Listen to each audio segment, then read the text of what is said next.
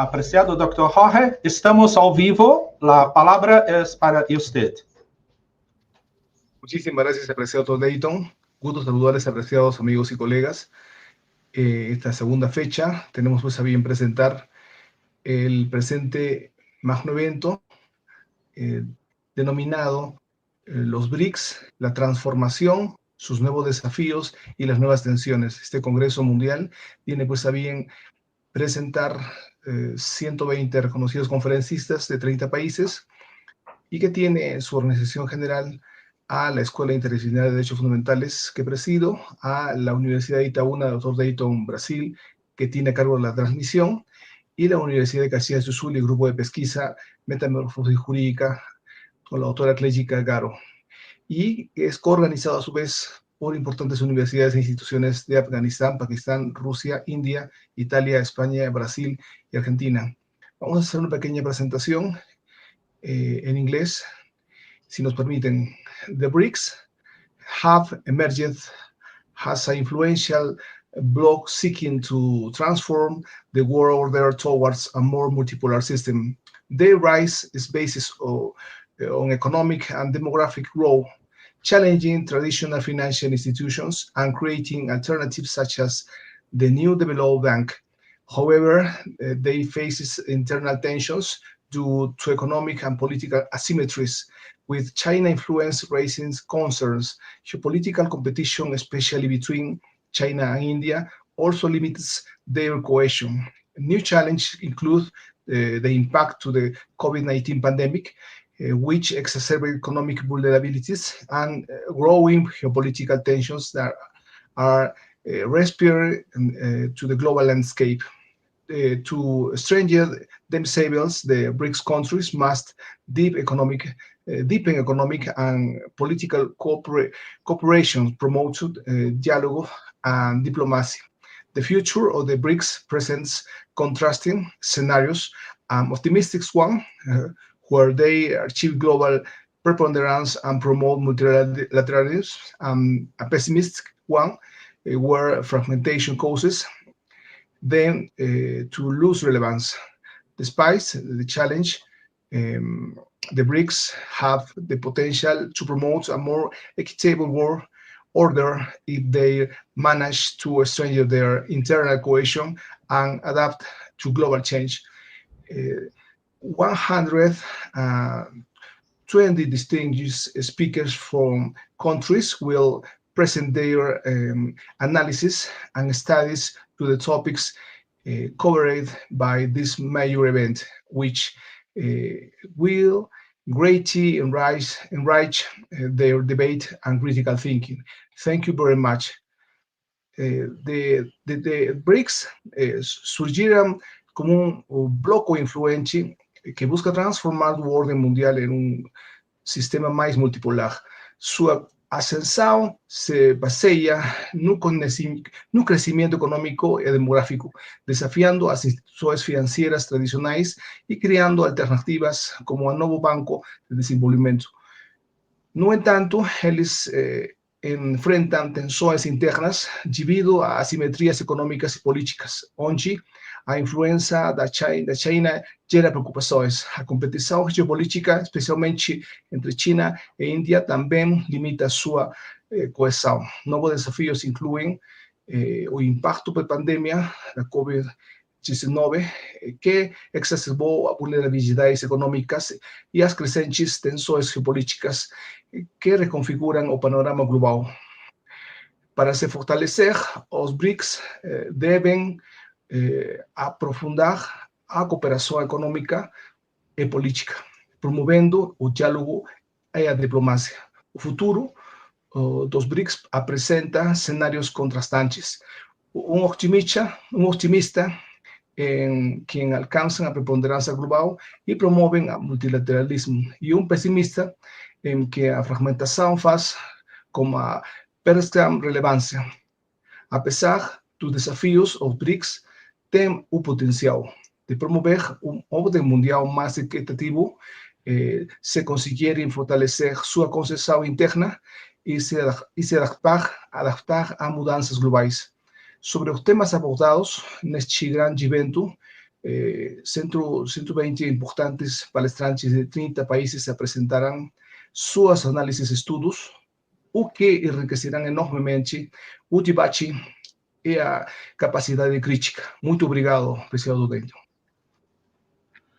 Somos nós quem agradecemos, professor Jorge. Parabéns pelo seu português, muito bem pronunciado.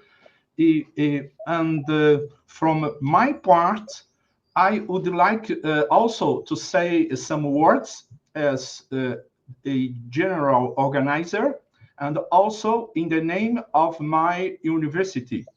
Well, first of all, I would like to say good morning, good afternoon, respected colleagues, esteemed speakers, and dear participants.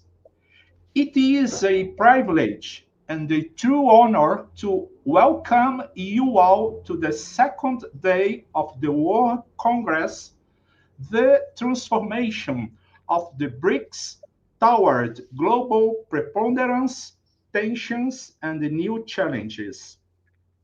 On September 8, we opened this journey with inspiring reflections and rigorous debates that enriched our understanding of the role of BRICS in shaping the contemporary international order.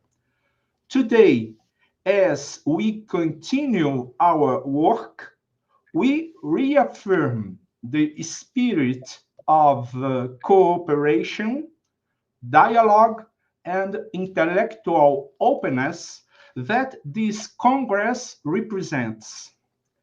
The themes that guide our discussions are not abstract academic questions. They are issues that directly shape the present and the future of our societies. The BRICS countries, as we know, stand at the crossroads of global transformation.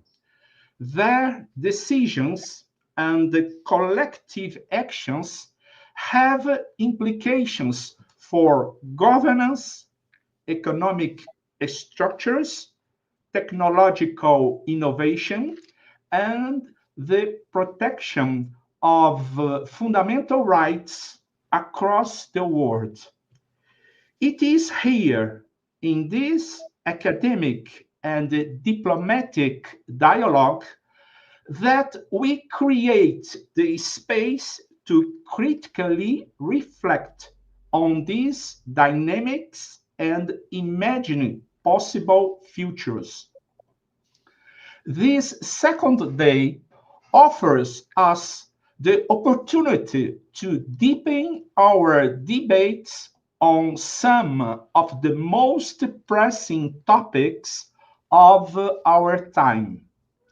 The challenges of economic sovereignty in an increasingly interdependent world, the role of technology and artificial intelligence is redefining human rights and global governance, the urgent demands of sustainability in the face of climate emergencies, and the tensions and opportunities of living in a truly multipolar order. The construction of knowledge is a collective endeavor, and it is only through shared effort that we can address the challenges and the tensions of our era. On behalf of the organizers, I would like to express our profound gratitude for your participation, your commitment, and your contributions. May today be a day of productive debate, of respectful dialogue, and of inspiration for future projects. Above all, let us strengthen the spirit of peace, collaboration, and dialogue among the peoples, which is the true foundation of international cooperation. Thank you very much, and I wish you all an excellent and fruitful day. E também me gostaria de falar algumas palavras em castelhano. Muy buenos días, muy buenas tardes, respetados colegas, estimados ponentes y queridos participantes. Es un privilegio y un verdadero honor darles la más cordial bienvenida al segundo día del Congreso Mundial, la transformación de los BRICS hacia la preponderancia global, tensiones, nuevos desafíos. El pasado 8 de septiembre iniciamos este camino con inspiradoras reflexiones y debates rigurosos que enriquecieron nuestra comprensión del papel de los BRICS en la configuración del orden internacional contemporáneo.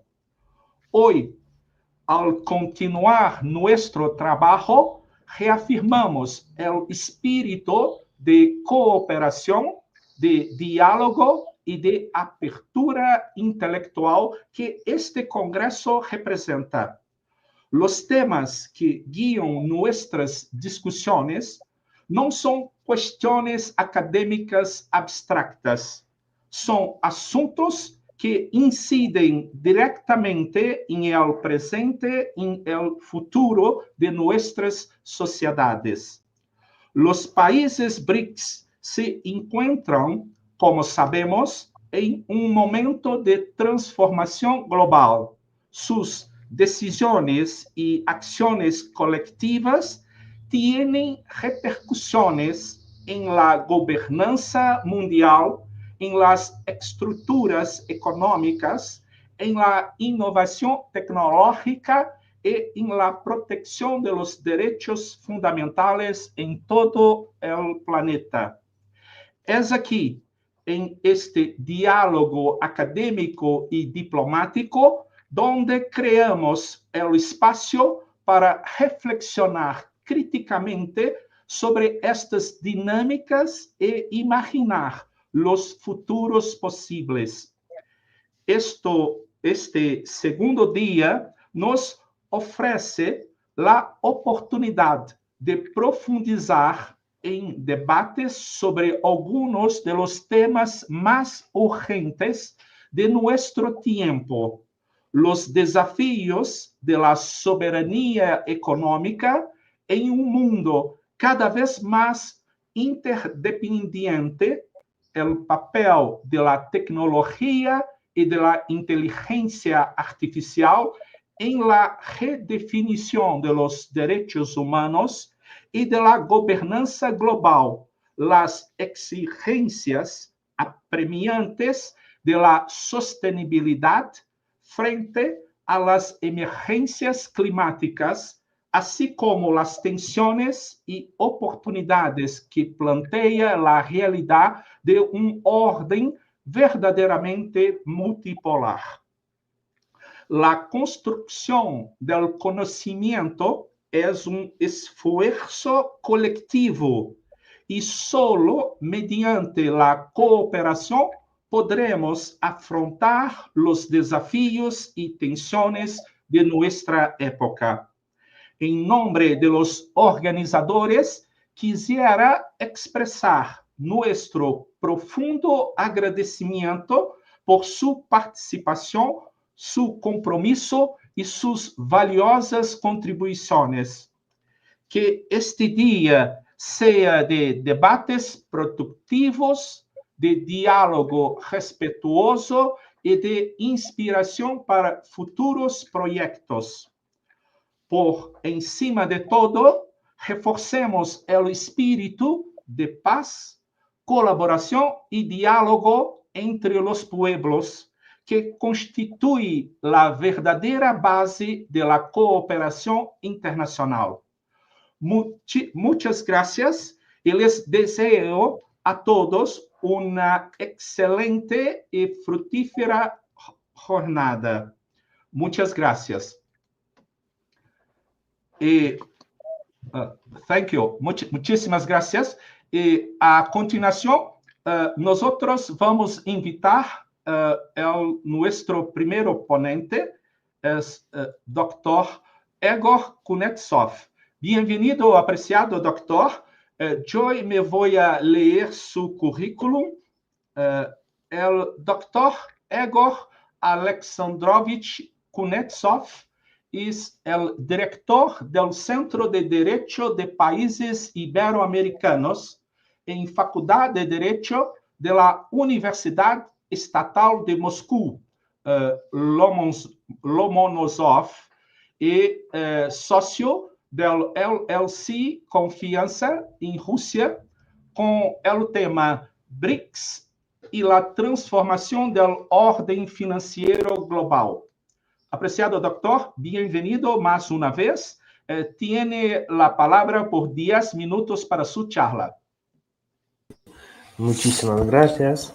También quiero compartir mi pantalla. No tengo la presentación como tradicional.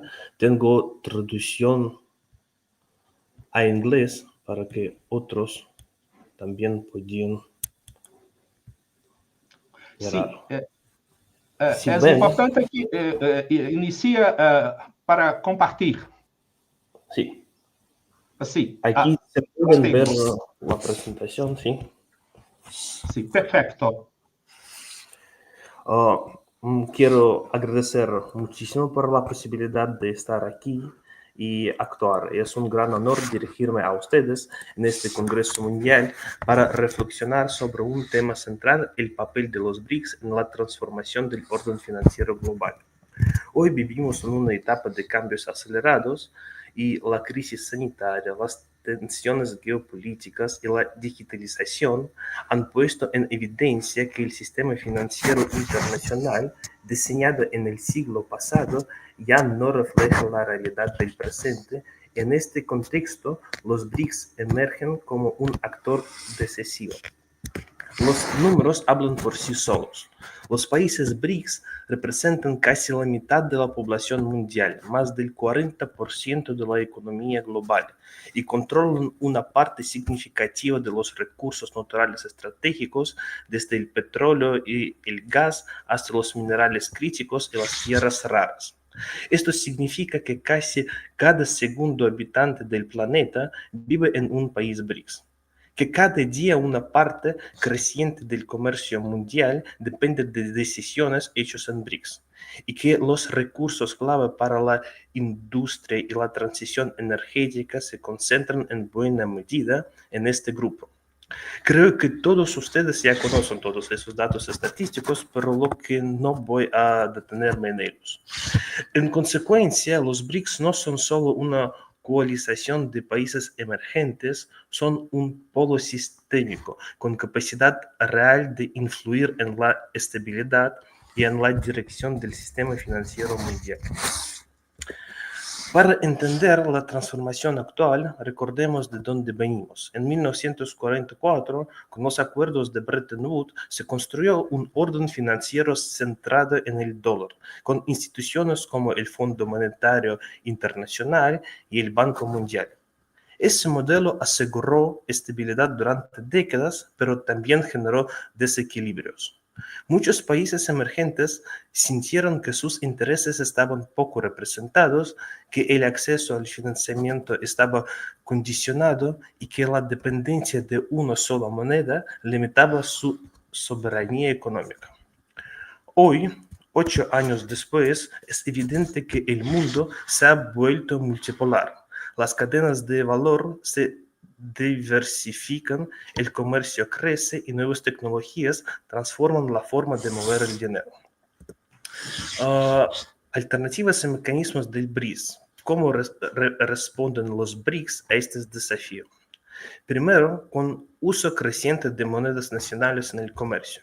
Y como ejemplo, quiero dar Rusia y China ya realizan más del 90% de sus intercambios en rublos y yuanes. Rusia e India también han aumentado de forma notable la utilización de rublos y rupias en el comercio bilateral hasta 90%. Rusia y Brasil han iniciado también pagos en reales y rublos, pero hasta hoy momento es solo 5-10% del número total de transacciones entre nuestros países. Este cambio no es simbólico, reduce costos de conversión, protege frente a sanciones y aumenta la previsibilidad de las empresas. Otro paso es nuevas instituciones propias.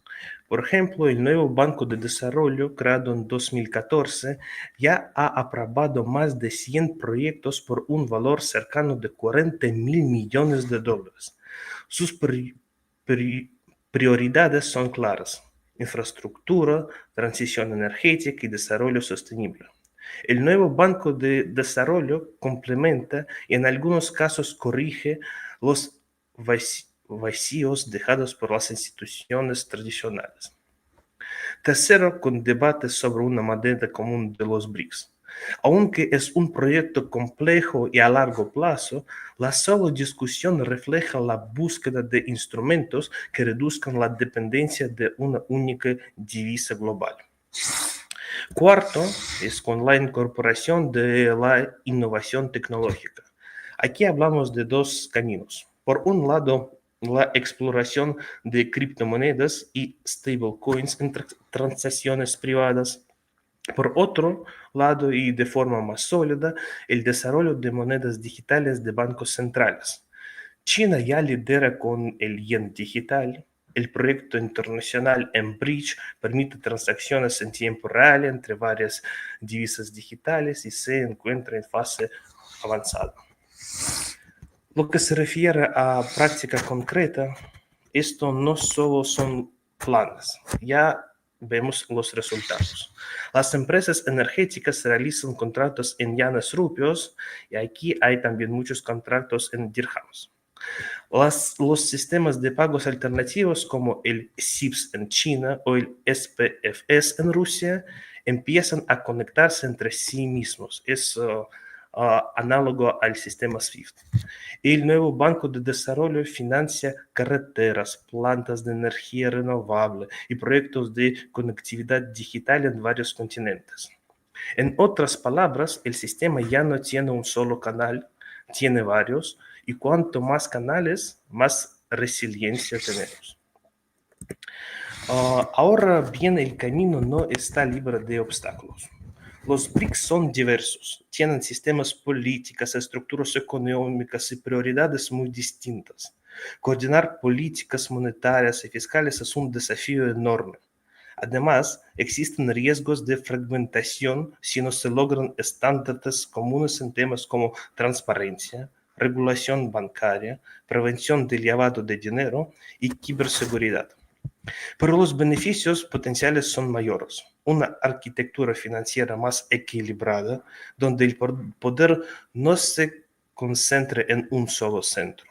Mayor soberanía económica para los países y un sistema más estable capaz de resistir crisis globales. Los BRICS no buscan matar el dólar o algo así. Lo que se está produciendo no es un colapso, sino una pérdida de exclusividad. El dólar ya ha dejado de ser el único camino. El futuro es un mundo de multiplicidad de monedas y sistemas de pago. Esa diversificación es en sí misma una fuente de estabilidad. Permítanme concluir con 3 ideas claves. El peso global de los BRICS los convierte en un actor que no puede ser ignorado en la gobernanza financiera. Las alternativas que ya existen, monedas nacionales, el nuevo Banco de Desarrollo, otros instrumentos, están cambiando de hecho las reglas del juego. La transformación es gradual, pero irreversible. del monopolio a la pluralidad, de la dependencia a la cooperación, de la exclusividad a la resiliencia. Señoras y señores, los BRICS no representan una ruptura caótica, sino una evolución necesaria, una evolución hasta un sistema financiero más justo, más representativo y más estable. Sin embargo, debemos reconocer que aún queda mucho trabajo por delante. Será imprescindible fortalecer los mecanismos de coordinación y abrir nuevos espacios de cooperación práctica dentro del BRICS. Y aquí quería subrayar la importancia de base legal para el futuro desarrollo de BRICS y nuevo orden financiero global. Y aquí quiero terminar. Muchísimas gracias por su atención.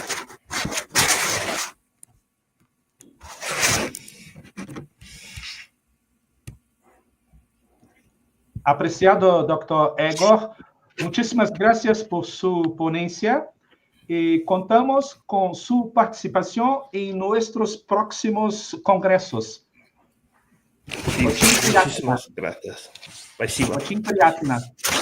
Спасибо. Hasta pronto. Sim. E agora, dando continuação, eu gostaria de estar convidando a professora doutora Ana Alice De Carli. Seja bem-vinda, professora. Eu vou estar lendo o seu currículo. A doutora Ana Alice De Carli é pós-doutora em Ciências Jurídicas, professora associada da Universidade Federal Fluminense, professora pesquisadora do Programa de Pós-Graduação Stricto Sensu em Direito da Universidade Federal Fluminense de Niterói, Brasil, América do Sul, com a temática Los BRICS y los desafíos a los derechos sociales ante los nuevos intereses econômicos. Querida professora, mais uma vez, seja bem-vinda. Você tem a palavra por 10 minutos.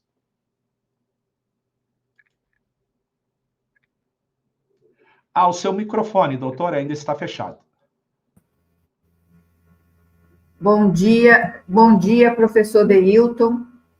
Pido permisso para falar em portunhol, porque estou estudando espanhol, então preciso praticar. Então, começo desejando buenos dias a todos e todas. É honor participar neste maravilhoso evento internacional. Agradeço imensamente aos professores doutores Jorge Manrique, Cleide Calgaro e professor Deilton Brasil.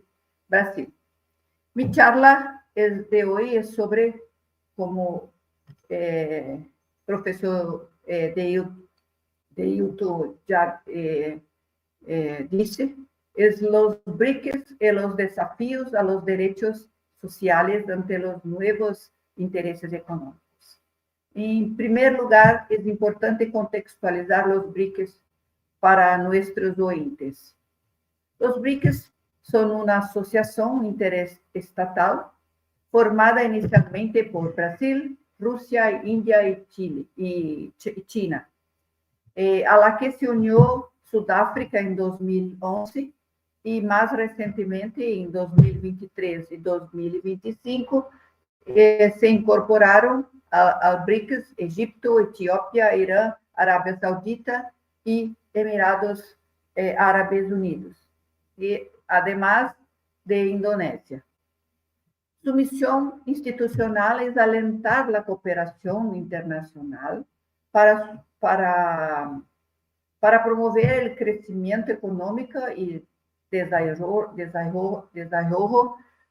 socioeconómico sostenible entre los países miembros y también fortalecer a participación de las economías emergentes en la economía, en la geopolítica mundial. Y vale la pena destacar que uno de los principales desafíos que enfrentam os BRICS é abordar as desigualdades sociais. Isso é um grande desafio, muito grande. É necessário distinguir a igualdade formal da igualdade material, porque mientras a igualdade formal supõe que todos somos iguais em condições socioeconômicas, a igualdade material pretende corrigir esta distorção, já que existem muitas diferenças em el exercício de derechos, assim, têm ante si muitos desafios sociais hoje em dia, começando com a diversidade política e de interesses entre seus membros, que dañam a coesão e a toma de decisões conjuntas centrada em questões de desigualdade social e econômica. Então, os desafios dos BRICS em Sudamérica e o Caribe é muito grande. Por exemplo, essas regiões necessitam posicionar-se com soberania, ressaltando sua diversidade e suas necessidades. É necessário pensar em uma nova reconfiguração do mundo e os BRICS. É necessário também reforçar com o apoio de los BRICS, como, por exemplo, a democracia, os fundamentos sociais, como o direito à água, à alimentação, a um meio ambiente sano, à educação, à igualdade de gênero e muitos outros direitos sociais importantes para a vida de todos.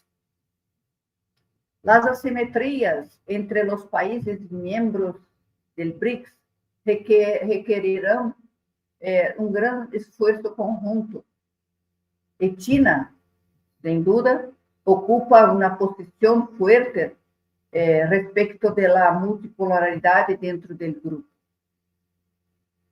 Nesse sentido, Gabriel Esteban Merino, professor da Universidade Nacional de La Plata, em Argentina, destaca as iniciativas de cooperação de los BRICS, que incluem, por exemplo, um fundo de inovação, BRICS, que se estabeleceu para financiar projetos conjuntos em ciência e tecnologia, uma agenda de investigação conjunta para levar a cabo investigações promovendo o intercâmbio de conhecimento e capacidades. A cooperação em educação superior, a partir do intercâmbio acadêmico e colaboração entre universidades.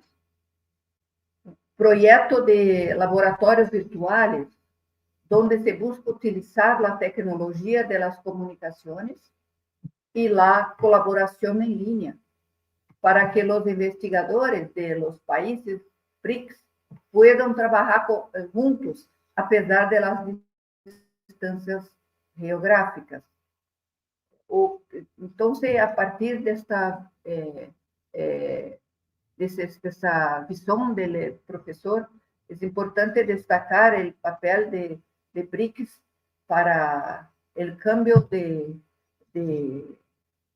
desigualdades formales, igualdades materiais e trabalhar em sentido de melhorar as diferenças entre as pessoas,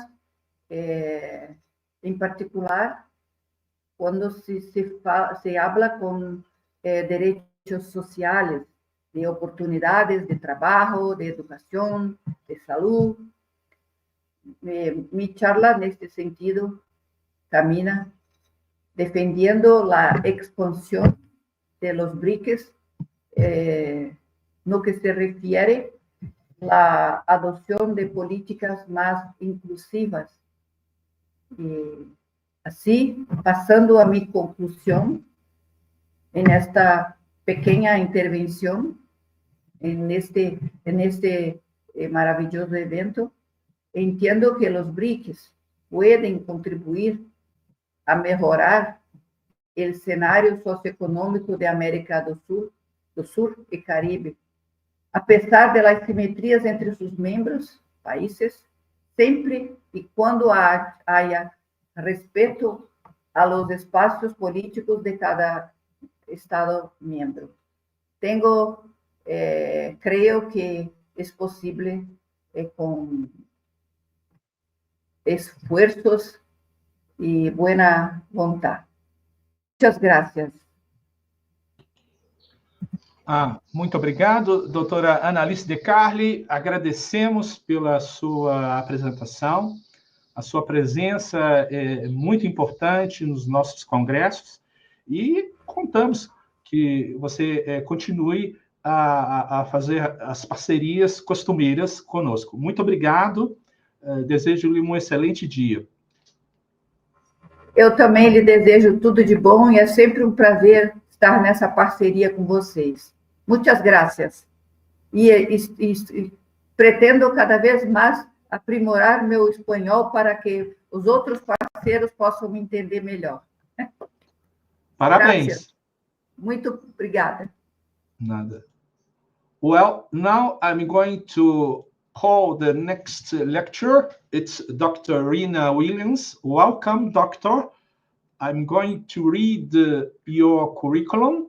Dr. Vashanti Rina Williams belongs to the academia and is a researcher and has an administration career spanning over 3 decades, serving as a reviewer for Q1 publications and have contributions, earning her Bronze Reviewer Award since 2021, and have a very prestigious curriculum. Congratulations, Doctor.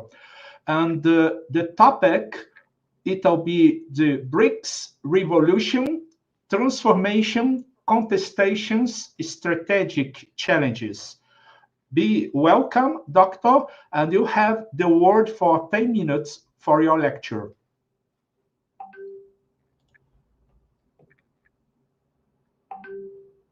Your microphone, Doctor, please. It's muted. Dr. Rina, your microphone is muted. Check your micro.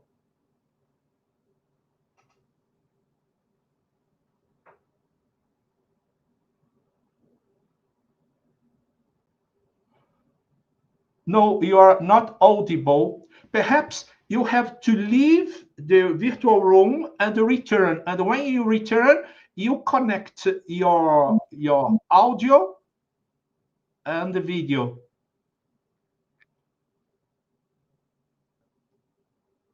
Try to open your microphone because it's closed.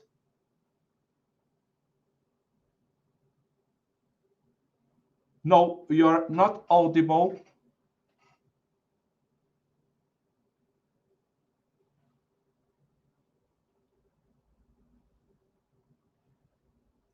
Please, Dr. Rina, I think the best way is to leave the virtual room and return immediately, and then you connect your audio and the video. We are going to wait for Dr. Rina. It's very quickly.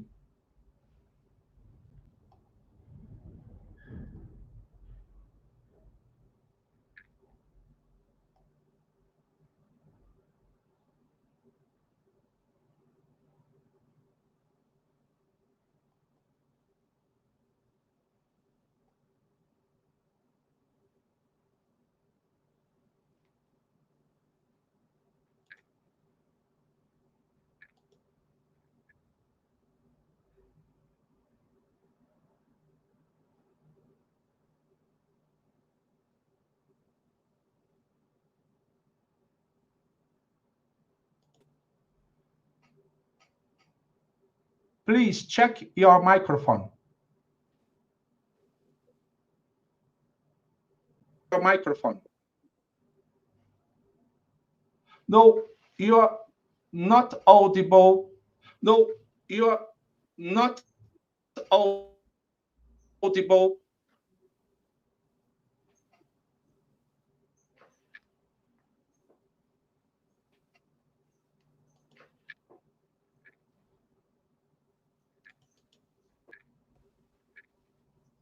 No, it's not possible. No, it's not possible.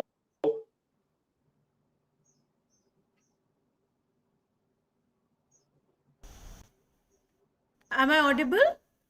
Oh, now it's perfect. Now it's perfect.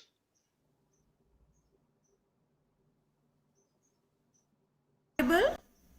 Yes, you're audible. Please continue to speak. You're audible.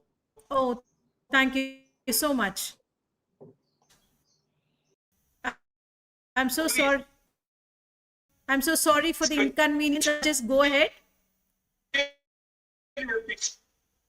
Yeah, thank you so much for your kind words, Professor Dilton, and thank you for your patience.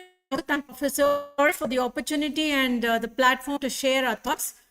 As we understand, majority of us here are from the BRICS nations. Pivotal moment in global history where the conventional challenge not by conflict but by a quiet yet powerful transformation. We need to reflect upon a critical transformation in the global order, that is the BRICS revolution, which is the grouping of 5 countries, namely Brazil, Russia, India, China, and South Africa. In 2001, BRICS economies accounted for barely 8% of global GDP, but today they represent over 31% of global output in purchasing power parity terms. Such a shift compels us to rethink assumptions about who drives the world economy and politics. So, as per the latest report, it was published just last week, 7th of September, by the Global Times. The BRICS leader virtual meeting held on 8th of September, that is last Monday, to discuss US trade policy, traffic imposed by the US government. The main objective, as per experts, for the virtual summit is due to the new additional tariffs on BRICS countries by the US government.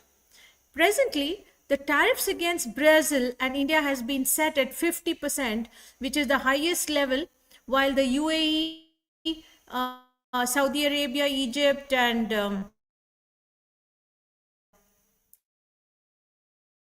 Iran, global minimum of 10%, and China has its tariff reduced to 30%. I understand discussions are going on, and South Africa was also taxed at 30%. So it represents a political and strategic aspiration to reshape global South in an international system long dominated by the Western, basically their domination.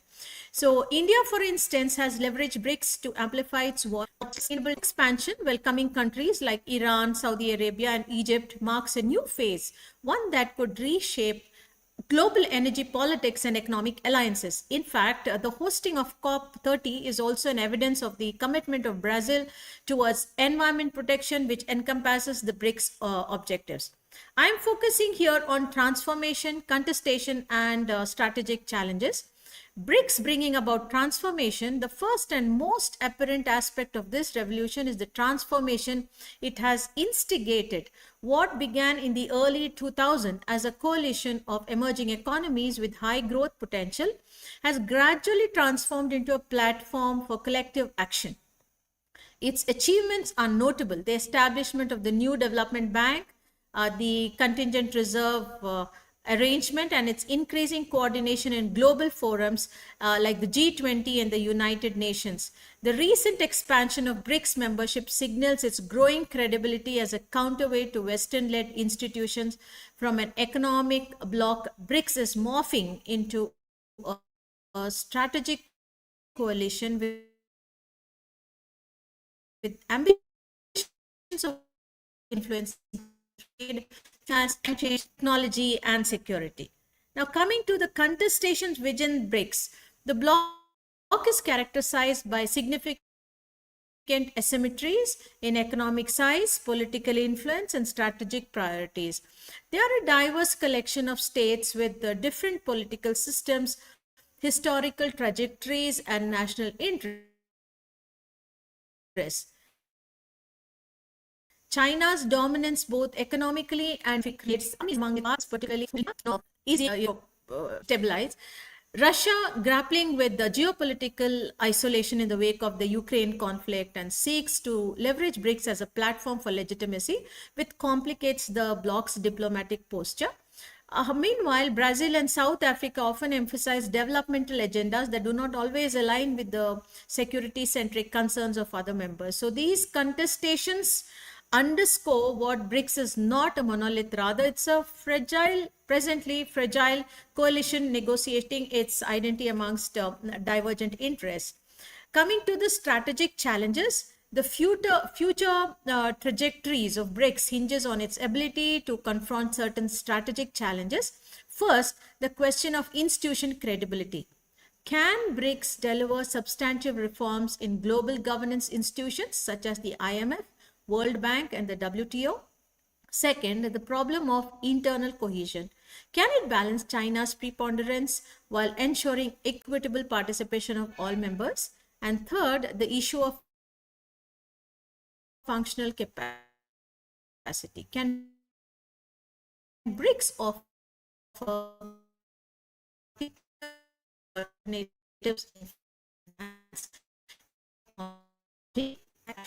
so that is increasing polarized world order? Can BRICS maintain a collective identity without becoming hostage to great power rivalries? So in conclusion, to conclude, the BRICS revolution is emblematic in a broader shift in international politics. The move from a polar transformation demonstrates the growing agency of play of cooperation and competition among them, and its strategic challenges highlight the uncertain but significant role BRICS might play in re-imaging global governance. So in academic terms, BRICS represent both an opportunity structure for the global south and a site of contestation within the evolving world order. Whether it succeeds in consolidating its revolution will determine not only its future relevance, but also the broader trajectory of international relations in the 21st century. In fact, the BRICS revolution is a defining feature of the 21st century. It is a testament to the transformative power of collective action by emerging economies. While the bloc has successfully challenged the old order and initiated a shift towards multipolarity, its journey is far from complete. Its future success will depend on its ability to overcome internal divergence within external pressures and forge a cohesive strategy that addresses the complex challenges of our time. Finally, food for thought, as Joseph Nye reminds us, power in international relations is no longer defined solely by military might, but by the ability to shape institutional norms. It is in this context that the BRICS revolution must be understood as a collective governance. Thank you so much.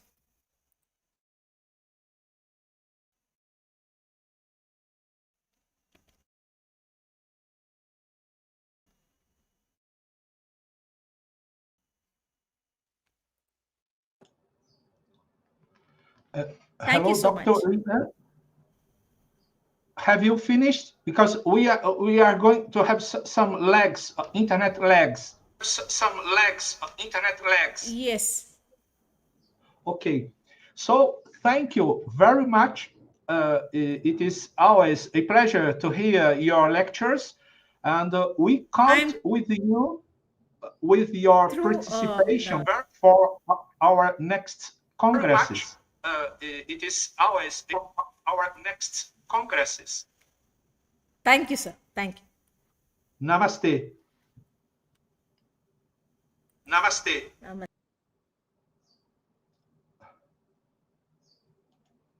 Bom, então, dando continuação, eu gostaria de estar chamando o Dr. Rogério Canguçu. Seja bem-vindo, doutor. Eu vou estar lendo aqui o seu currículo. O doutor Rogério Canguçu Dantas Caxixe é doutorando em Direito pela Universidade de Marília, Unimar, sob orientação do professor Dr. Jonathan Barros Vita, e co-orientação do professor Carlos Luciano Mantagnoli. Ele é mestre em Direito pelo Centro Universitário Eurípides de Marília, Univem, sob orientação do professor Dr. Lafayette Pozzoli e co-orientação do professor Dr. Hilton Garcia da Costa. É graduado em Filosofia pela Universidade Estadual de Londrina, juiz federal da Seção Judiciária do Paraná, com o tema Los BRICS em El Tablero Global. Doutor Rogério, mais uma vez, seja muito bem-vindo. Você tem a palavra por 10 minutos.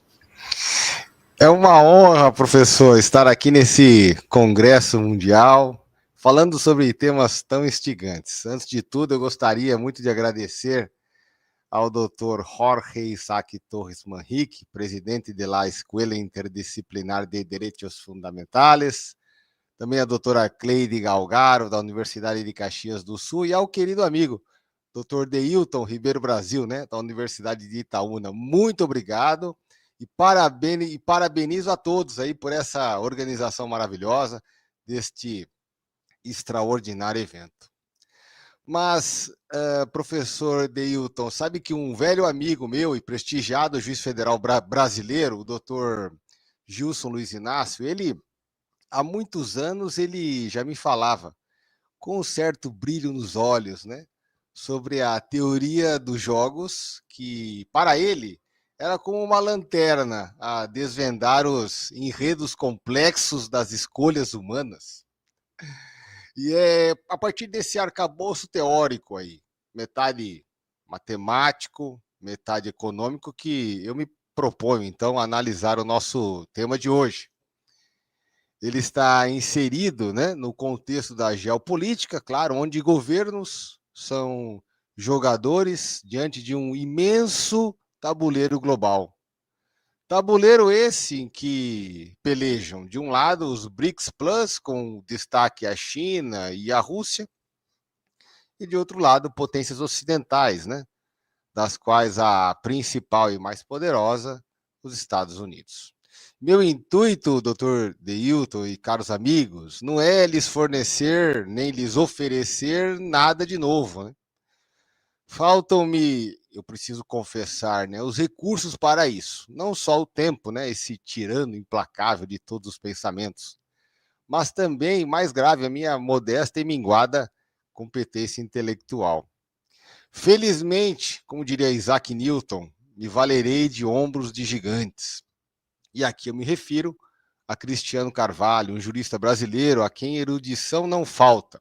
E, por favor, viu, não me acusem de excessivo louvor, a verdade precisa ser dita, não é mesmo? Ele foi autor de um texto brilhante, visto à luz do sol de março deste ano, cujo título é Trump and Game Theory, Tariffs as a Geopolitical Strategy, que, por assim dizer, forneceu as bases para pensar tudo isso que estou falando a partir do chicken game, ou, para ser mais justo, né, com a natureza humana, jogo do covarde. Neste modelo de jogo, o palco é uma estrada estreita e 2 jogadores, quando não mais a complicar esse drama, avançam um contra o outro, em rota inevitável de colisão. Cada qual, sentindo o peso do olhar alheio e o próprio orgulho, tem à sua disposição 2 escolhas. A primeira é não ceder, que significa, no fundo, manter o curso, aferrando-se à rota inicial, como quem diz que vem o desastre, mas não por minha fraqueza. A segunda opção é ceder, que implica, por seu turno, desviar-se do caminho, poupando a colisão e a vida, mas a custo de sacrificar um quê de sua estampa. Vemos esse jogo desdobrar-se aos nossos olhos no proscênio internacional hoje. De um lado, a imposição tarifária americana, que não se afigura como um mero protecionismo, mas como uma arma estratégica. Um não ceder proclamado com força da credibilidade de um poderio econômico e militar sem igual. De outro lado, a tática do não ceder dos BRICS, que encontram um robusto fundamento no seu grande peso demográfico e numa pujança econômica e energética crescente.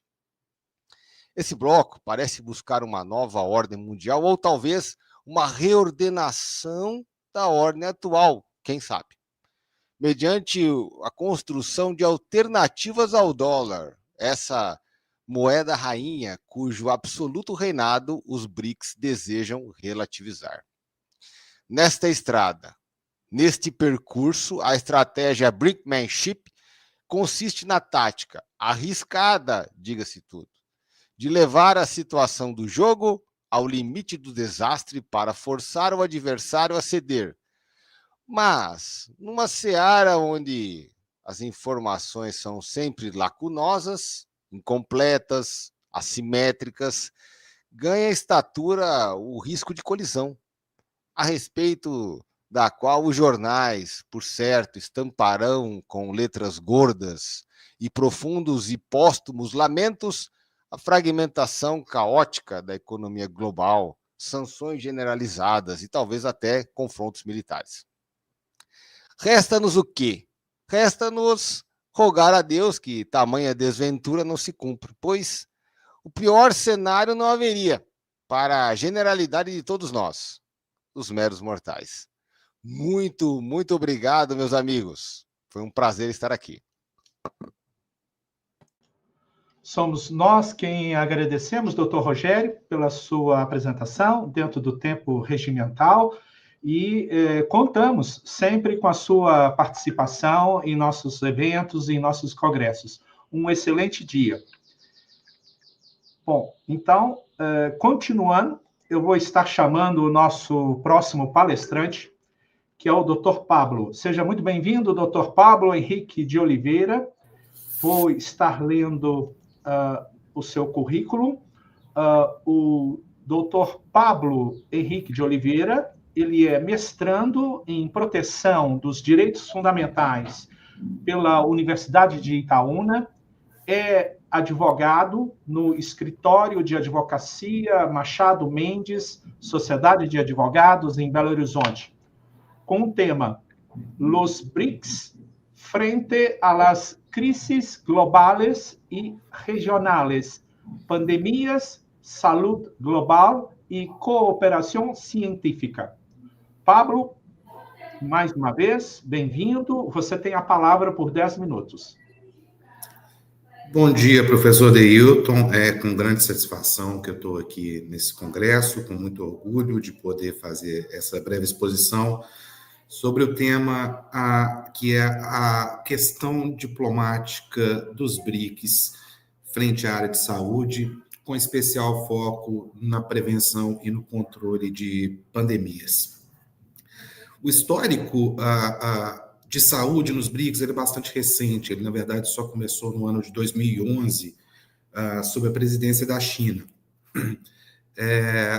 E de lá para cá, na verdade, tem havido iniciativas positivas no sentido de aumentar o escopo do trabalho dos BRICS, mas essas iniciativas ainda estão bastante restritas a reuniões dos ministros da saúde, a emissão enfim, de declarações comuns em bases anuais, com determinação de prioridades, mas no campo da ação, na área de saúde, os BRICS ainda estão engateando. Engateando, mas tentando avançar. A diplomacia tem avançado dos BRICS na área de saúde tem avançado por 3 caminhos principais. A cooperação externa individual, que é a diplomacia de cada um dos países dos BRICS individualmente, seja no âmbito bilateral, multilateral. A cooperação interna entre os próprios membros dos BRICS e a cooperação externa unificada, que é o BRICS agindo como uma unidade no campo internacional, na área de saúde. A cooperação interna dos BRICS já produziu alguns resultados no campo das ações. Esse é o caso, por exemplo, da rede de pesquisa de tuberculose dos BRICS, o centro de pesquisa de vacina dos BRICS. Mas nesse histórico breve da área da diplomacia de saúde dos BRICS, houve uma perda de uma grande oportunidade, por assim dizer, para evoluir essa diplomacia da saúde durante o período da pandemia de Covid-19. Nesse período, não foram feitas parcerias claras, por exemplo, para o desenvolvimento de vacinas, nem esforços na área colaborativos na área de pesquisa e de inovação. A resposta do bloco ela foi marcada por uma falta de coordenação, por uma tendência dos estados em desenvolver cada um seus mecanismos de resposta de maneira individual, cada um focado nos seus próprios interesses, sejam eles interesses nacionais ou interesses, às vezes, mais comezinhos de política interna. Nesse período, poder-se-ia ter estabelecido um protocolo conjunto dos BRICS para intervenção durante pandemias, isso não foi feito. E a incapacidade de conceber e de implementar uma resposta coletiva para a crise gerou dúvidas fundadas sobre a força do bloco como um guardião dessa agenda multilateral na área de saúde. Mas, apesar dessa perda, dessa grande oportunidade, dessa crise que poderia ter gerado um grande aprendizado, o fato é que há caminhos para que os BRICS expandam a sua diplomacia na área de saúde. A primeira coisa é incrementar a cooperação inter-BRICS, focando na construção de plataformas técnicas, no compartilhamento de dados epidemiológicos, para evitar futuras pandemias e ter um protocolo comum no momento em que elas ocorrerem, e ao que tudo indica, elas vão ocorrer com alguma periodicidade. É necessário também focar na cooperação externa unificada, porque se os BRICS agirem como um bloco, ele, principalmente perante a OMS, ele consegue ter mais força. Os BRICS têm hoje mais ou menos 42% da população mundial, e também uma parcela relevante do PIB mundial. E a atuação comum é fundamental para que essa força, para que esse peso chegue até a Organização Mundial de Saúde. Outra iniciativa muito importante é criar dentro dos BRICS uma agência, um órgão próprio de saúde, semelhante ao que é a OMS, mas uma organização de saúde dos BRICS. Também faltam e podem ser criados órgãos de responsabilidade interna, mecanismos de financiamento ainda são muito incipientes, isso precisa também ser organizado dentro de uma regulação comum.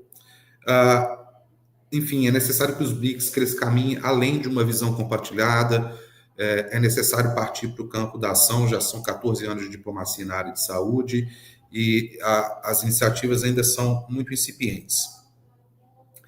Os BRICS precisam também melhorar a imagem, e isso depende fundamentalmente da ação conjunta, de atuar externamente como se fosse, enfim, de maneira conjunta, né? Era basicamente isso que eu gostaria de ter dito, professor, é um resumo do que tem acontecido aí na diplomacia de saúde na área dos BRICS. É uma área que ainda está por ser construída, porque ela é absolutamente nascente. Eu agradeço muito, professor Deilton, agradeço muito, professor Jorge, espero ter outras oportunidades de estar com os senhores no futuro.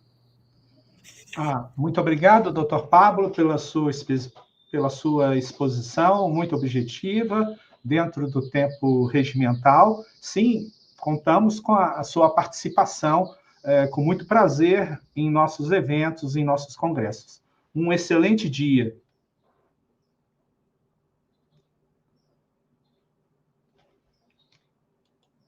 Bom, well, to continue, I would like to call the next lecturer. It will be Dr. Kashif Javed. Dr. Be welcome, Dr. Kashif Javed. Thank you so much. Yes, we are very pleased to have you once again. And I'm going to read your curriculum. Dr. Kashif Javed is head of law department from Lahore, Leeds University, Pakistan, with the topic, the BRICS agenda of pursuing a multipolar world order, ambitions, achievements, and acute challenges. Appreciated doctor, you have the word for 10 minutes. It's up to you. Thank you so much, and I would like to thank you again that you have given me this chance to be here with you and to say some words about my topic. So, coming towards the topic, the BRICS agenda of pursuing a multipolar world order is one of the most significant geopolitical development of the 21st century. So, as we know that a multipolar world order is a system where global power is distributed among several major centers of influence, rather than being concentrated in one unipolarity. For example, the post-Cold War American era to bipolarity, for example, USSR Cold War. So BRICS advocates for this, arguing it is more democratic, stable, and representative of the diverse interests of the global South. Like it challenges the Western-dominated institutions and norms established after World War II. So, if I talk about the ambitions of the BRICS that are fundamentally geared towards dismantling the unipolar framework and creating alternative structures. So, coming toward the first ambition, that is the depolarization and the financial independence. A core ambition is to reduce the overwhelming dominance of the US dollar in global trade and finance. This involves creating alternative payments systems, promoting the use of local currencies, and establishing financial institutions that are to some extent rival of the IMF and World Bank. And the second ambitions of this is the reform of global governance. So BRICS nations, as per se, vehemently argue that the institutions like the UN Security Councils and the other economic institutions like IMF and the World Bank are operated and do not reflect the economic and political realities of the 21st century. So they push for expanding the UNSC to include permanent members from their bloc like India and Brazil, and for greater voting shares within the Bretton Woods institutions. And this ambition continues as the platform for the global South. And BRICS aims to position itself as the leading voice for developing nations, the global South, offering an alternative to Western political and economic conditionalities. And for that, it promotes a narrative of sovereign equality and non-interference in domestic affairs as well. And it's also ambitious for geopolitical balancing. For members like Russia and China, BRICS is a crucial tool to create a coalition that can balance and dilute US and NATO influence. For others, it's a way to enhance the strategic autonomy and bargaining power to the world state. And it's also ambitious about alternative development models, like the bloc challenges the Western neoliberal Washington consensus by promoting state-led development models and arguing that different political systems, for example, authoritarian or democratic, can coexist and thrive. Similarly, while having these ambitions, BRICS countries have some achievements as well, and those achievements can be narrated as, while ambitions are grand, achievements have been more modest but not that significance. For example, if we talk about the institutional creation, the new development bank NDB, the most tangible achievement that was founded in 2015 with $50 billion in initial capital. The NDB, often called the BRICS Bank, provides funding for infrastructures and sustainable development projects in member states and other emerging economies as well. It is a direct competitor to the World Bank. And the second achievement, that is contingent reserve arrangements establishment alongside NDB, the CRA is $100 billion pool of currencies to help member countries for stall short-term balance of payments pressures. It serves as an alternative to the IMF. Though its usage has been limited so far, but the importance is there. Similarly, the next achievement, if I talk about that, is geopolitical influence and its expansion as well. So the bloc's influence is demonstrated by its magnetic pull. The 2024 expansion as Iran, Saudi, and the UAE is a monumental achievement. So it's transformed BRICS into BRICS Plus, so the official name remains BRICS, and major education regional powers, significantly enhancing its economic and strategic weight. So we can say that this kind of achievement is not the best granted. Simultaneously, platform for dialogue and coordination is also created. BRICS have successfully institutionalized high-level annual summits and numerous meetings between ministry officials and civil society. So this constant dialogue fosters coordination on global issues, allowing them to often present a unified front in international forums as the G20 and UN. Along with that, promoting local currency trade is also a kind of achievement. While de-dollarization is a long-term goal, there have been concrete progress. Members are increasingly signing bilateral agreements to trade in their own currencies. For example, China-Russia trade, India-UN, UAE deals, and this kind of trade is reducing transaction cost and dependence on the dollars. So we can say that this is also a big achievement because the dominance of a single currency creates problem, and the problem can be seen, especially in the third world countries. Like if I talk about Pakistan, we cannot control dollars because of the situation over here, uh, and the situation is becoming worse and worse. That the price of dollar increases all the time, so that sublet the local currencies. So it's better to be not a single polar or bipolar. It's a unipolar policy will be helping a lot on all corners of the world. So, with these ambitions and achievements, there are some kind of challenges as well. If I talk about challenges, so the path to a multipolar world is afraid are the immense and potentially debilitating challenges. So internal heterogeneity and diverging interest is also a basic challenge because when there are a number of nations and they come across it's a common cause, but their heterogeneity also involves some kind of problems, and these problems are like for example the coexistence and the world order and the peace and tranquility and the small issues existing between the countries are the major challenges that like makes the road harder to meet with the challenges. Similarly, uh, political systems that are also different ranges from democracies that are India, Brazil, and South Africa to authoritarian states like China, Russia, Iran, and Saudi Arabia. So on both sides, the both systems are totally different. One is democratic and the other is authoritarian to some extent. So this also create a major challenge. This challenge is in like implementing the decisions. Like if a democracy, and in democracy the decision can be implemented very positively as compared to authoritarianism, because in authoritarian states the implementation, if that very person who is authority at that time is agree to the whole extent, it becomes very easy, otherwise it becomes difficult. Similarly, geopolitical rivalries. This is also another acute challenge. Deep-seated tensions exist between members, most notably the fierce border rivalry between like India and China, this make consensus on a security issue is extremely difficult. And secondly, economic competition. As we see that China and India, like both things that they are competitors of each other, but as compared to China, they are leading in this competition and as far as economic situation.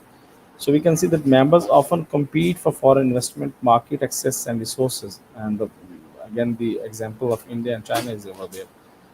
And China's overwhelming dominance is and also a kind of challenge. So China's economy is larger than that of all other original BRICS members combined.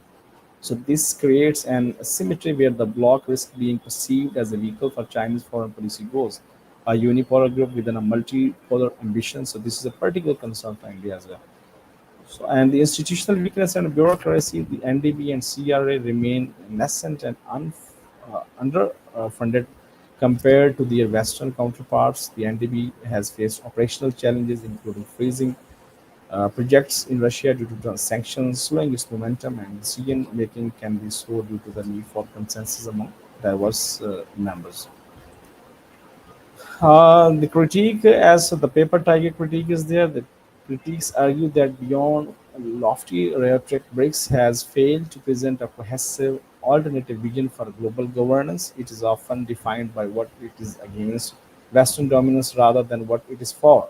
So there is no uniform BRICS stance on critical issues like Ukraine war or Gaza conflict, revealing its limitation because if we talk about peace and tranquility in the world and every community, either it's break UNO or any other nation, so this is the basic thing: peace and tranquility. If we don't talk for that, if we don't talk for the Ukraine, if we don't talk for that, it means something is missing, and that is not very good for the communities and for these kind of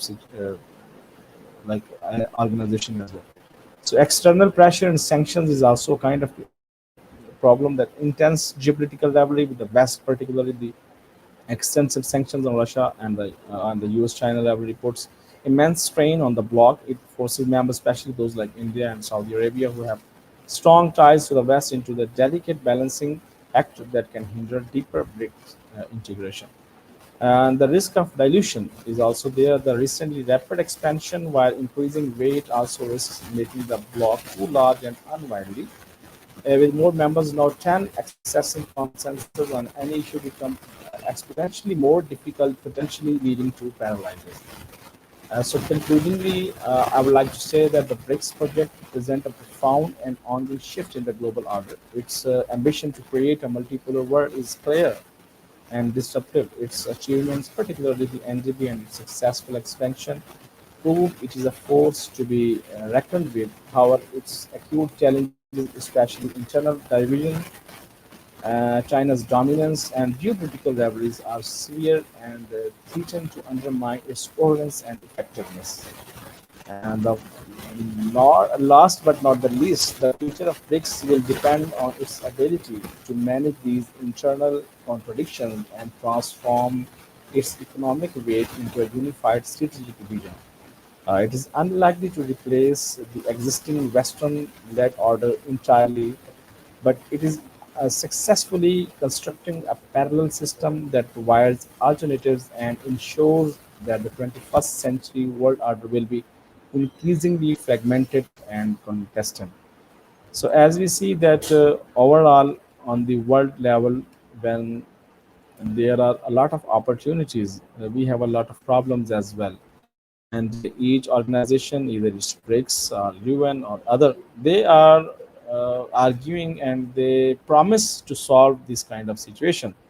But unless until we have clear vision and a mutual concentration and mutual cooperation, it's not possible. And the same is for BRICS country as well. That if they want to make their presence more reliable and more affordable and a multipolar world order. So it's a very challenging phase for them to make some kind of decisions. it's about the decision about the economy, the decision of the peace and tranquility, and the decision about the sustainable development goals. So it will be happening only, and if all the BRICS countries, including the other countries as well, like those are not the members of BRICS, they have to play their part to make this thing happen.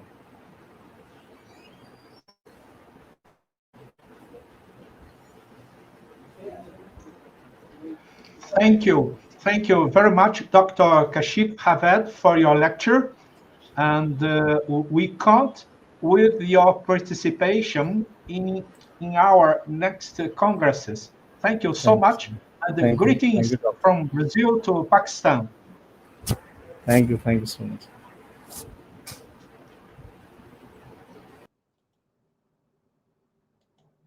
Well, I'm going to call the next lecturer. It's Dr. Akanksha Madan. Be welcome, doctor. And I'm going to read your curriculum.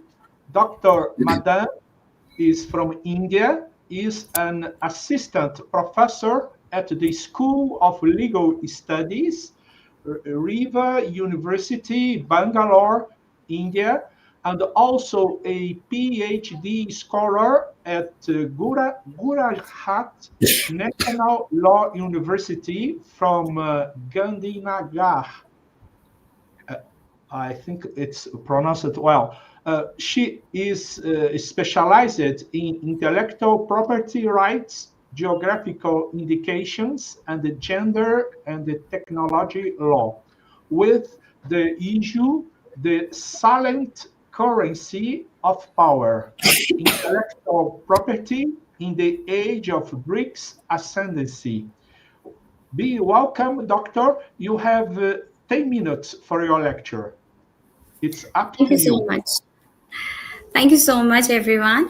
So, distinguished delegates, respected speakers, and friends from around the world, I, Akanksha Madan, feel truly honored to speak at this World Conference again, where we are reflecting on the rise of BRICS, the tension it faces, and the new challenges ahead.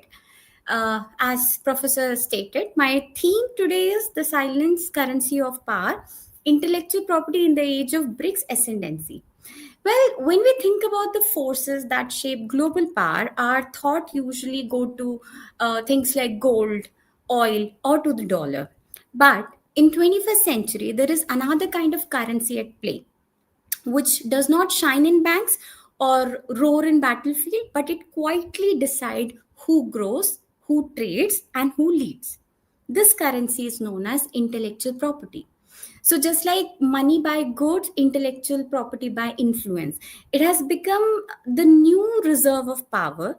Well, countries now build not only on financial reserves, but also collection of patent, copyright, design, and algorithm. And whoever is holding the silent currency is controlling the market. Not only that, they are also controlling technology, in many cases even decisions about life and death, as we have seen during COVID time period. Now this has become especially important when we look at the rise of BRICS. For a long time, the global IP system was led by most of the Western countries, but today BRICS nations are changing the story. China is now the world largest filer of patents, especially in the area of technological areas such as artificial intelligence, renewable energy, and 5G. Hawaii, a very famous Chinese multinational technology company, alone hold more patent than the entire European Union in the sector. Well, India has also built its reputation as the pharmacy of the developing world by producing many affordable medicines and by fighting for a waiver of vaccine patents during COVID-19 so that the poorer nation or the underdeveloped nation could survive. On the other hand, Russia, under heavy sanction, has chosen to allow the use of foreign-owned patent without permission, turning their intellectual property into a tool of economic strength. Talking about Brazil and South Africa, which is majorly rich in biodiversity and traditional knowledge, has faced constant threat of outside trying to patent their seeds, not only seeds but also plant and their heritage, yet they continue to protect what belongs to their people. Now, clearly, BRICS is not only about trade or population. It talks about real power, and the real power lies in how it handles its silent currency of intellectual property. But here also lies a silent war. Unlike traditional war, this one is fought with patent, copyright, and dispute over ownership of knowledge. We saw this clearly during COVID-19 pandemic. The battle over vaccine patent was not just about business, it was about morality, which is profit versus human survivor. India with South Africa stood for humanity, asking the world to suspend patent so that the underdeveloped nation could make life-saving vaccines easily at affordable prices. That movement showed that both the power and danger of intellectual property. Now, the harshest impact is felt under the, or especially harshest impact was felt in the underdeveloped world. For many poorer nation or many underdeveloped nation, intellectual property act like an invisible tax, or life-saving medicines are kept out of their reach because of the high patent-driven prices. Farmer all of a sudden discover that their seeds and crops, which they have grown from centuries, are patented by multinational corporations. Local artists and tribal groups sees that their culture were copied and sold back to them as branded products. What was once common heritage has become private property, and the system that should reward creativity ends up widening inequality on a major basis. Even within BRICS, there are multiple differences. We all know about China's situation. China push for more and more patent, often clashes with India's effort to keep medicine affordable. And again, we have seen during the COVID time period. Russia's flexible approach to patent does not sit well with Brazil and South Africa, who need a stable trade. And while BRICS present itself as a strong alliance, the truth is there is no common IP policy. There's just a mix of national interests, sometimes in harmony, sometimes in conflict, mostly in conflict. Outside BRICS, the United Nations and European Union still uses IP as a tool of pressure on underdeveloped countries. Trade deals comes with contradiction for stricter IP rules. Aid comes with demands for compliances, and even green technology need to fight climate change are locked up behind patent in the global north. Talking about India's journey here in this situation is especially important.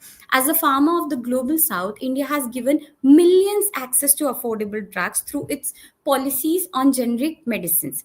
During the pandemic, India's stand was not just practical but also moral. At the same time, India is building its own digital strength through Digital India and Startup India, promoting local innovation and regulating data. But India also faces big question: how to protect traditional knowledge without reducing it to a commodity, how to support new startups while keeping foreign giants in check, and how to deal with China, both as competitor and a partner with BRICS. Well, India's path is one of the balance between ambition and justice, between being a global leader in IP and being the voice of fairness for the developing world. Looking ahead, new challenges are already here, such as artificial intelligence raises tough question. If an artificial intelligence in China design a new product, or if an artificial intelligence in India develops a new vaccine, or let's say if artificial intelligence in South Africa create a music, who owns that creation? Our current IP laws have no clear answer. Climate change is another urgent case. The world has the technology for renewable energy, but many of these solutions are locked behind patents. The question arises, will BRICS nation share green technology openly, or will they repeat the monopolies of the West? And then comes the danger of digital colonialization. In today's world, power lies not just in patent, but in who control data, who control platforms, and especially who is having the control over the algorithms. Without care, the poorer world may again fall in dependency, this time not on land or oil, but on information and technology on a larger level.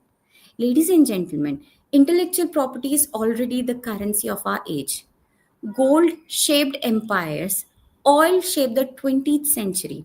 But today, the invisible economy of ideas decides the power. The question is very simple. Will BRICS use this silent currency to build new monopolies or to create a fairer future of all? We need to remember that real power lies not only in holding knowledge, but in making sure that it serves humanity. Intellectual property is not only about right, it is also about duty. It is not only about ownership, but it is also about responsibility. If BRICS wants to rise as truly transformative force, it must do so not only with the patents and the data, but with fairness, access, and justice at its core. That to me is the true meaning of intellectual property as the silent currency of power. Thank you so much.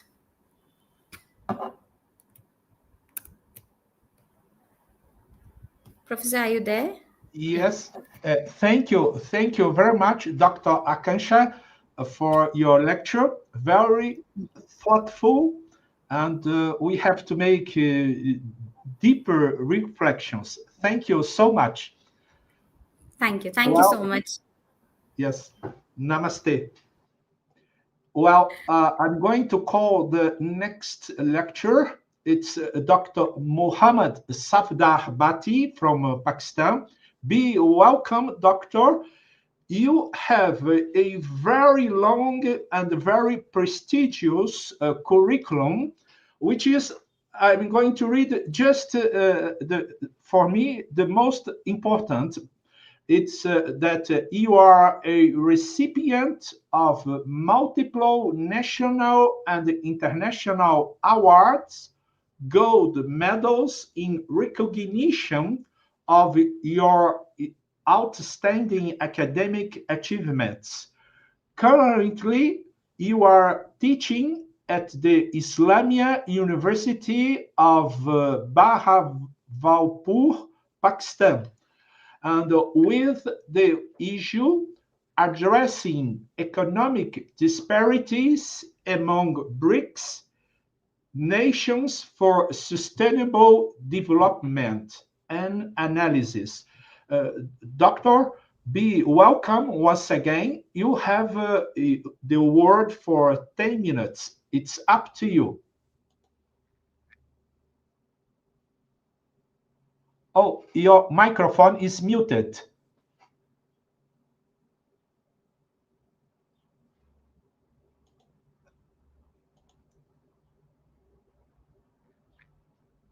Try your microphone.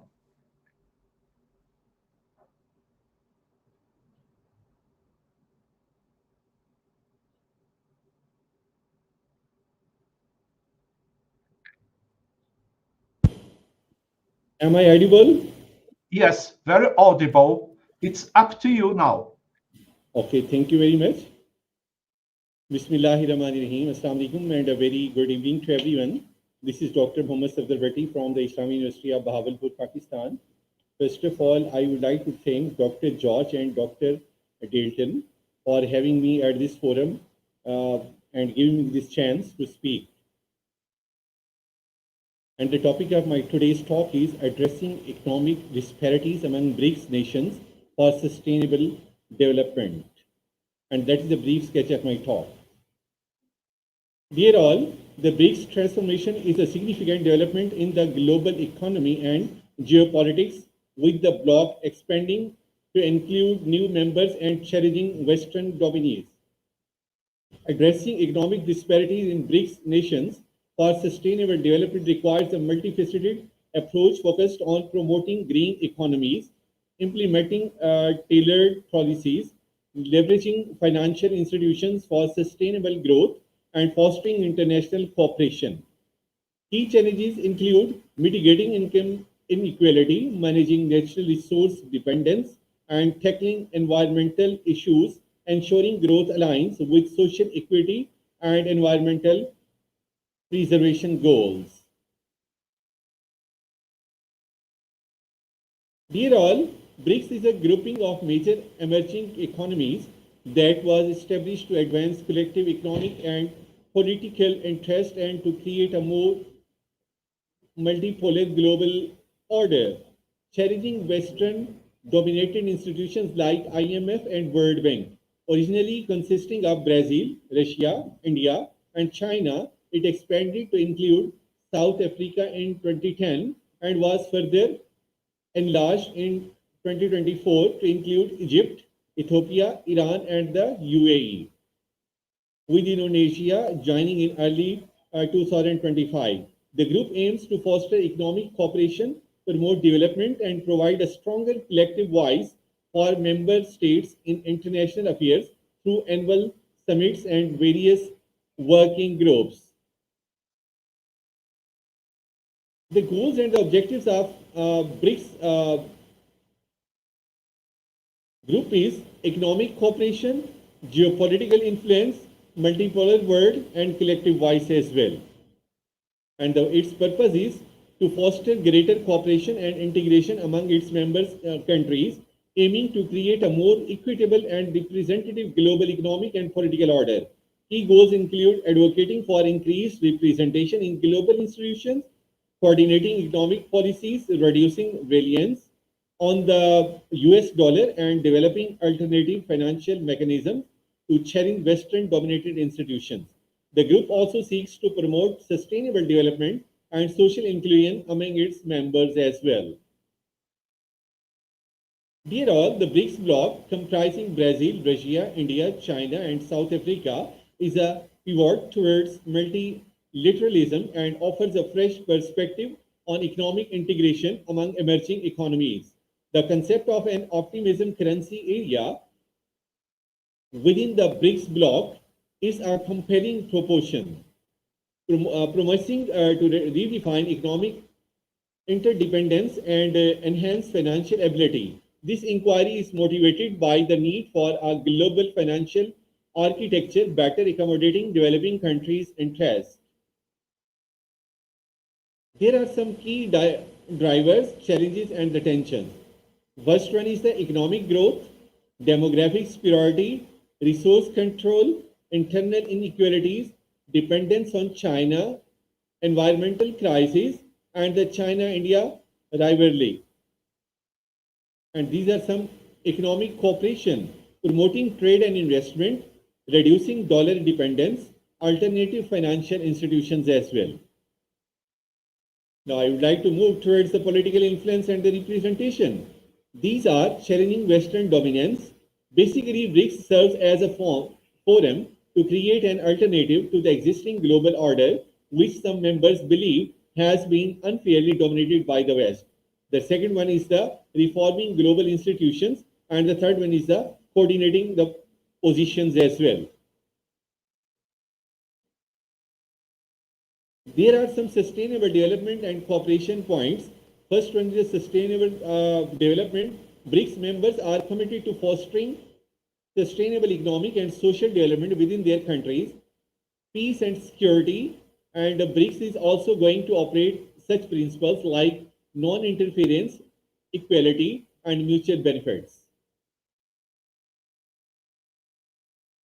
Dear all, the BRICS bloc aims to reshape global economic development and growth. Since its establishment in 2009, it has strengthened political and economic cooperation within the bloc and with emerging economies worldwide.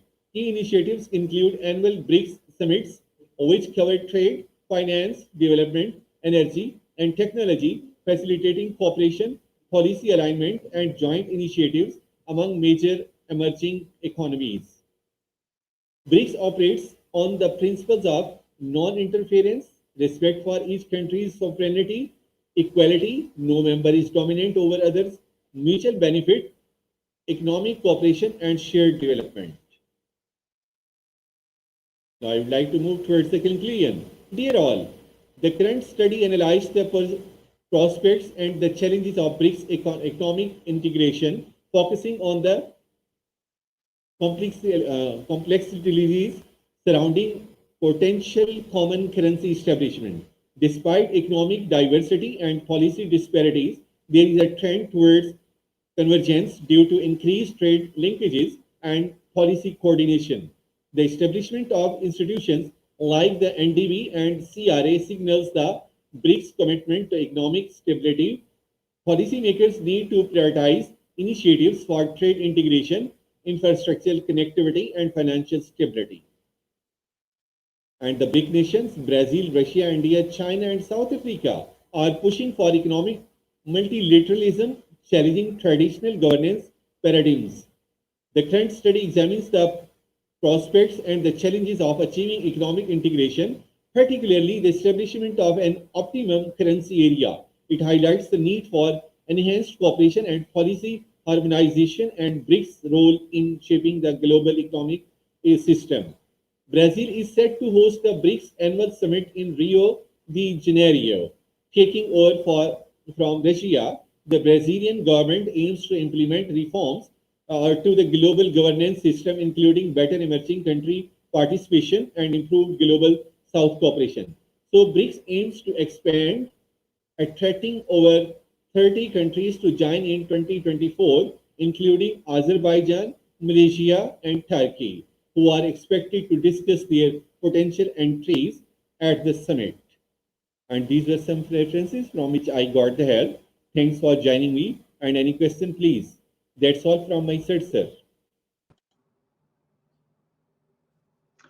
Thank you very much, Dr. Mohammed Bati, for your lecture.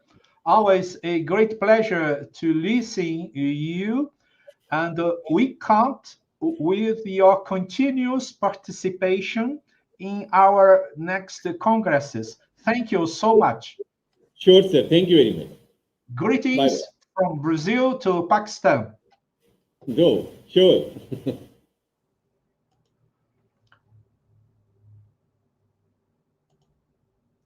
Well, I'm going to call the next lecturer. It's Dr. Raj Kumar Yadav. Be welcome, Dr. Raj. And I'm going to read your curriculum. Dr. Raj Kumar Yadav is an assistant professor at Central University of Punjab, is an emerging legal luminary with 17 years of teaching experience since 2008 and 6 years of administrative experience. Has a very prestigious curriculum. Congratulations, doctor. And is going to talk with the issue BRICS and intellectual property rights, cooperation, challenges, and the future. Appreciated, Dr. Raj. You have 10 minutes for your lecture. It's up to you. Thank you, sir. I am feeling deeply honored to participate as a speaker at the prestigious World Congress on the transformation of the BRICS towards global preponderance, tensions, new challenges. My heartfelt gratitude goes to Deliton Ribeiro, host of this virtual program, and Dr. George Isaac Torres Manrique, president of the Interdisciplinary School of Fundamental Rights, and the esteemed organizing institutions. Introduction to BRICS and IPR. BRICS, Brazil, Russia, India, China, South Africa, and BRICS Plus countries are important in global intellectual property rights. Their legal rules and enforcement are different. China and India are leaders in IP reforms and innovation. Brazil, Russia, and South Africa face more enforcement problems. BRICS must balance encouraging new inventions with fairness and access for everyone, needing stronger laws and better protection. What drives BRICS growth? Growth in BRICS comes from big economies outside investment, open trade, finance, and new technology. China and India lead in economic size and growth, but they still face issues like tough regulations and inequality. BRICS work together through initiatives to solve problems and achieve steady progress. Global governance impact, when we discuss about the same, BRICS are getting more influence over global decision making by being big economies. They want a fairer world order and have created institutions like the New Development Bank. Work on technology and innovation helps strengthen their role, but differences in politics and priorities can create challenges to working together as a unified group for global cooperation and change. When we compare innovation in BRICS and the West, or we can say innovation ecosystems, BRICS countries differ from advanced countries in innovation. Russia is strong, but India struggles with rules and institutions. China creates more innovations while Brazil and South Africa are behind. Differences in technology, laws, and internet systems make teamwork hard. To catch up with the Western innovations, BRICS needs to improve policies, invest in research, and work together more closely. Why innovation matters for BRICS? Innovation helps BRICS to compete in global economy. Investments in research and patents boost growth, especially in China and Russia. India does well in technology but needs better policies. Sharing ideas, building digital infrastructure, and teamwork helps BRICS to grow. Still, challenges like unequal development and policy gaps must be fixed. Ongoing cooperation is needed for BRICS to lead in innovation. When we discuss country-wise the legal framework, we start with the India's IPR framework. India aligns IPR with TRIPS, emphasizing genuine innovation. Indian Patent Act combats patent evergreening. India follows international agreements and focuses on real innovation. Patent laws stop companies from getting patents too easily. Copyright, trademarks, and trade secrets all get protection. Recent progress in technology and university inventions is positive, yet India still faces slow legal processes and needs to balance protecting inventors with keeping important products like medicines affordable for everyone. Now, how China handles IPR. China is a leader in IPR among BRICS. It has strong laws, special courts, and lots of research investments. This leads to many inventions and attracts investors. While India is strong in tech, others like Brazil and South Africa struggle with IP enforcement. China's focus on good law and policy shows BRICS the benefits of strong but fair IP protection. Brazil IPR and technology sharing. Brazil IPR system affects foreign investment, especially in advanced technology. If laws are clear, more companies will invest and share tech. Uh, Delays or weak enforcement drive investors away. Too much protection can stop local innovation. Brazil needs better court processes and policies tailored to its needs to get benefits from international investment and spark local inventions. Russia innovation and IP. Russia's IP rules can boost new ideas and make the economy stronger if enforced well. Laws mostly match global standards, but piracy and slow patent processes hold things back. Russia should improve how it manages patents and support inventors more. By learning from others, Russia can better use IP to support innovation, business growth, and a competitive economy. IPR challenges in South Africa and BRICS. South Africa's IP system faces enforcement issues, letting foreign interests take advantage. Like other BRICS, the country must help inventors but also make technology accessible for all. Strong education, local rules, and team agreements with BRICS are vital. Working towards fairness helps invention and allows everyone, especially developing countries, to benefit from science, medicine, and technology.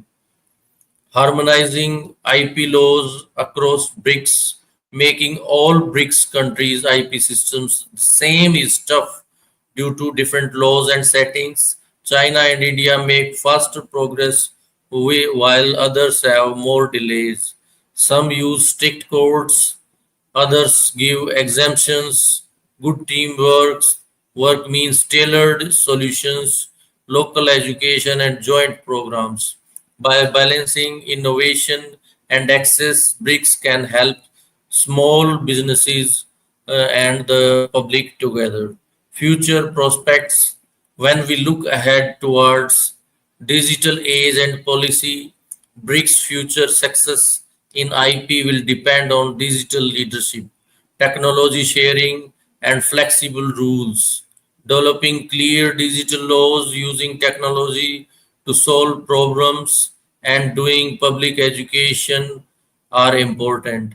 By working together and learning from successes, BRICS can grow as world leaders in managing intellectual property and encourage both invention and fair access for their people. Thank you all for your attention and participation throughout this session on BRICS and intellectual property rights. It has been a privilege to share these insights with you. Special appreciation goes to the organizers and my fellow colleagues. Have a wonderful day. Thank you, Deliton and George Isaac. It's an hour for all of us to have you, Doctor, and to listen for your lecture. Thank you so much, and namaste. Well, then I'm going to call the next lecture. It's Dr. Sandra Pillai. Welcome, Doctor. I'm going to read your curriculum. Dr. Sandra Pillai is currently serving as the state president of the Kerala Corporate Law Council of the Women's India Chamber of Commerce and Industry, with the topic BRICS and the reshaping of global governance, opportunities, and frictions. Doctor, be welcome once again. You have the word for 10 minutes for your lecture. It's up to you. Namaste, Dalton. It's nice to meet you again back. And thanks to Dalton and George, Professor, for such a wonderful opportunity to be here back again. Namaste. So today, while I start with the BRICS and the new global economic order, first I will just share one quote. We stand on the vigor of technological revolution that will fundamentally alter the way we live, work, and related to the one another in its scale and scope and complexities, and the transformation will unlikely be anything of humankind and experience before. This was said by Koshek, the founder and executive chairman of the World Economic Forum. Today, I'm just presenting on a small topic, that is BRICS, the reshaping the global trade, finance, and innovation, the cooperation, the challenges, and the future of the multipolar world. First, we think is what is BRICS is. BRICS is a group of major emerging economies like Brazil, Russia, India, China, and South Africa, formed to represent the interests of a developing countries or nations and create more equitable and multipolar world orders. The expansion in 2023-24 to include new members like Saudi Arabia, UAE, Iran, and especially increase the economic and geopolitical weight. A challenge to an Eastern. Now let's see what is a challenge to Western-led institution. BRICS nation advocates a significant reforms in the existing legal government structure, including to the WTO, arguing that they does not adequately represent the emerging economies. Developing nations also need their own lands and their own law, and they also need help from the world organizations and institutions. The group has established on financial institutions like New Development Bank (NDB) and contingent reserve arrangements of agreements (CRA) to reduce the reliance on the Western dominance body like IMF and World Bank. Like World Bank and IMF give the loans on the basis of conditions that the countries have to fulfill. But it becomes more difficult for the countries that is developing at their stage. And a bilateral and local currency for the trade. A key strategy to promote the trade in local countries, in local currencies to reduce the dependence on US dollars. Since we are trading in US dollars, it's become difficult for a developing country to trade. And the goal for this is to create more reliable and rule-biased international trading system. What is this bold move towards the financial autonomy? The motivation to this might be to reduce the vulnerability of financial sanction and economic corrosion from the Western power, particularly the US. The challenges was that members were having vast different economies and structure like China industrial economy versus Russia commodity-based economy, making a single monarchical policy is difficult and diverse political system and global political tension among the members can impose the necessary political convergence and trust. A new currency would require years for preparation, harmonizing the central bank of policies and unified government bodies. The current reality is that the primary focus is on facilitating the trade on local currency and developing a new digital payment like BRICS Pay rather than a full fleet to a monetary union like Euro. The cooperation in patent and copyright and digital innovation has also become a part in this BRICS.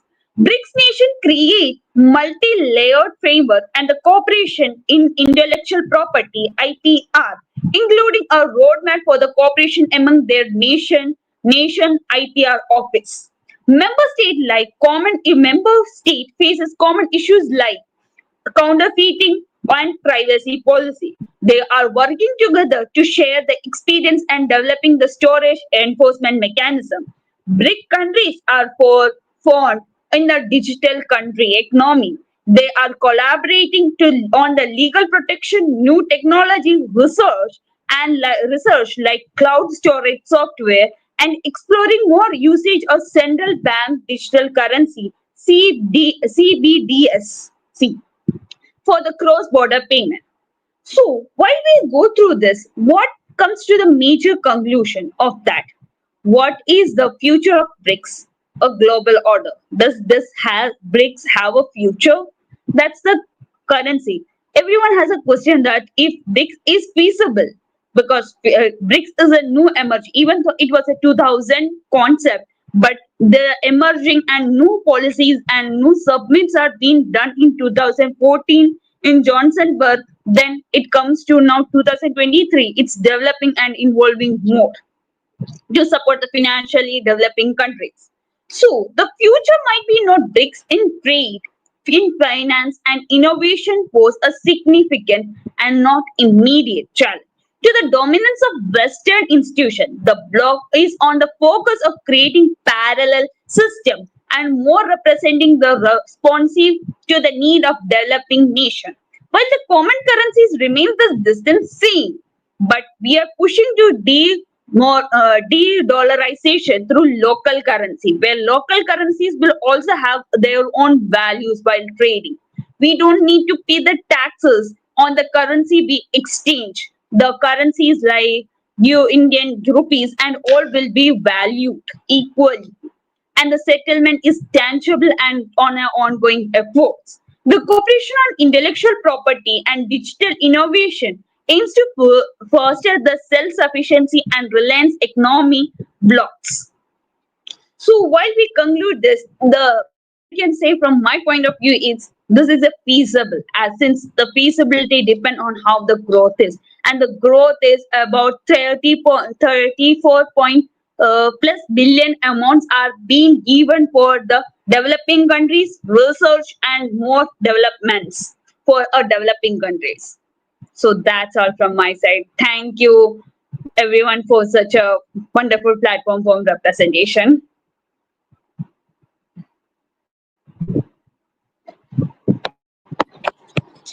Thank you very much, Dr. Sandra Pillai, for your lecture.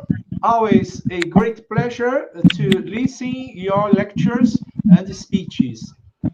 Thank you so much. Namaste. Thank you. Namaste, sir. Well, I'm going to invite the next lecturer. It's Dr. Ansari Zahtab. Be welcome, doctor. I'm going to read your curriculum. Dr. Zahtab Ansari is an associate professor, head of department, School of Legal Studies and Research, MGM University from Chhatrapati Sambhajinagar from Maharashtra, India. Well, Dr. Zahtab is going to have the topic economic cooperation versus political divergence, exploring the tensions between economic collaboration and political differences within BRICS countries. Be welcome, doctor. You have the word for 10 minutes. It's up to you.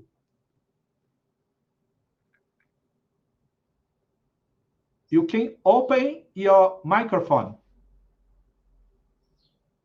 Yeah, my microphone is on. I think so. I'm audible. Oh, it's not audible, doctor. Okay. Now, am I audible?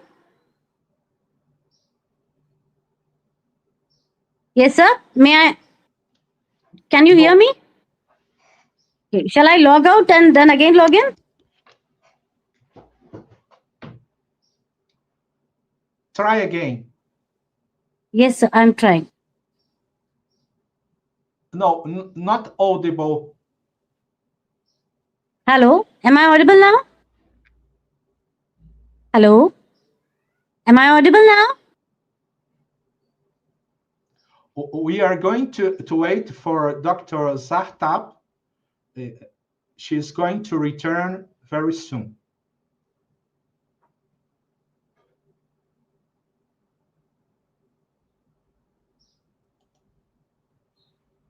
Hello. Try once again. So I'm trying my best. No, not audible. When you return, you have to connect your devices, audio and video.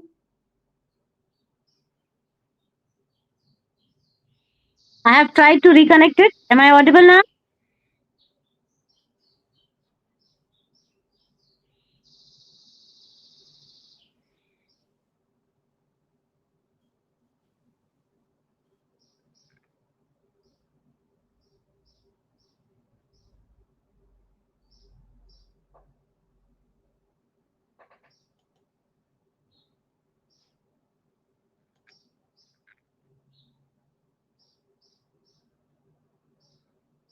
Audible now? Hello? You are not audible, doctor.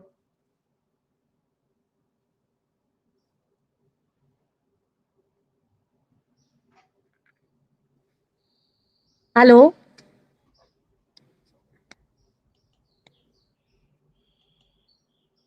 Hello, am I audible now? Hello? Am I audible now? No, not audible. Hello? Just a minute, sir.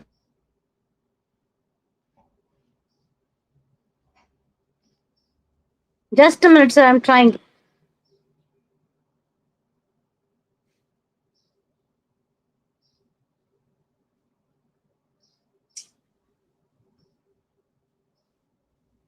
Sir, am I audible now? Hello?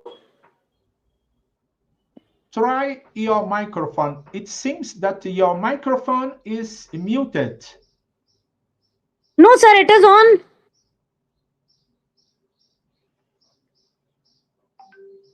It is on. Can you hear me now?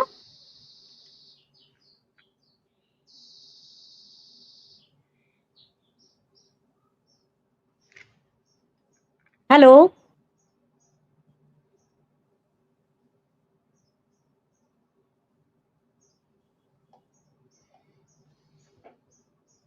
Hello, am I audible now?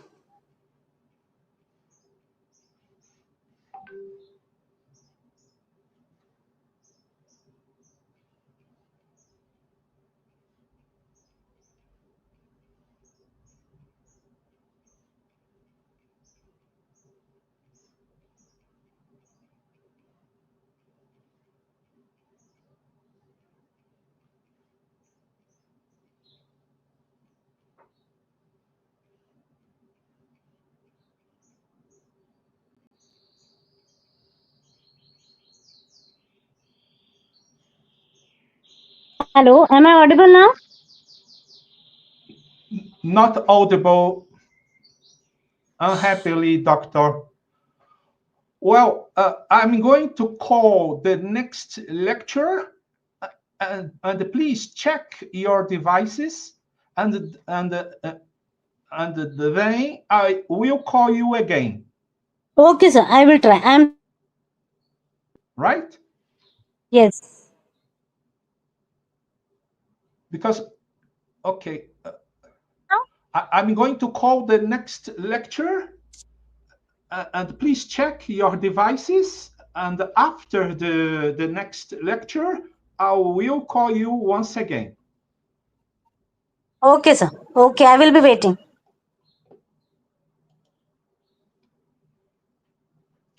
Bom, então, dando continuação, até que a doutora Zarta possa solucionar a questão técnica, eu vou estar chamando a doutora Júlia Mesquita Ferreira. Doutora Júlia, seja bem-vinda mais uma vez. Vou estar lendo o seu currículo. A doutora Júlia Mesquita Ferreira é mestranda pelo Programa de Pós-Graduação em Direito da FDF, Faculdade de Direito de Franca, é advogada no escritório Fidalgo Pustrello Advogados, é bacharel em Direito na Faculdade de Direito de Franca, que vai estar com o tema Políticas Públicas de Inovação e Inteligência Artificial no Cenário Atual. Como eu disse, bem-vinda. Vou estar aqui compartilhando a sua apresentação. A palavra é sua por 10 minutos. Muito obrigada. Estão todos me ouvindo? Eu não estou ouvindo. Verifique o seu microfone, por gentileza. Está aberto, professor. O senhor está ouvindo?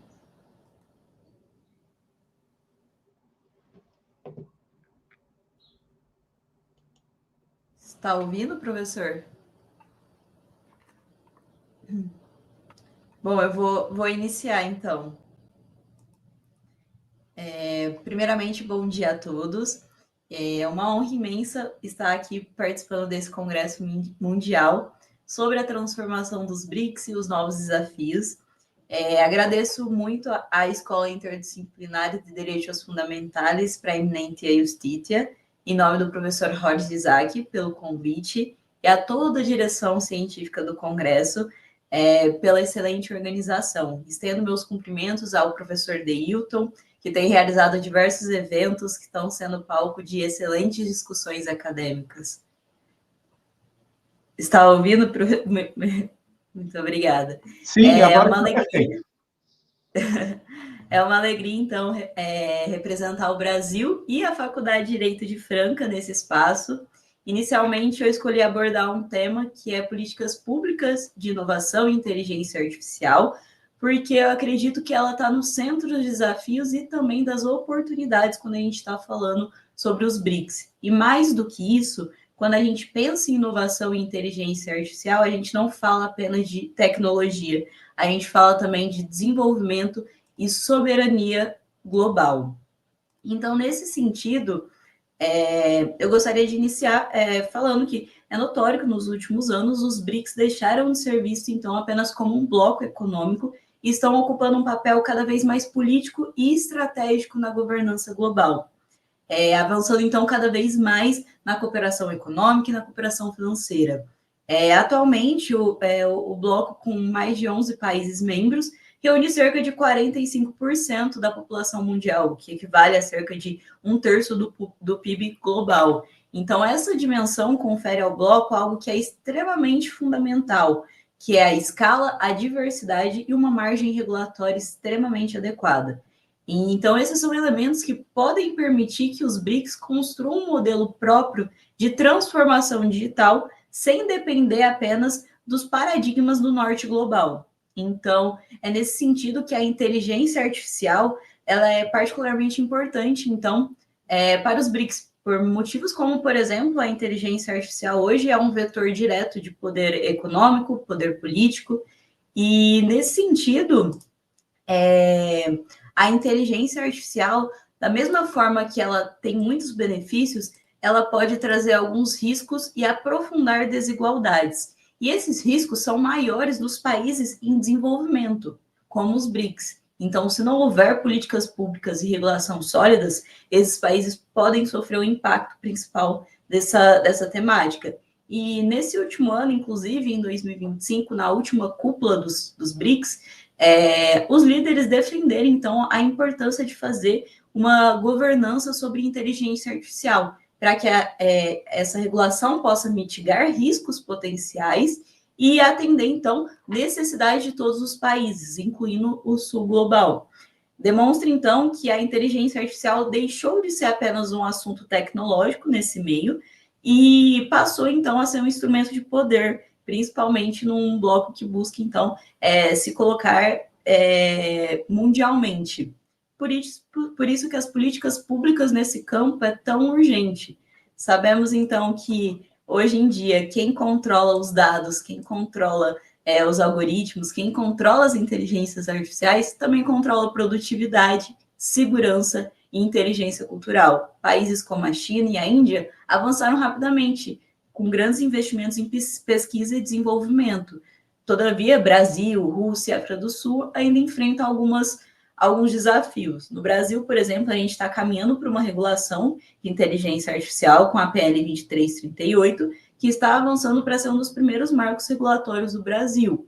E é justamente aqui que eu destaco um ponto crucial em correlação com o Congresso. Nenhum país consegue fazer isso sozinho. A cooperação entre os BRICS pode funcionar, então, como um acelerador desses países, permitindo, então, que os países avancem junto para uma regulação coordenada dentro dos blocos.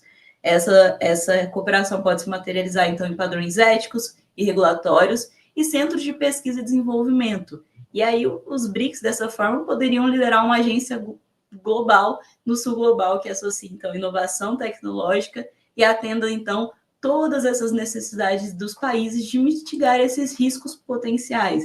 Então, a gente tem diversas oportunidades com essa cooperação dentro do bloco, caminhando para uma regulação da inteligência artificial própria. E existem os desafios, como eu pontuei, mas esses desafios podem ser superados através de um movimento coordenado dentro do bloco.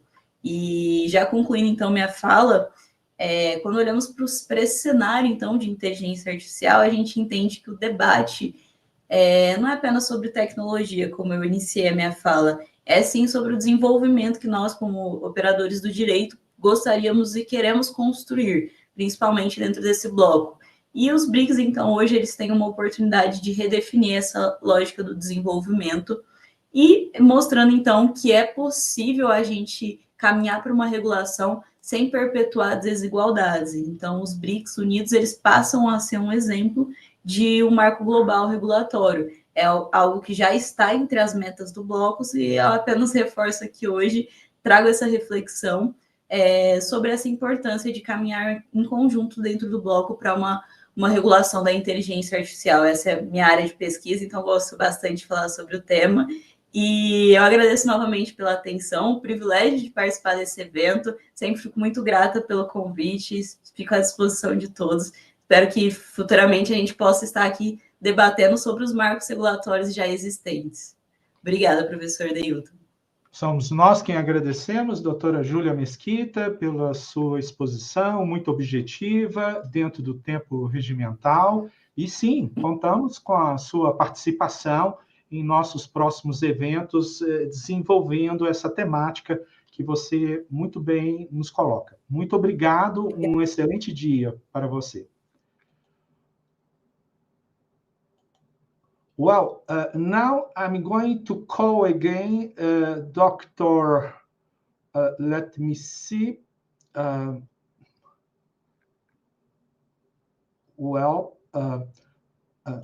am going to call Dr. Vasanta Kumar.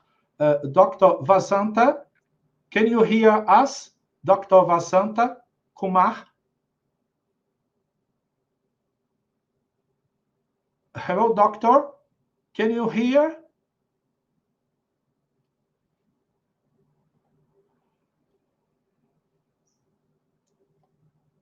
Okay. Well, I'm going to call again Dr. Ansari Sartab. Dr. Ansari. Hello, sir. Am I audible now? Yes, now very audible. You can open your video if you want. Yes, sir.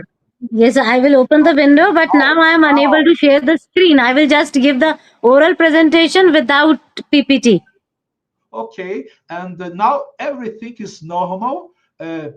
Please be welcome, Dr. Zartab. You have 10 minutes for your lecture. It's up to you.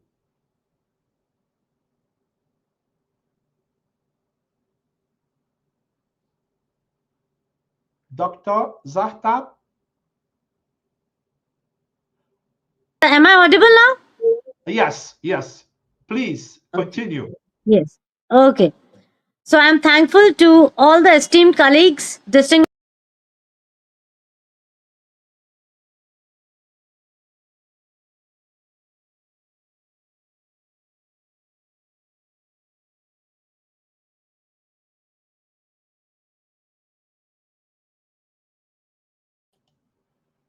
Hello, Dr. Zartab. I think internet isn't very good at the present moment, but can you hear us?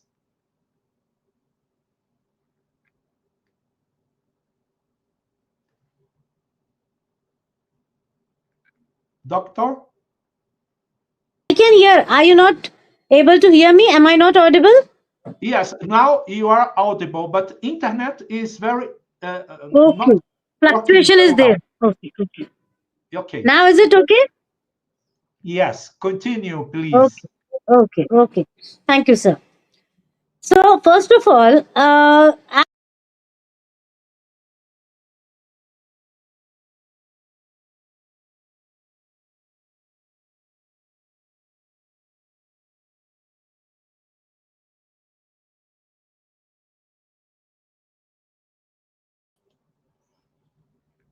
Dr. Sartap, happily, yes, sir.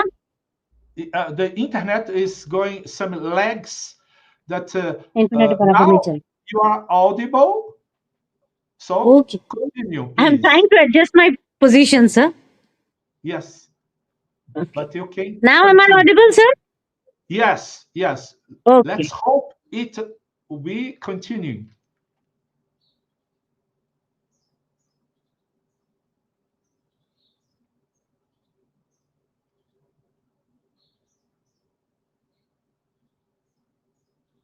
Dr. Zartab.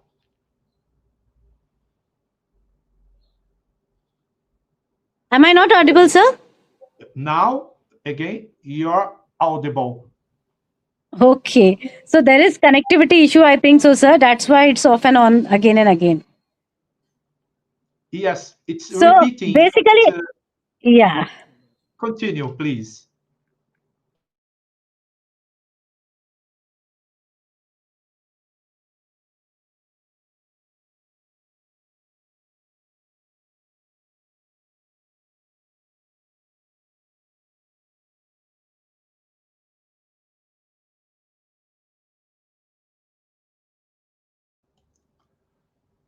Dr. Zartab, once again, I think internet, it isn't working very well. It's very unstable.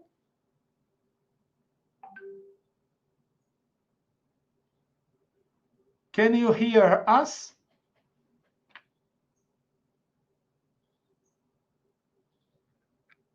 Am I audible, sir? Now, again, yes. Okay. So I will continue that together the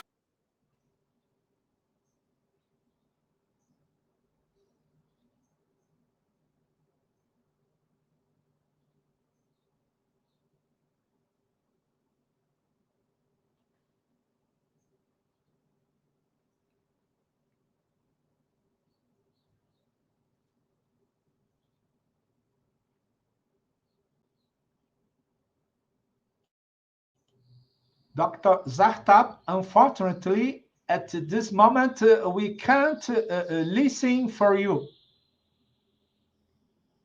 Oof. Sir, I'm trying Now, my best to get it connected. yes, it's the new technologies. We all understand these problems, but now you are audible. Let's continue. Okay. Let's try once again. Okay. Okay, sir. Okay.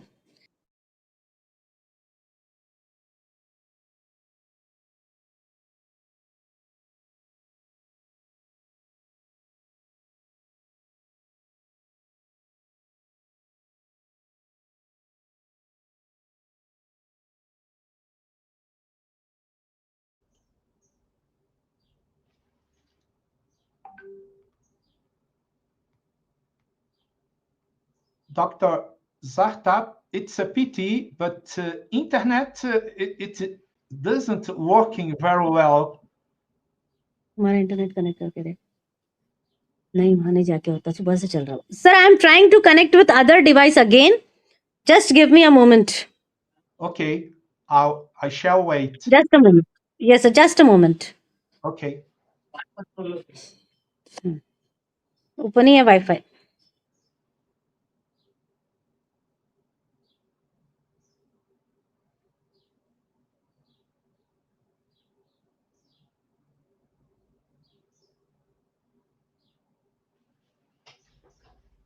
Am I audible now, sir? Yes.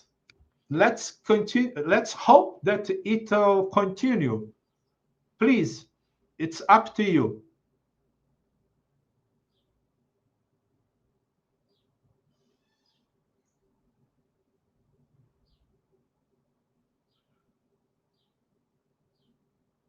That's a pity because we can't hear you at the moment, Dr. Ansari. So now I have connected to another device.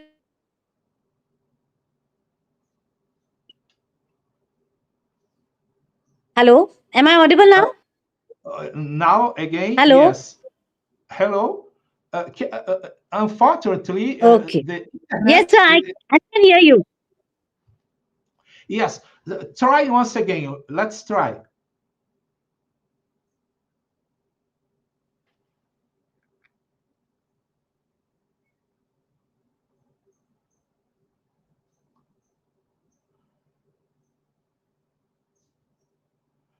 Dr. Ansari, if you listen for me, well, unfortunately, it's a pity, but internet, it doesn't working very well. What can I do? You can try to connect Sir, I will stop my video. Sir, I will stop my video. Is my audio clear now? Yes, so speak more for us to try. Hello? Yes, we listen. Hello, sir, I have stopped my video. Is my audio clear now? Yes, you can stop your video and just Okay, your yes, sir. Yes, sir. audio. Right. Please continue.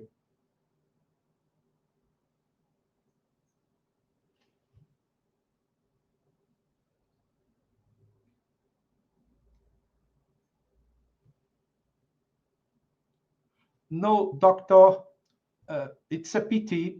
It's a pity, but we can't hear you at this present moment. What I'm going to do is to invite you for later on to enter once again and try to give your lecture, if you don't mind, because it's Okay, about sir. internet. But you are invited to come later on. Maybe internet will be better and give your lecture. I'm very sorry. जैसे क्वालिटी तो उसने सुबह से नहीं लगा के मेरा अब लगाया और अब लगाया. Yes. So see you later on. Well, now I'm going to call Dr. Vasanta Kumar. Well, I think internet, it doesn't working very well, but it's the new technologies. Well, so I will continue, and I'm going to call Dr. Deepika Kulari and Dr. Akhil Kumar. Just 1 minute, okay. Dr. Deepika Kulari, be welcome. Hope internet will work well. And Yes, also Dr. Akhil Kumar. I think you both Yes, sir. I am also here. Yes, sir. Yes, you both are going to make a presentation. So I am going to read the curriculum of Dr. Deepika Kulari. It's a legal academic with a PhD in law, specializing in constitutionalism, corporate governance, and democratic values. She has teaching and mentoring experience at GACRC University, an academy and career launcher, along with editorial roles in international journals, with a very prestigious curriculum. And as for Dr. Akhil Kumar, is a legal scholar with a PhD in law, specializing in constitutional and corporate governance studies. And Dr. Akhil has teaching, mentoring, and research experience, along with multiple publications in reputed national and international journals. So both of you are welcome. You have 10 minutes for your lecture about India, BRICS, and the legal dimensions of global corporate governance, challenges, and opportunities. It's up to you, to both of you. Thank you. Thank you so much, sir, for your kind words and our introduction. I hope I am audible. Yes, very audible. Okay, sir. So I'll continue my presentation. And Akhil sir and me, we both have prepared this presentation together. But due to lack of time, I'll be representing the topic as own.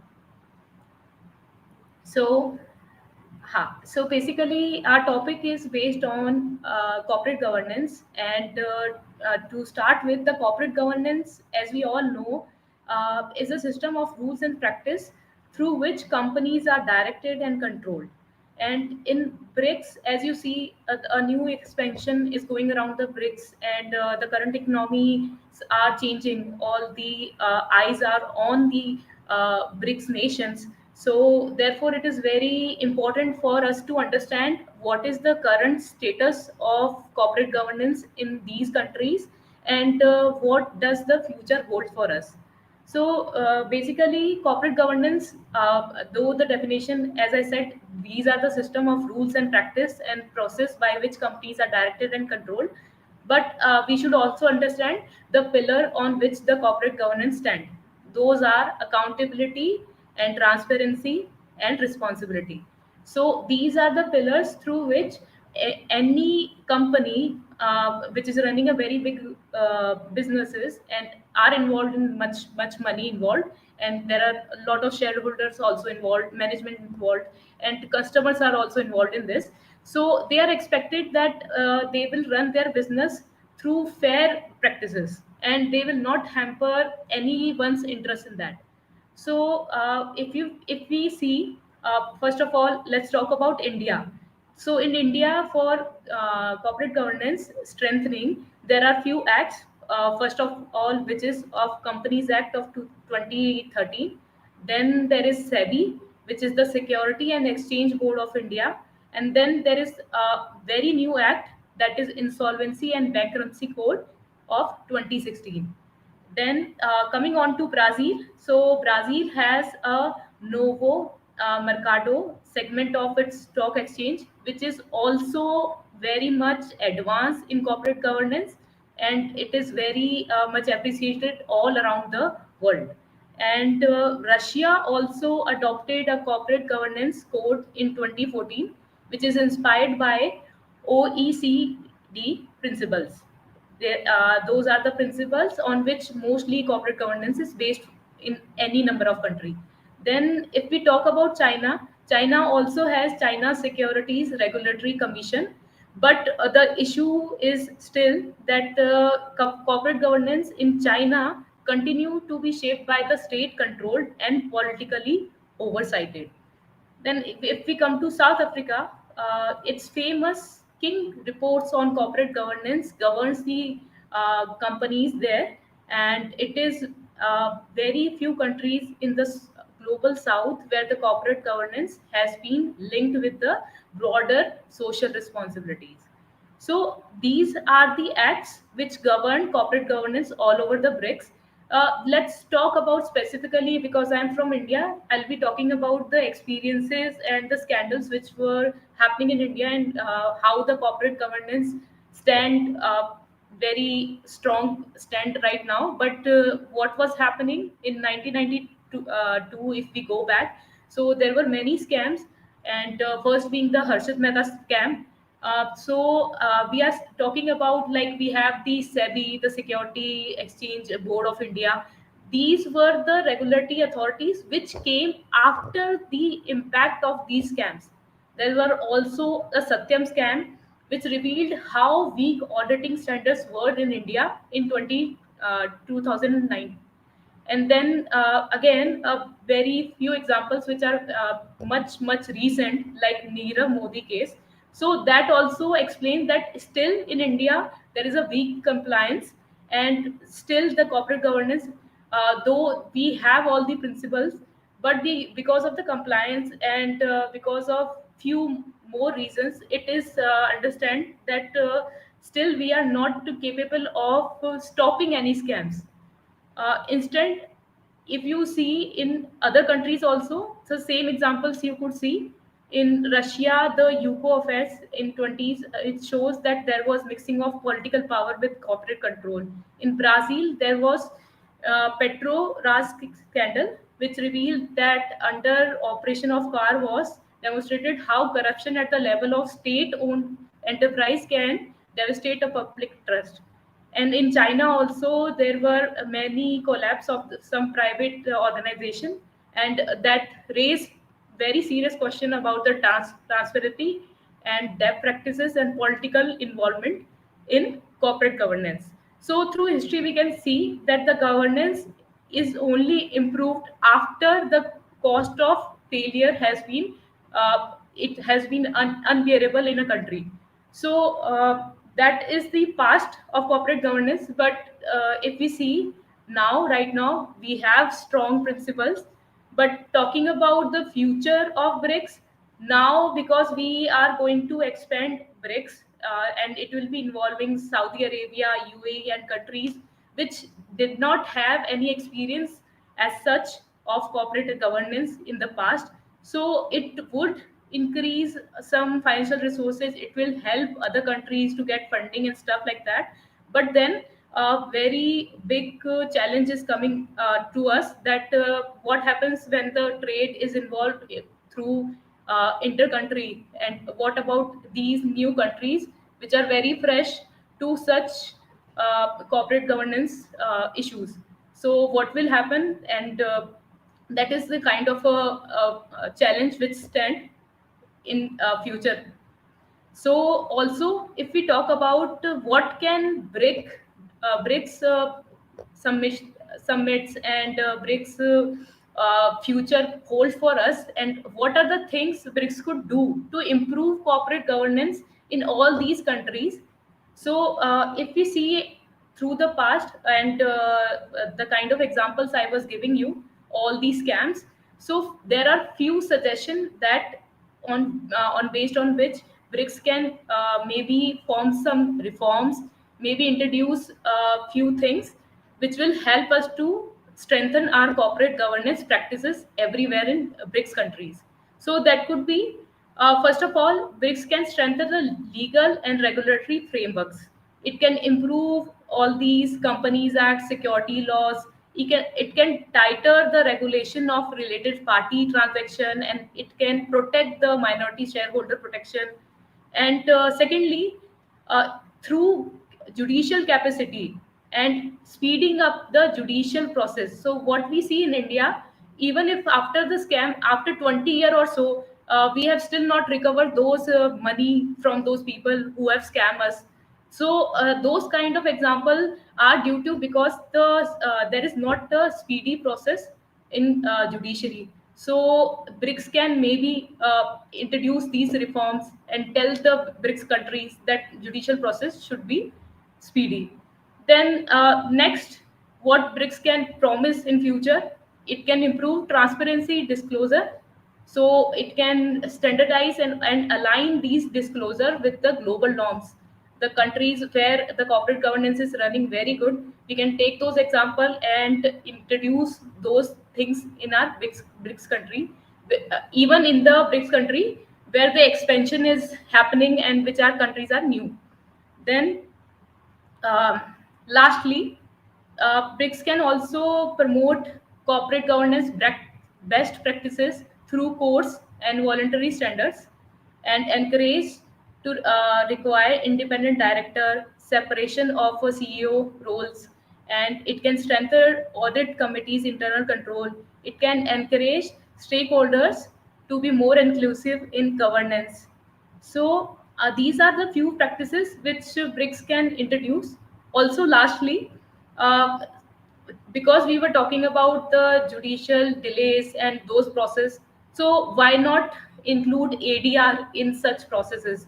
Why not commercial courts or fast track procedure, or through arbitration mediation and those practices?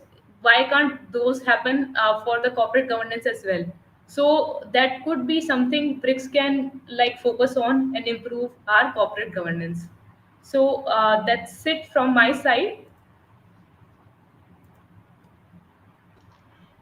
Oh, thank you, Dr. Deepika. And Dr. Akil Kumar is going to speak something.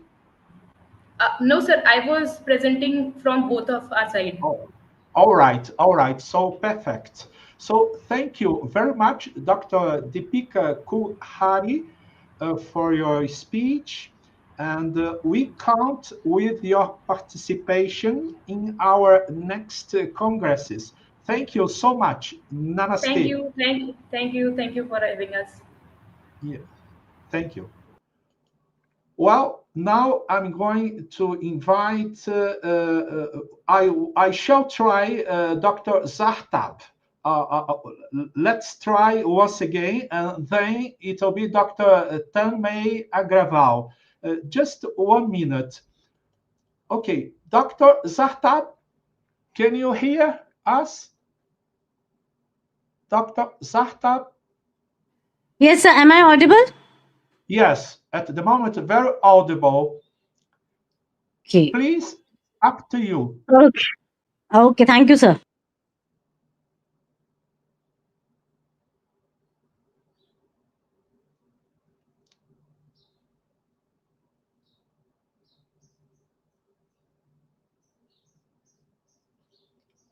Well, Dr. Zartab, unfortunately, internet isn't working very well because we can't listen for you now.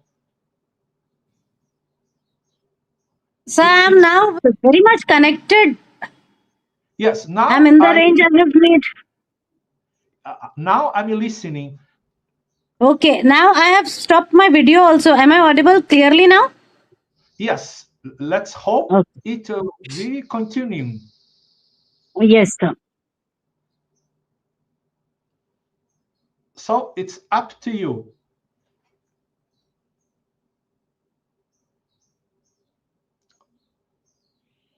Dr. Zartab, unfortunately, we are trying to make our best for your presentation, but about internet matters, it doesn't working. It's really a pity. We have received your slide presentation. Yes, sir. Very good. We are going to consider that you have presented your lecture, and we invite you to write your paper, because our intention is to make a book from the lectures, and we are going to be very happy to have your paper among the chapters of our future book about BRICS. It's a pity. Okay. So sorry, sir. So sorry. I tried my best, but I couldn't. Yes, I see. And also, I'm trying my best, but internet doesn't work, because at the same time it's working, the same time it's not working. But no problems. Do not be worried, because very soon we are going to renew our invitation for you to be with us once again. Thank you so much, sir. Thank you so much. You're welcome. Yes, sir. Thank you. Well, so now I'm going to invite Dr. Tanmay Agraval. Doctor, be welcome. I'm going to read your curriculum. Dr. Tanmay Agraval is a professor of law and artificial intelligence at ICFI University from Jaipur. He holds a PhD in regulatory framework of AI and is a certified corporate trainer. As a provisional national trainer with the GCI India, he has empowered professionals across industries with AI-driven strategies and soft skills.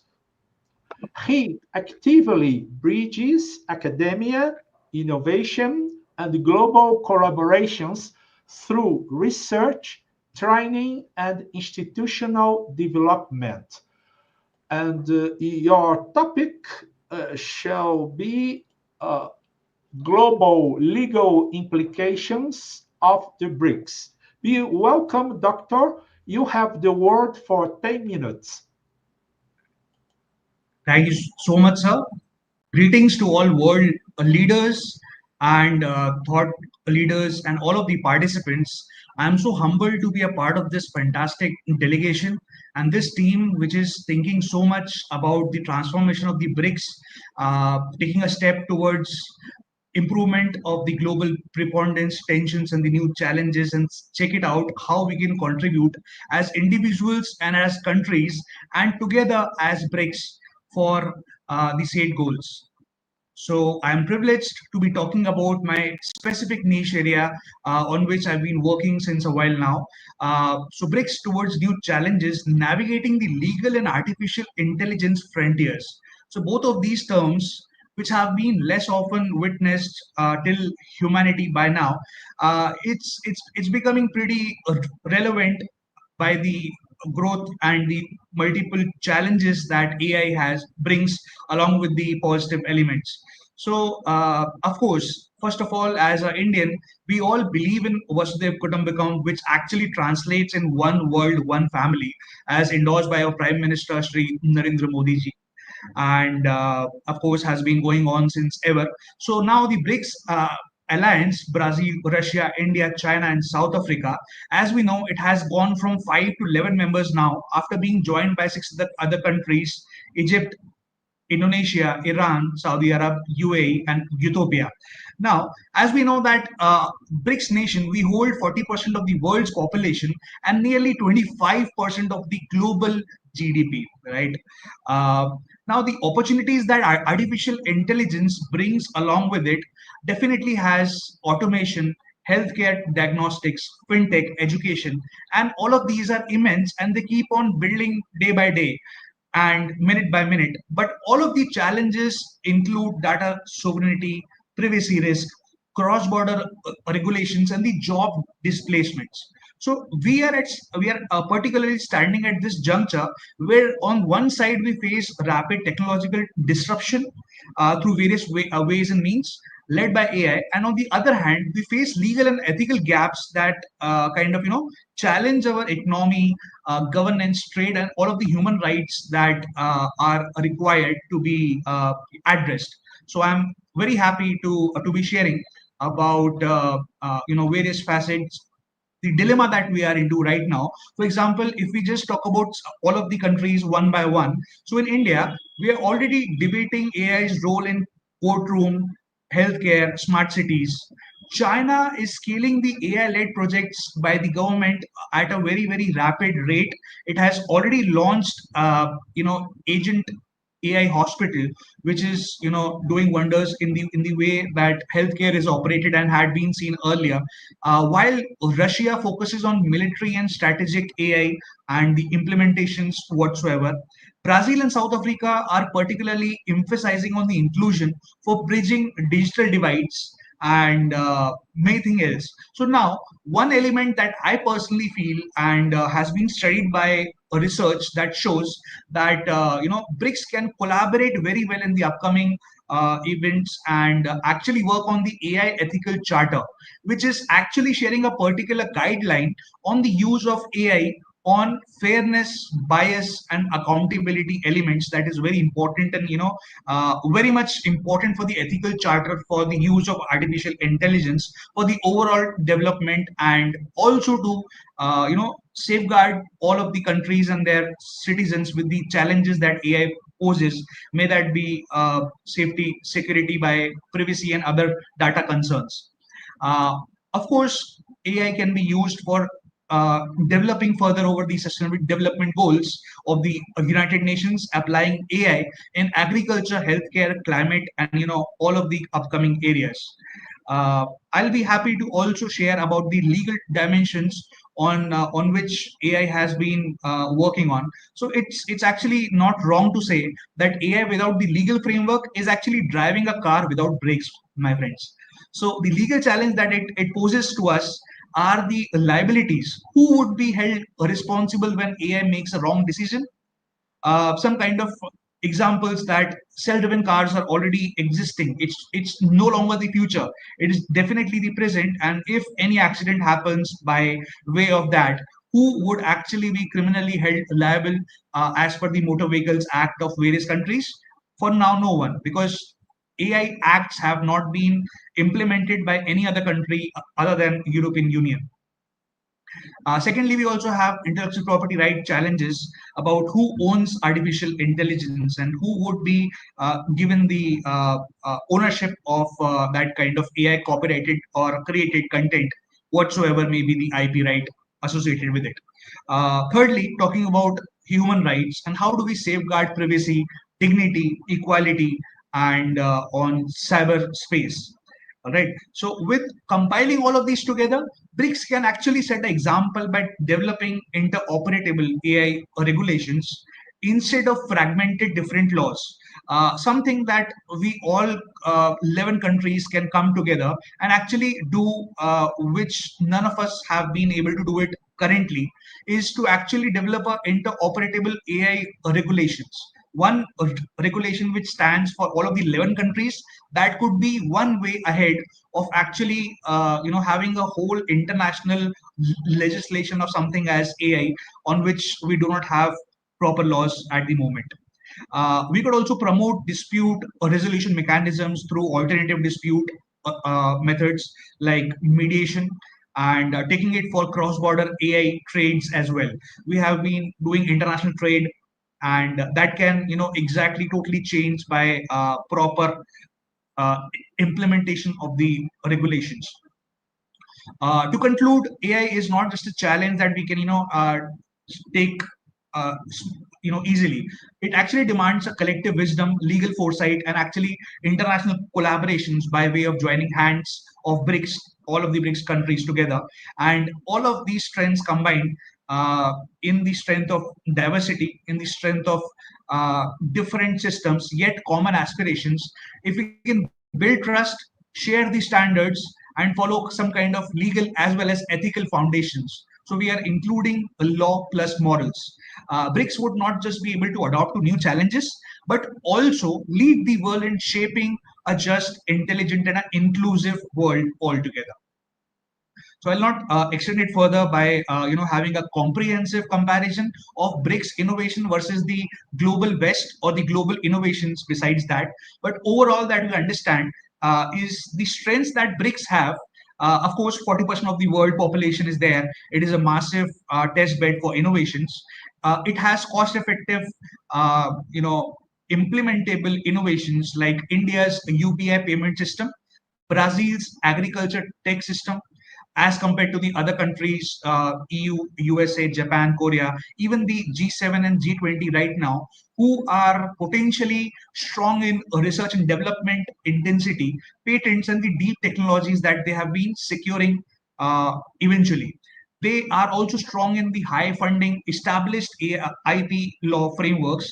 But what can transform BRICS as a whole team of this strong group that we have framed is to move from catch up to co-creating, leveraging the population scale experiments into digital finance, healthcare, AI, renewable energy, and so on and so forth.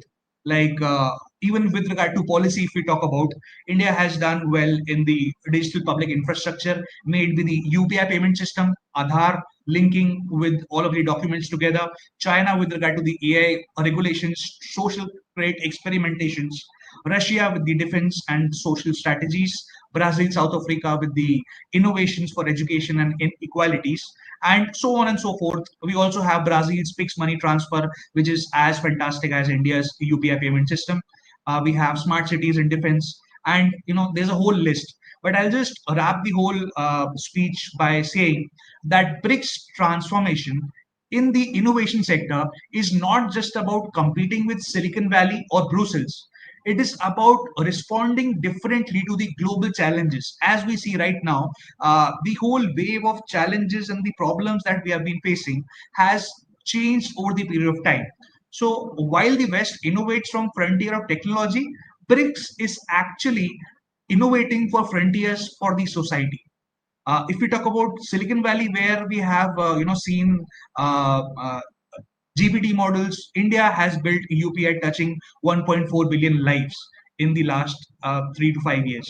Europe debates AI ethics. China and Brazil are testing AI governance at the population scale, and all of these. So what is the lesson ultimately? So innovation is no longer only about patents or labels. It is about the ultimate impact, the ultimate transformation, inclusion, resilience as well.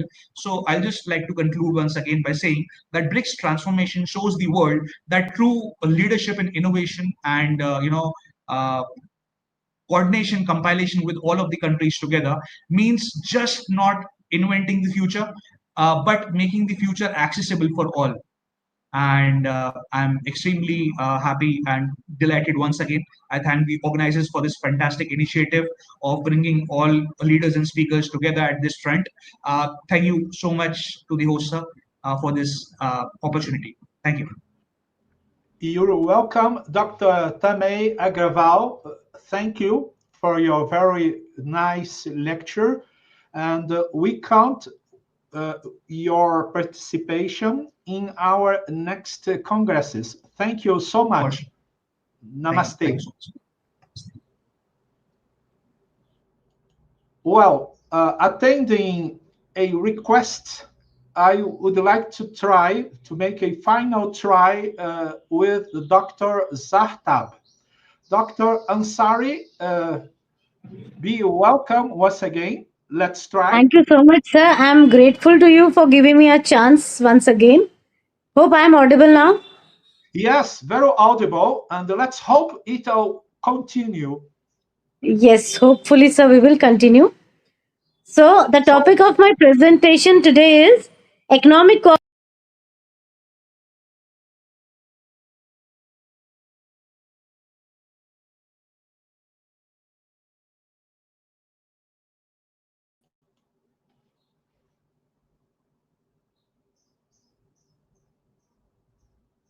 Dr. Zahtab. Am I audible or not? You start audible and suddenly the internet has fallen. But continue. Let's try.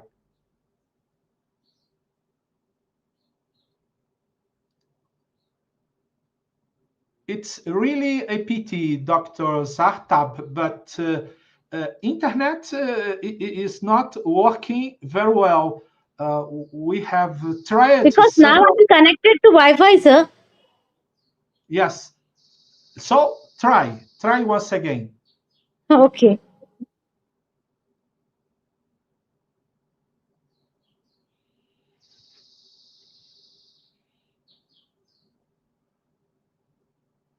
Really a pity, Dr. Ansari. It's a pity.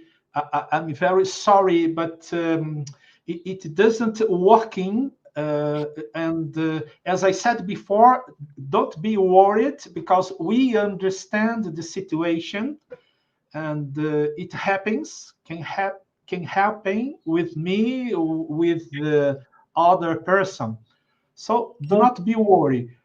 Thank you so much for trying, for your efforts. We appreciate your efforts. Very Thank you, sir. Thank you. Thank you, sir.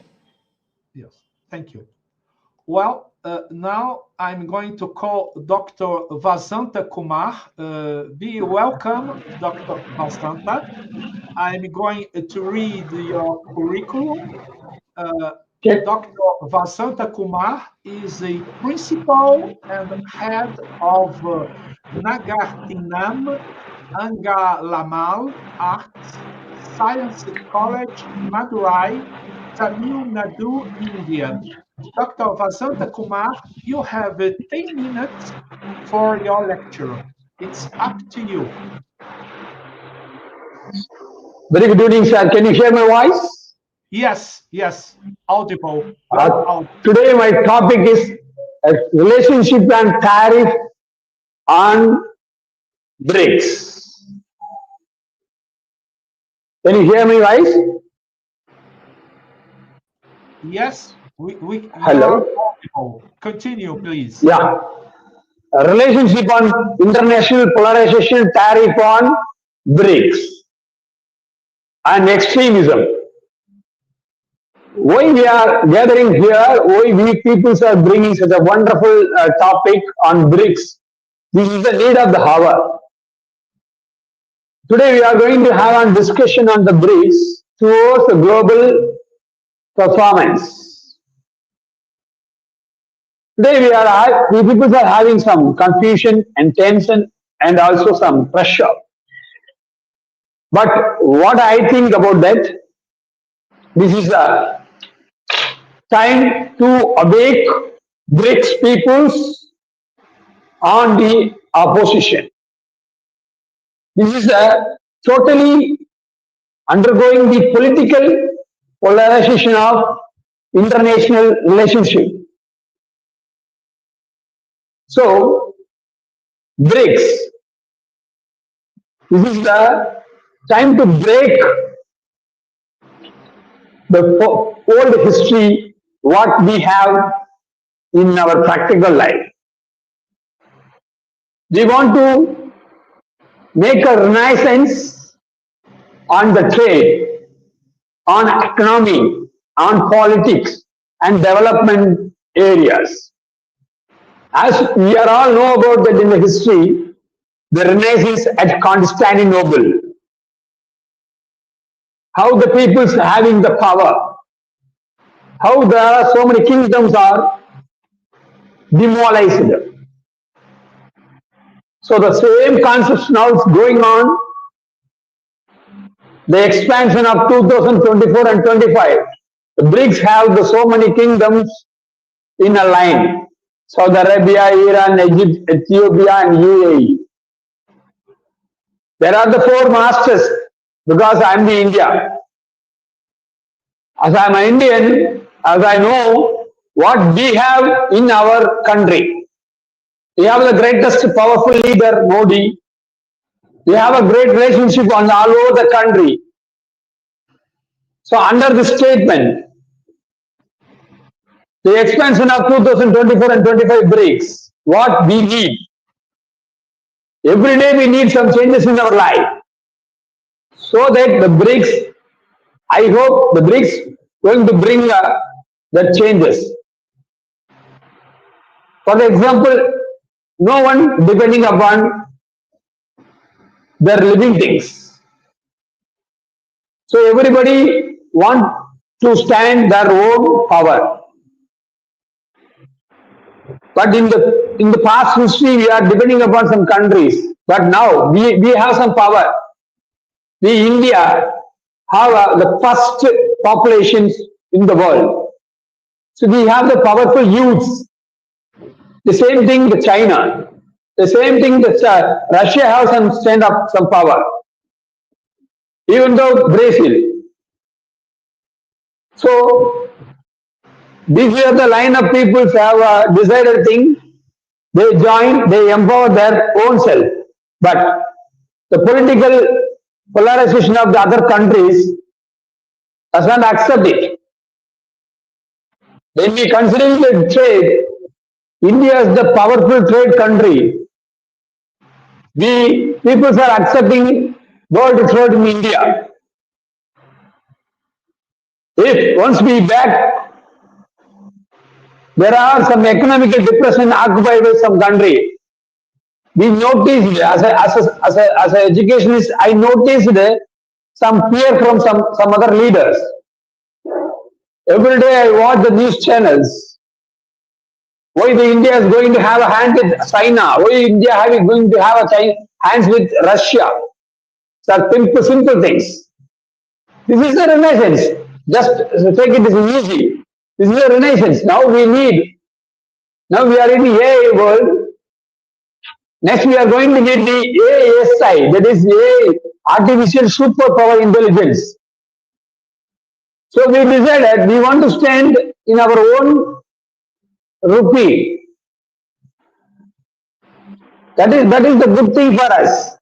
So that we decided to make some key areas on focus on BRICS. Development of finance, energy cooperation, technology and trade. For example, Russia have one technology, China have one technology, India have some technology. We can share it. We have a good friendship. Development finance. So these things are focused on de-dollarization, promoting third local currency instead of US dollar. Why we depending upon always depending upon the dollars? So we have a power. New challenges we are going to meet in the technology era. As we all know very well about that, in the period of Corona, who will be lend hand to the world. Corona, who will be lending the hand to the world? Who will be the supporter of the world? So Western countries are a BRICS. BRICS people are having some power to challenge the Corona. So after the Corona period, we need some changes. As our Modi ji planned to make a good relationship in all over the country, BRICS act as a balancing power against Western domination, provides a platform for energy economics to push reform on UN, IMF and World WTO. So I'm sure the BRICS only bring the balancing power for the dominating country. I'm not mentioning that because we need always their relationship. Opportunity in BRICS, strengthening good relationship, reshape the global order, multipolar world, reducing the Western power. Technology and third, energy cooperation. Saudi Arabia, Iran, Russia, they are a major case and oil maker. They are a key role player. They are ready to join with BRICS. Then why we are depending upon the dollars? We will trade with our own coin. So that the aim of BRICS is to counter the Western domination in global finance and politics. And we have a power, so why don't we think about the international sphere? Technology and security, we have it. AI governance, cyber security. There is no threat on BRICS. Because digitalization, high power were handled by the China and Japan. Every day, China has some growth, as we know in that global assembly. So economical tension will be reduced only because of the globalization of BRICS. So developing countries decided to join with BRICS. Israel Palestinians have some conflict. India-China borders have some conflict. Everything will be solved under the BRICS. Russia and West country, Ukraine war will be leading every day. But I'm sure the BRICS peoples will be solve that problem. US-China trade wars, sanctions South China distributes some other issues. So, and the conclusion, BRICS have a strong power. They are balancing the interrelation relationship. We don't think about any tariffs because we are the biggest trade country. Everyone ready to trade with us.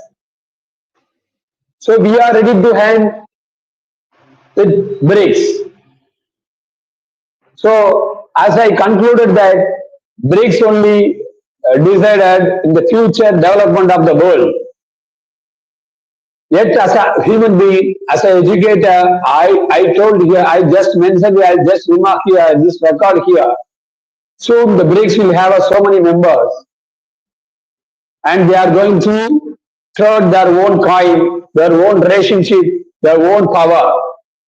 So thank you for bringing such a wonderful topic. I thank Dalitin sir and George sir again and again providing such a wonderful opportunity for me as I am a Dr. Vasanta Kumar, Principal Nagaratan Mangalama Arts and Science College.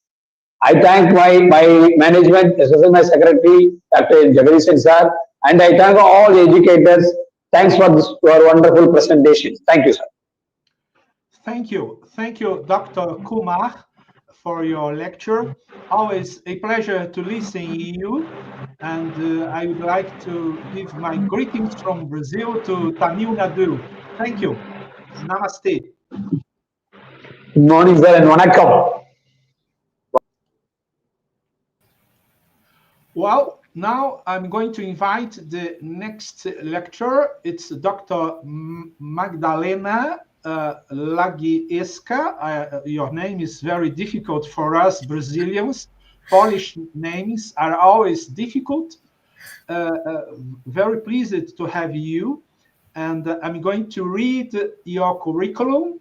Dr. Magdalena has habilitation, postdoctoral degree in law, University of Gdansk, PhD law, University of Gdansk, East China University of Political Science and Law, is assistant professor at the University of Gdansk, research associate in the China Law and Development Project at the University of Oxford, Asia Global Fellow 2024 at the University of Hong Kong, and a member of the Chartered Institute of Arbitrators in London, with the issue the transformation of BRICS and China's artificial intelligence leadership.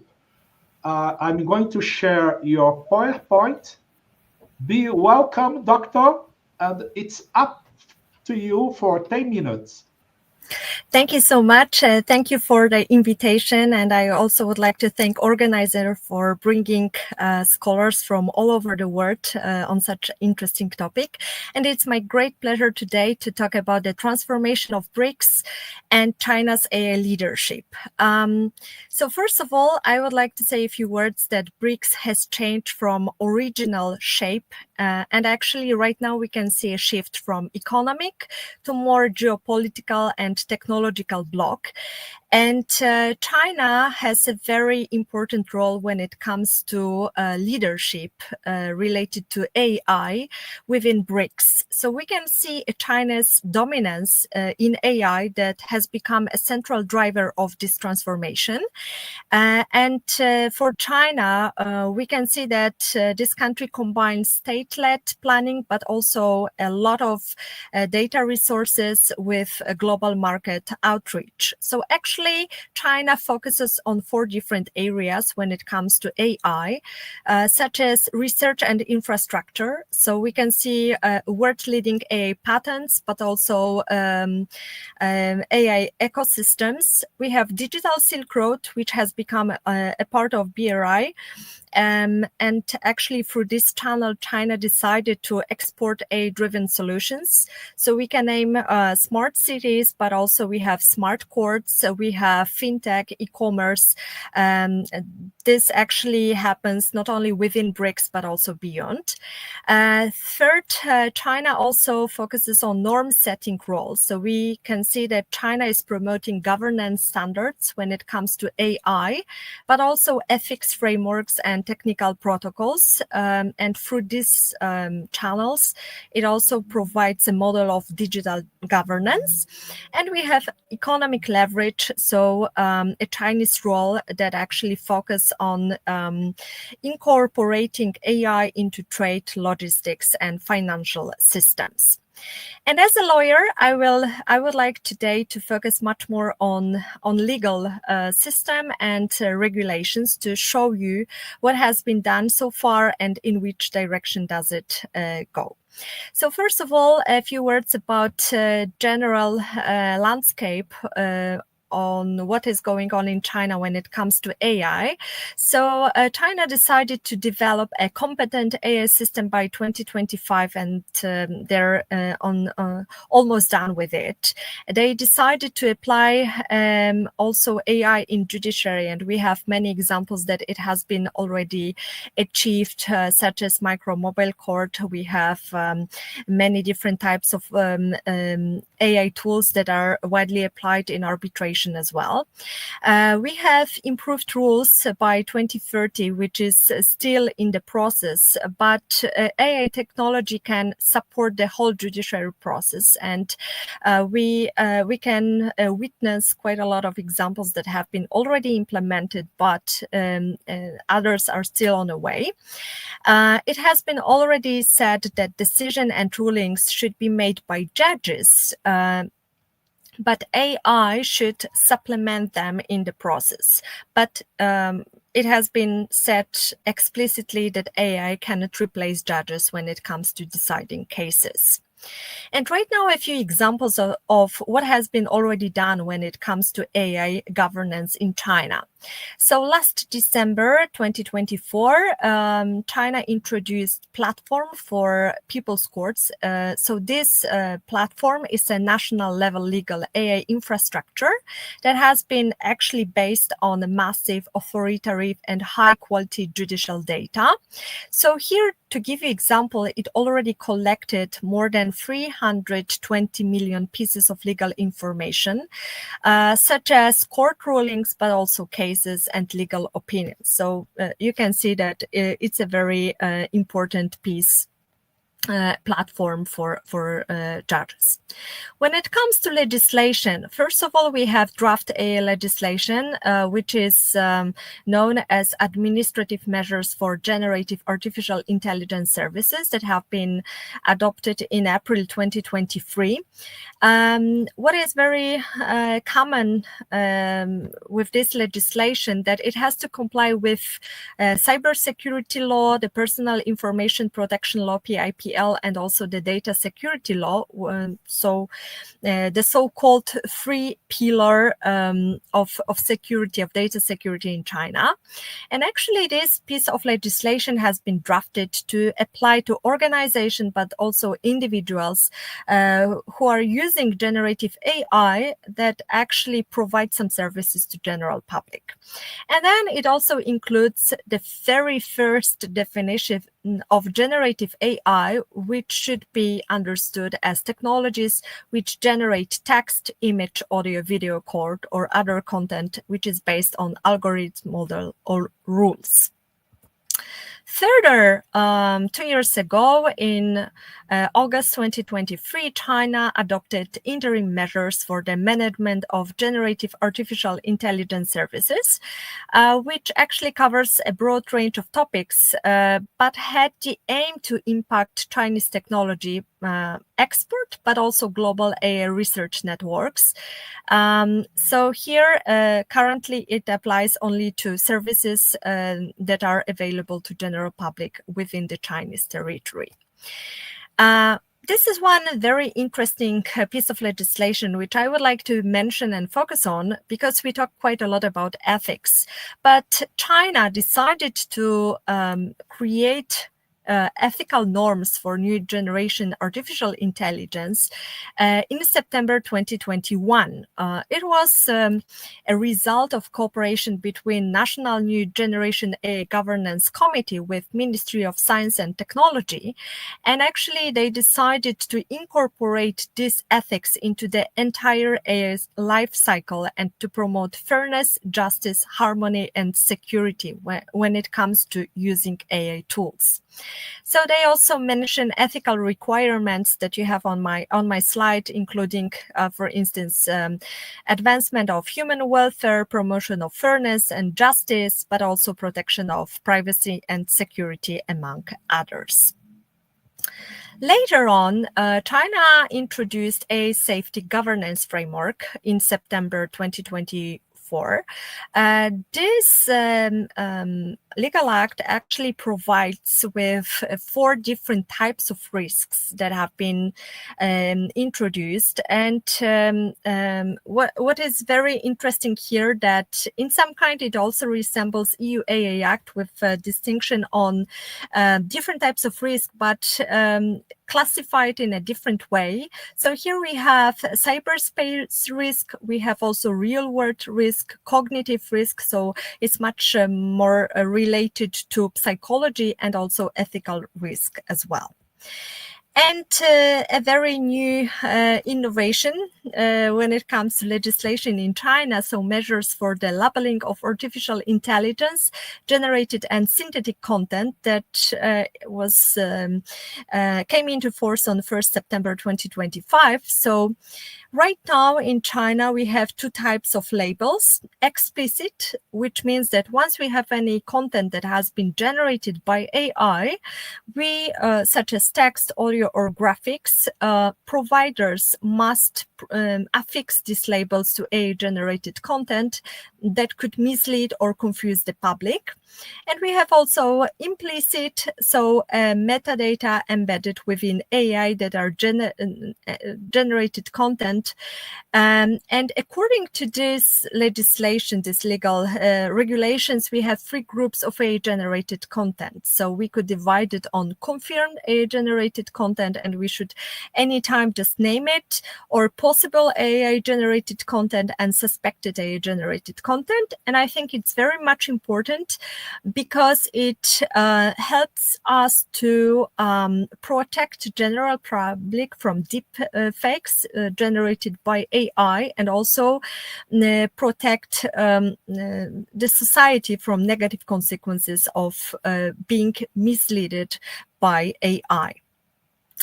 And finally, I would like to focus on Chinese achievements when it comes to copyrights of AI-generated content, because China is at the it's just leading in this area. So if you compare it, what has been done globally, China already has quite a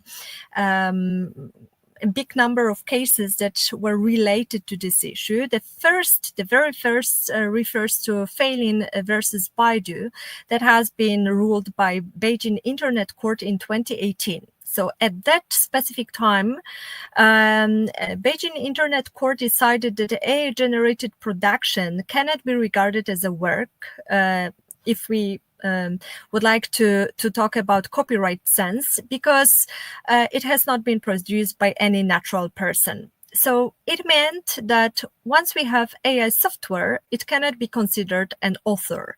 So AI-generated work cannot be protected by copyright, and also the investment of a software developer were regarded with payment from the use of the software, so no need to protect the interest.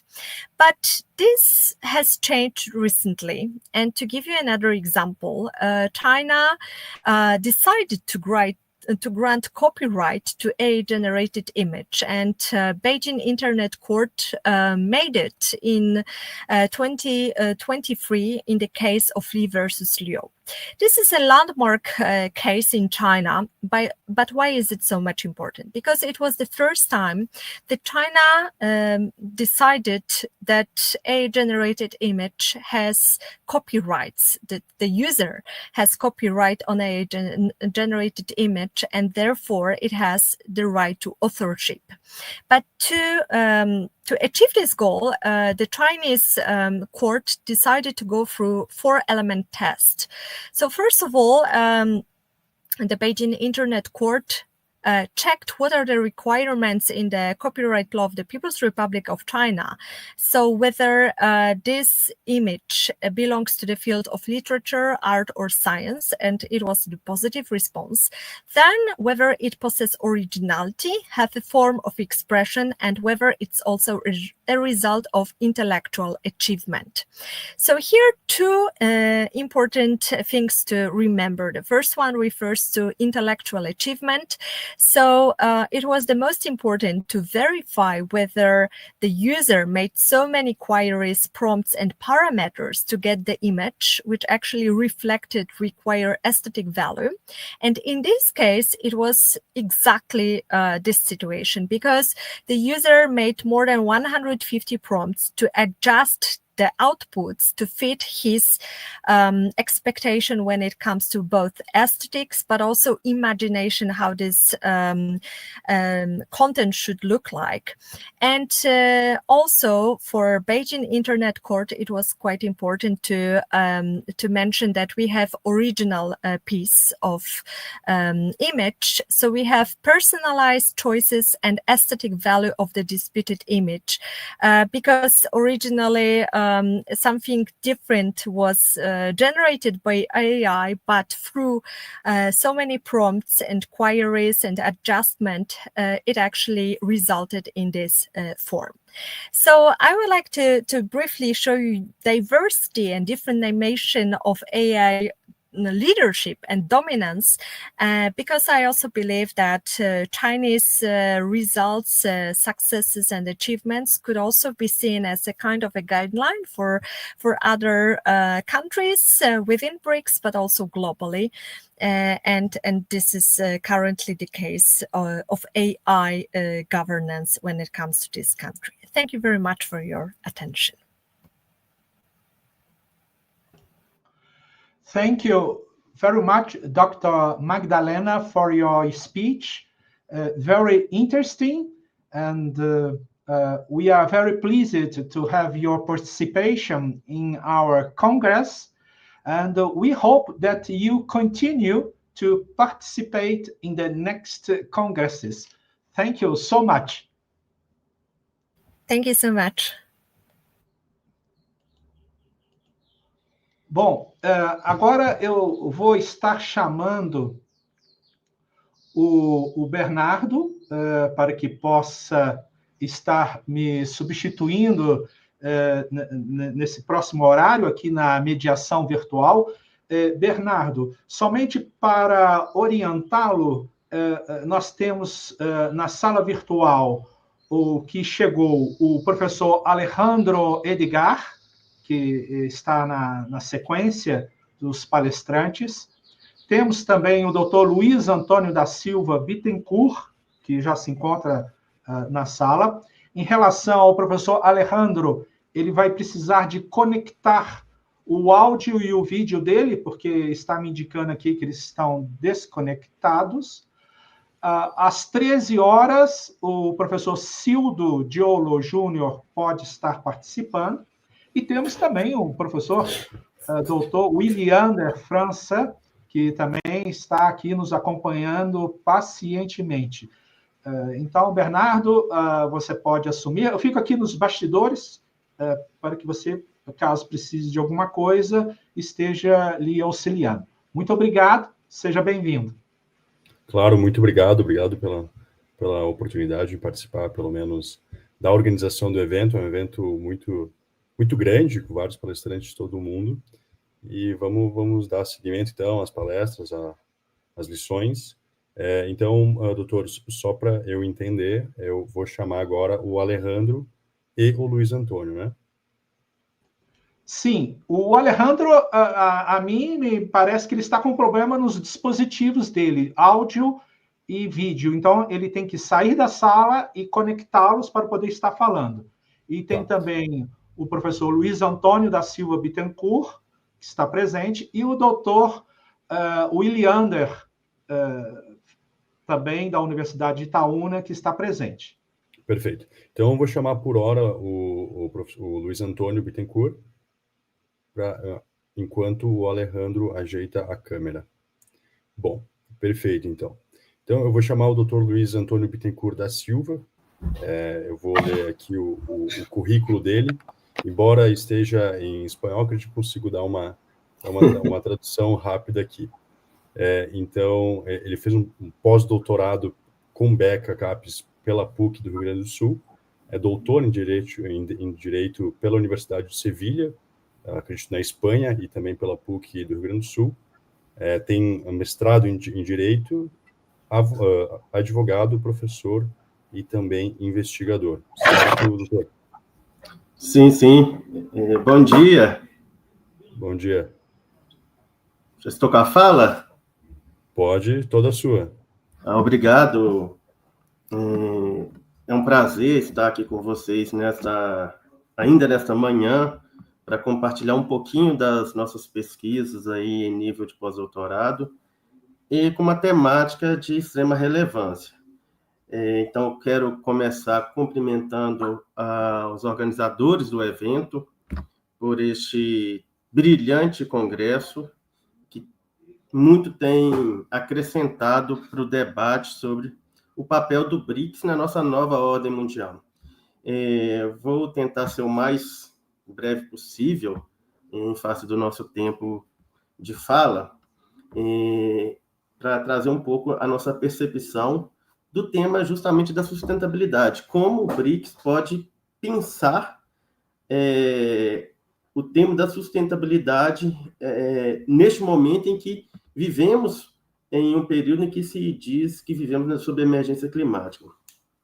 E aí é interessante que, quando a gente fala de emergência climática, o que nos vem à mente? Justamente aquelas mudanças expressivas que a natureza está nos mostrando. E é interessante que o painel intergovernamental sobre mudanças climáticas ligado à ONU trouxe para a gente alguns dados interessantes sobre a situação do nosso clima atualmente, em que permite concluir que nós estamos em um período de emergência climática. Porque não basta dizer, estamos num período de emergência climática, mas quais são as conclusões que chegamos a dizer que nós estamos em um período de emergência climática? É interessante que eles falam, olha, nós estamos, primeiro ponto, um aumento de dióxido de carbono na atmosfera, recuo expressivo dos glaciais, acidificação dos oceanos, dentre outros pontos que geram essa conclusão que nós vivemos um momento de que é preciso repensar a relação com a natureza. Mas e aí? O que tem a ver com a nossa proposta de debate aqui? É justamente a seguinte constatação. O BRICS se propõe a adotar uma nova política de justiça social, de sustentabilidade, de diálogo social. E aí fica a questão, como que o BRICS, os países do BRICS, e aqui eu chamo mais atenção por 5 fundadores, África do Sul, Índia, Brasil, Rússia e China, como esses países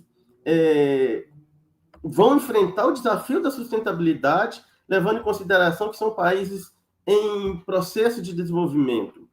E aí, interessante, quando a gente pensa no desafio da sustentabilidade, esses 5 países juntos hoje, de acordo com o painel intergovernamental, que hoje é um órgão de maior relevância sobre pesquisa sobre mudanças climáticas, ele vai dizer, olha, esses 5 países hoje são responsáveis, basicamente, por 41% de toda emissão de CO2. E aí são países que usam de forma muito avassaladora a queima de combustíveis fósseis. Então, como que vamos pensar na sustentabilidade, tendo em vista que os 5 países fundadores do BRICS poluem 40%, emite 40% de todo o CO2 da nossa atmosfera no globo terrestre. E aí o grande problema é o seguinte, em data recente, a Corte Interamericana de Direitos Humanos, ela emitiu o parecer consultivo 32 de 2025, e a Corte Internacional de Justiça também, no mês de julho, emitiu um parecer ressaltando as obrigações estatais em face da mudança climática.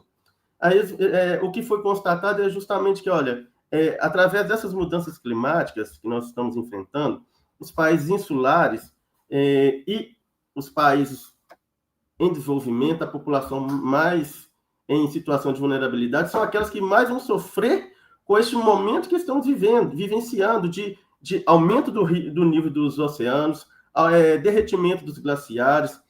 Há um grande problema de alterar a questão dos oceanos, né? Há esse problema de que com esse aumento de CO2 na atmosfera e o que nós temos, a nossa floresta amazônica, não só a amazônica, mas nosso sistema de captação de CO2 não estão dando conta, então pode haver uma movimentação, uma alteração da rotação dos oceanos, e isso é muito sério, porque nós teremos desertificação, e os países insulares e do Caribe é o que mais vão sofrer. Mas e aí, como que o BRICS pode enfrentar agora esta questão? E aí, em dado recente, o próprio BRICS, em sua página, diz que alguns compromissos que foram assumidos no Acordo de Paris eles lançaram umas metas. Quais metas? Por exemplo, o Brasil assumiu um compromisso de até este ano de 2025 reduzir 48% das emissões de CO2. Já a Rússia não assumiu nenhum compromisso, a Índia não assumiu nenhum compromisso, a China não assumiu nenhum compromisso, e a África do Sul, o compromisso dela era justamente uma redução de 8% de emissão de CO2.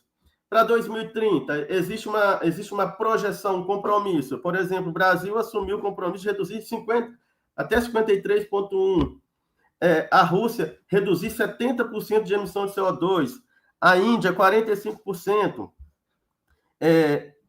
E a China, 65%. E a África do Sul, 19%. E aí, até 2050, elas zerarem a emissão de CO2. É uma meta muito audaciosa, mas é audaciosa e necessária porque como que o BRICS vai pensar em sustentabilidade, os 5 países fundadores, como ele vai pensar na proposta de sustentabilidade, em que há uma estrita relação entre produzir, consumir e proteger, porque sem proteção da nossa natureza, infelizmente, não há uma boa perspectiva para o futuro. Então, como que esses países vão lidar com essa situação? Produzir e proteger ao mesmo tempo. Por quê?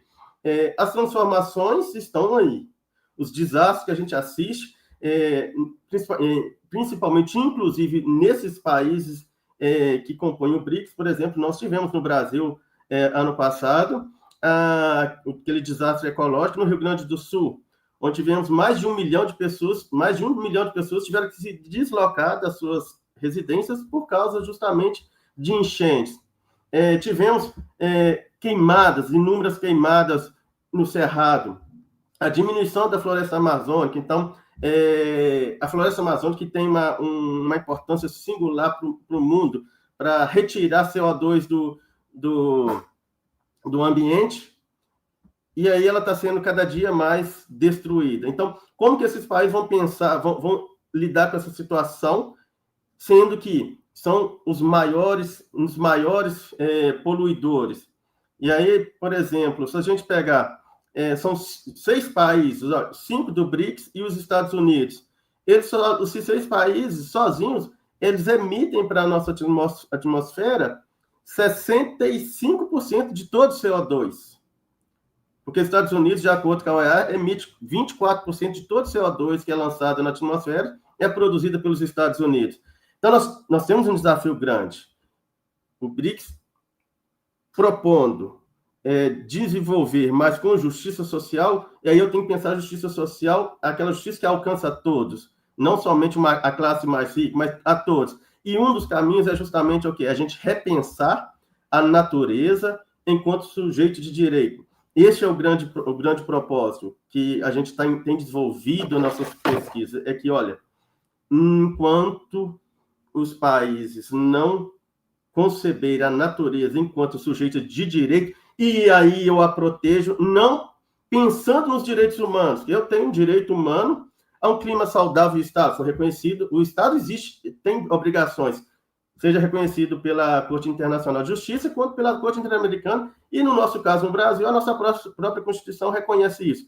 Mas eu preciso reconhecer que, olha, a natureza, o homem, ele é um dos viventes, é um dos seres, é um dos que vive. Então, eu tenho que proteger a natureza por ela. Ela é objeto e sujeito de direitos, e não protegê-la pensando no meu direito humano. Então, o grande desafio hoje que eu enxergo neste momento do BRICS é justamente os países que o compõem repensar e tutelar a natureza enquanto sujeito de direito. Porque aí sim nós vamos falar de sustentabilidade social, ambiental, e vamos falar de desenvolvimento que alcança a todos.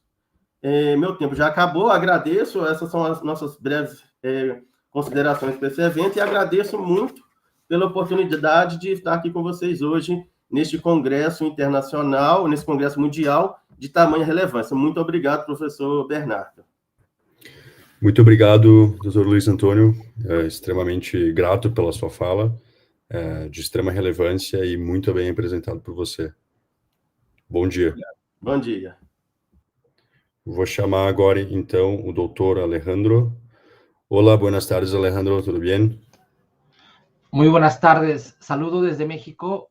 Voy a compartir mi pantalla, si me permite. Gracias. Pero antes de compartir, doctor Alejandro. Diga usted. Esperamos Sí. aprovechar al máximo su presentación.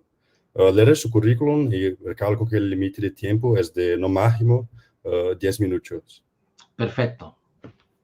Entonces, doctor Alejandro es doctor en Derecho Público por el Instituto de Investigaciones Jurídicas de la Universidad Veracruzana en México. Investigador honorario del Colegio Veracruz en México, cuenta con estudios de postdoctorado becado por el Secretaría de Ciencia y Humanidades, Tecnología e Innovación y pertenece al Sistema Nacional de Investigaciones de la CIT en México.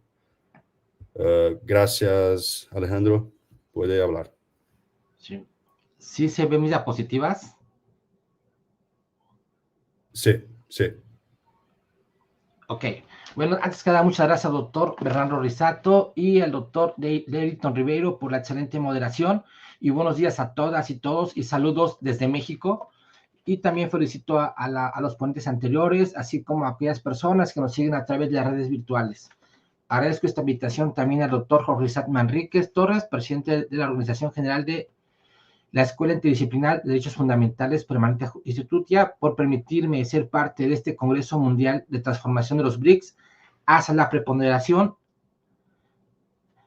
global, tensiones y nuevos desafíos. El tema que hoy nos ocupa y que vamos a discernir es acerca de enfermedades raras y derecho a la salud, un desafío pendiente en la agenda sanitaria de los BRICS.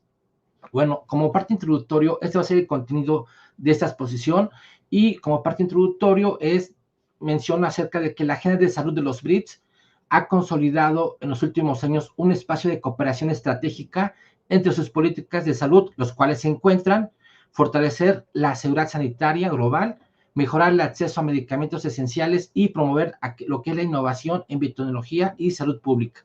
Y una de las prioridades sobre este enfoque de salud principalmente ha girado en torno a la lucha con enfermedades transmisibles como el VIH, la tuberculosis y la malaria, así como la creciente carga de enfermedades no transmisibles. Sin embargo, aún sus temas son insuficientes porque es muy importante prestar atención a lo que son las enfermedades raras que afectan a millones de personas en todo el mundo y requieren respuestas coordinadas y solidarias. Se ha dicho que la inclusión de estas enfermedades raras en la agenda de salud de los BRICS viene siendo fundamental por varias razones jurídicas, éticas y de salud pública. Desde el enfoque del derecho a la salud, reconocido en aquellos instrumentos internacionales y en los ordenamientos constitucionales de varios países de estos bloques, los estados tienen la obligación de garantizar un acceso equitativo a diagnósticos, tratamientos y medicamentos huérfanos, pese a su alto costo y baja rentabilidad para la industria farmacéutica. Además, el carácter transnacional de esas enfermedades demanda netamente lo que es la cooperación internacional, pues ningún país por sí solo puede afrontar los retos de ese tipo de investigaciones, financiamiento e innovación que se requieren. Los BRICS, al representar una proporción significativa de la población mundial y al contar con capacidades científicas en expansión, tienen la oportunidad de lo que es liderar una política de salud inclusiva que integre las enfermedades raras como parte de su agenda, promoviendo redes de investigación, producción de medicamentos huérfanos a bajo costo y mecanismos de financiamiento solidario. ¿Cuál es el contexto mundial de esas enfermedades raras? Se estima que aproximadamente existen más de 7,000 enfermedades raras y algunas fuentes actualizadas superan las 10,000, afectando entre el 3.5 y el 5.9 de la población mundial, lo que representa aproximadamente 300 millones de personas en todo el mundo. Un ejemplo claro está, en India, con más de 1.400 millones de habitantes, se calcula que existen entre 72 y 96 personas que padecen enfermedades raras. El caso de México, aproximadamente tenemos 126 millones de personas, se dice que existen entre 8 y 13 millones con enfermedades raras en nuestro país. Dice, bueno, pues esas enfermedades no son tan raras cuando se consideran en conjunto, sin embargo, permanecen invisibilizadas, marginadas por sistemas sanitarios que priorizan la alta incidencia sobre su alta necesidad. ¿Cuál es la edad promedio de esas enfermedades raras? Se dice que el 70% de las enfermedades raras inician en la infancia. De hecho, el 50% de las personas afectadas son menores de edad, lo que nos llega a pensar en el impacto intergeneracional de la exclusión médica. El retraso diagnóstico promedio es de 6 años o más, conocido como el viaje diagnóstico. O sea, en 6 años pues no logran saber qué tipo de enfermedades tienen nuestras infancias, nuestra niñez. Y muchas veces deriva en diagnósticos erróneos, tratamientos ineficaces y sufrimiento innecesario de nuestros niños.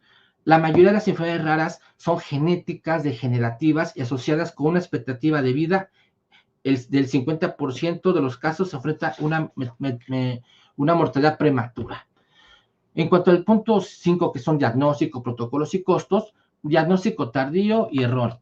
Más del 30% de los niños y niñas con enfermedades raras fallecen antes de los 5 años, principalmente por falta de diagnóstico oportuno y también por falta de protocolos de atención temprana que desafortunadamente no existen en diversos países. 2, ausencia de protocolos de atención. Solo el 5% de las enfermedades raras cuentan con un tratamiento aprobado.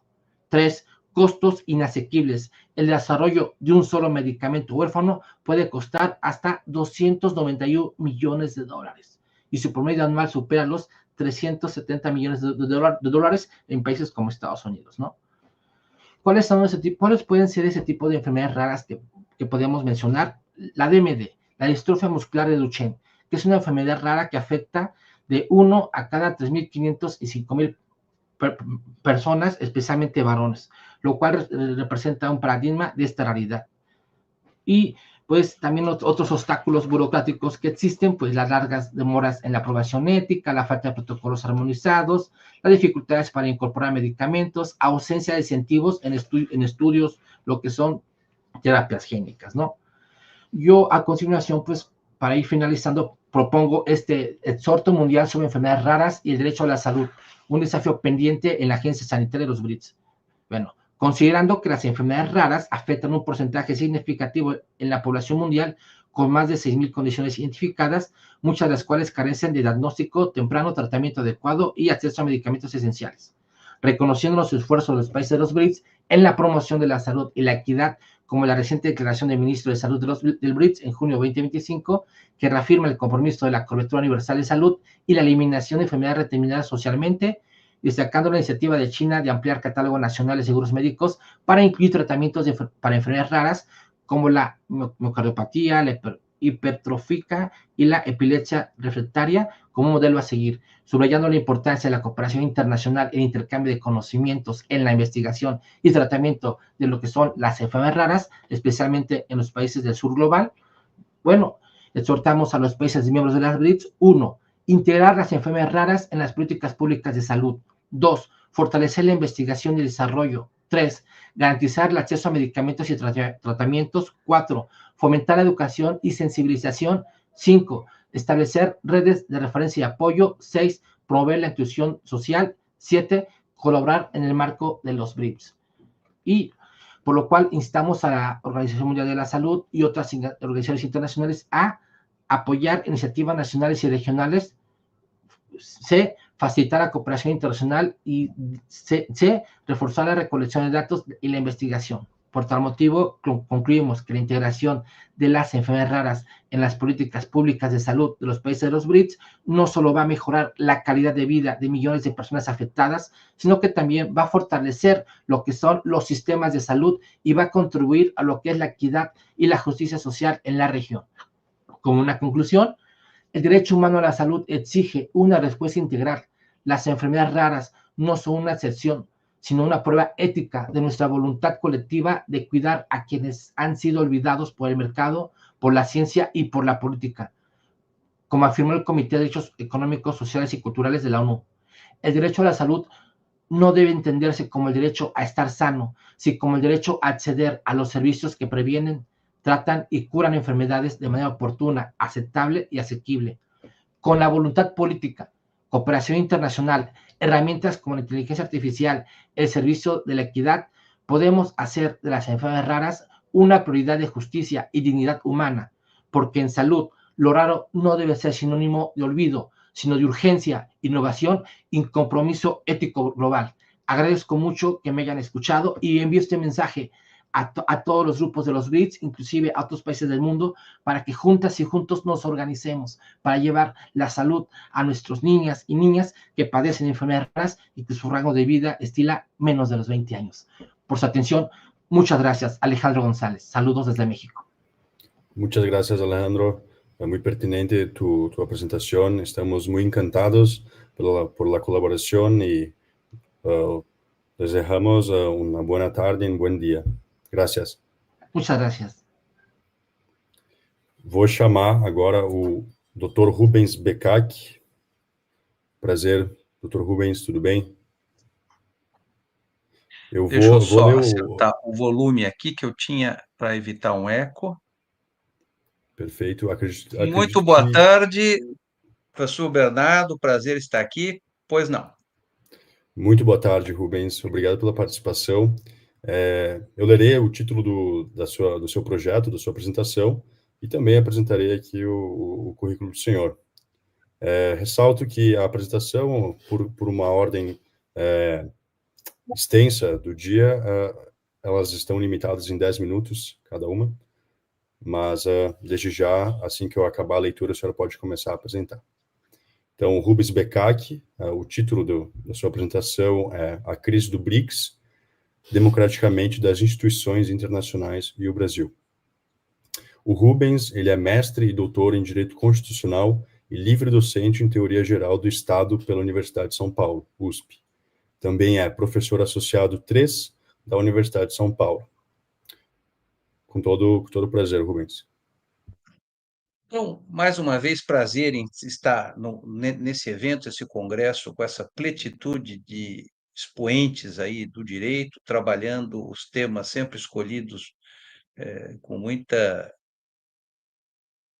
pontualidade, são temas atuais, temas importantes.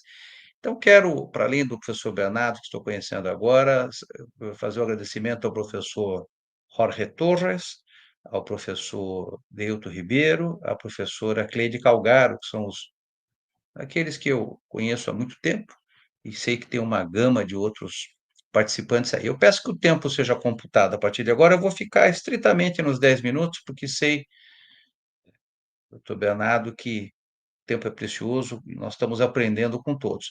A minha proposta foi, considerando que a temática falaria sobre os BRICS, trabalhar um pouco o que tem sido a democraticidade dessa tão importante nova instituição. O BRICS na seara internacional, é algo que existe há não mais do que 10 anos, inicialmente como BRIC, depois com a adesão da África do Sul, né? Brasil, Rússia, Índia, China, a adesão da África do Sul, BRICS, né? E mais recentemente, mais 5 membros, até arrolei aqui para evitar esquecer, o Irã, Arábia Saudita, Egito, Etiópia e Emirados Árabes Unidos, e recentemente temos mais 19 pleiteando, a Indonésia já admitidos, tanto é que estiveram no encontro do Rio. Então, o que é o BRICS, de um ponto de vista do direito internacional público, das diversas organismos internacionais que compõem o sistema internacional, e o que nós podemos pensar da participação do Brasil, e fica aí o convite para debatermos em outras oportunidades. Em primeiro lugar, o BRICS surge de um vazio, eu diria assim, a palavra é um tanto forte, do que se tornou a ação das Nações Unidas. Certamente, por uma série de razões, e isso não é nenhuma crítica ou não, é uma fotografia daqueles especialistas em direito internacional público. Eu relembro que eu sou constitucionalista, então minha análise é um pouco transversal, mas um organismo internacional tão importante como as Nações Unidas, surgida logo depois dos horrores da Segunda Guerra, na criação do sistema internacional, da Carta de São Francisco, mas que, com o passar das décadas, vai perdendo a sua importância resolutiva. É claro que as intenções, os discursos, toda a plataforma de discursos políticos, intenções que são feitas no âmbito da Assembleia Geral e dos organismos todos, é muito bonito, mas em termos práticos, ela cada vez passou a ser mais esvaziada e uma série de conflitos, alguns de maior monta, outros de menor monta, todos horríveis, porque implicam perdas humanas, perdas de civis, perdas econômicas e sociais tremendas, e além do que uma instabilidade geopolítica, as Nações Unidas ficaram esvaziadas e muito associadas, talvez numa crítica do que nós chamamos de Sul global, a estarem aliadas ao interesse do denominado primeiro mundo, o mundo desenvolvido, não é? Então, essa possibilidade de termos uma organização que dialogue com os interesses dos países em desenvolvimento, os países subdesenvolvidos também, como já foram chamados, hoje, mais recentemente, a denominação Sul Global veio com uma força muito grande e daí a formação do BRIC, depois do BRICS, que vai sofrendo adesão de uma série, ou pedidos de adesão de uma série de países em desenvolvimento nas mesmas condições e que vai se colocar de uma forma muito, não gosto muito da expressão, mas vou ser obrigado a utilizar, proativa, mostrando que esses interesses desses países do Sul são interesses legítimos, são interesses preponderantes e são países que detêm uma força econômica muito grande. Basta lembrar, dois deles, o C e o I, a China e a Índia, o poderio econômico que eles representam. Não vamos nem falar do nosso Brasil, mas vamos falar da China e da Índia. É algo brutal. Tanto é que provoca um antagonismo muito grande, não só na atual gestão Trump, anteriormente também. É que talvez a gestão Trump, pelas próprias características do atual mandatário americano, ela é muito mais discursiva, retórica, né? Um discurso típico trumpiano, né, que tem desestabilizado a ordem mundial como nunca. Mas eu diria, em primeiro lugar, a importância do BRICS e como ele vai fazer uma diferença na ação global. Agora, sou obrigado a dizer também que o BRICS não trabalha com o componente democrático. Isso é uma das questões que eu resolvi abordar, mesmo que rapidamente hoje, a democraticidade. Quer dizer, nós vamos perceber que vamos ficar na lista de 11 membros, já considerando a Indonésia, né? Democráticos, quem que pratica a democracia enquanto um referencial decantado, trabalha no seu dia a dia? Não estou falando de democracia só de ter eleições, de ter uma imprensa livre, não.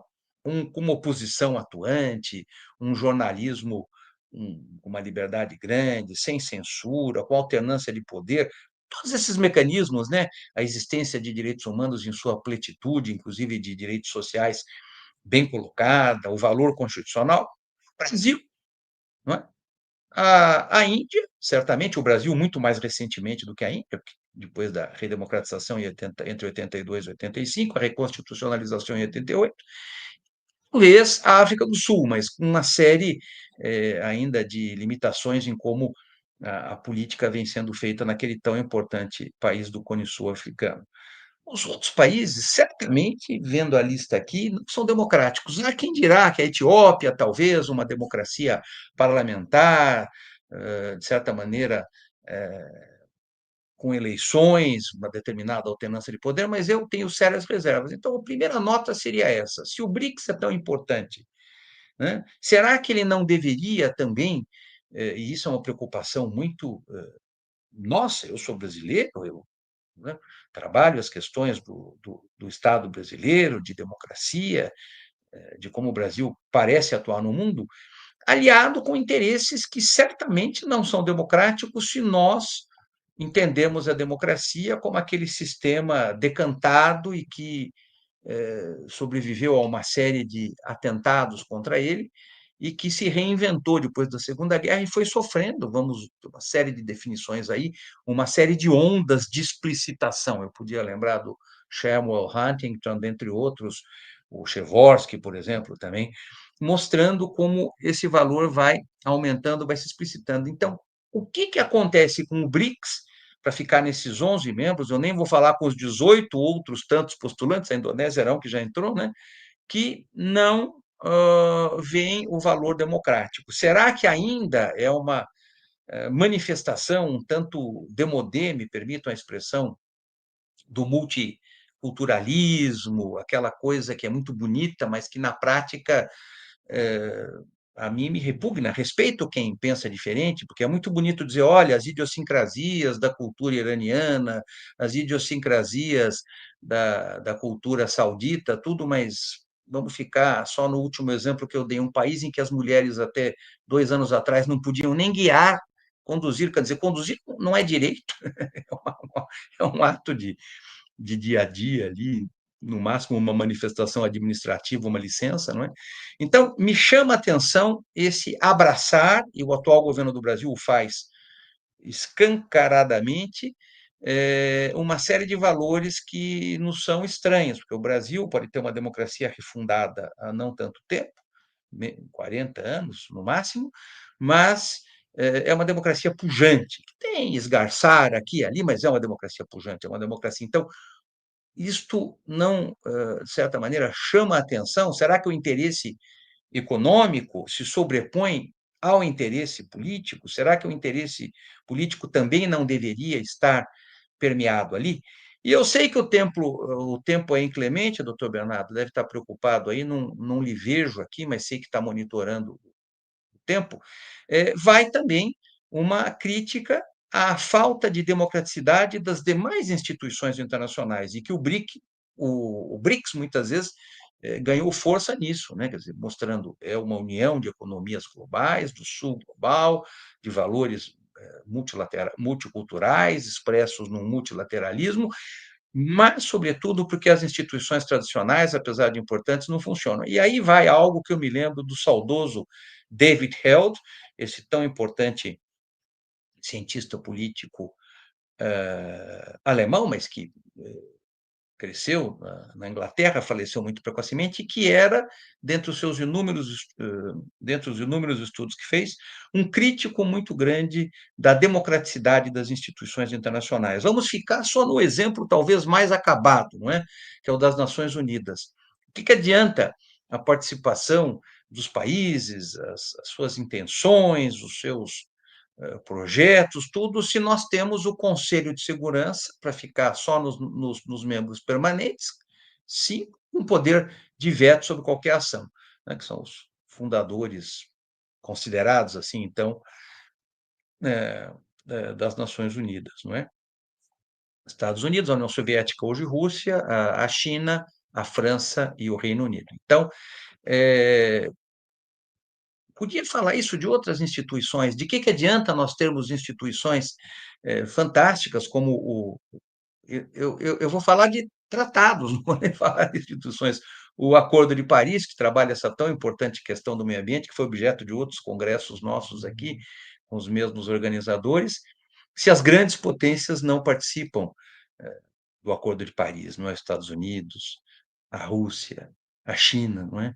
Então, eu entendo que nós temos um dilema, a mim não me compete aqui propor uma solução, mas simplesmente mostrar que o retrato mostra uma instituição extremamente importante na seara internacional, o BRICS, com uma ascensão cada vez mais de relevância, notada e incomodando as grandes potências. Já citei o caso dos Estados Unidos, mas também temos manifestações de outros países nesse sentido, mas que não abraçam um valor que talvez seja um valor universal, que é o valor da democracia, né?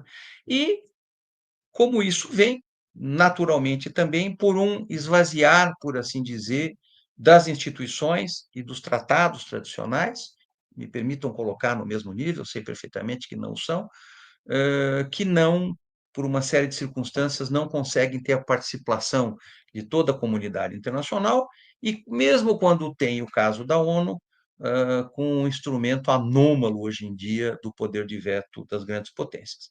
A minha colaboração fica nesse sentido. Quero parabenizar os organizadores do evento. Obrigado, professor Bernardo, e estou tentando acompanhar aqui, aprendendo com todos que consegui ouvir e que virão. Muito obrigado. Muito obrigado, doutor Rubens. Agradecemos aí a apresentação de extrema valia e contamos com o senhor nas próximas edições. Obrigado. Muito obrigado.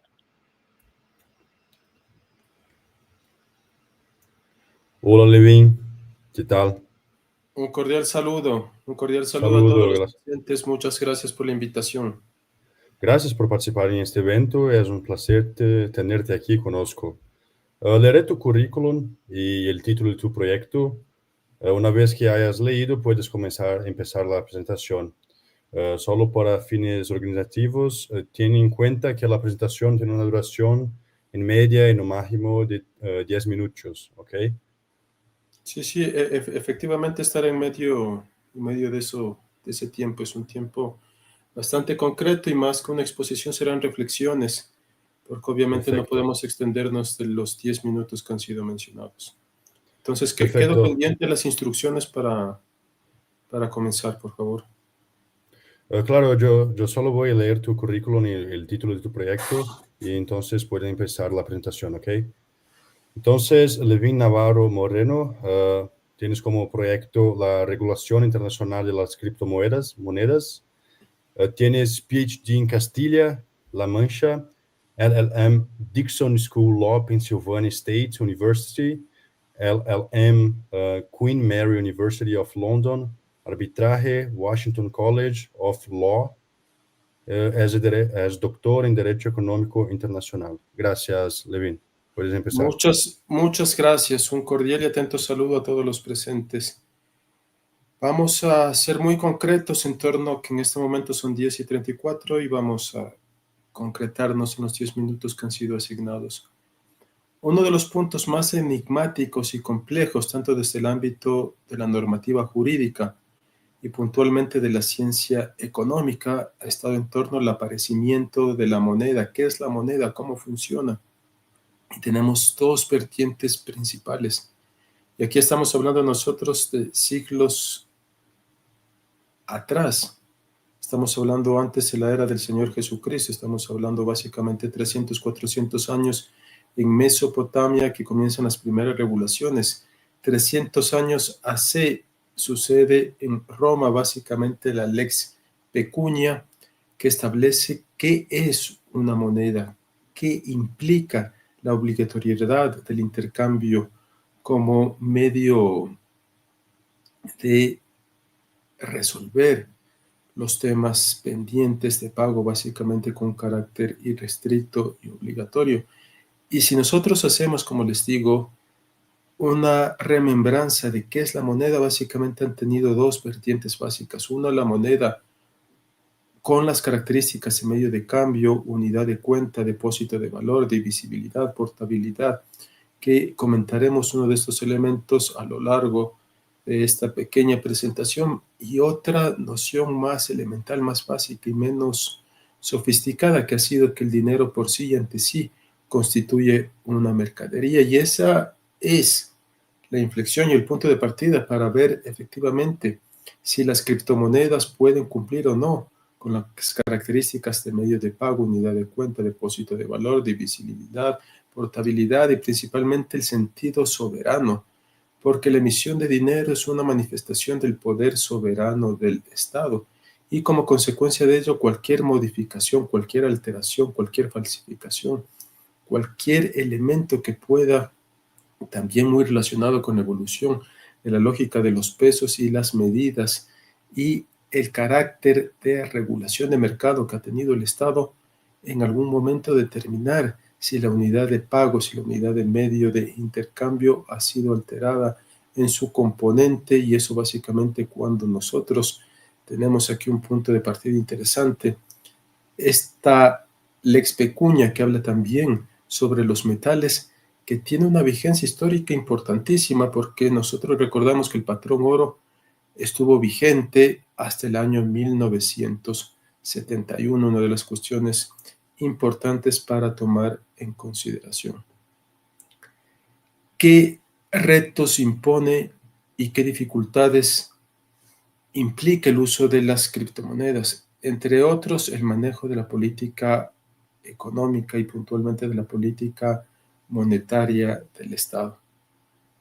Y ustedes recordarán que uno de los atributos básicos del Estado, entre otros, en esta manifestación de imperio irreductible, inescrutable además, que es el cobro y el establecimiento de tributos. Sobre la utilización de criptomonedas, aquello sin duda alguna lleva dificultades y complejidades importantes. Aquí nosotros estamos hablando de un estado en particular, pero esta cuestión se magnifica y se vuelve más compleja cuando ya hablamos en el ámbito internacional, de comercio internacional o de unidades geográficas o de grupos de integración que están de cara a estas cuestiones. Y la política monetaria, sin duda alguna, también tiene una parte importante a otro concepto muy básico y elemental de la economía, que es la balanza de pagos. Y dentro de la balanza de pagos, la determinación, regulación, valoración de lo que se conoce como el sector externo de la economía. Eso, como les digo, nos establece dificultades interesantes. La teoría hoy por hoy habla de una regulación fragmentada y detrás de ello tenemos una cuestión aún más compleja, el hecho de que no existe un órgano supranacional con carácter legislativo que pueda determinar normas de una forma vinculante, como sucede con un poder legislativo en una unidad territorial, sea esta unitaria, federal, etc. Cualquiera sea esta figura. Al no existir un órgano supranacional que pueda tener una regulación, básicamente volvemos a los temas del funcionamiento del derecho internacional. Con una cuestión importante en el ámbito anglosajón, por ejemplo, no existe la división que nosotros conocemos de derecho internacional público y derecho internacional privado. La cuestión derivada de la parte general del derecho internacional privado se vincula básicamente a la teoría y a la dogmática de conflicto de leyes. Y sin duda alguna en pagos internacionales y sin duda alguna en la utilización de estos medios de cambio hay una pregunta jurídica de carácter complejo presente, que es cuál es la ley aplicable para aquello. Y ante la falta de regulación o frente a una regulación fragmentada, que se ha dicho que muchas veces esto no tiene como cimiento una práctica subordinada a un orden jurídico mandatorio derivado de una norma, sino básicamente contractual, llevando a que al inicio de nuestras reflexiones de que en realidad esto puede ser considerado como una mercancía y si las partes están de acuerdo en utilizarla, en recibirla y darle una valoración, aquello tiene viabilidad. Dificultad adicional que tenemos, que la teoría contractual tampoco es universal. Por un lado, el Estado tiene un rol fundamental, principalmente en mercados regulados, dar pautas de defensa al consumidor, de defensa al usuario, de defensa de calidad, etcétera, porque la calidad es uno de los parámetros hoy por hoy más relevantes en torno a la responsabilidad del Estado de cara al derecho administrativo. Ahora, por añadidura, ¿qué tenemos? Cuestiones también complejas. Desde la Lex Peronia estamos hablando de Roma cuando se habla de que el Estado debe garantizar que el dinero tenga un peso, una condición, una calidad, un poder liberatorio específico. ¿Qué sucede cuando el Estado no tiene control sobre la emisión de estos elementos? Entre otros, lo que la teoría hoy por hoy ha puesto énfasis en el riesgo de lavado de activos o el financiamiento de actividades ilícitas.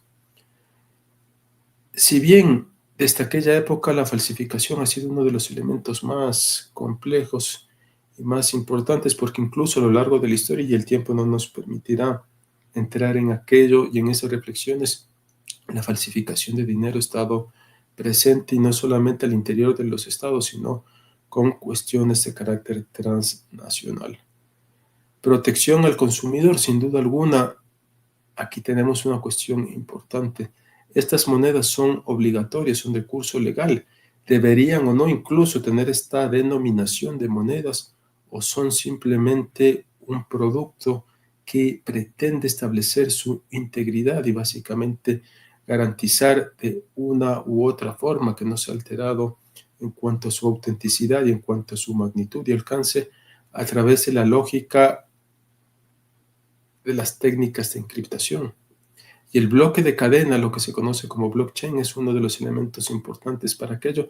Sin embargo, esto no soluciona la cuestión, porque otra vez volvemos que son actividades privadas, son entidades privadas que logran aquello. Como les digo, la doctrina contractual tampoco es suficiente sobre este punto, porque estamos hablando también de atributos soberanos por un lado, pero por otro lado la dificultad compleja de que la noción de contrato no es universal. Tenemos adicionalmente la cuestión de precios volátiles y la dificultad que puede haber en torno a la satisfacción de redimir ese dinero. Como les dije, hasta 1971, cualquier billete es básicamente una promesa del Estado, una promesa de una institucionalidad pública. Si no es el Estado como una unidad en particular, también ustedes conocen, existen uniones de diversos estados que también propenden a una unificación monetaria. Históricamente ha sido entendido como una forma o promesa de redimir. El papel o una notación criptográfica, etcétera, por sí misma no tiene valor. Sin embargo, detrás de aquello se entiende o se entendía históricamente que existía una promesa de redimir aquello. Luego de la posguerra, cuando se crea la nueva institucionalidad que gobierna la economía mundial, cambian muchos paradigmas, entre otros lo que habíamos hablado, la utilización del patrón oro. Dificultades importantes principalmente para el ciudadano, para la actividad productiva, para quienes están inmersos en el desarrollo de los países. La dificultad de determinar costos fijos, costos variables, producción, consumo, elasticidad, y la elasticidad, y con esto termino, es uno de los elementos posiblemente más importantes en torno a la teoría económica y ligada totalmente, vinculada totalmente a la cuestión de regulación jurídica. Uno de los elementos históricamente relevantes utilizado como mercadería en esta lógica de intercambio ha sido la sal. Y si ustedes miran la regulación jurídica económica en torno a la elasticidad de la demanda, elasticidad de la oferta en este producto, es un producto inelástico, con una cuestión muy limitada. ¿Eso en qué se traduce? Que si alguien tiene ingresos superiores el día de mañana, no por eso va a consumir más sal. O si sus ingresos bajan, no por eso va a dejar de consumir sal para ahorrar algo. Y esta es una de las cuestiones más relevantes, más importantes, porque al final, incluso si se pudiese justificar que el poder soberano del Estado tiene un margen y una separación frente a la utilización de mercaderías que pueden ser también objeto de intercambio y de valoración económica, el tema de que si aquello es volátil o no nos marca una dificultad importante. Dicho de otra forma, que aquello valga hoy X y mañana pueda tener un valor exponencial que nos puede llevar a cuestiones de especulación, o por el contrario, que su valor merme, y eso deja en indefensión a los usuarios de los elementos económicos, principalmente, como les digo, de cara a la producción y al consumo. Con eso solamente agradecer por la invitación y, en honor al tiempo, como les había mencionado, decir que estas son reflexiones importantes que nosotros debemos tomar en consideración. La cuestión de las criptomonedas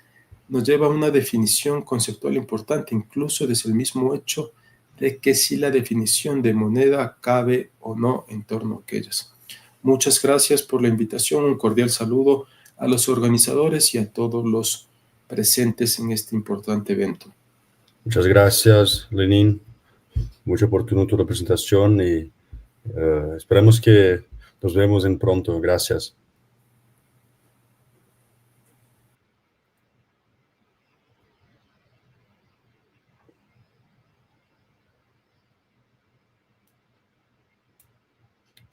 Hello, is Abdul Wahab. Is it correct? Yes, hello. Hello, welcome. Hello. I can listen you, but I cannot see you. Just Yes. make sure your camera is turned on, please. Okay. Okay. Welcome. Now I can see you. So, welcome to our Congress. We are really happy to have you here. It's a really pleasure to listen and to know more about your project and your lesson about the future of the economic cooperation within the BRICS. So be welcome, and I'll present your project before and after. I'll read your resume, and then you can finally start talking. Okay. Okay, thank you. Now I presented my papers.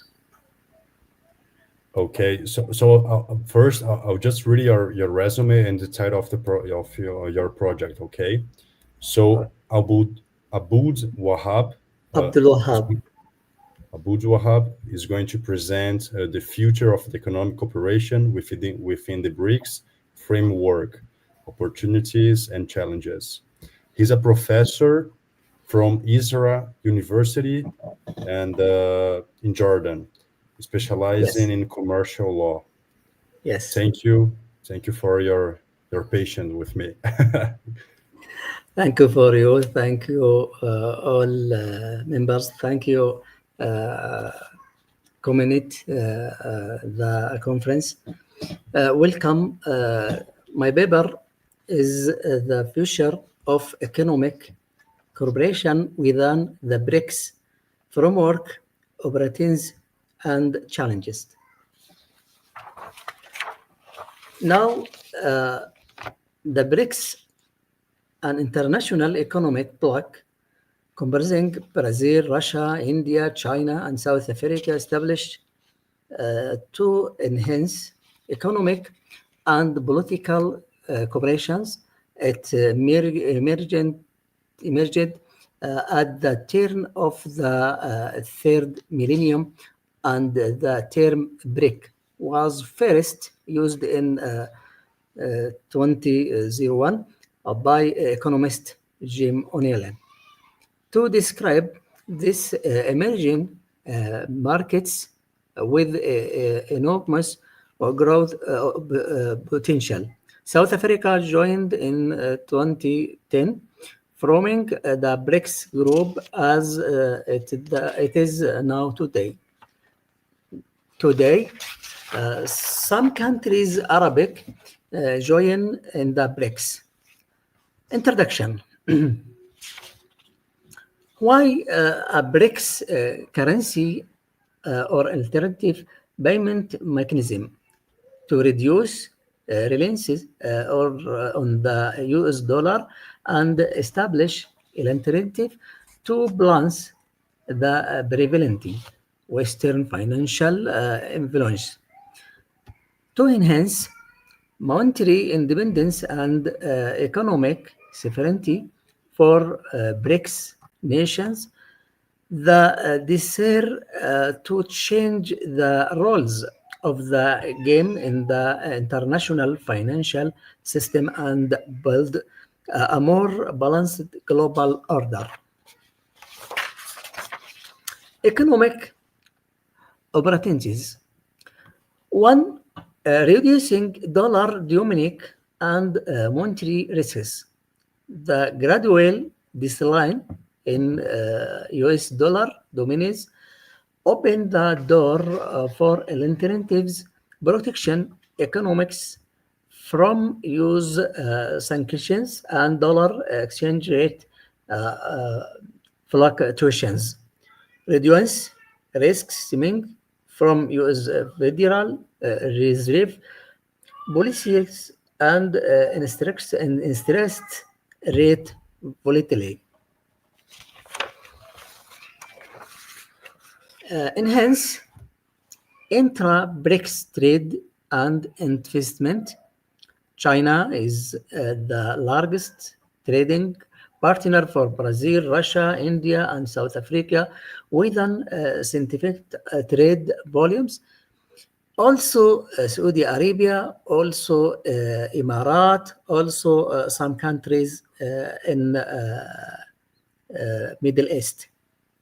Reducing trade cost and volatility using national currencies or common clearing mechanism reduce conversion cost and exports to dollar fluctuations. Projects like BRICS Pay and the National Currency Statement System facilitate trade. The new development banks, NDB, call to raise local currency lending to 30% by 2026, reduce debt serving precedents. 3. Rebalancing global financial influence. Challenge in the global economic, the financial system dominated by the United States and the Western world, enhancing the role of emerging markets in the international economic decision making, building a more independent and flexible alternative financial system. So, for financial and development in the global south, deepening local currency-bound markets and expanding NDBS local financing, reducing funding volatility, increasing the ability to price risk local instead of important them with the dollar. Challenges. Sorry, tricks. Professor. Just sorry for interrupting you. Just to let you know, your slides, they are not moving. They are not going ahead. Yes. They are frozen in the first page. Yeah, challenges. Now we can see it update. Thank you. Sorry. Thank you for you. Challenges. Severe economic disparities, sharp differences in growth, inflation, monetary policies, and political structure among member states. Optimal currency area OCA theory, BRICS, is far from meeting the success conditions which require similar and introductions, economics, and free movement of capital. Capital account restrictions in some countries, China and Russia, also Saudi Arabia and Emirates or other countries. 2. Political and institutional challenges. Difficulty in political conscience. The path to a signal currency is or fraught with different difficulties in political consensus, absence of unified monetary institutions. There are no strong common institutions like the European Central Bank to support a signal currency. A signal currency requires new international tariffs, constitutional amendments, and alignment of national legislation. Another challenge. 3. Trust and international acceptance. Competing with the dollar globally requires a wide using network, fast, safe, and liquid states, and reliable institutions with high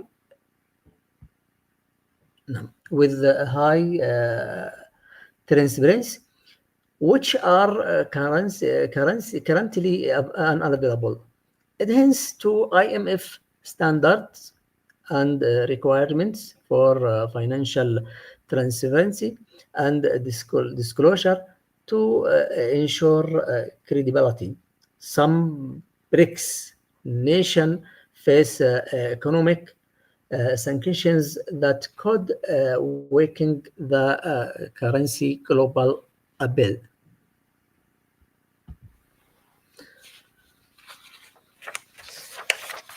Historical dollar the dollar still dominates around 16% of central bank reserve. Change the dominant currency is a slow process requiring a large company, financial opponents, strong interior role of low and deep markets. The Chinese yuan is still very far from the dollars, euro, and in global payment. 5 challenges. Geopolitical challenges. The BRICS currency project is seen as a strategic step to reduce dollar dominance, which could provoke strong resistance from Western powers. This could lead to restrictions or imminence on the currency movement in global markets. Challenges 6. Compliance with international agreement. The currency must comply with international agreements regulating currencies such as those of the IMF and the WTO.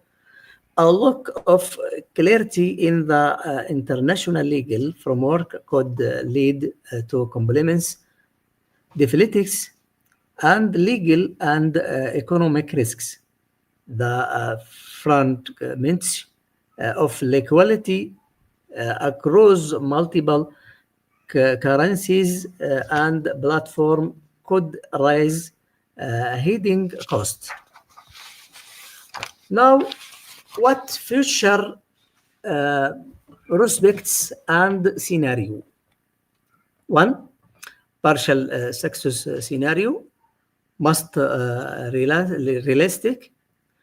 Reducing dollar dominance within the BRICS bloc, while the dollar remains globally dominated. Increased use of national currencies, yuan, ruble, rupee, in intra-BRICS trade and investment.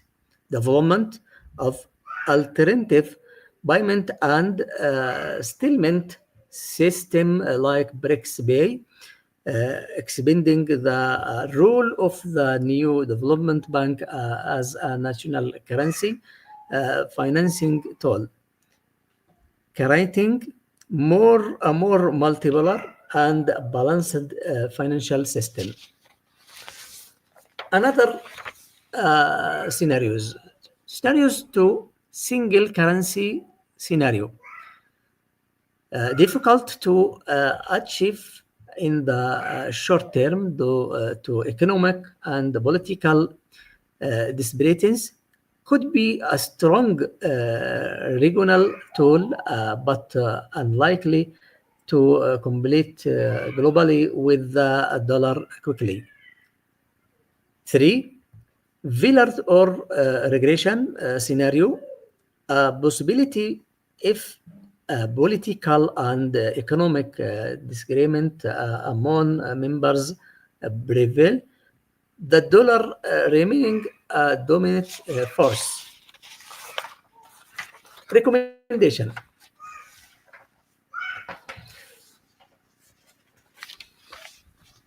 One, establish a unified legal and institutional framework. Build a specialized regional monetary theory to establish regulation for currency issues and calculation.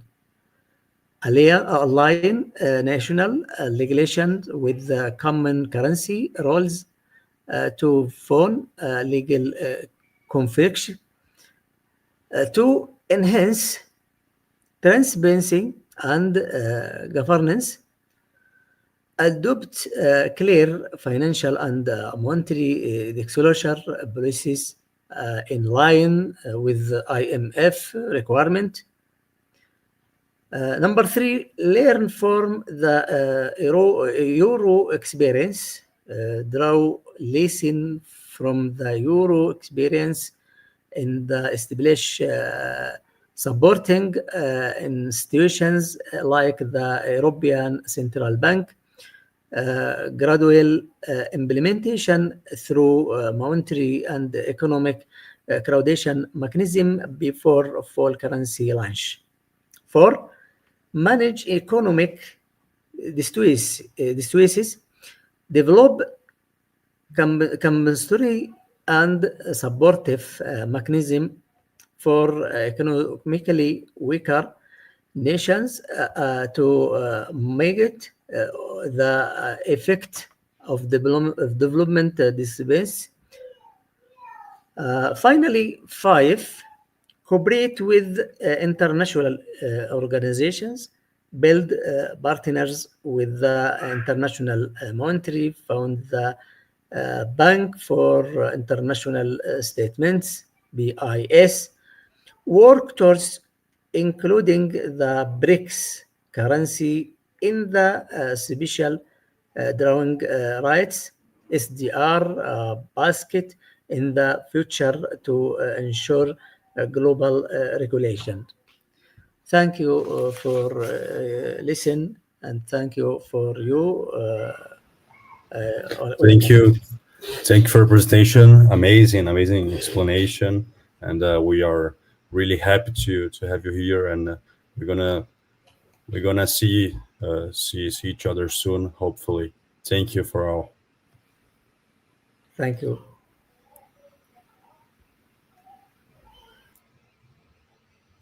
Agora eu vou chamar o professor Willinder. Tudo bem? Tudo bem, Bernardo. Como vai? Tudo certo. Então eu vou apresentar o senhor, ler aqui o título do seu tema e também um pouco do seu currículo, professor. Só ressalto que depois da minha mediação, o professor Darrington vai entrar de novo para continuar o projeto aqui com vocês, tá? Sim, então, okay. Prazer, Willinder. O seu projeto ele fala sobre a geopolítica do BRICS no fortalecimento do Sul global. Muito interessante. O senhor é pós-doutor, doutor e mestre em Direito Internacional pela PUC de Minas, professor de Direito Internacional na Universidade de Itaúna, Minas Gerais, é vice-presidente da Comissão de Relações Internacionais da OAB de Minas Gerais, também participou no curso de Academia de Direito Internacional da Corte de Justiça em Haia, na Holanda, participou do módulo Nações Unidas para a África e Oriente Médio na Tunísia, participou do curso de Segurança Internacional do Instituto de Relações Internacionais de Haia, na Holanda também. Além disso, é autor de 13 livros sobre os Emirados Árabes, sobre conflitos entre palestinos e israelenses, sobre as Nações Unidas e sobre a diplomacia e carreira diplomática no Brasil. Todos publicados em português e em inglês pela editora De Plácido. Muito obrigado pela presença, professor. Espero que o senhor tenha uma ótima fala. Obrigado, Bernardo. Obrigado. Primeiro, eu vou fazer uma saudação, já que a gente está no evento tão importante, multilateral, né, de professores de vários países. Então, I'd like to say thank you for all the professors from around the world that's joined us in this World Congress about BRICS. Thank you very much. Greetings from Brazil. Además, também um saludo muito grande a todos os professores da língua espanhola, including the Arabian professors, Ahlan Sahlan, Bil Brasil. Bom, a minha fala, juntando com a dos outros professores, é sobre a importância dos BRICS na geopolítica, né, no fortalecimento do Sul global, usando dessa geopolítica, que foi amplamente falada aqui nas conversas anteriores dos meus colegas. Como a gente fala de governança global hoje, é muito importante analisarmos, ao longo da história recente do mundo, como que deu as bases, né, dessa governança global. Se a gente voltar para o Congresso de Viena, de 1815, aí no final das guerras napoleônicas, onde a Europa fixou as bases, né, das novas bases das relações internacionais para o equilíbrio de poder e com certeza, da governança global. Isso tudo foi gerando, não é, impacto nas relações internacionais, inclusive no modo como as guerras, como a economia vinha sendo desenvolvida. Até que chegamos, né, no século XX aí, com a Primeira Guerra Mundial, que mais uma vez estabeleceu bases para uma nova governança global através da Liga das Nações, mas sempre enfatizando que essa governança era prioritária das grandes potências. As potências emergentes ficavam relegadas a segundo plano e sem participação de grandes decisões dentro desse equilíbrio de poder. Não é? A participação delas na Liga das Nações foi importante, mas sabemos que esses países emergentes, incluindo o Brasil, não tiveram o mesmo impacto, não tiveram a mesma relevância política, econômica, social, dentro desse tabuleiro da governança global aí, vindo do Congresso de Viena e aí estabelecida pela Liga das Nações. Continuamos aí com a Segunda Guerra Mundial, a nova governança pelas Nações Unidas, não é? Pela união de países, e essa governança, embora tenha várias similaridades e várias mudanças, ela é que continua ativa. Na minha opinião, eu que escrevo sobre Nações Unidas, é muito e essencial, relevante, pensarmos nessa governança global institucional com a presença das Nações Unidas. E é claro que das Nações Unidas para cá, nos últimos 90 anos, praticamente, os últimos 70, 80 anos, desde a Guerra Fria, inclusive, o Sul global foi ganhando protagonismo. Foi ganhando protagonismo, especialmente no início da década de 2000, né, com o fim da Guerra Fria, com o fim daquele período de hiperinflação. E aí os BRICS vêm nesta temática, não é? Primeiro, como um resultado de uma união de economias, aí Brasil, Rússia, Índia e depois a África do Sul. Hoje já temos mais de 11 estados e uma lista imensa de candidatos a participar desse bloco, que já mostra a sua importância. Então, eu começo a minha fala com essa introdução e dizendo qual que é o foco, o que representa os BRICS nessa geopolítica mundial. Bom, principalmente porque o BRICS, ele almeja e ele está conseguindo, ao meu ver, ser um ator relevante deste sul global. Hoje os BRICS é o grande protagonismo pela união desses países emergentes, e a gente não pode esquecer da importância dos BRICS, que reúnem 40% da população mundial, 30% do PIB mundial, e isso vem incomodando as grandes potências. Os BRICS, aí, desde 2001, ele vem crescendo exponencialmente, e nos últimos 5 anos, por assim dizer, ele vem incomodando, não é, os países, as superpotências aí ocidentais. Tanto que os BRICS hoje estão sendo taxados de um grupo exclusivamente de países orientais para fazer um contrapeso contra os países do Ocidente, especialmente Estados Unidos e União Europeia. Então, a gente tem, na verdade, né, essa união desses países, geopoliticamente falando, com exceção do Brasil e da África, mas esse contingente de países orientais, isso não é por acaso, se a gente levar em consideração desde o primeiro mandato do Donald Trump, onde a China, não é? A China cresceu exponencialmente, Rússia, e agora a gente está tendo esse embate, que daqui a pouco eu vou falar, do tarifaço. Então, os BRICS realmente ele consolida-se como o principal ator de vitrine, o principal ator dos emergentes, do sul global. E no trabalho que os BRICS vêm fazendo, especialmente agora que a gente viu na cúpula aqui do Rio de Janeiro em julho, toda a diplomacia, toda a governança dos BRICS, ela é exclusivamente feita para atender às políticas do bloco. E quais são essas políticas do bloco? Essa diplomacia específica dos BRICS também ela é direcionada para priorizar os temas de interesse dos países membros que não são totalmente de interesses dos países das grandes potências do Ocidente. Então, os BRICS, na sua diplomacia, ela vem reforçando uma nova abordagem econômica, uma nova abordagem ambiental, mesmo porque o Brasil, né, uma das principais biodiversidades aí da Amazônia, a gente também tem a Rússia, a gente também tem a África do Sul, a gente também tem a China, contra a reduzida capacidade ambiental da Europa, então, nas mudanças climáticas também, e essa diplomacia do BRICS, ela vem acentuadamente sendo trabalhada para fazer um contrapeso a todas as iniciativas contrárias emitidas contra as superpotências do Ocidente, especialmente a Europa e os Estados Unidos. Então, os BRICS, eles têm, nessa cultura geopolítica, eles vêm lutando, né, contra as imposições unilaterais, tanto econômicas, tanto sociais, tanto tarifárias,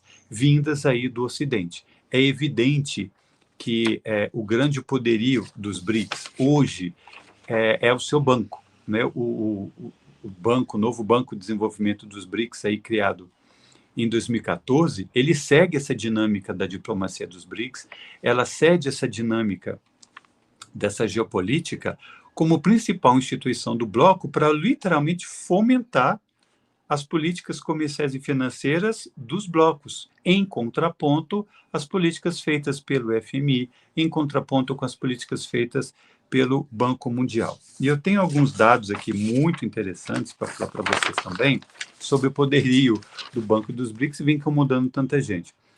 O Banco dos BRICS, nos últimos anos, vem aprovando 32 bilhões de investimentos feitos pelo Brasil, Rússia, Índia, China, África do Sul, Bangladesh e Egito, em especial o Brasil, que tem financiamento de 31 projetos pelo Banco dos BRICS, no total de 5 bilhões de dólares. E então, este banco, ele vem focado em satisfazer as necessidades, né, do Sul global, e todos os países que estão sendo membros, que estão na fila para ser membros, já estão aí com projetos em andamento para utilizarem dos financiamentos feitos pelo banco. E é claro que isso vai incomodando as superpotências do Ocidente, porque geopoliticamente e estrategicamente os países do BRICS vão criando uma governança própria, ao ponto,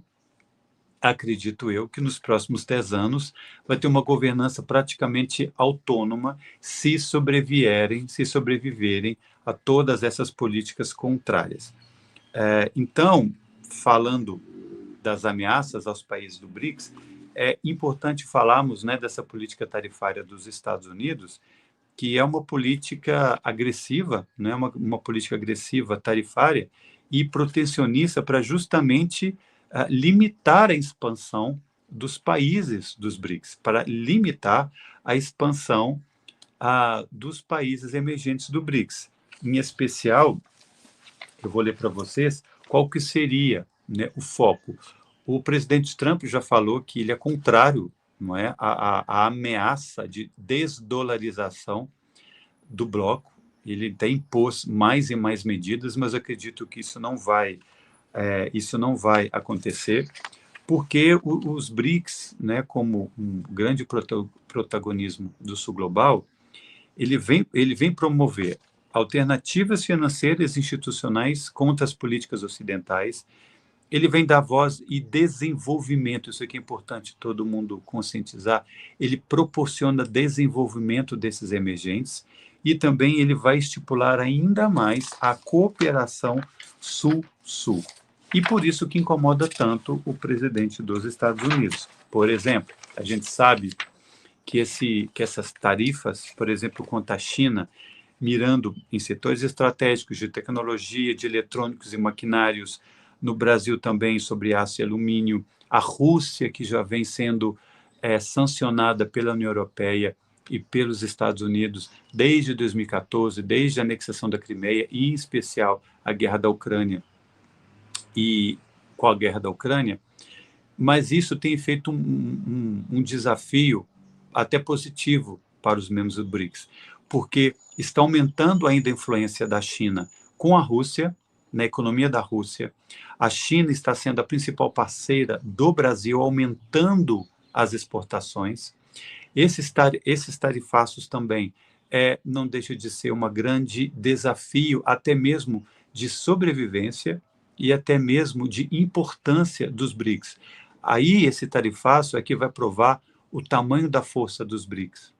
Qual que é o tamanho da força dos BRICS diante dessas tarifas? Vai aumentar ainda mais a parceria comercial e tecnológica entre os países do BRICS. Isso irá fortalecer ainda mais a necessidade de desdolarização. Isso tudo a longo prazo. Mas isso abre portas para que esse jogo político ocidental contra os BRICS, isso pode ser positivo para esses países do bloco e os outros países emergentes que vão encontrar no BRICS uma saída viável, porque vão se reconhecer socialmente falando, ambientalmente falando, economicamente falando, como países emergentes contra os protecionismos e contra as políticas ocidentais contrárias a eles. Como eu disse antes, no início da minha fala, o histórico da governança global nunca levou em consideração os emergentes, nunca tiveram voz, e os BRICS estão mudando um pouco esse jogo, ou muito esse jogo, justamente pela característica do impacto, primeiro geopolítico, que a gente une ali desde o Oriente Médio. Temos a Arábia Saudita, temos os Emirados Árabes, temos o Irã, temos ali na África do Sul, temos a China e temos a Rússia. E aí a maioria estão contra a política dos Estados Unidos, em especial a problemática do Irã, que é um inimigo religioso, por assim dizer, dos países de maioria sunita. Então, tudo isso é um desafio também para essa geopolítica dos BRICS, equilibrar as tensões e equilibrar as estabilidades políticas para que isto não seja utilizado negativamente por Estados Unidos ou até mesmo pela União Europeia para desestabilizar os BRICS. Porque a força e a fortaleza dos BRICS nesse contexto geopolítico realmente é a união desses países. E todos eles têm muitos desafios internos, principalmente políticos e sociais, que pode sim prejudicar. Mas o trabalho, como disse para vocês, da diplomacia é favorecer os temas principais e mais caros para esses países, inclusive a grande instituição que é o Banco dos BRICS, que tem capacidade financeira para fomentar o desenvolvimento de todos esses países. Então, o grande desafio hoje dos BRICS é atravessar esse período negativo da imposição de tarifas dos Estados Unidos, prosseguir com a sua política de desenvolvimento, principalmente econômico, nesse período, fortalecer os financiamentos, né, do Banco dos BRICS e a grande expectativa da possibilidade a longo prazo da adoção dessa desdolarização. A China, recentemente também, ela propôs uma nova governança global, evidenciando uma divisão da governança global praticada pelo Ocidente, leia-se Estados Unidos e União Europeia, para que a China, liderando essa governança global, também inserida dentro dos BRICS, possa fazer aí um impacto político regional, por assim dizer, para que todo o sul global possa ter capacidade de sobrevivência, principalmente econômica, totalmente desvinculada das instituições econômicas e financeiras do Ocidente, controladas pela União Europeia e controlada pelos Estados Unidos. Então, a gente vê, de fato, a consolidação dos BRICS como o ator principal de interlocutor do Sul Global. Temos uma fila imensa de países candidatos a membros dos BRICS, e a gente tem só daqui adiante o fortalecimento dos BRICS, e vamos analisar como que eles vão se comportar diante desta imposição de tarifas dos Estados Unidos e qual o seu real poderio econômico diante disso, com perspectivas a longo prazo da adoção dessa desdolarização. Então, na minha opinião, sim, os BRICS hoje é o grande protagonismo e o grande antagonismo dessa governança global. Então, a gente vai ver ainda mais embates econômicos, mais embates políticos para enfraquecer os BRICS, mas eu acredito que isso não seja mais possível. É isso. Professor Deilton, devolvo a fala para você. Muito obrigado, professor doutor William Ander Francis Salomão, pela sua apresentação, muito instrutiva e que nos remete a uma profunda reflexão. Eu só tenho que agradecer e contamos com a sua participação em nossos próximos eventos. Muito obrigado, uma excelente tarde. Obrigado. Bom, apenas aqui fazendo alguns ajustes no cronograma, eu gostaria de estar convidando a professora doutora Viviane Celos Quinoer. Seja bem-vinda, doutora Viviane. O doutor também vai estar participando, o doutor Fernando Gustavo. Professor Deilton, boa tarde. Está ao lado, não existe melhor companhia para o doutor Viviane. Muito sem dúvida em vê-lo, ainda que virtualmente, esse casal, que é um casal que eu admiro muito e tenho muito respeito. Eu vou estar lendo, então... Grande prazer revê-lo também. Prazer é todo meu. Eu vou estar lendo o currículo da doutora Viviane Coelho de Celos Quinoer. Ela é doutora em Direito do Estado pela Pontifícia Universidade Católica de São Paulo, mestre em Direito das Relações Sociais pela Pontifícia Universidade Católica de São Paulo, graduada em Direito pela Universidade Federal do Espírito Santo, é advogada, professora e coordenadora do Programa de Mestrado e Doutorado em Direito Empresarial e Cidadania do Centro Universitário Curitiba, Unicuritiba. Realizou estágio pós-doutoral na Universidade de Coimbra. E, por sua vez, o doutor Fernando Gustavo Quinoer, ele é doutor em Direito do Estado pela Universidade Federal do Paraná, pós-doutorado pela Universidade de Coimbra, professor do mestrado e doutorado Unicuritiba, no Paraná, professor do mestrado na UCAM, no Rio de Janeiro, foi procurador federal de categoria especial e juiz do Tribunal Regional Eleitoral do Paraná. Advogado sênior do escritório Celos Quinoer, Sociedade de Advogados, escritor, pesquisador e palestrante. E com o tema Direitos Humanos e Riscos Digitais, um desafio atual. Então, vocês têm até 10 minutos para desenvolver a sua apresentação. Sejam muito bem-vindos e a palavra é de vocês. Muito obrigada, querido amigo professor Deilton Brasil. Está dando eco para a gente? Não sei se no sistema também. Vê se melhorou agora. Estou falando, continua dando eco para mim, mas se no sistema não estiver, tudo bem. Não, no sistema não está acusando nada, não. Então tá. Nós vamos conversar um pouco acerca do trabalho que nós realizamos na Universidade Mediterrânea de Reggio Calabria, através da rede, que é a nossa rede de estudos em direitos humanos na transnacionalidade. E é importante tocar nesse assunto exatamente em um momento em que falamos da força e da potência dos BRICS aqui nesse congresso tão bem organizado e que já é uma tradição participar. Muito obrigada. Quando nós pensamos em direitos humanos nos BRICS, nos países que estão em ascendência ou que estão buscando esse reconhecimento nesse novo geoglobalismo.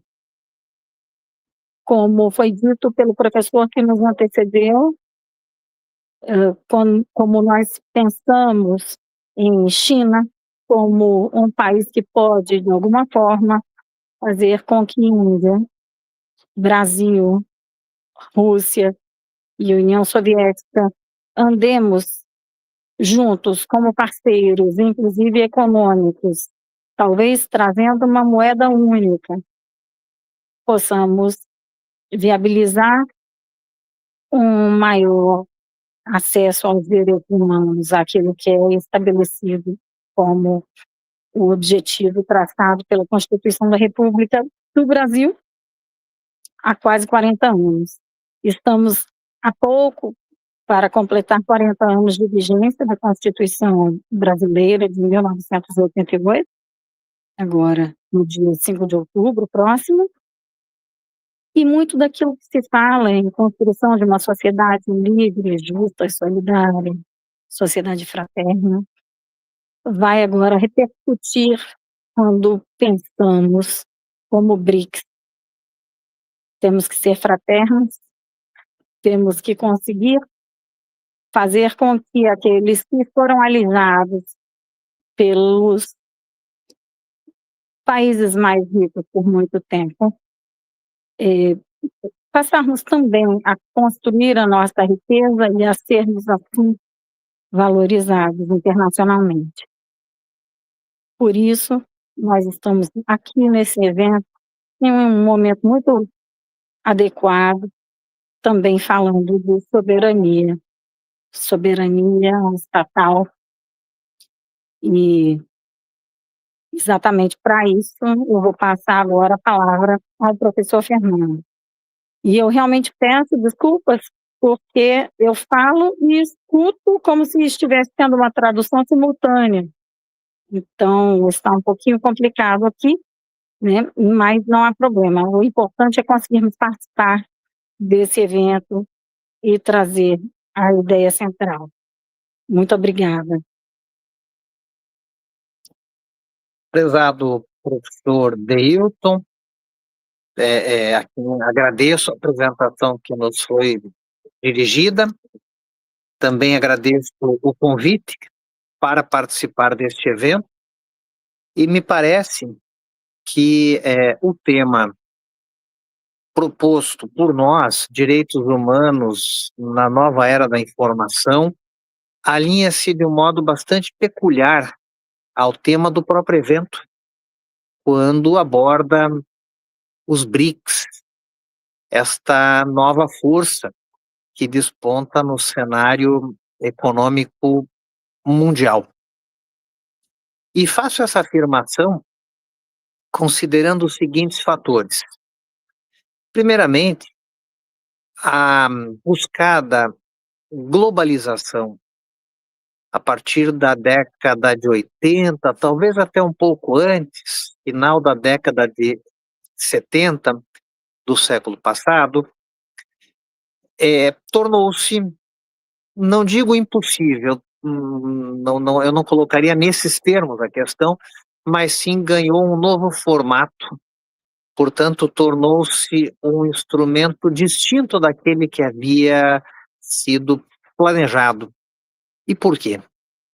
Porque antes se falava na formação de grupos econômicos, tal como aconteceu com primeiramente mercado comum europeu, atualmente Comunidade Europeia, tal como aconteceu também com a junção econômica dos países da América do Norte, tal como se tentou também e se busca até hoje, de alguma forma, com o Mercosul.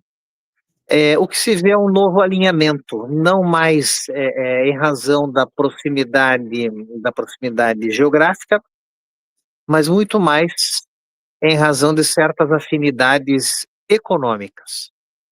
E nessas afinidades convergem pontos peculiares das economias do Brasil, da China, da Índia, da Rússia e da África do Sul.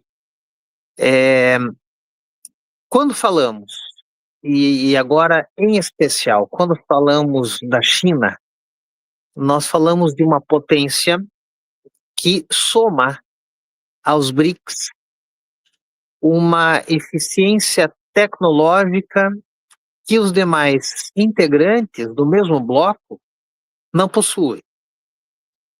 No contraponto, no entanto, vê-se que o Brasil tem uma riqueza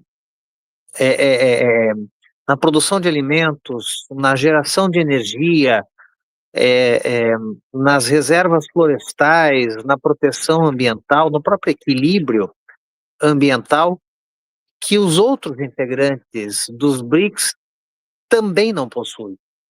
E cito apenas estes dois exemplos, evidentemente que poderíamos incursionar pelas qualidades da economia e também de outros fatores dos outros membros dos BRICS. Mas trago apenas esses dois exemplos para não me demorar, porque quero enfatizar com estes exemplos o fato de que essas riquezas convergem. O que falta em um, há em outro. E esta convergência é bastante oportuna para a formação de um bloco econômico muito, muito pujante. Fala-se no alinhamento também da economia norte-americana com a economia europeia, algo que ainda é muito incipiente por uma grande diferença até de características do próprio modelo capitalista europeu e do capitalismo norte-americano. Fala-se até da criação de outros blocos, mas o fato é que o bloco que tem, e isso não se pode negar, que tem os detalhes, os contornos mais bem definidos, e reitero, uma maior convergência das riquezas de cada um de seus integrantes, de fato, é o bloco dos BRICS. E é nessa medida que se mostra muito oportuna a abordagem dos direitos humanos, porque não há como se falar hoje em direitos humanos sem o equilíbrio ambiental que há no Brasil, sem a pujança do agronegócio que há no Brasil. Afinal de contas, de 5 pratos numa mesa no mundo, um veio do Brasil, significa 20% dos alimentos vieram de um país que cultiva menos de 16% de suas terras férteis. Então, de fato, há uma grandeza na produção de alimentos pelo Brasil, que aliada, porque se não há dignidade sem alimentos, também não há possibilidade hoje de se falar num substrato da dignidade humana sem acesso aos meios virtuais de comunicação.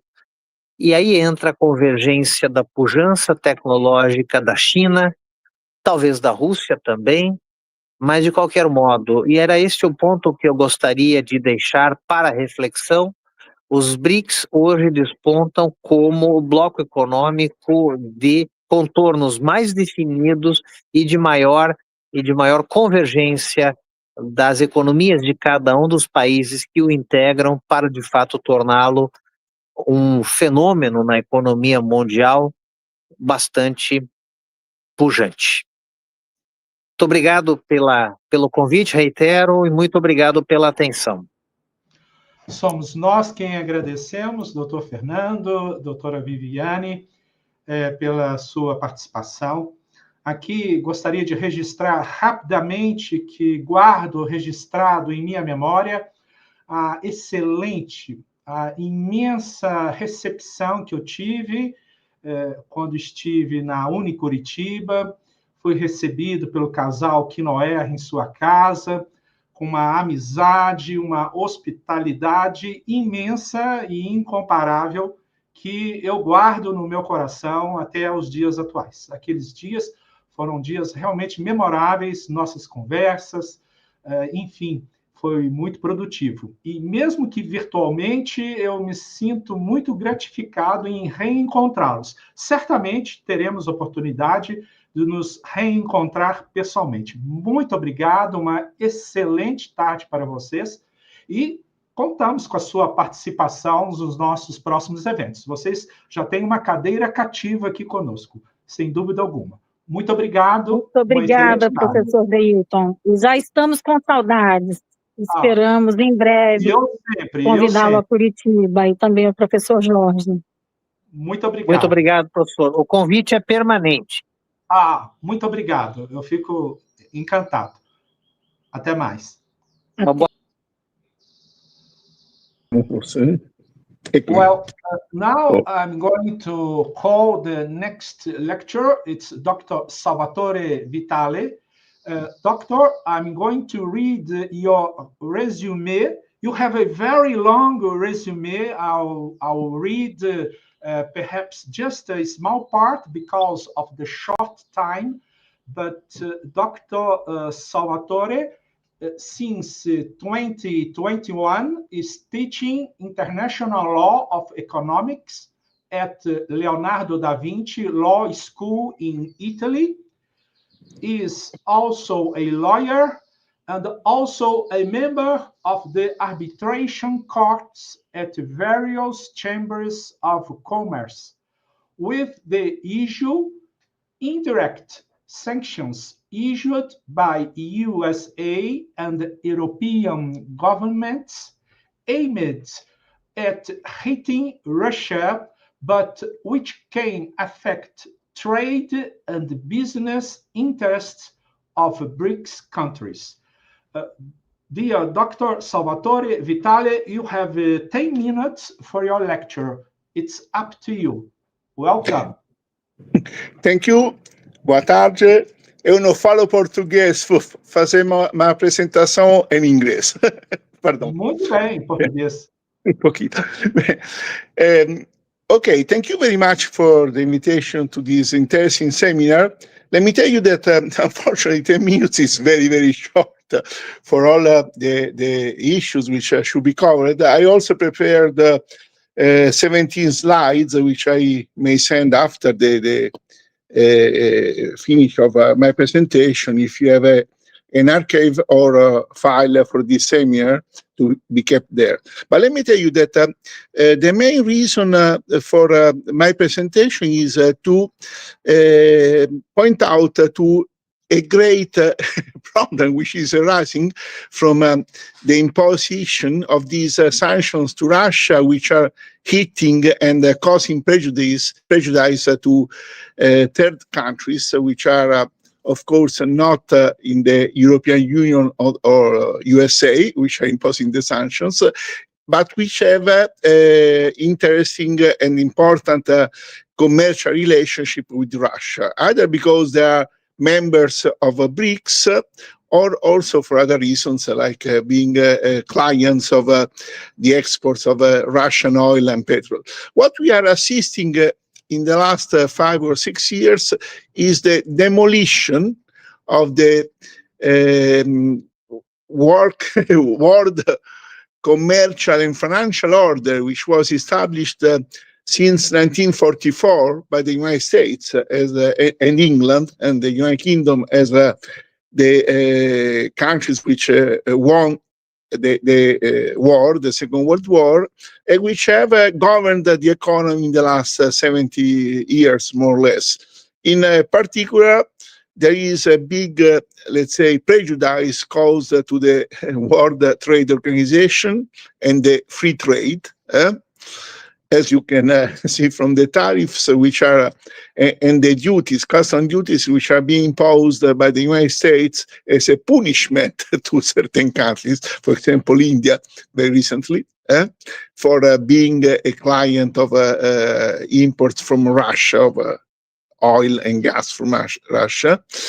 And we have a similar, if you want, crisis of the financial and monetary order, which was established pursuant to the Bretton Woods statutes of creating the International Monetary Fund, we are seeing that now exchange transactions, that is the use of even of cryptocurrencies or normal currencies like dollars, euros, and so on, are being monitored or even blocked by the sanctions imposed by the United States and the European Union. And let me also mention the United Kingdom, which is no longer part of the European Union, but it is issuing sanctions very similar to the European Union, also because there is a cooperation as between the European Union and the United Kingdom to such regard. So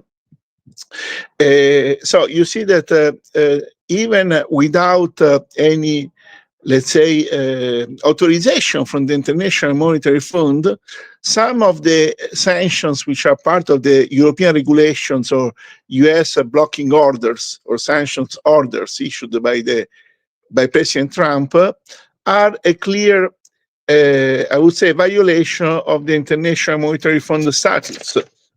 In fact, when you order that countries which have to pay, for example, for transactions for import of raw materials, gas, oil, and so on from Russia, when you prohibit those third countries to pay to Russia, you are impinging a specific clause of the statute of the International Monetary Fund, which is Article 8, Section 2, letter A, which states that no member shall, without the approval of the fund, impose restrictions on the making of payments and transfers for current international transactions. This is Article 8, Section 2, letter A of the Statute of the International Monetary Fund, which is very clear. I mean, I don't think that we must discuss it or explain it. It says that there cannot be restrictions which can prevent the payments for transactions, for international transactions, unless there has been the approval of the International Monetary Fund. I tried to find something, but I didn't find any decision taken in the last 5 years by the International Monetary Fund blocking or preventing payments from any country to Russia for international transactions. Okay, there is also a letter B in this clause, which says exchange contracts which involve the currency of any member, which are contrary to the exchange control regulations of that member, maintained or imposed consistently with this agreement, shall be unenforceable in the territories of any member, which more or less means that if the United States impose, let's say, exchange control regulations blocking the payment for a commercial transaction by a third party, by a third country to Russia, these would be only valid, let's say, as an imposition, if these, let's say, exchange control restrictions are imposed consistently with the statute of the International Monetary Fund. I cannot find anything in the statute which would allow this kind of, let's say, blocking orders of the payment of international transactions. By the way, so we saw that as it relates to the world trade, let's say, order, there is a destruction of the free trade by the imposition of sanctions and tariffs, which are completely unjustified by the articles of GATT, the General Agreement on Trade and Tariffs, which might impose those kind of let's say, custom duties only if there is a serious and sudden prejudice to a national industry, not to punish Russia or the third countries which have a business and trade with Russia. And just to give you an idea of the prejudice to the world trade, there is a bill now being discussed in the United States Senate, which was presented in April 1st, to impose sanctions and other measures with respect to the Russian Federation, which says that third countries which buy or sell also goods or services to the let's say to Russia, or buy natural gas, petroleum products, uranium, energy products from Russia, can be imposed against them the rate of duty when they import goods to the United States to a rate of not less than the equivalent of 500%. 500%. If I mean, these sales relate to goods which are apparently imported by the third country from Russia and then, let's say, manufactured or reworked, I mean, and let's say, exported to the United States. And this threatened 500% of custom duties would add on top of the anti-dumping or countervailing duty already applicable. For example, if I remember, 50% to India already. So India would be, let's say, subject to 550% custom duties. So this is the end of the, let's say, normal and the fair international trade. Now, let's talk about justice. A new law which is a regulation, the regulation of the European Union issued in July, if I remember, which is the 18th package of sanctions against Russia, provides that no injunction order judgment which has been issued outside of the European Union in let's say by a panel of arbitrator or a court of competent jurisdiction in that country, of course, relating to a dispute between an investor and a country which is a member of the European Union, if such injunction, order, or judgment, let's say, is against the European Union member, is null and void, cannot be enforced in the territory of the European Union. So there is an arbitration where, for example, a Russian investor has invested in France, and France has retained, blocked, taken his property. He goes to arbitration, let's say in, I don't know where. Sweden was a normal arbitration place for disputes between Russian and the European parties, but now Sweden has joined the NATO, is no longer. Let's say in Turkey, there is an arbitration award in favor of the Russian investor.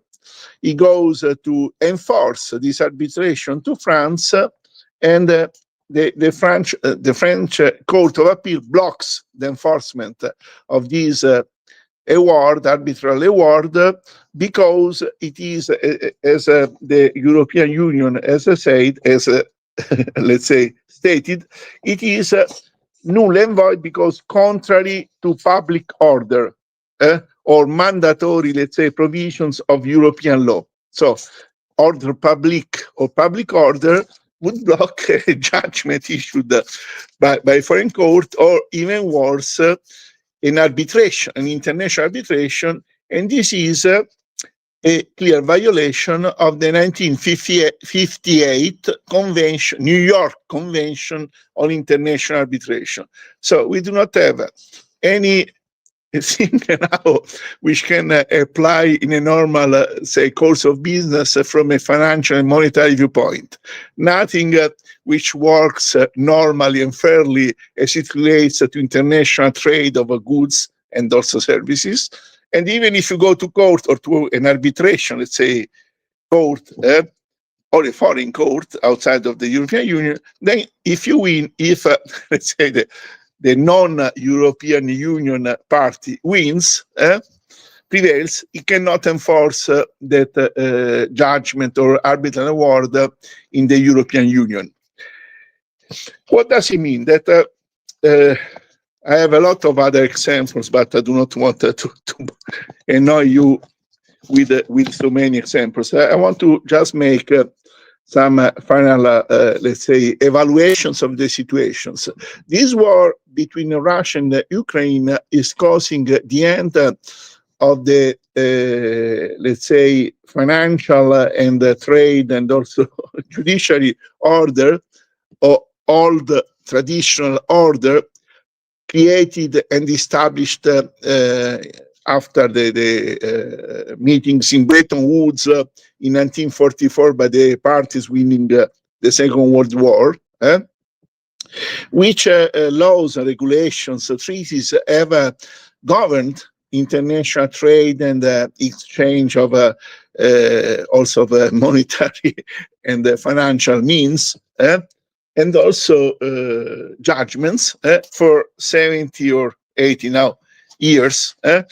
And this, which comes from European Union and the United States, which created that old world order, seems very strange because they are giving, let's say, the way to a new world order in the economic fields and also judiciary. I mean, I don't know if the New York Convention of 1958 on international arbitration can still apply if you see this kind of decisions. Okay, this is, I think, enough for me now today, and thank you for your attention and patience.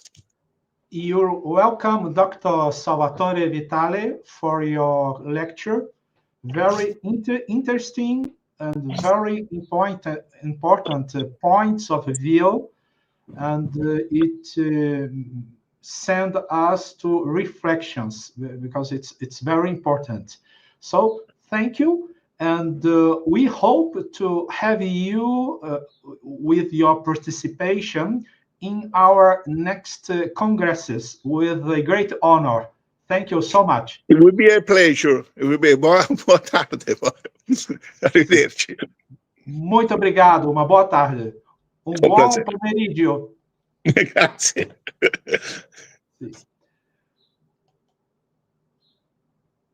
Bom, então, dando continuidade, eu vou estar chamando a doutora Andresa. A doutora Andresa já se encontra na sala virtual. Seja muito bem-vinda, doutora Andresa. Eu vou estar lendo aqui o seu currículo. A doutora Andresa Kessia Martins, ela é advogada, especialista, mestre e doutoranda em proteção dos direitos fundamentais pela Universidade de Itaúna, que vai nos brindar com o tema Soberania Nacional e Responsabilidade Compartilhada, a cooperação internacional em resposta às catástrofes ambientais. Doutora Andresa, muito bem-vinda. Você tem 10 minutos para desenvolver a sua apresentação. A palavra é sua. Ok, muito obrigada. Boa tarde a todos. Inicialmente, eu gostaria de agradecer e expressar minha sincera gratidão pela oportunidade de estar aqui, pelo gentil convite do professor Dr. Deilton e do professor Dr. Jorge. É uma grande honra poder participar desse importante Congresso Mundial do BRICS, que reúne, né, reflexões tão relevantes para o nosso tempo. Nessa ocasião, né, como o professor Dr. Deilton abordou, né, eu vou estar falando sobre BRICS e a governança ambiental global, né, a sua soberania e a responsabilidade compartilhada frente às catástrofes ambientais. É uma grande satisfação compartilhar uma reflexão sobre um tema que se torna, né, cada vez mais urgente no sentido de como responder às catástrofes, né, ambientais sem abrir mão da soberania nacional, que é algo bastante complexo, bem complicado, né, para os estados. E, no entanto, diante, né, dos desastres, como as enchentes, queimadas, secas extremas, né, e ciclones, todas essas tragédias que nós estamos vivenciando, têm se intensificado, né, cada vez mais devido às mudanças climáticas. Os estados, eles estão numa posição desafiadora, né, em que eles têm que cooperar internacionalmente. No entanto, essa cooperação, muitas vezes, ela esbarra em um princípio central das relações internacionais, né, que seria, né, a soberania nacional, algo tão relevante, algo tão importante e precioso para um Estado. Então, a tensão entre a soberania e responsabilidade compartilhada é o ponto de partida da pesquisa que eu procurei fazer e trazer, né, para a nossa apresentação de hoje. E a pergunta problema, né, que me fez, né, que serviu como guia do meu trabalho, da minha pesquisa, ela né, se baseia em como o BRICS concilia a defesa da soberania nacional com a responsabilidade compartilhada na cooperação internacional voltada à resposta às catástrofes ambientais. Então, a partir dessa questão, eu tracei alguns objetivos na minha pesquisa, que são, né, compreender os conceitos de soberania, responsabilidade compartilhada, no contexto da governança ambiental global, analisar, né, como os países do BRICS atuam frente a desastres ambientais e avaliar, né, se de fato o BRICS representa uma alternativa viável à governança ambiental tradicional, com base, né, na cooperação sul-global. A soberania nacional, historicamente, né, concebida como uma autoridade suprema dos estados sobre os seus territórios, como eu disse, né, é algo muito importante para os estados, para os países, e continua sendo, né, dentro do BRICS, um valor estratégico, né, especialmente para os países sul-global. No entanto, né, como eu havia adiantado, estamos vivendo um contexto que a interdependência ela cresce cada vez mais, pois as mudanças climáticas e as catástrofes ambientais, definitivamente, como muitos autores falam, e como nós também podemos observar, elas não reconhecem fronteiras, né? No mesmo momento que ela atinge um determinado estado aqui, ela já está, né, automaticamente ali atingindo um outro estado. Então, ela não reconhece fronteira. E nesse cenário, surge o princípio da responsabilidade comum, porém de forma diferenciada. Esse cenário, né, adotado desde a Rio 92 e reforçado no Acordo de Paris, reconhece, né, que todos os países têm responsabilidade na proteção ambiental, mas de forma diferenciada, né, levando em conta desigualdades históricas, né? Não tem como a gente esperar o mesmo de todos os países, né? Nós temos que levar em consideração a realidade atual de cada país, né? Principalmente se é um país que é emergente, né, no caso, e esse é um princípio chave para os países do BRICS, pois permite, né, colaborar sem se submeter a imposições externas, tendo, assim, de certa forma, um equilíbrio e autonomia, né? O BRICS ele é formado pelo Brasil, Rússia, Índia, China, África do Sul, e reúne grandes economias emergentes e, com isso, grandes desafios ambientais comuns e realidades distintas, né, cada um deles. No entanto, o bloco ele adota uma postura cautelosa diante de mecanismos internacionais que possam restringir sua soberania, ele é bem cauteloso com relação a isso, né, como é sempre reforçado, a autonomia é algo muito importante para os estados. No entanto, ainda assim, reconhece a gravidade dos eventos climáticos e tem buscado, né, construir formas alternativas de cooperação internacional, né, no modelo ambiental, né. Isso inclui, no caso, o fortalecimento da cooperação sul-global, o respeito à diversidade interna e a busca por soluções sustentáveis e adaptadas a cada contexto local, a cada país, né? Porque como você fala, cada país é diferente. Então, cada um tem a sua realidade e vai poder trabalhar ali diante da sua realidade.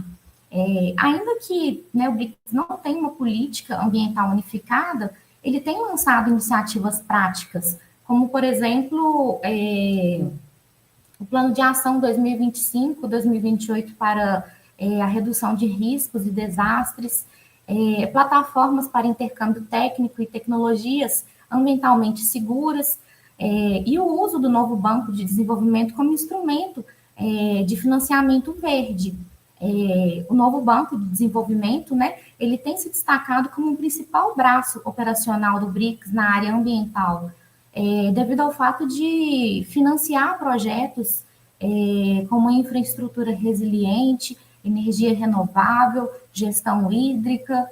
É importante também mencionar que, segundo dados, né, de 2024, dados recentes, 40% dos projetos do novo Banco de Desenvolvimento já tem classificação verde. E o que isso significa, né, ter a classificação verde? Significa que foca o seu financiamento em projetos com um impacto ambiental positivo e sustentável e são alinhados com os objetivos do desenvolvimento sustentável, que são os nossos ODS, né, e o Acordo de Paris. Além disso, está em estudo a criação de um fundo para resposta rápida a catástrofes ambientais, o que é muito importante, essa resposta rápida, né, quando temos uma catástrofe ambiental em determinado estado, né. No entanto, a cooperação ambiental do BRICS, né, no BRICS, ainda enfrenta importantes desafios, né, como a falta de mecanismos vinculantes, com destaque para o peso da China, né, divergências quanto ao uso de combustíveis fósseis, que ainda tem um peso significativo em países como a Rússia e a África do Sul, e esses fatores limitam o potencial do BRICS como polo, né, como um polo consolidado na liderança climática. No entanto, não anulam, né, a sua relevância e aquilo que ele vem buscando fazer para melhoria nesse sentido da questão ambiental. Né, em síntese, né, o BRICS ainda não conseguiu, né, consolidar plenamente a soberania nacional com a responsabilidade compartilhada, né. Ao longo da pesquisa, né, isso ficou bastante claro para mim, que ele ainda não conseguiu conciliar de forma completamente eficaz, né, a soberania nacional com a responsabilidade compartilhada, mas é importante mencionar que ele vem avançando em uma proposta alternativa, né, de cooperação internacional, baseada, né, na solidariedade, na horizontalidade e no respeito às realidades locais de cada estado. O bloco ele desafia a governança ambiental tradicional ao propor soluções, né, não impositivas com foco do fortalecimento mútuo dos países do sul global. E assim, se o BRICS, né, no caso, conseguir transformar sua diversidade em coesão estratégica e seu discurso em ação concreta, ele tem um potencial, eu vejo que ele tem um potencial de se tornar um ator central na resposta global às catástrofes ambientais.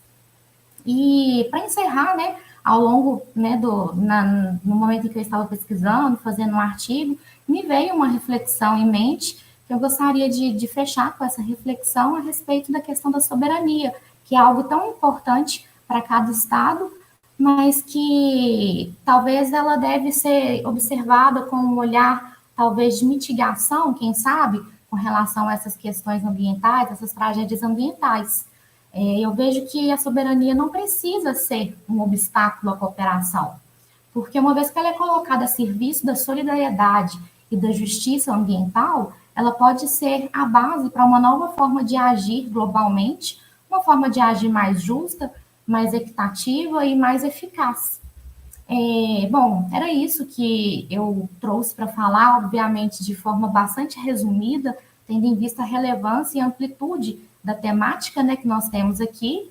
E mais uma vez, né, eu gostaria muito de agradecer a oportunidade, professor Deilton e professor, né, Jorge, pelo convite de estar participando aqui nessa tarde com, né, com os doutores nesse congresso tão importante. Muito obrigada pela oportunidade. Somos nós quem agradecemos, doutora Andresa Martins, pela sua participação, pela sua exposição, e contamos que você continue a participar em nossos próximos eventos. Isso consolida a pesquisa realizada junto à Universidade de Itaúna, em Minas Gerais. Muito obrigado, uma excelente tarde e até mais. A continuación, me gustaría de llamar al doctor Pedro Luis Bracho Fuenmayor. Bienvenido, apreciado doctor. Yo voy a leer su currículo. El doctor Pedro Luis Bracho Fuenmayor es profesor titular en la Escuela de Derecho y Gobierno de la Facultad de Ciencias Jurídicas y Sociales, Universidad Tecnológica Metropolitana, Chile, doctor en Ciencia Política, doctor en Ciencias Jurídicas, magíster cienciarum em Ciências Penales e Criminológicas, magíster em Direito, máster internacional em Direito e Gestão Deportiva, especialista em Metodologia de la Investigação, pós-doutorado em la Gerencia de la Educação Superior, pós-doutorado em Docência e Investigação, abogado licenciado em Ciências Jurídicas e Sociais, com o tema Gênero, Poder e Globalização, Feminismo e Masculinidades em la Geopolítica de los BRICS. Apreciado doctor, tiene 10 minutos para su charla.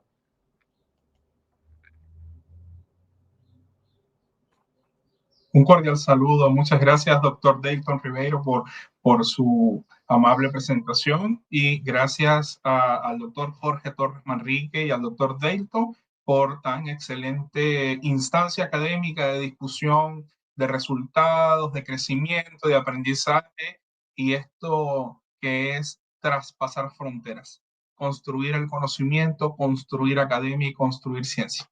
Así que muchas gracias una vez más por esta maravillosa invitación. Y en el marco de este Congreso Mundial denominado la transformación de los BRICS hacia la preponderancia global, tensiones, nuevos desafíos, he presentado una temática que la titulado es Género, Poder y Globalización. Feminismo y masculinidades en las geopolíticas de los BRICS. Esta temática surge precisamente con ocasión a los cambios que a nivel social se han ido experimentando. Y estos cambios van de la mano precisamente con las necesidades propias del reconocimiento de los demás, de nosotros y de todos los que interactuamos en la realidad social. Sin embargo, no podemos estar ubicándonos solo en un contexto social cuando desde el punto de vista de la geopolítica ha dado pie precisamente a un crecimiento que ha traspasado fronteras y que indefectiblemente ha permeado en diversas áreas. Tal es el caso de los BRICS. En este sentido, pensar en una evolución de la geopolítica en el marco de los BRICS ha dado a entender que esta transformación que se ha experimentado con el transcurrir del tiempo deviene en algo fundamental para poder ser abordado precisamente desde múltiples aristas. Y estas aristas nos van a dar a entender a nosotros que la evolución social y la geopolítica van de la mano, precisamente hacia la construcción de una arquitectura sólida que permita la existencia de una identidad propia. Pero este cambio precisamente ha redundado en la reactivación de discusiones fundamentales sobre la multipolaridad, la legitimidad internacional y la necesidad urgente de transformar o de reformar una gobernanza global. Pues precisamente estamos hablando de una integración, estamos hablando de una expansión y de un crecimiento, pero ello debe ir de la mano con las necesidades propias a nivel de la sociedad. Entonces, esta evolución ha ido ignorando de manera sistemática una dimensión fundamental. Y más que una dimensión fundamental es cultural, es una esencia propia del ser humano, de la propia sociedad, y a ello le vamos a llamar el género. Entonces, la forma en que la feminidad y la masculinidad van a influir en los estilos de liderazgo son precisamente prioridades de desarrollo de la noción misma de una soberanía cultural que se ha visto viendo un poco omitida. Entonces, si bien, como vamos a ver de seguida, existe la instalación en discursos multinacionales, no es menos cierto que cuando se genera la retórica, muchas veces no llega precisamente a la bajada, a la manera como puede eso verse realizado en la realidad, es decir, cómo vemos eso en la realidad de hoy en día. Entonces, la ampliación del bloque en 2024 con Egipto, Irán, Etiopía, Arabia Saudí y Emiratos Árabes Unidos ha incrementado su diversidad política y normativa. Por lo tanto, estamos en presencia de una heterogeneidad mayor, lo que implica la generación precisamente de una suerte de poder observar y evidenciar el género como una dimensión constitutiva a efectos de poder comprender si efectivamente estamos a la vanguardia y estamos al unísono con las necesidades propias de el avance de las relaciones sociales, pero también comprender cómo va avanzando el ámbito de la geopolítica. Por un lado tenemos las estrategias de legitimación. El género se ha convertido en una dimensión constitutiva de las estrategias de legitimación y de la performatividad estatal, afectando precisamente de forma directa cómo se negocia la seguridad, el desarrollo y la diplomacia internacional. Por otro lado, tenemos un poder blando, el soft power, donde los discursos igualitarios pueden convertirse en herramientas de poder blando o, por el contrario, transformarse en límites estructurales para un orden global que realmente redunde en inclusividad. Una inclusividad que vaya más allá del discurso y que se aterriza en las realidades propias de cada territorio. Estructuras patriarcales, mientras se consolida un lenguaje diplomático sobre equidad y justicia global, persisten estructuras que son de orden patriarcal, que organizan jerarquías dentro de los estados y sus relaciones internacionales, y que si bien cada estado está haciendo un esfuerzo significativo para que la perspectiva de género sea una realidad y no una mera expectativa, debemos entender que al generar este tipo de consolidaciones internacionales que apuntan hacia el fortalecimiento de la geopolítica, debe ir de la mano. Y ello no significa solamente presencia en un mero discurso, sino en la realidad. ¿Hasta qué punto nosotros podemos precisamente fortalecer la convivencia social a través de una inclusión? En este caso, evidentemente, visto a una escala internacional. Marco operativo, entonces tenemos tres construcciones fundamentales. Por un lado, tenemos el feminismo y relaciones internacionales. Por otro, tenemos la masculinidad de Estado. Y finalmente tenemos la economía del cuidado.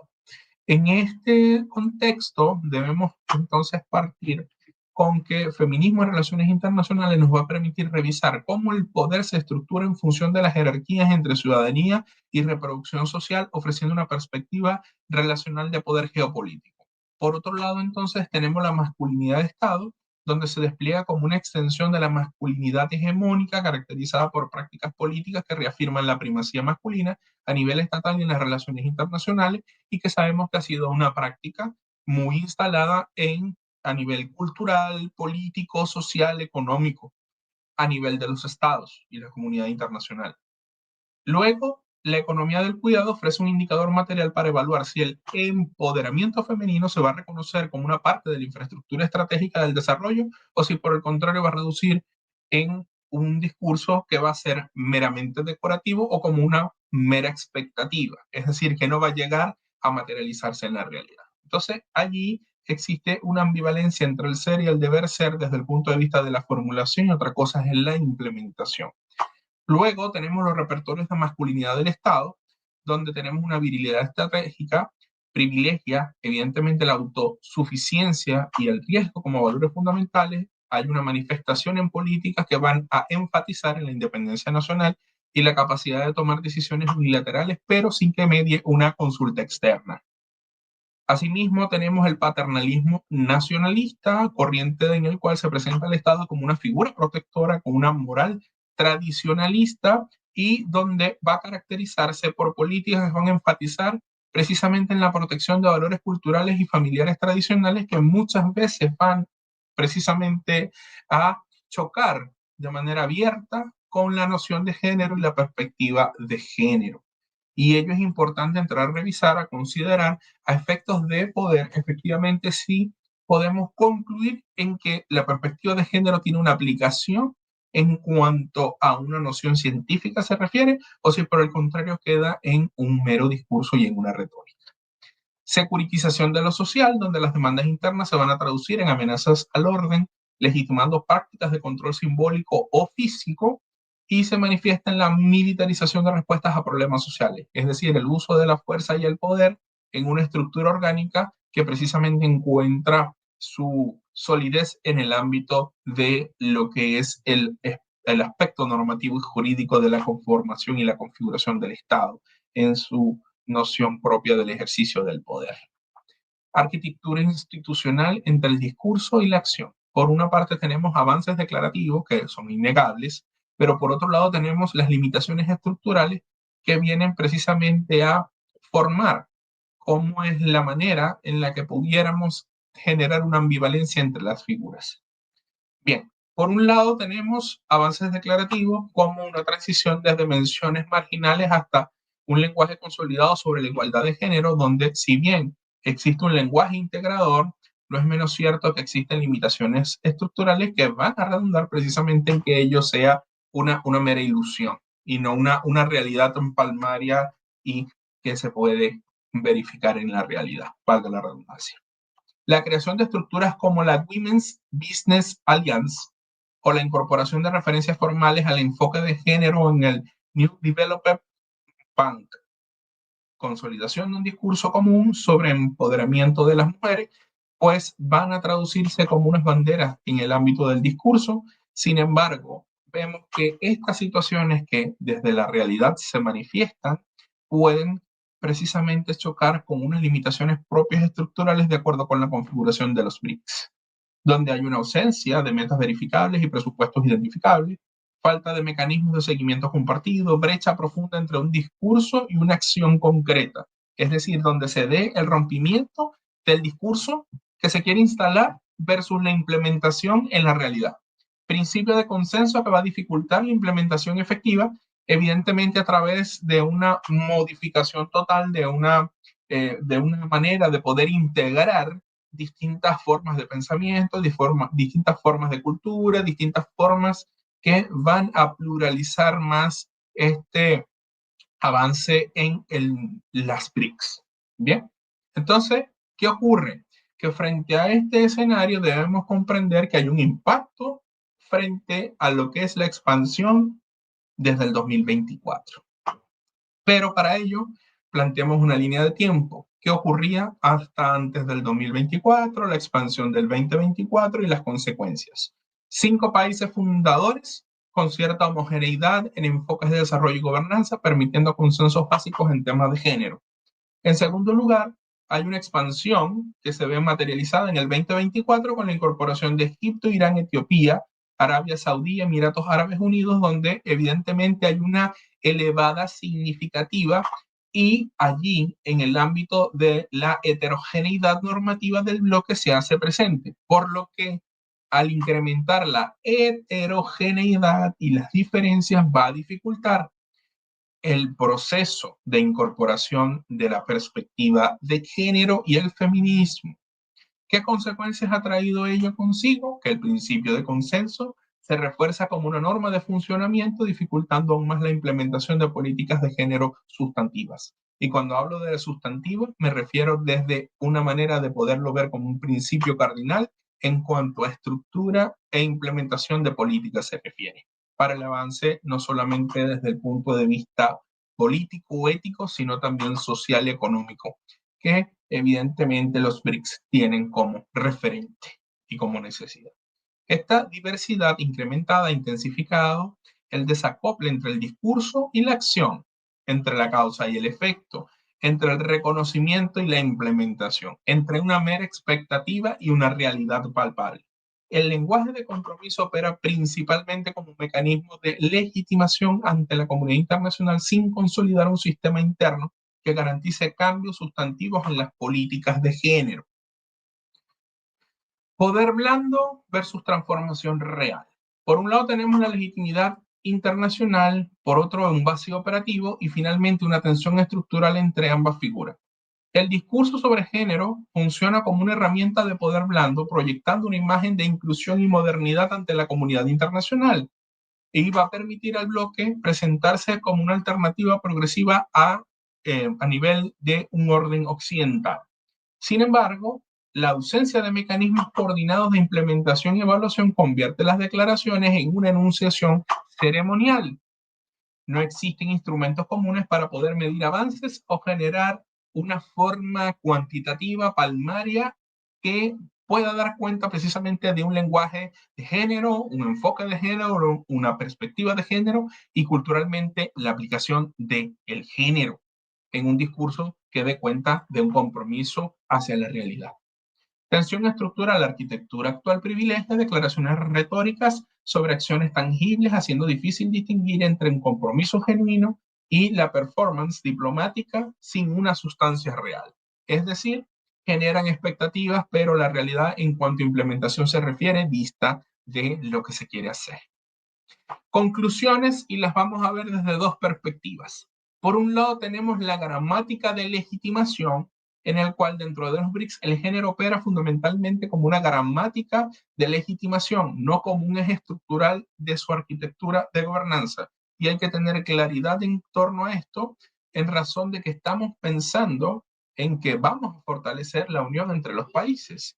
Y evidentemente un avance significativo implica que debemos tener la suficiente autocrítica para reconocer cuando hay una oportunidad de mejora y hacia dónde debemos depositar los esfuerzos. A lo largo de más de una década se ha consolidado un lenguaje común sobre igualdad y empoderamiento. Sin embargo, este andamiaje que se ha quedado en el tono discursivo no se ha traducido en metas comunes. ¿Por qué? Porque cada país tiene diversas metas, diversas culturas, diversos enfoques y diversas maneras de poder depositar los esfuerzos para dirigirse a una acción concreta. Tenemos también igualmente la diferencia en cuanto al presupuesto, mecanismos de seguimiento comparables a un nivel del bloque.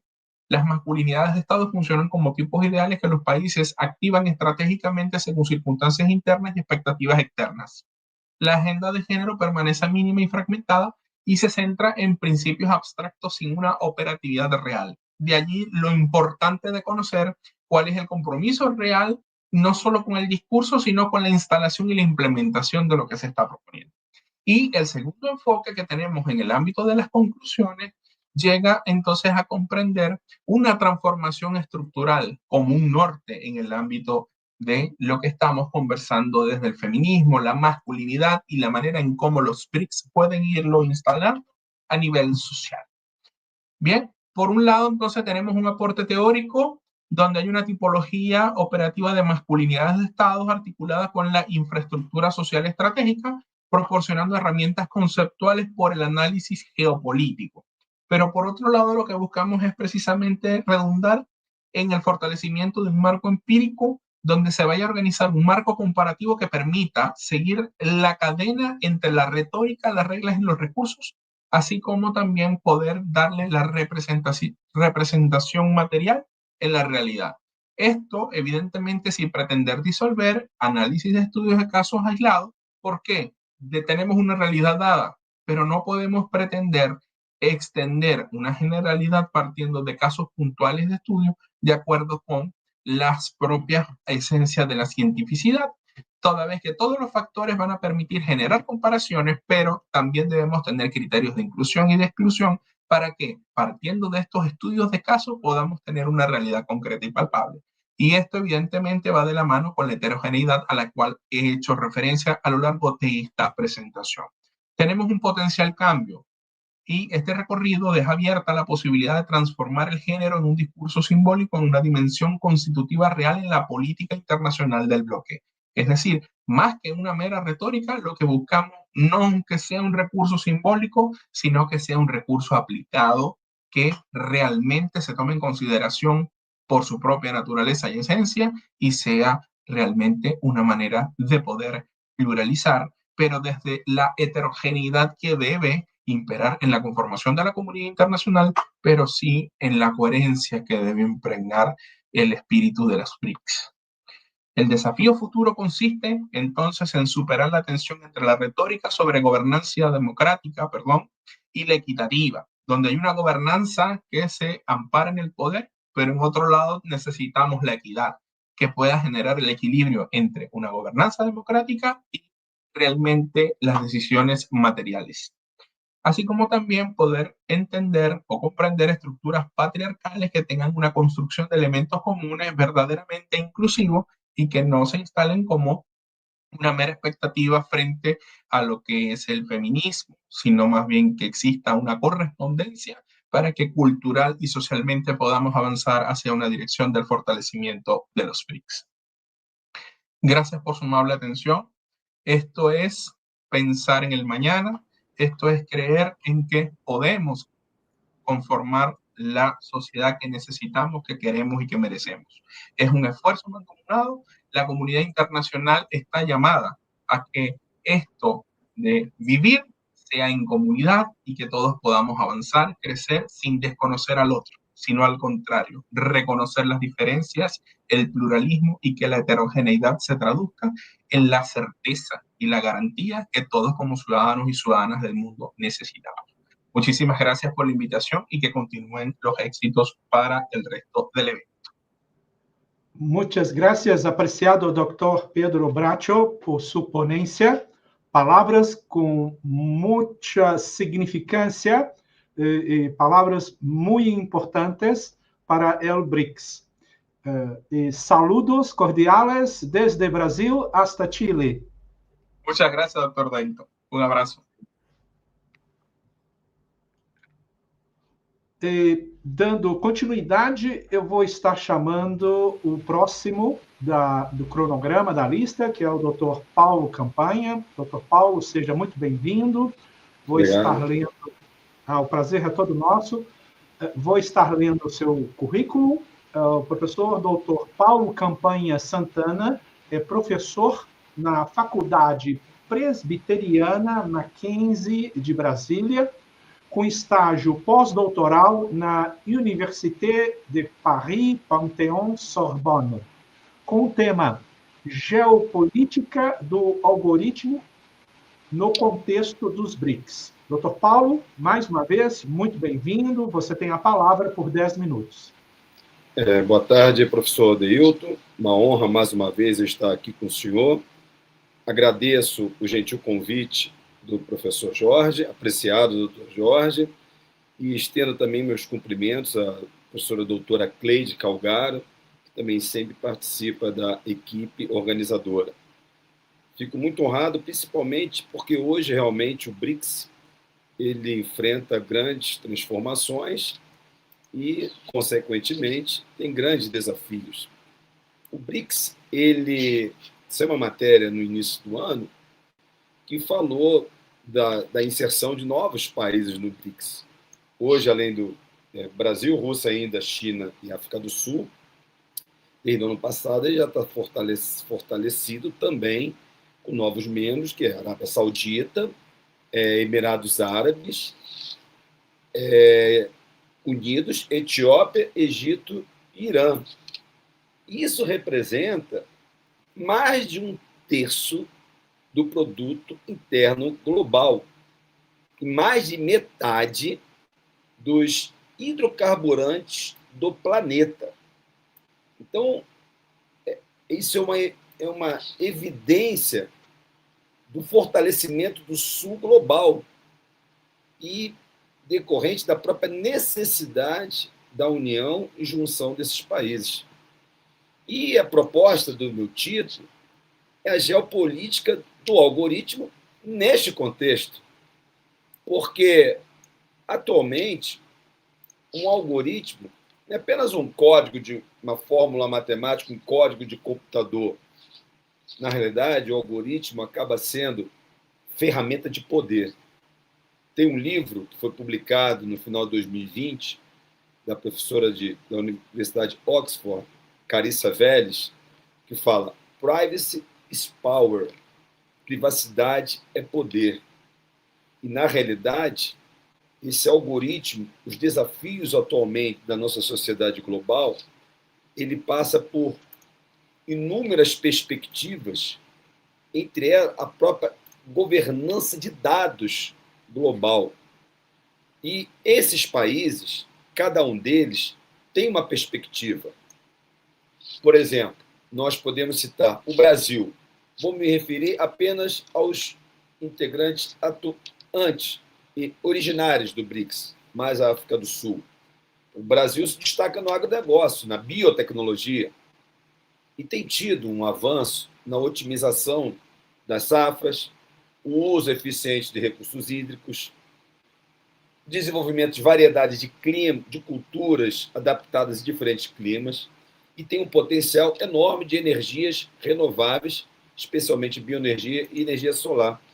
Há um dado internacional que diz que o mundo atualmente tem 14,7 de fontes de energias dessa transição energética, energias renováveis. E o Brasil está com 47,3. O Brasil tem se destacado nesse contexto. Todavia, a Rússia também tem seus destaques na capacidade de tecnologias espaciais e defesa, herdada da própria história, né, da herança militar, aeroespacial, e tecnologias nucleares e ciências de materiais, que são diversos setores industriais. A Índia, uma potência global em tecnologia da informação e serviços de software, e tem desenvolvido aplicativos, inteligência artificial, big data, serviços de terceirização tecnológica e além do próprio potencial das tecnologias farmacêuticas e biotecnologia também. A China, por sua vez, lidera a inteligência artificial, lidera as telecomunicações 5G, veículos elétricos e energias renováveis também. E tem tido um investimento maciço também em pesquisa e desenvolvimento, buscando o quê? Uma autossuficiência tecnológica e liderança em mercados globais emergentes. E a África do Sul tem um grande potencial tecnológico, que reside também em áreas como mineração e tecnologia relacionado ao próprio setor da sua economia. E, diante dessa perspectiva, há desafios e oportunidades. Primeiro, como comentei, sobre a própria governança de dados.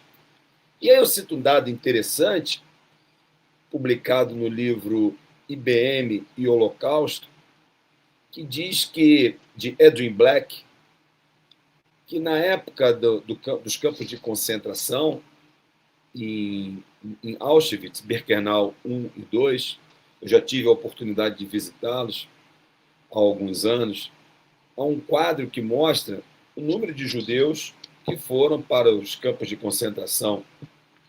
E há um detalhe interessante relatado neste livro, de Edwin Black, que na França, 25% dos judeus foram para o campo de concentração, um número muito elevado. Mas já na Holanda, 75% dos judeus foram enviados para o campo de concentração de Auschwitz. E isso tudo... E onde consistiu a diferença? É no controle de dados que existia daquela população. Anos antes da Segunda Guerra, a Holanda fez um recenseamento que tinha um controle muito detalhado da sua população. Está aí a história de Anne Frank, também já tive a oportunidade de ir na casa de Anne Frank.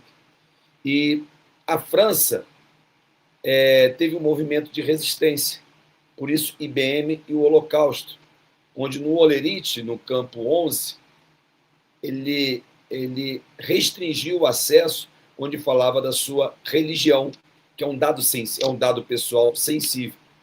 Consequentemente, a França não tinha um controle detalhado dos aspectos religiosos de toda a população, tal qual tinha a Holanda. O resultado disso, que a despeito de 25%, seu número grande, não se comparou em percentual com a Holanda. E isso reflete, atualmente, nessa governança de dados, nesse contexto geopolítico que nós vivemos. Hoje nós vivemos um mundo sem fronteiras. As redes sociais, que utilizam os algoritmos, muitas vezes para nos influenciar, e hoje as normas de proteção de dados buscam o quê? Proteger os dados pessoais, e um dos princípios previstos nas normas de proteção de dados é a autodeterminação informativa. Nós tivemos aí o caso da Cambridge Analytica, em 2018, onde influenciava os seus eleitores. Hoje, a perspectiva dessa geopolítica e o algoritmo, porque no mundo sem fronteiras precisa haver o quê? Ética no uso da inteligência artificial. E o uso da inteligência artificial precisa estar sobre regras, precisa estar sobre normas que respeitem esses princípios previstos nessa legislação. Obviamente, quando nós falamos em ética, no uso da inteligência artificial, não é numa perspectiva de proibir tudo, e sim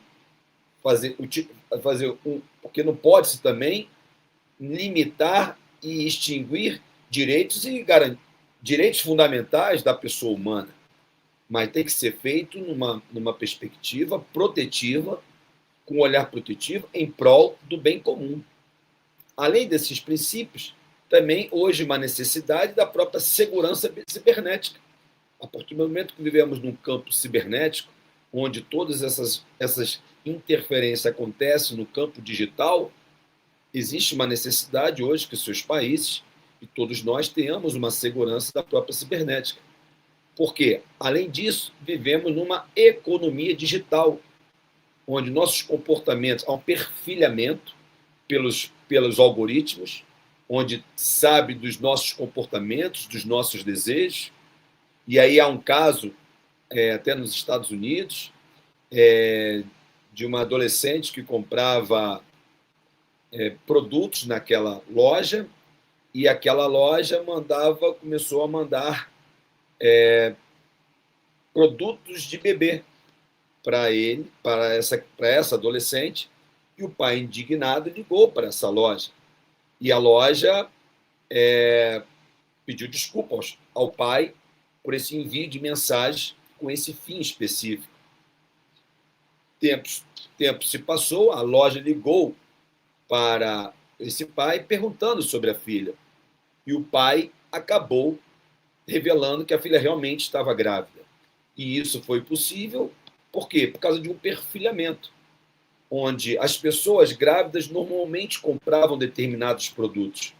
Diante do comportamento da filha se assemelhar ao dessas pessoas, a loja subentendeu que ela também poderia estar grávida e oferecer o produto, e que de fato estava. Isso evidencia o perfilhamento que o algoritmo faz de nós em todas as áreas. E isso precisa ser feito dentro de um contexto ético, dentro de um contexto protetivo, mas também não exclusivo na perspectiva das garantias fundamentais. E, para concluir essa minha fala, e o que é relevante que aconteça? Cooperação. Dentro do contexto do BRICS, dentro dessa geopolítica de algoritmo que passamos a viver, um contexto de cooperação para pesquisa e inovação nestes países do sul global. E eu agradeço mais uma vez a oportunidade, parabenizando a todos os organizadores por esse evento.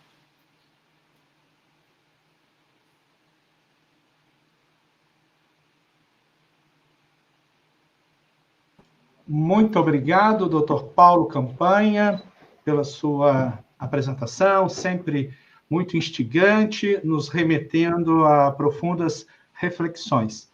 E contamos sempre com a sua participação. Muito obrigado. Muito obrigado. Uma excelente tarde.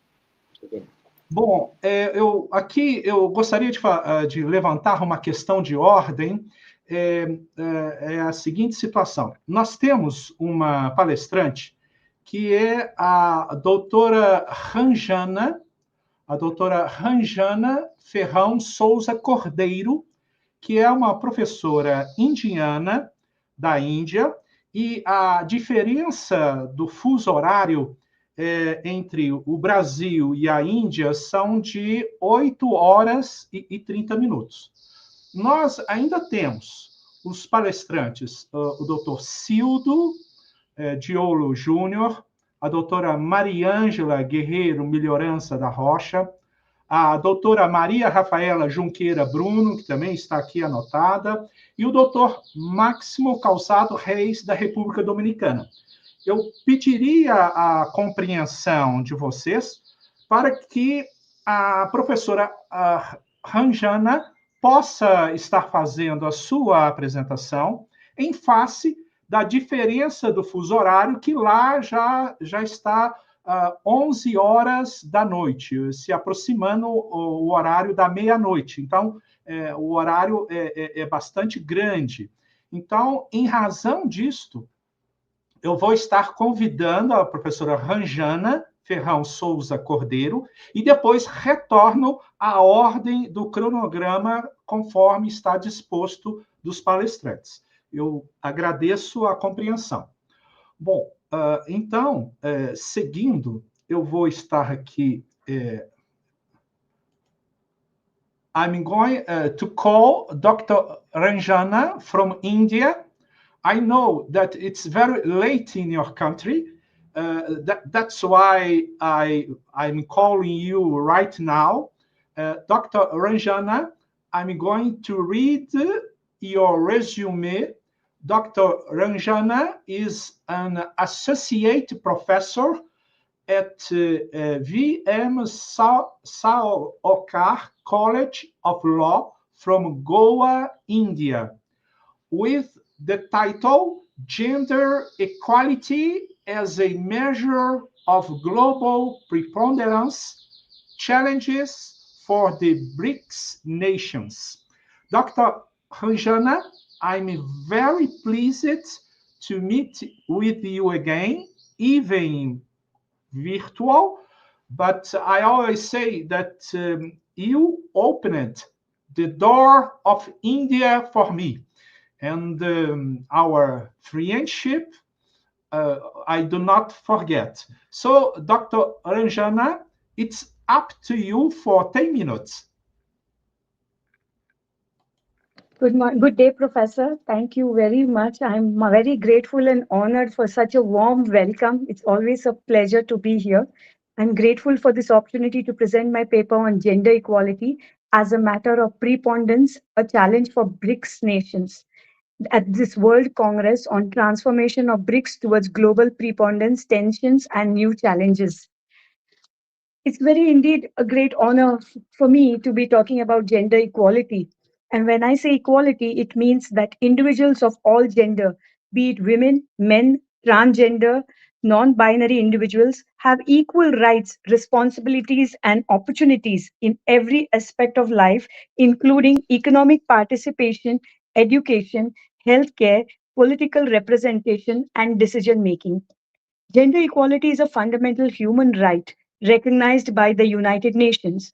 Every individual, regardless of gender, deserves equal opportunities, respect, and freedom from discrimination. Societies that promote gender equality tend to have lower levels of gender-based violence, harassment, and discrimination. When women and men have equal access to education, healthcare, and employment, then the quality of life improves for everyone. But the questions that I'm raising through my paper is that why must countries treat gender equality as a matter of preponderance? Courts and policymakers must give it some kind of weight while interpreting rights, designing remedies, and resolving competing public interest. The BRICS offers a rich comparative field where each member, which could have patriarchal norms, while having different constitutional commitments and also different legal enforcements, can learn from one another. Like, for example, India has a rich judicial jurisprudence. The courts have advanced gender equality in a number of ways, and keeping in mind the social economic realities, yet India has consistently made progress. But if I were to cite which of the countries are leaders, South Africa has consistently led in gender equality. According to World Economic Forum's Global Gender Gap Report 2024, South Africa ranks 18 globally, and it has done well in different sectors like political empowerment, educational attainment, and health. Brazil and Russia follow, ranking 71 and 75 at a global level, respectively.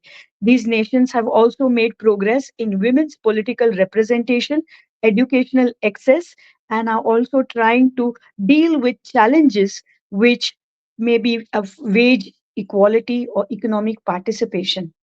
In India, our constitution offers many fundamental rights for gender equality. Article 14 talks about equality before law. Article 15 prohibits discrimination on the ground of sex. Equality in opportunity in public employment is Article 16. Article 21 is a fundamental right to life. and we have different directive principles which may not be enforceable but yet very relevant, which speak about gender equality. India is also a signatory to the CEDAW, Convention on Elimination of All Forms of Discrimination Against Women. And this international convention promotes gender equality. CEDAW encourages countries to eliminate discrimination in public and private life. It covers different areas like education, employment, healthcare, politics, family law, and marriage, but it calls on countries to take affirmative action. It allows the government to take temporary special measures to ensure that there is equality between men and women. States have an obligation to abolish anti discriminatory laws, and they have to implement policies which will uphold women's rights. Another advantage of CEDAW is that reports are sent to the international body, and this has made sure that the CEDAW is really living in its letter and spirit. Coming back to India, India has made considerable progress as far as gender equality is concerned. One of the earliest cases in India in 1997 was Vishaka versus State of Rajasthan. This was a landmark case for India because India did not have a law on sexual harassment then.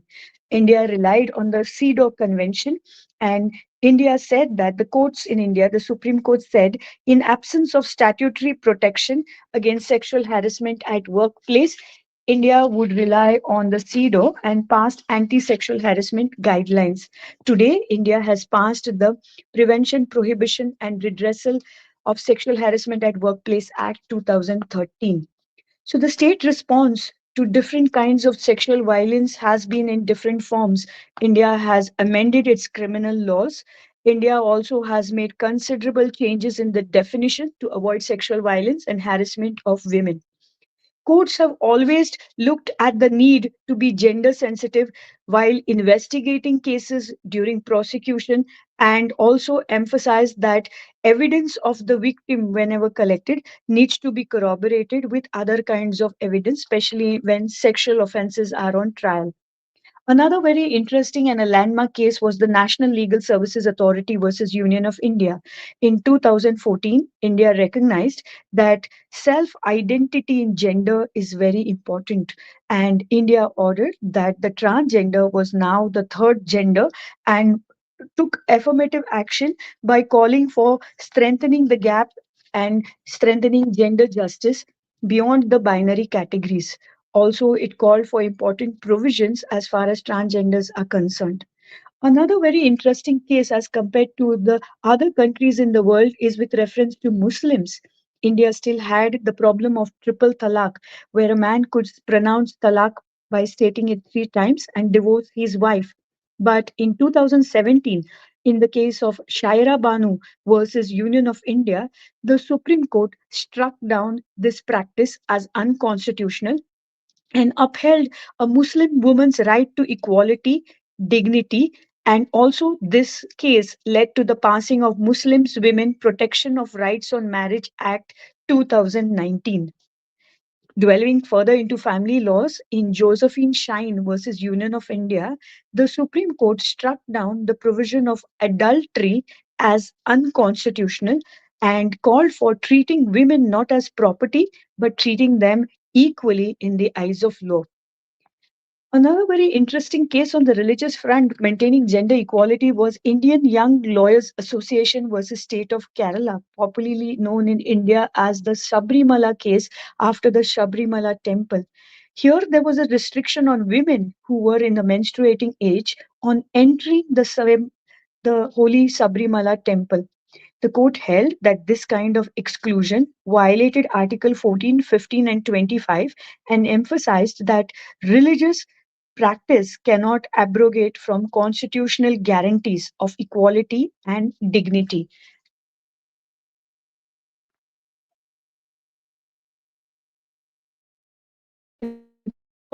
We look at different kinds of women working in the workplace. This has been a constant ground where the courts have passed a number of judgments, but I would cite only a few. In Secretary Ministry of Defense versus Babita Punia and others, the Supreme Court addressed a gender-based discrimination in the Indian Army where women were denied permanent commission. Similarly, in Deepika Singh versus Central Administrative Tribunal, here the court looked into the statutory right of working women to avail maternity leave, and the court said that this kind of maternity leave and childcare leave cannot be denied even for non-biological children. A very interesting case as far as medical termination of pregnancy is concerned and upheld the rights of a single woman very recently in 2022 in X versus the Principal Secretary Health and Family Welfare Department. The Supreme Court held that even an unmarried woman is entitled to seek medical termination of pregnancy beyond 20 weeks and up to 24 weeks. And the court said that denying the right of abortion to unmarried women in a consensual relationship while allowing it to married women would violate Article 14, that is right to equality under the Constitution. The Supreme Court of India has repeatedly upheld constitutional morality and dignity to expand protection. Laws and judgments sometimes fail to produce corresponding changes in police behavior, social attitudes, or access to remedies for poor and sometimes maybe even the marginalized women. Now, I would dwell on what are the key challenges for BRICS nations. One is the legal and institutional gaps. We have number of laws, but maybe the institutional mechanisms are not in place. Even the constitutional protections and the degree of enforceability of the constitutional protections may vary from one BRICS nation to another. Weak implementation mechanism, maybe sometimes the police officers are not trained, sometimes insensitive, judicial delays, lack of gender competent legal aid services and enforcement agencies and victim centric schemes might be some kind of barriers. Apart from them, there are also patriarchal norms in number of countries. There is also an ethnic groupism, and maybe sometimes there is a need for change of attitude and mindset. Many a times, the access to education, health care, land, credit, employment might also be a bar for women to achieve gender equality and also to ask governments to change all these situations. Another big challenge is legal pluralism. When you talk about personal laws and the customary legal systems in different countries, the personal laws might vary and they might have conflict, and it might be difficult to balance religious freedom with gender equality, especially in a country like India. Criminal justice and evidence rules might be difficult for the purpose of maintaining a standard way of collecting evidence or a standard way of treating the victim, and therefore conviction rates might be poor, and stigma and fear might give rise to non-reporting of cases. Finally, technology, which is much needed and which is the best way. But unfortunately, AI and technology is still not within the ambit of criminal law or how the evidence needs to be collected or how the law enforcement agencies must look at all this kind of evidence, especially if the crime is committed through a digital mode. There are hardly any legislations which talk about online crimes. Therefore, we need special laws to protect women and children from online harassment, revenge, pornography, and especially digital surveillance in times of AI. So, therefore, there is a lot of rich experience from a country like India, which BRICS nations can take. But courts and judgments might just not be enough. These need to be translated to statutory framework. India has done considerable progress by recognizing the transgender as a third gender, and India also has passed a transgenders legislation to make sure that gender equality is a reality. But affirmative measures must be implemented. Maybe reservations, maybe welfare schemes, maybe economic empowerment programs, which will help to do away with socio-economic realities. Finally, my recommendation for the BRICS countries would be cooperations with each country member, treat gender equality as a key point. There should be legal reform and also international cooperation and learning experience from one another to make gender equality a reality. Once again, I thank you for this opportunity for presenting my paper. And Dr. Delton, a pleasure meeting you again. Thank you very much. Yes, it's my pleasure and honor to meet you again, Dr. Ranjana. And we hope that you can take part of our next congresses. Thank you so much. Have a very good night. Thank you very much. You're welcome. Bom, então, continuando e retornando ao nosso cronograma, agradecendo a deferência, a paciência dos demais palestrantes, eu vou estar convidando o Dr. Cildo Diolo Júnior. Seja bem-vindo, Dr. Cildo. Vou estar lendo o seu currículo. O Dr. Cildo, ele é doutor em Direito e em Ciências Sociais, é doutor em Direito, tem pós-doutorado em Direitos Humanos, é investigador em Políticas Públicas, Direito e Novas Tecnologias. É professor da Universidade do Estado de Minas Gerais, da Faculdade de Direito de Franca, com o tema Ciência Aberta e Regulação de Dados, Desafios e Harmonização das Políticas Globais de Privacidade e de Proteção de Dados. Dr. Cildo, muito bem-vindo. Você tem 10 minutos para desenvolver a sua temática. Querido professor Deilton, me ouve bem?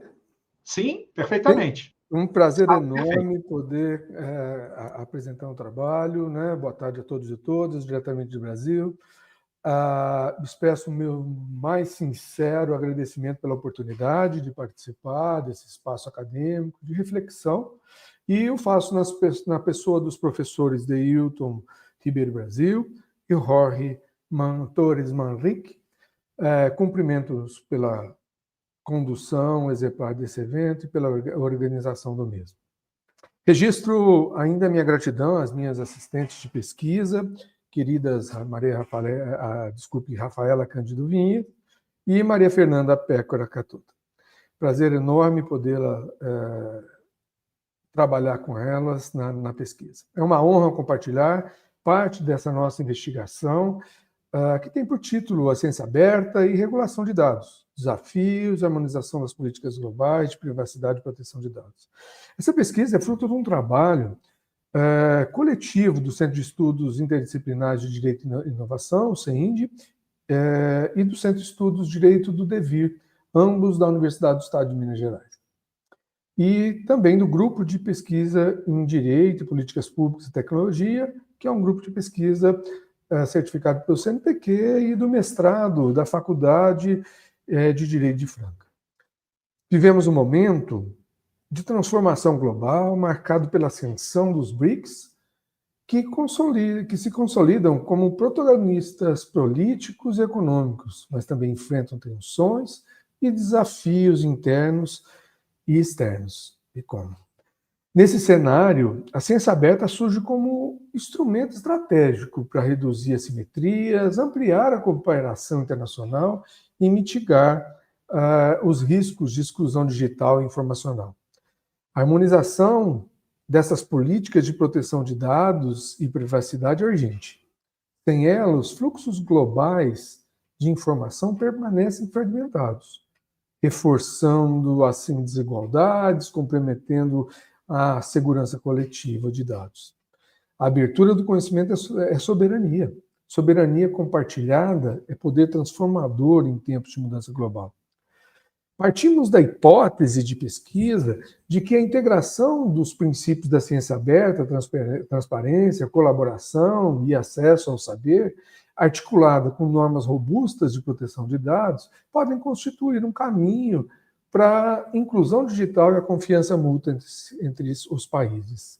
Perguntamos como o BRICS, em sua trajetória rumo à preponderância global, podem harmonizar suas políticas de dados e privacidades sem abrir mão da diversidade cultural, econômica e política que os compõe. Fechar dados é reforçar desigualdades. Compartilhá-los com responsabilidade é um caminho profícuo de cooperação. Como marco teórico, esse debate sobre a privacidade e regulação de dados é um dos pontos mais sensíveis da governança digital global. As tensões entre soberania informacional e interdependência tecnológica revelam a necessidade de novos paradigmas. Dialogamos com autores como Manuel Castel, Shoshana Zuboff, Luciano Floridi, Antoinette Rouvois, Meirelle Hildebrandt, que destacam os riscos de um colonialismo digital e também os desafios éticos dessa sociedade algorítmica. A sociedade aberta, evidenciada pela ciência, quando aliada à política de proteção de dados, representa não apenas a inovação, mas também uma justiça epistêmica e uma soberania informacional. Sem regulação justa de dados, não há futuro democrático possível. Como metodologia, adotamos o método qualitativo, com uma análise documental e comparativa. Estudando a Lei Geral de Proteção de Dados Europeia, a lei semelhante brasileira, a Lei de Cibersegurança chinesa, o marco normativo da Índia e da África do Sul. Comparando tais experiências, buscamos identificar pontos de convergência e dissonância que possam servir de base para uma política global mais harmônica, especialmente em um cenário em que os BRICS ampliam seu protagonismo internacional. A ciência aberta só é viável se caminhar junto à proteção ética e regulada dos dados. Resultados parciais que obtivemos até agora. Apresentamos alguns avanços relevantes, mas também encontramos profundas assimetrias.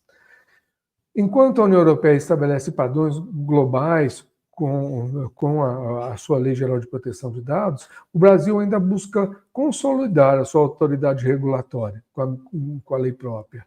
A China enfatiza a soberania estatal sobre os fluxos digitais. A Índia avança em regulação, mas enfrenta obstáculos de infraestrutura. E a África do Sul busca alinhar esses padrões internacionais. Essas diferenças revelam que a construção de uma agenda comum de ciência aberta e proteção de dados exige um diálogo multilateral, superando a tentação de políticas isoladas. A fragmentação regulatória é barreira e a convergência é potência. Algumas conclusões provisórias.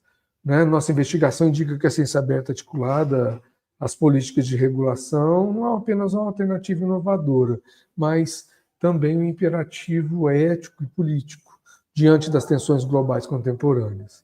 Para o BRICS, que se projetam como protagonistas no cenário internacional, a harmonização de políticas de dados representa um teste de maturidade institucional e de capacidade de exercer liderança com legitimidade.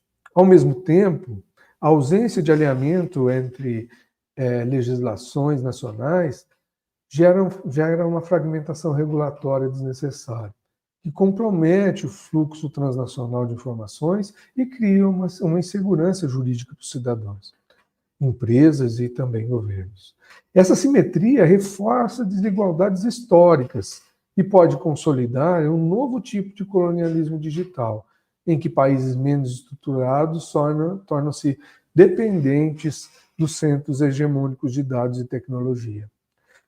Por outro lado, os BRICS possuem condições singulares de propor alternativas globais. Reúnem diversidade cultural, econômica e política, além de abrigarem parte expressiva da população mundial. Se conseguirem integrar a ciência aberta e regulação de dados em uma agência comum, poderão consolidar um bloco de contra-equilíbrio ao domínio exclusivo das potências ocidentais, favorecendo uma governança digital mais plural e democrática. Por fim, é necessário compreender que a ciência aberta não significa ausência de regulação. Pelo contrário, exige marcos normativos claros, transparentes e protetivos, que garantam privacidade e segurança sem restringir a circulação do saber. A democratização do conhecimento, aliada à proteção responsável dos dados, pode converter-se em um instrumento estratégico de desenvolvimento sustentável, fortalecendo uma soberania digital, reduzindo vulnerabilidades e promovendo justiça social em escalada global. Democratizar o saber e regular dados é muito mais do que uma escolha técnica. É um projeto civilizatório para a construção de uma cidadania digital inclusiva e global. A transformação do BRICS é real e encarrega de desafios históricos, mas também carrega diversas oportunidades de redesenhar a governança global dos dados e do conhecimento. Não basta abrir mercados, é preciso abrir saberes. Não basta acumular poder, é preciso compartilhar com responsabilidade. A ciência, aliada à regulação dos dados, é a chave para transformar tensões em cooperação e desigualdades em oportunidades. É hora de construir uma soberania digital que seja inclusiva, democrática e global. Sr. Deilton, muito obrigado, foi um prazer. Prazer revê-lo novamente. Igualmente, é um grande prazer. Dr. Cildo, eu agradeço a sua exposição, sempre muito percussiente e que nos remete a reflexões importantes. Muitíssimo obrigado. E uma boa tarde. Bom, então, dando continuidade, eu vou estar chamando a doutora Maria Rafaela Junqueira Bruno Rodrigues. Doutora, boa tarde, seja muito bem-vinda. Agradeço a colaboração, a paciência, estamos com um certo atraso, mas alheio à vontade da organização. Eu vou estar lendo o seu currículo, doutora. A doutora Maria Rafaela Junqueira Bruno Rodrigues é professora de Direito Empresarial na Faculdade de Direito de Franca, graduada, mestre, doutora pela Unicinos e pós-doutora em Direito pela Universidade de Messina, na Itália, com o tema Os impactos gerados às iniciativas dos BRICS pelo uso crescente de criptoativos no mundo. Doutora Maria Rafaela, você tem 10 minutos, a palavra é toda sua. Muito obrigada, doutor Deilton. Eu cumprimento e a Universidade de Itaúna, também ao doutor Marcos Eduardo Pedrosa Moraes, que nos recebem tão bem, também a doutora Cleide Calgaro, da Universidade de Caxias do Sul, e o doutor Jorge Manrique Torres, da Escola Interdisciplinar de Direito Fundamental para a Eminência e Justiça, que nos congratula mais uma vez com esse evento mundial, esse congresso maravilhoso, de alta envergadura, e que nos traz uma grande troca de experiência. Eu peço a gentileza que meu tempo seja computado a partir de agora, e como foi falado pelo Dr. Deilton, o tema do meu trabalho tem relação com o seu objeto, que foi exatamente o de verificar quais os impactos gerados às iniciativas do BRICS pelo uso crescente de criptoativos no mundo. O que justificou a nossa pesquisa foi o fato de que o BRICS tem, na sua representatividade, como principal objetivo, um dos principais objetivos, promover o crescimento econômico e o desenvolvimento socioeconômico sustentável entre países emergentes, impulsionando o comércio e investimentos. E isso, obviamente, vem de encontro com o que se preconiza na Agenda 30 da ONU, nos seus 17 Objetivos do Desenvolvimento Sustentável, que já se preconiza serem, a partir da COP30, 18 ou 20, então aumentaria mais, esses objetivos seriam aumentados, e não pode ser diferente diante dessa intermediação tecnológica que nós recebemos todos os dias, como novidades que se tem e que se apresentam num curto período de tempo, num médio e num longo prazo. Isso nós já temos preconizados, que nós estamos só no início de grandes modificações que nós vamos ter na nossa vida, fruto dessas tecnologias. E, assim, o que acontece? Essa situação envolvendo criptomoedas, ela fomenta uma discussão muito ampla, inclusive já tivemos colegas aqui que nos antecederam, que tentaram, de alguma maneira, conceituar esses criptoativos, mas o que mais se coloca em evidência não é tanto a sua conceituação, características, mas simplesmente o fato de que essas moedas fazem com que se circule riqueza, com que se desenvolva o mercado econômico, principalmente o de consumo, que se alia ao mercado econômico no sentido de que coloca a disponibilidade do consumidor produtos e serviços, e que são adquiridos por esses criptoativos, através desses criptoativos. Mas qual que é o detalhe?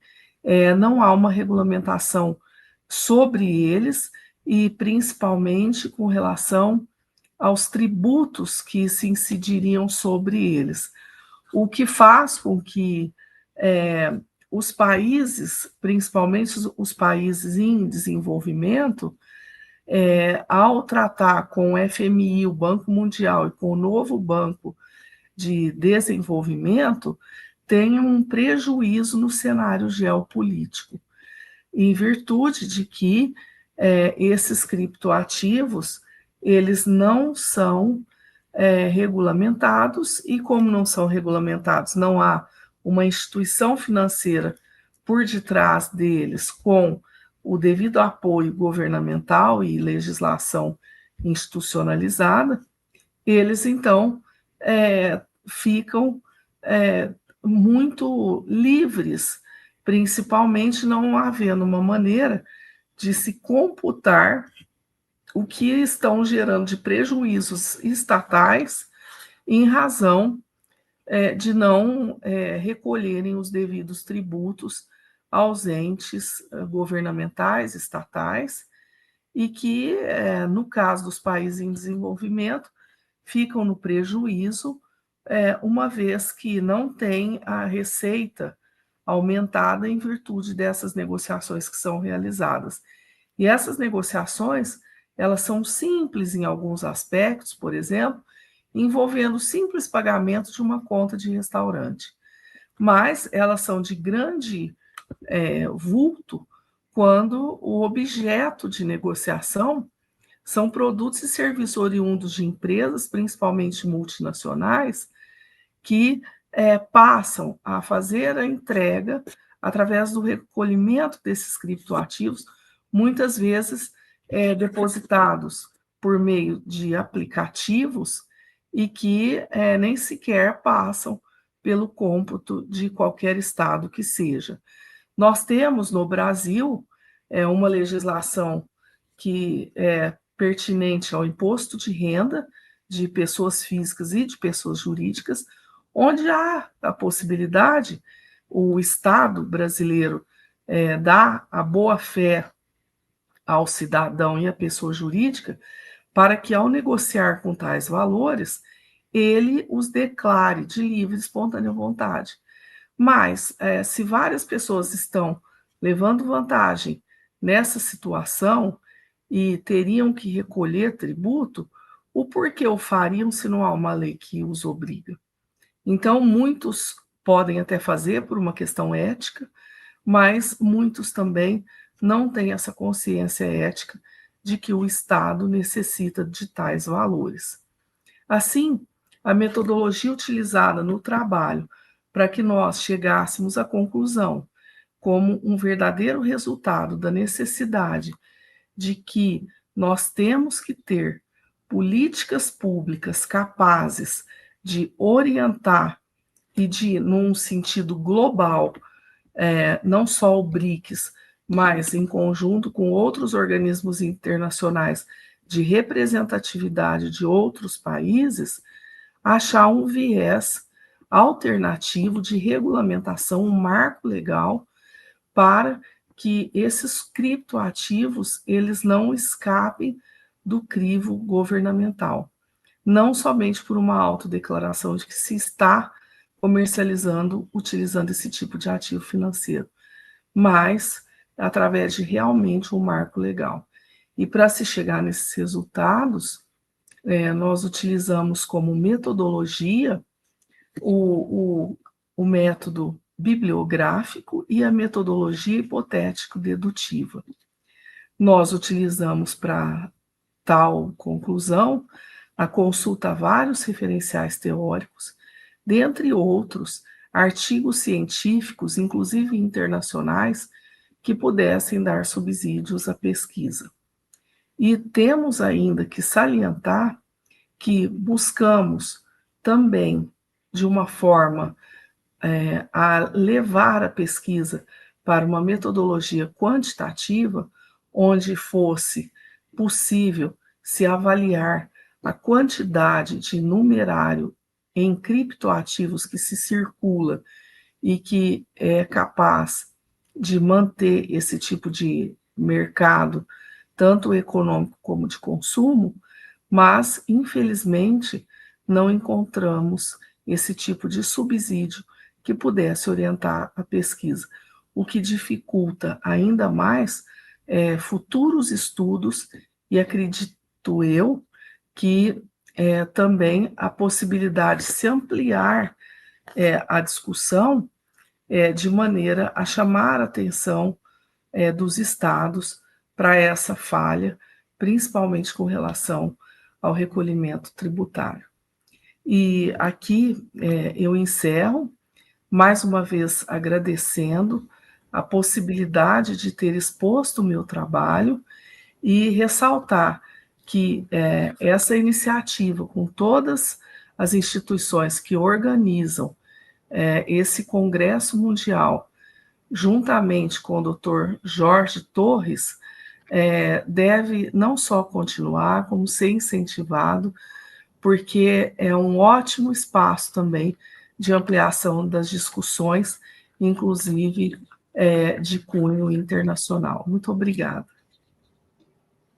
Somos nós quem agradecemos, doutora Maria Rafaela, pela sua exposição, pelas suas recomendações, que recebemos com muito carinho. Então, lhe desejo uma boa tarde e continue conosco nos nossos eventos, porque nós apreciamos muito.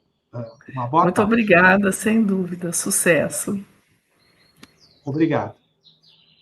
Bom, então, yo me voy a llamar el doctor Máximo Calçado Reis. Bienvenido, apreciado doctor. Muchas gracias por su paciencia. Es difícil organizar un congreso con muchos ponentes, muchos horarios. Es muy difícil. Y usted conoce muy bien cómo es organizar un grande congreso. El doctor Máximo, voy a leer, el doctor Máximo es licenciado en Derecho, magna cum laude por la Universidad de la Tercera Edad, engenheiro de Sistemas de Computação por la Universidad APEC, Máster em Direito del Estado en el Instituto Global de Altos Estudios y la Universidad de Salamanca, Espanha, doctorando Hacienda, Justicia y Estado Social, Universidad de Salamanca, Espanha, y la Universidad Autónoma de Santo Domingo, con el tema Oportunidades para la República Dominicana de acceder a los BRICS. Apreciado doctor, tiene la palabra por 10 minutos para su charla. Sí, buenas tardes, doctor Dayton. Muchas gracias a usted y a mi amigo Jorge Santos Remarrique, y la doctora Cleider Cargaro también, y a Marcio Eduardo, por la invitación a este cónclave tan importante sobre un tema tan interesante para la República Dominicana y para los países de América Latina, el tema de los BRICS. También agradecer a los a los patrocinadores, también a los expositores que nos han antecedido con la palabra y a las personas que nos siguen a través de las diferentes redes sociales. Bien, vamos a hacer una pequeña introducción con la creación de los BRICS en el año 2008 se abre un espacio, podemos decirlo, de esperanza y de oportunidades para los países de América Latina, dentro de lo cual está la República Dominicana, porque este es un escenario que hace una apertura y un espacio para que los países con economía emergente, como la República Dominicana, tengan una oportunidad de acceder a financiamiento con intereses blandos y con facilidades por encima de la que brinda los organismos internacionales tradicionales como el Banco, el Fondo Monetario Internacional y el Banco Interamericano de Desarrollo. Decir que estos países que agrupan el bloque de los BRICS, la primera versión en el año 2008, y luego, por ejemplo, en el caso de China y la India, son los países que concentran la mayor población del mundo, aunque recientemente, en el año 2024, ya India pasó a China. Entonces, en este contexto, los BRICS han emergido como un bloque estratégico de países con economía emergente que buscan redimir o redefinir, podemos decir las reglas del sistema internacional, promoviendo una mayor representatividad y procurando una justicia financiera más equitativa. En este contexto, por ejemplo, estos países que en el año 2024 se agregaron unos cuantos países más, tienen como finalidad, por ejemplo, tienen una importancia capital. Por ejemplo, a través de la creación del nuevo Banco de Desarrollo NBD, este banco multilateral establece financiamientos blandos a países con economía emergente y sobre todo que trabajan en temas que tienen que ver por ejemplo, con energía, ¿verdad? El tema de energía limpia y proyectos que tienen que ver con proyectos amigables al cambio climático. En ese contexto, por ejemplo, en el ámbito estratégico fomentan alianzas de los países del sur a sur a través de tecnología, diversifican alianzas y en el ámbito global los BRICS buscan establecer un nuevo orden mundial que pueda competir, obviamente, con el Fondo Monetario Internacional y con el Banco Mundial. En ese contexto, por ejemplo, para la República Dominicana, los BRICS representan una oportunidad importante. ¿Por qué?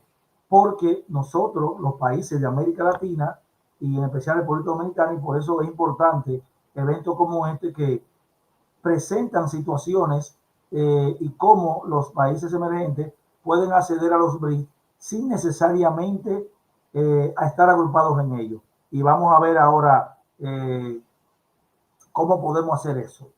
Entonces, en el 2024 hubo una ampliación de estos países donde, además de los países tradicionales como Brasil, Rusia, India, China y Sudáfrica, se agregan otros miembros importantes como Egipto, Etiopía, Irán, Indonesia, Arabia Saudita y los Emiratos Árabes. Esto nos da a nosotros, o los países de economía emergente de América Latina y el Caribe, una gran oportunidad. ¿Por qué? Sobre todo porque tenemos la oportunidad de acceder a financiamiento blando. Entonces, la alianza económica y financiamiento que podemos lograr, en el caso para la República Dominicana, a través de los BRICS, por ejemplo, esto le permitirá a la República Dominicana diversificar su dependencia o mejorar su dependencia económica de los países como Estados Unidos y la Unión Europea. Nos permitirá también establecer un vínculo bilateral con países multilaterales como China, Brasil, aunque nosotros tenemos acuerdo con China,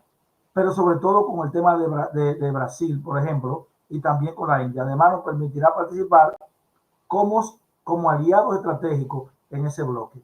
Entonces, esto nos permitirá a nosotros tener que acceso a financiamiento alternativo, diferente, con mecanismos, podemos decirlo así, financiamiento blando y con menos exigencia que en la que la actualidad establecen, por ejemplo, el Banco Mundial y el Fondo Monetario Internacional. ¿Por qué es importante para República Dominicana y para América Latina y el Caribe tratar de acceder a estos financiamientos que nos establecen los BRICS? Bueno, porque básicamente estos proyectos, estos financiamientos tienen que ver con energía y son para proyectos sustentables, o sea, proyectos de inversión con rentabilidad. Entonces ellos sustentan estos financiamientos básicamente en áreas fundamentales como energía, petróleo, tecnología agrícola y manufactura. Entonces, República Dominicana podría acceder a estos financiamientos a bajo costo, con financiamiento blando y con intereses muy beneficiosos. Por ejemplo, en el caso de la República Dominicana, ahora mismo tenemos un problema con el sistema eléctrico. Quizás ustedes han visto en los medios de comunicación que tenemos problemas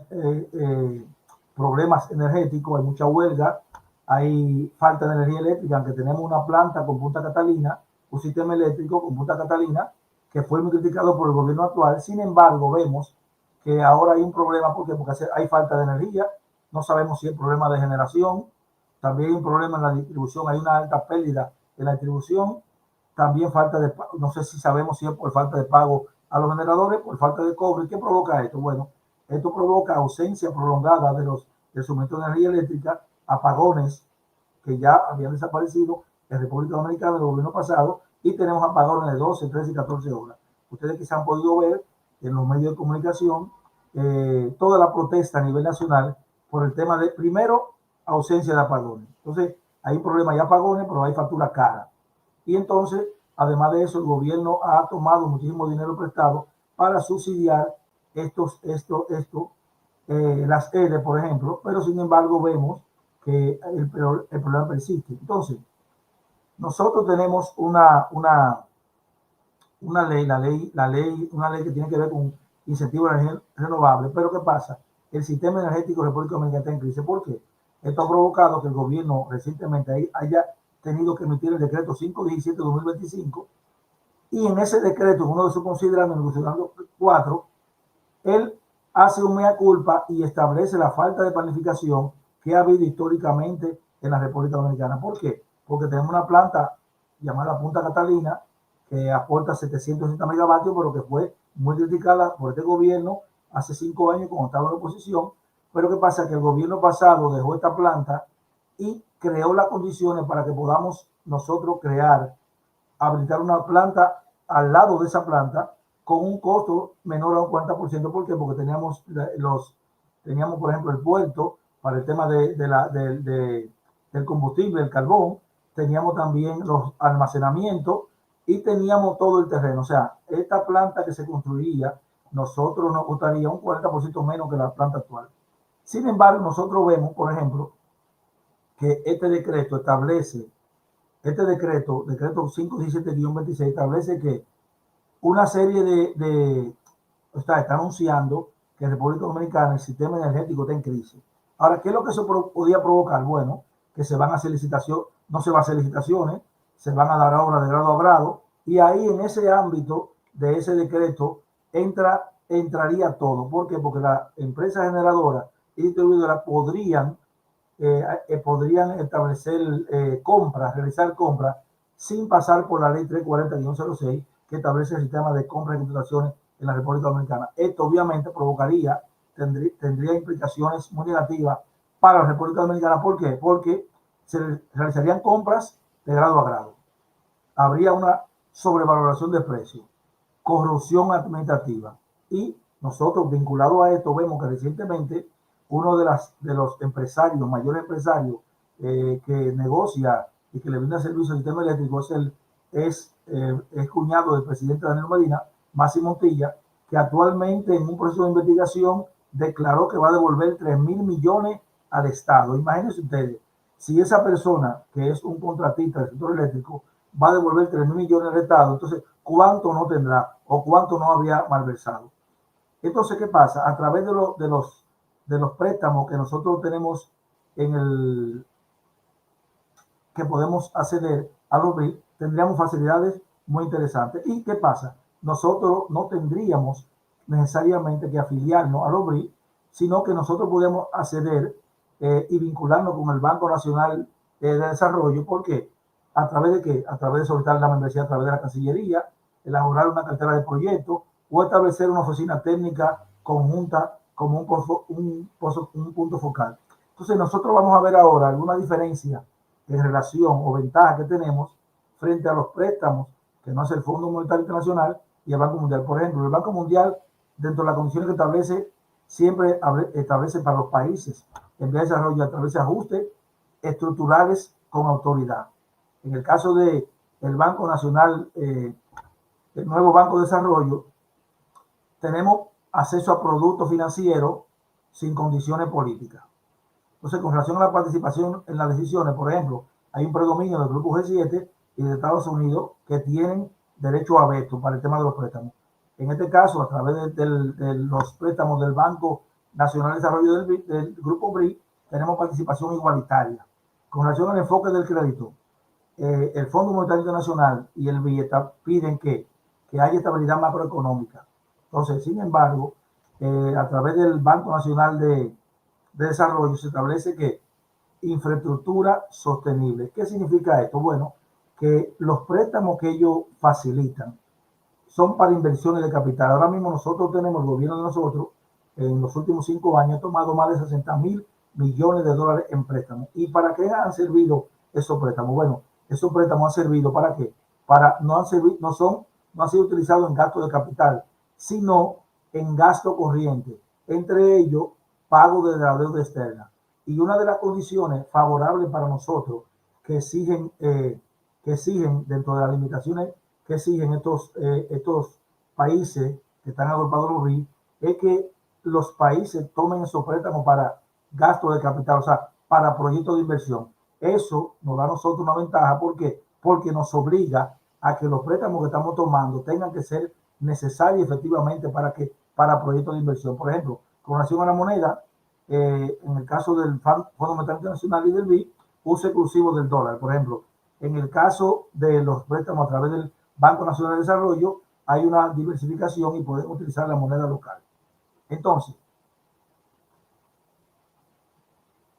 ¿cómo tenemos una ley nosotros de energía renovable? Y nosotros tenemos, hay que decir que tenemos en República Dominicana una matriz energética que aproximadamente en la Estrategia Nacional de Desarrollo se estableció que para el 2025 nosotros debemos llegar a un 25% de utilización de matriz o cambio de matriz de energía renovable, llámese energía eólica con molinos de viento o también energía fotovoltaica con paneles solares. Actualmente tenemos un 24%, o sea que nosotros podemos decir que en el caso de República Dominicana hemos cubierto esta parte. Entonces, nosotros tenemos, en el caso de República Dominicana, para acceder a esto, tenemos muchos retos y muchos desafíos. Ya dije que nosotros hemos tomado en préstamo 60.000 millones de dólares que este gobierno en los últimos años, y ese dinero no ha ido a inversión de capital, o sea, no se ha utilizado para gasto de capital, sino que se ha utilizado para gasto corriente. De manera que el principal reto que tenemos a través de los beneficios de acceder a esos préstamos que nos da el Banco Nacional, el Banco de Desarrollo de los países BRICS, es que nos obligaría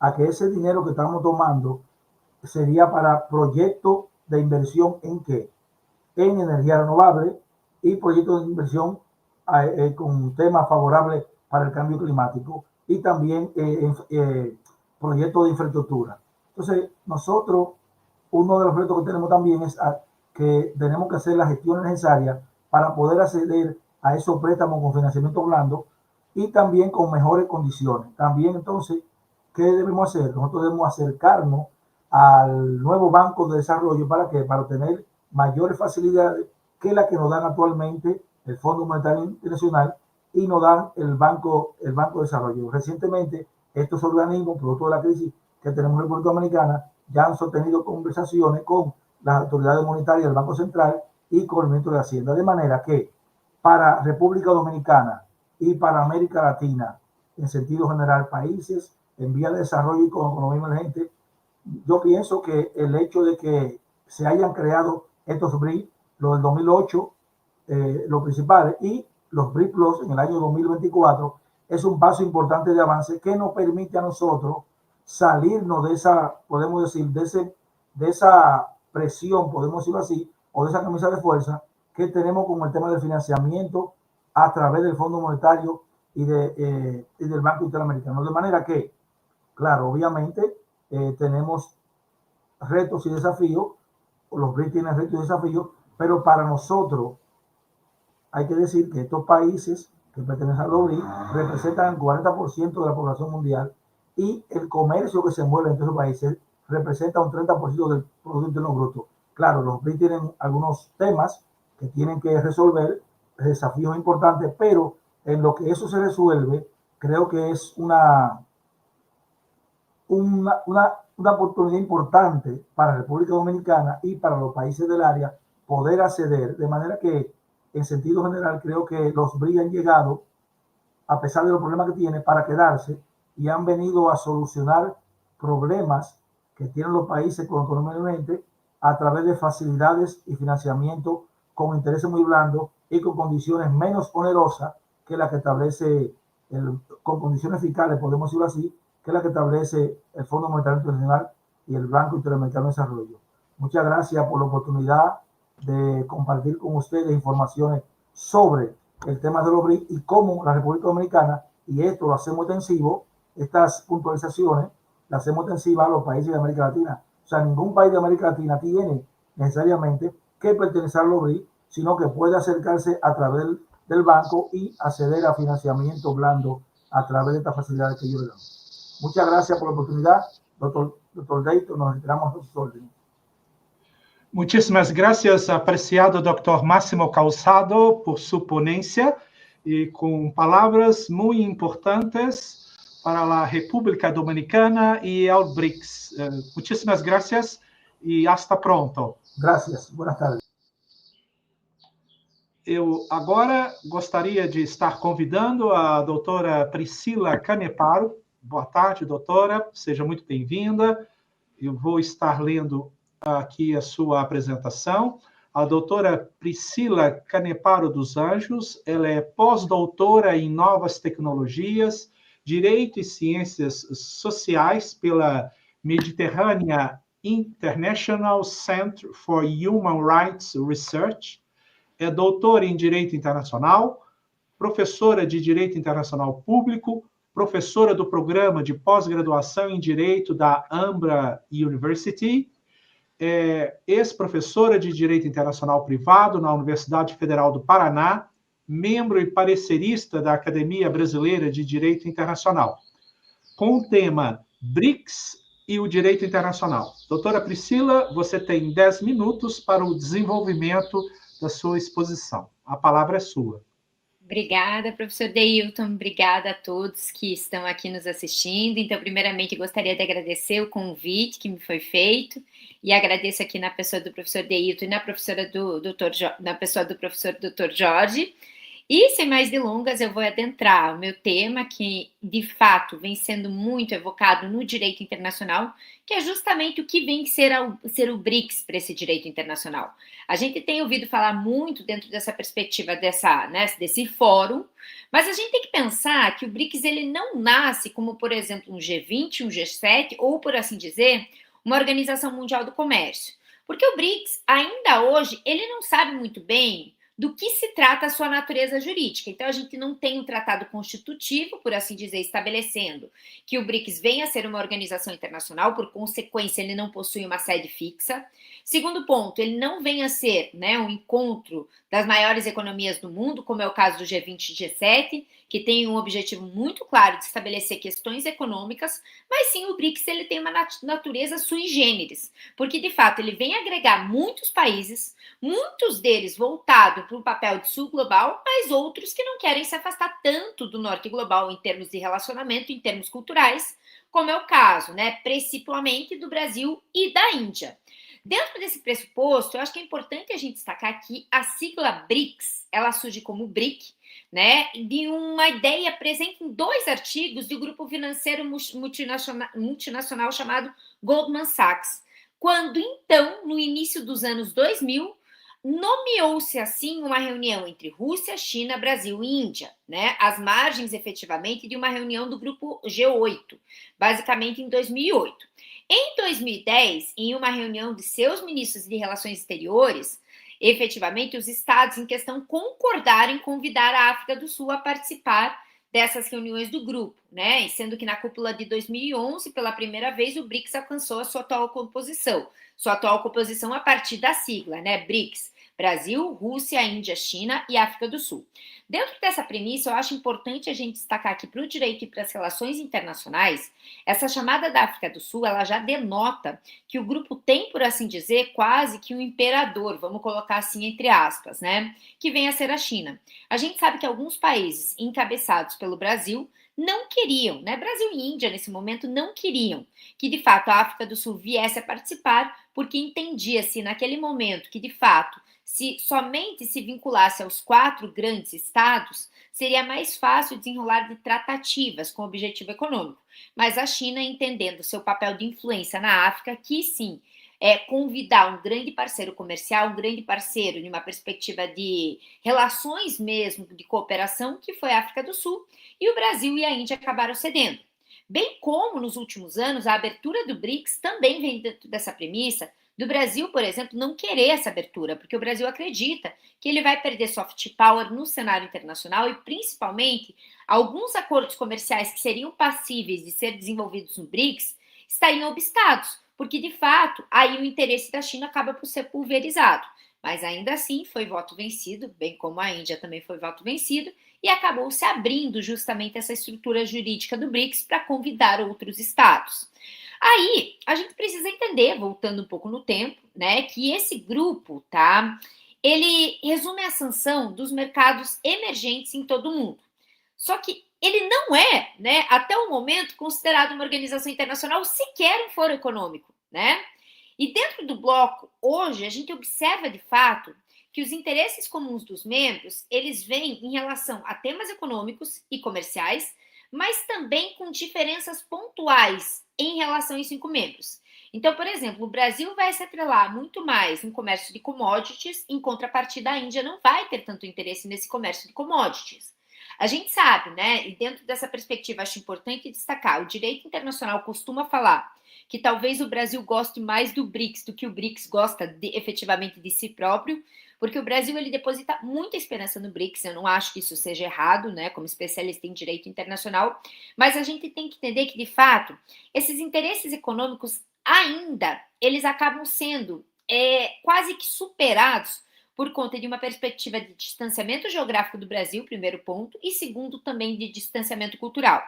Quando a gente observa que outras cúpulas começam a ganhar protagonismo, existe aí uma questão para o Brasil se de fato o BRICS vai conseguir continuar caminhando na maneira que ele deseja. É quase que uma frustração brasileira em relação ao não desenvolvimento do NASUL ou estagnação do Mercosul. Porque o que a gente observou nesses últimos tempos foi que a cúpula de Xangai, né, o acordo para a cooperação efetivamente entre as nações asiáticas, a gente observa de fato que houve um grande repertório dentro daquela cúpula e principalmente uma grande atenção midiática. E aí a pergunta que veio, eu acho que é uma pergunta totalmente descabida no cenário das relações internacionais e do direito internacional por que o Brasil não estava participando? Porque o Brasil não é um país asiático. Aquela cúpula era uma cúpula regional, é um acordo regional. Só que ainda assim a gente tem que pensar que, de fato, aí eu entendo a posição brasileira, a gente tem, né, por esse distanciamento geográfico, uma perspectiva de talvez o BRICS não possuir tanta quase que calcificação no cenário do comércio internacional, como, por exemplo, outras cúpulas regionais podem se desenvolver, como é o caso do Acordo de Xangai, da cúpula de Xangai. Essa é a grande preocupação para o Brasil no cenário internacional em relação aos BRICS. Mas, ainda assim, a gente precisa entender novamente, né, que existe uma grande alusão, como a gente bem conhece, para a emergência de uma moeda única para esses estados, que a gente chama de dedolarização da economia. Se em 1944 o sistema financeiro internacional, o sistema do comércio internacional, foi estruturado a partir das conferências de Bretton Woods pelo padrão ao dólar, esse BRICS quer reestruturar a economia, porque justamente ficar dependendo hoje dos Estados Unidos não faz mais sentido quando a gente tem um super país em ascensão, como é o caso da China, ou, por exemplo, como é o caso da Índia. Nesse ponto, ainda existem divergências, né? A África do Sul, ela não considera viável, tá? E sequer coloca em seu radar de negociações intrabloco a construção de tal política econômica, né? Enquanto alguns países vão colocando panos quentes, como é o caso da Índia, como é o caso, por exemplo, da China. Né? Ainda que a China preveja uma dedolarização da economia, é importante a gente destacar que no cenário internacional, a China ainda continua muito dolarizada. Então, acaba por ter aí, né, uma dificuldade para transpor, ante a necessidade de desenvolvimento do comércio, principalmente na busca de novos mercados, essa questão de uma moeda única para o BRICS. Né? E a Índia, até pouco tempo atrás, ela era uma grande parceira comercial dos Estados Unidos, até ela sofreu imposição de 50% de tarifas, ela era uma grande parceira comercial dos Estados Unidos, e existia um pouco de objeção ao desenvolvimento de uma moeda paralela ao dólar, que esse desenvolvimento da moeda pudesse quase que danificar as relações indianas com os Estados Unidos. Então é importante a gente destacar que, ainda que pareça haver uma coesão dentro do BRICS, inclusive entre os fundadores, não existe essa coesão como a gente imagina.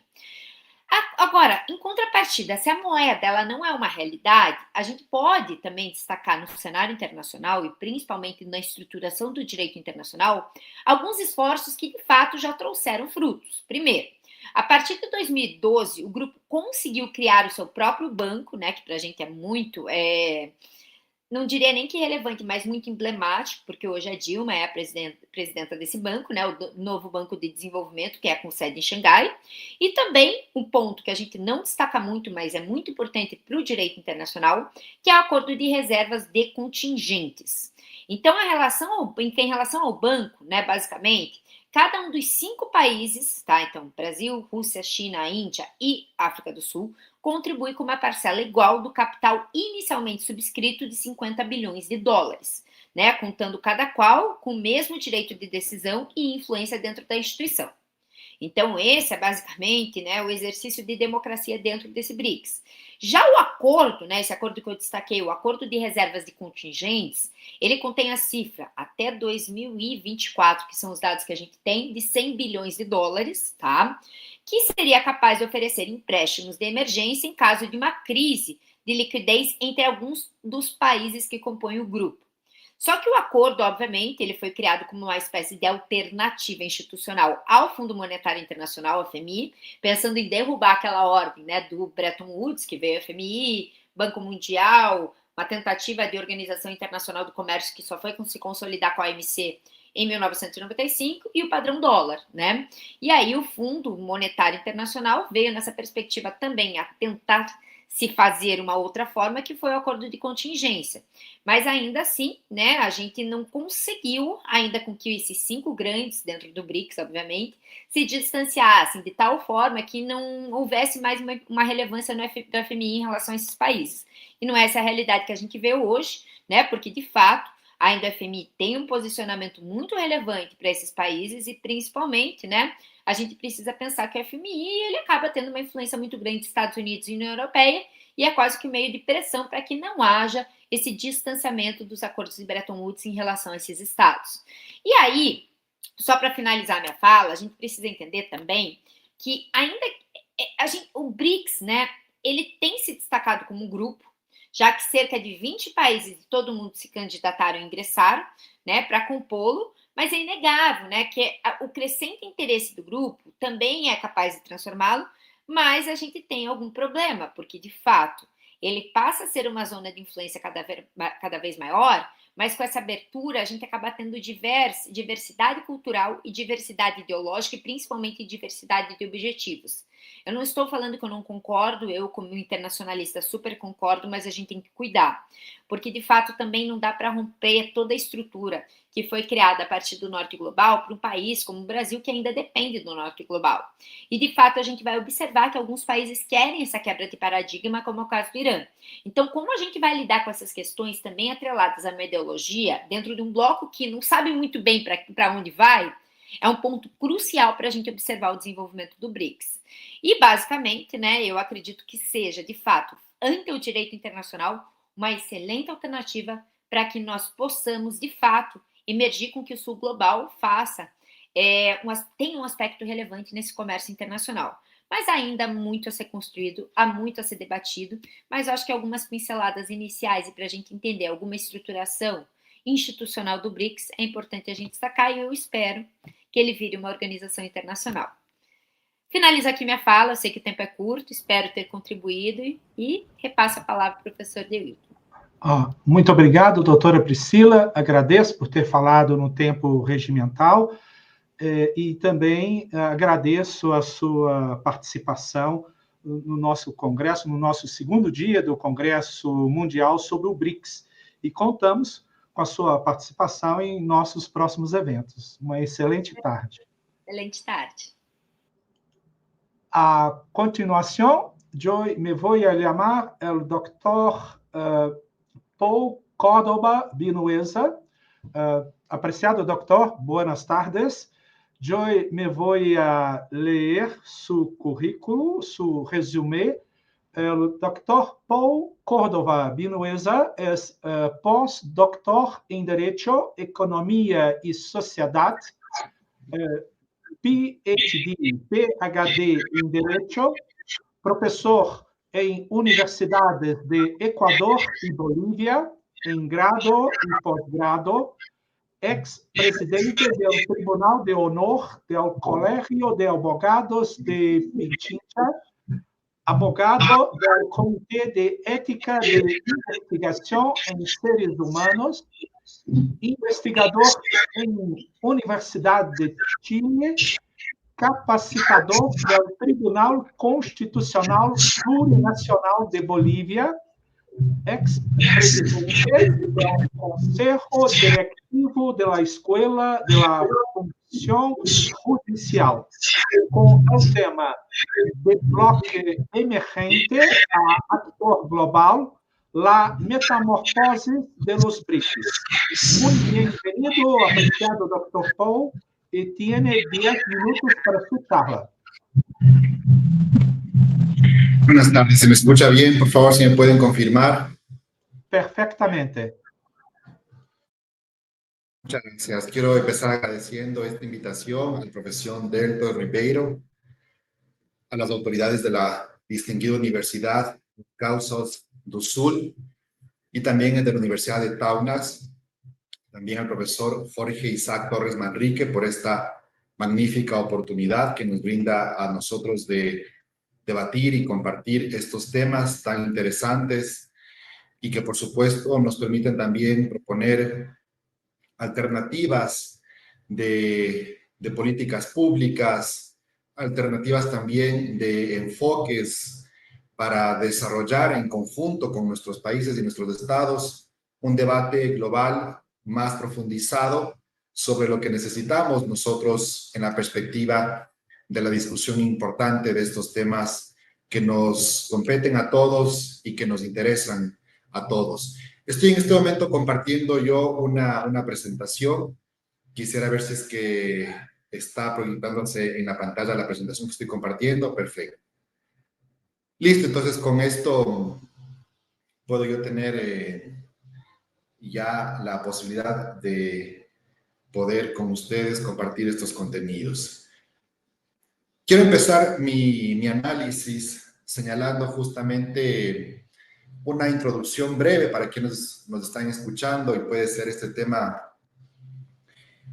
un poco descontextualizado para quienes aún no comprenden la dimensión de estas temáticas en el derecho internacional público, y por esa razón me voy a permitir yo hacer una breve introducción, básicamente para explicar que en las últimas 2 décadas el acrónimo BRICS, que agrupa a Brasil, Rusia, India, China y Sudáfrica, ha dejado de ser un simple concepto acuñado por la banca de inversión internacional para convertirse, les decía yo, este término BRICS ya no solamente en un simple concepto acuñado, les decía yo, por la banca de inversión internacional, para convertirse en un mecanismo de cooperación política, económica y financiera de alcance global.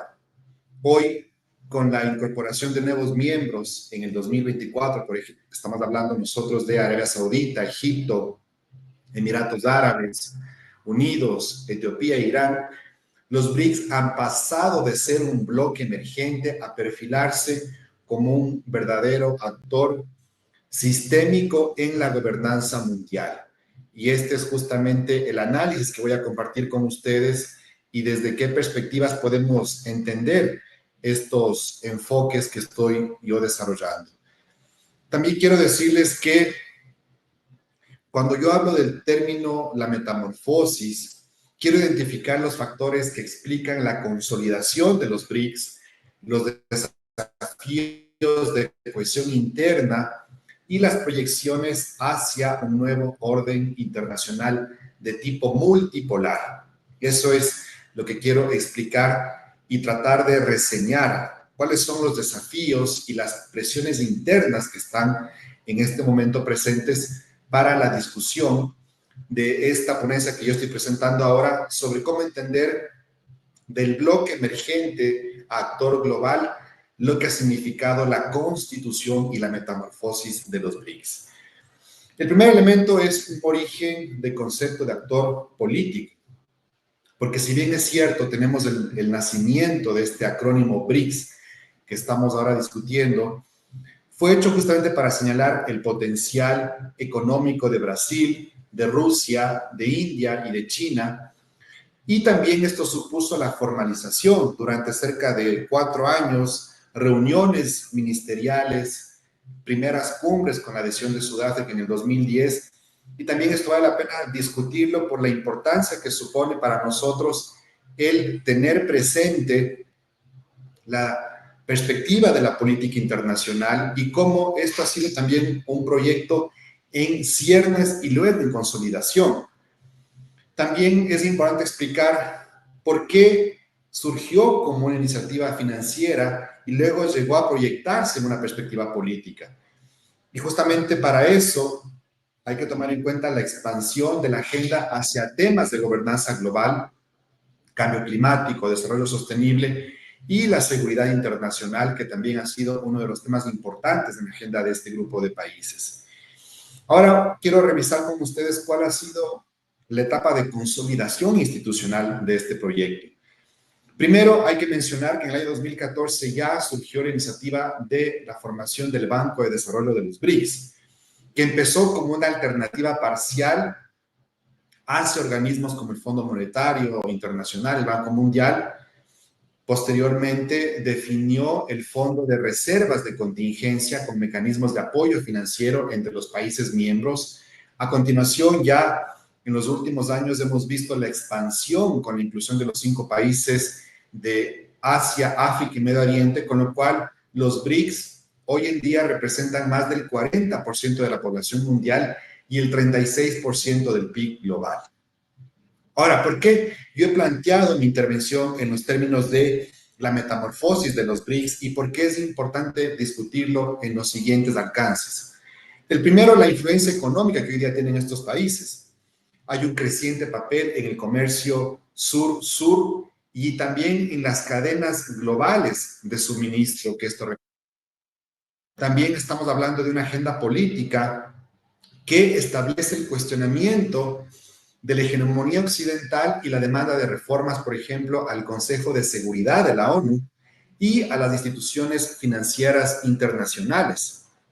También tenemos nosotros, otro de los elementos importantes de la agenda de los BRICS es la diversificación energética a partir de un liderazgo en transición energética donde hay proyectos importantes sobre mercados petroleros y la producción de minerales estratégicos como parte de esta diversificación energética que plantean estos países. También es importante discutir cuál es el posicionamiento en su agenda del tema de la tecnología y la cooperación digital. Para eso, por ejemplo, están ya planteando la creación de plataformas para reducir la dependencia de Occidente en las telecomunicaciones, inteligencia global, de términos y de tecnología artificial y pagos digitales, justamente para acrecentar este proceso de divergencia y de también diversificación económica y energética. Ahora, ¿cuáles son los desafíos y las tensiones que se producen en este momento para la consolidación de los BRICS como un actor global, como les decía, que inicialmente surgió como un bloque regional? Primero es la discusión de las asimetrías de poder. China y en menor medida la India dominan hoy día el peso económico. También existen rivalidades geopolíticas por las fricciones entre India y China, la postura de Rusia, por ejemplo, dentro de lo que significa el contexto de la guerra en Ucrania, la heterogeneidad política para democracias consolidadas. Esto entendemos nosotros ya lo que significa Brasil, Sudáfrica, frente también a regímenes con incipientes modelos de participación democrática como Rusia, como China, como Irán. También es importante discutir cómo ha sido el proceso de la coherencia institucional para estos estados, porque también han atravesado dificultades para articular una visión estratégica común más allá de una simple oposición a Occidente. Y hoy en día, entonces, ¿cuáles son las proyecciones que tienen los BRICS en el nuevo orden mundial? Primero, frente a un escenario de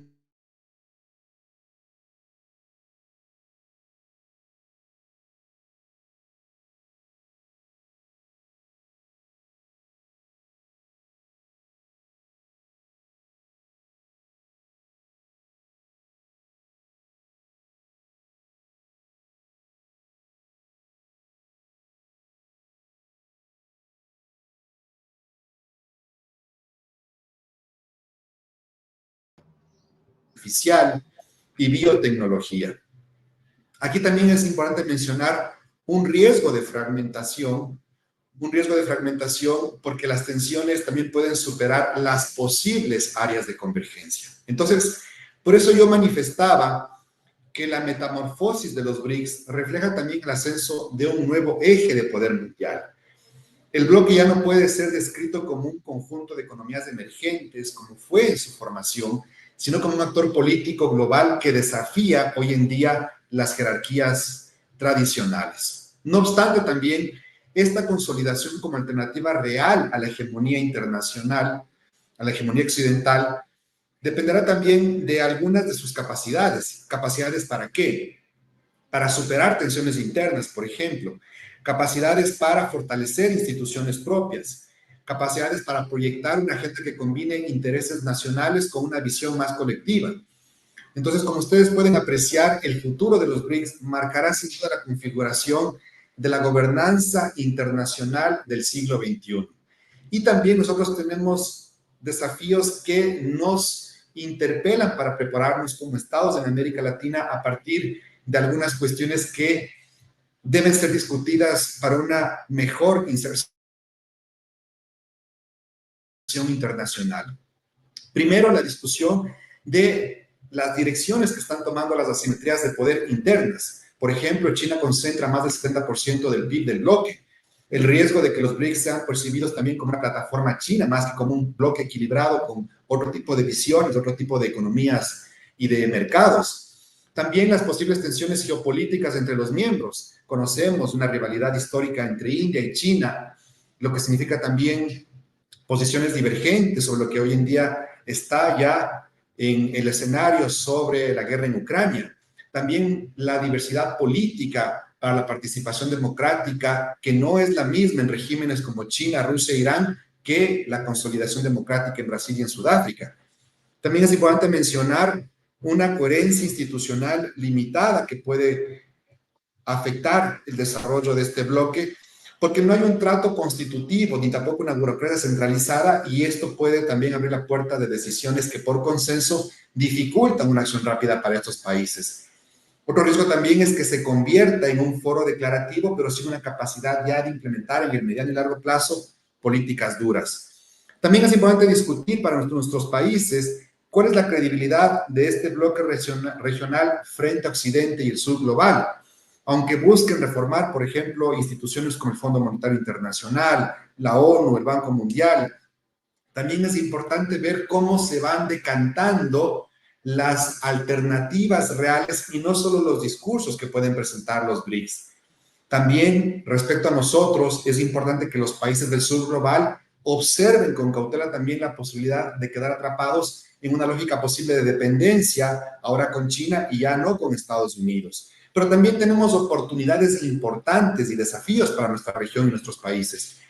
En el tema, por ejemplo, de la diversificación económica y tecnológica, estos países necesitan autonomía en sectores estratégicos y ahí se puede posibilitar la formación de alianzas con nuestros países, como en temas de energía, inteligencia artificial, telecomunicaciones, biotecnología.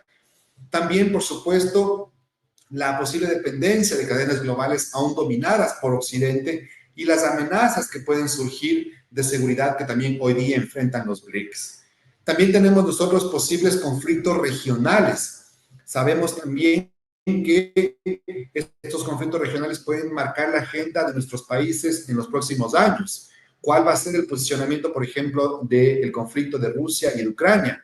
¿Cómo van a seguirse resolviendo y decantando las diferencias en las tensiones entre China e India en el Himalaya? ¿Cuáles, por ejemplo, hoy en día las problemáticas nos afectan en temas de inestabilidad en Medio Oriente con la incorporación de Irán, Arabia Saudita y Egipto? También, por supuesto, tenemos agendas más globales de cooperación en temas como el terrorismo y extremismo transnacional para combatir justamente manifestaciones terroristas. Y aquí es importante mencionar riesgos también de ataques en regiones como Medio Oriente, África y Asia Central, la vulnerabilidad en rutas energéticas estratégicas que pueden afectar también sectores y zonas como el Golfo Pérsico, el Mar del Sur de China, el Océano Índico, y también tenemos temas de discusión para nuestros países con mucha influencia económica en seguridad energética y de recursos. Por ejemplo, la dependencia de petróleo y gas, y también cuál va a ser las proyecciones de Rusia, Arabia Saudita e Irán. ¿Cuál van a ser, por ejemplo, las competencias por minerales críticos como litio, cobalto, tierras raras? ¿Cuáles van a ser también las amenazas a rutas marítimas en temas como la piratería, los bloqueos? Y también, por supuesto, marcar ya con nuestros países el interés por una agenda más amplia de ciberseguridad y también cómo se pueden dar respuestas tecnológicas frente a crecientes ataques cibernéticos entre actores no estatales y también entre estados. ¿Cuál es el riesgo, por ejemplo, de espionaje digital y el sabotaje de infraestructuras críticas en temas como energía, telecomunicaciones, sistemas financieros? También es importante la discusión para nosotros sobre cambio climático y seguridad ambiental. ¿Cuál va a ser el rol de nuestros países y los tipos de cooperación en temas de tecnología, educación superior que pueden gestarse para cuestiones como sequías, desastres naturales, crisis del agua, que ya están afectando a nuestros países y también a los propios miembros del BRICS, como India, como Brasil? También es importante la discusión en estos temas ya más avanzados sobre la situación de las migraciones forzadas por condiciones climáticas y que ya están generando inestabilidad social y mayor conflictividad política en nuestros países. También tenemos, por supuesto, nosotros una presión del orden internacional en tensiones comerciales entre Estados Unidos y la Unión Europea.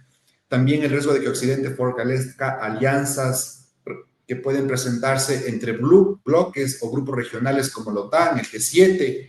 Y también, entonces, estos temas nos permiten a nosotros discutir cuáles son las agendas más necesarias para una inserción inteligente en la política internacional y de mejor relacionamiento y cooperación con los BRICS, en la perspectiva de que este bloque regional ya tiene el potencial de convertirse en un polo alternativo de poder global, pero para lograrlo también deben superar tensiones internas, consolidar instituciones propias y enfrentar amenazas de seguridad transnacional.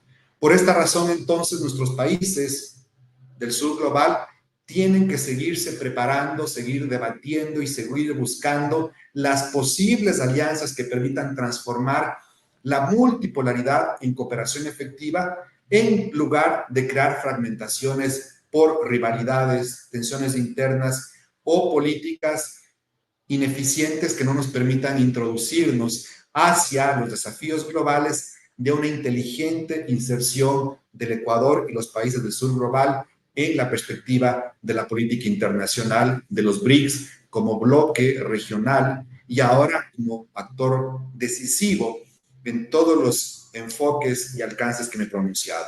Hasta ahí mi intervención. Muchísimas gracias por su apoyo y también por permitirme compartir estos criterios con todos los espectadores. Muchas gracias.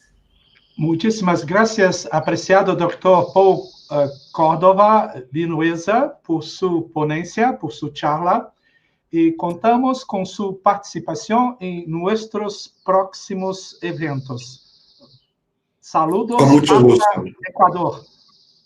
Muchas gracias a usted. Un abrazo a todos nuestros queridos hermanos de la región y de nuestros países hermanos. Un gran abrazo. Hasta una próxima oportunidad. Well, now I'm going to call the next lecturer. It's Dr. Zeynep Duygu Ulusoy. Hope that I pronounced well your name, from Turkey. And I'm going to read your resume. Dr. Zeynep is a LLM in Human Rights Law, PhD in Public International Law, attorney at law at the Istanbul Bar Association, with 18 years of experience.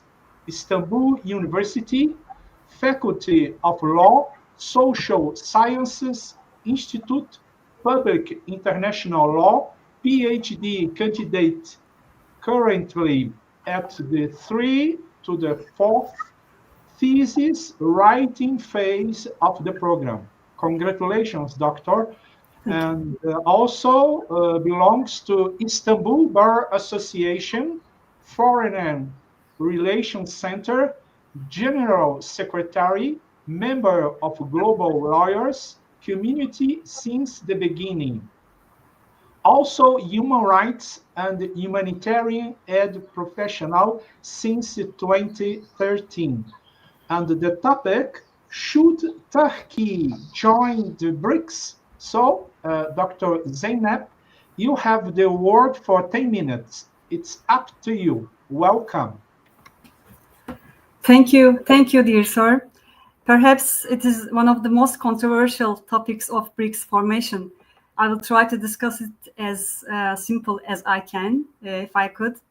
Dear distinguished colleagues, precious participants and audience, thank you for invitation. I'm sincerely grateful for this opportunity to express my analysis on the topic.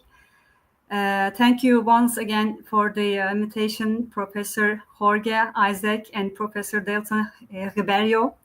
I hope I pronounce it right as well.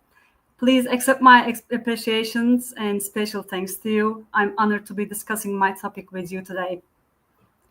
I will first start with the discuss a little bit about characteristics of contemporary international system and alliances, and then continue with the importance of alliances and cooperations today. To begin with, one significant feature of the contemporary international system, which began in the early 2000s after the Cold War, is economic and financial power have become as important as military strength, leading to a rise in regional economic integration initiatives. For example, the European Union has evolved far beyond a mere free trade area or economic cooperation framework into an integration process that envisages common policies among member states in every field, including political and military affairs. Similarly, North American Free Trade Agreements, so-called NAFTA, among the United States, Canada, and Mexico, and APEC, economic cooperation between North America and Asia Pacific countries, have also been significant developments. Indeed, one of the foreign policy strategies of states in the international system is to form alliances. States enter into alliances and coalitions to enhance their prestige and influence over other states, to establish a balance of power, to address security concerns, to lend international legitimacy to their objectives, and to share costs with partner states. When it comes to framing the importance of alliances and cooperations today, first looking historically, alliances have been an inevitable outcome of a multi-state international environment. One of the core propositions of contemporary international relations is that world politics is characterized by inherent uncertainty and a lack of natural harmony. In practice, Nothing in world politics is inevitable, and it's widely recognized that true harmony do not exist. Consequently, since dissonance is the norm, theorists and practitioners devote considerable efforts to understanding how cooperation can be established and sustained. The multilateral institutions that emerged from these efforts have become pillars of the modern world order. For example, UN peacekeeping operations have played a key role in maintaining security, the World Bank in promoting development, and the World Trade Organization in supporting international trade. Such multilateral frameworks are essential for achieving outcomes with broad international participation and legitimacy. Alliances and international institutions also help build trust, whereas their absence fosters uncertainty and security dilemmas born of mutual suspicion. Therefore, establishing and promoting the cooperations needed to address global challenges, from wars and humanitarian crises to inequality and environmental issues, is of utmost importance. As noted earlier, one reason states from alliances or coalitions is to create a balance of power.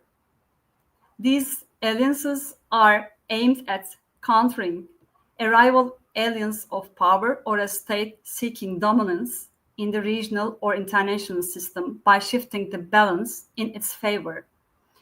Examples include the reciprocal alliances formed before World War I and World War II. Such alliances reflect the natural struggle for survival and tendency of states to seek superiority or to counter it. Historically, states have viewed these balancing efforts as a natural behavior. For instance, in the 18th and 19th century Europe, an unwritten rule maintained the balance of power. If one party disrupted it, the others would restore it to preserve stability. This approach rested on the assumption that an unchecked power would become dangerous, tending toward hegemony, oppression, or the elimination of rivals, and thus required balancing policies. Consequently, the balance of power evolved into policies aimed at safeguarding national interests, ensuring survival, and maintaining stability.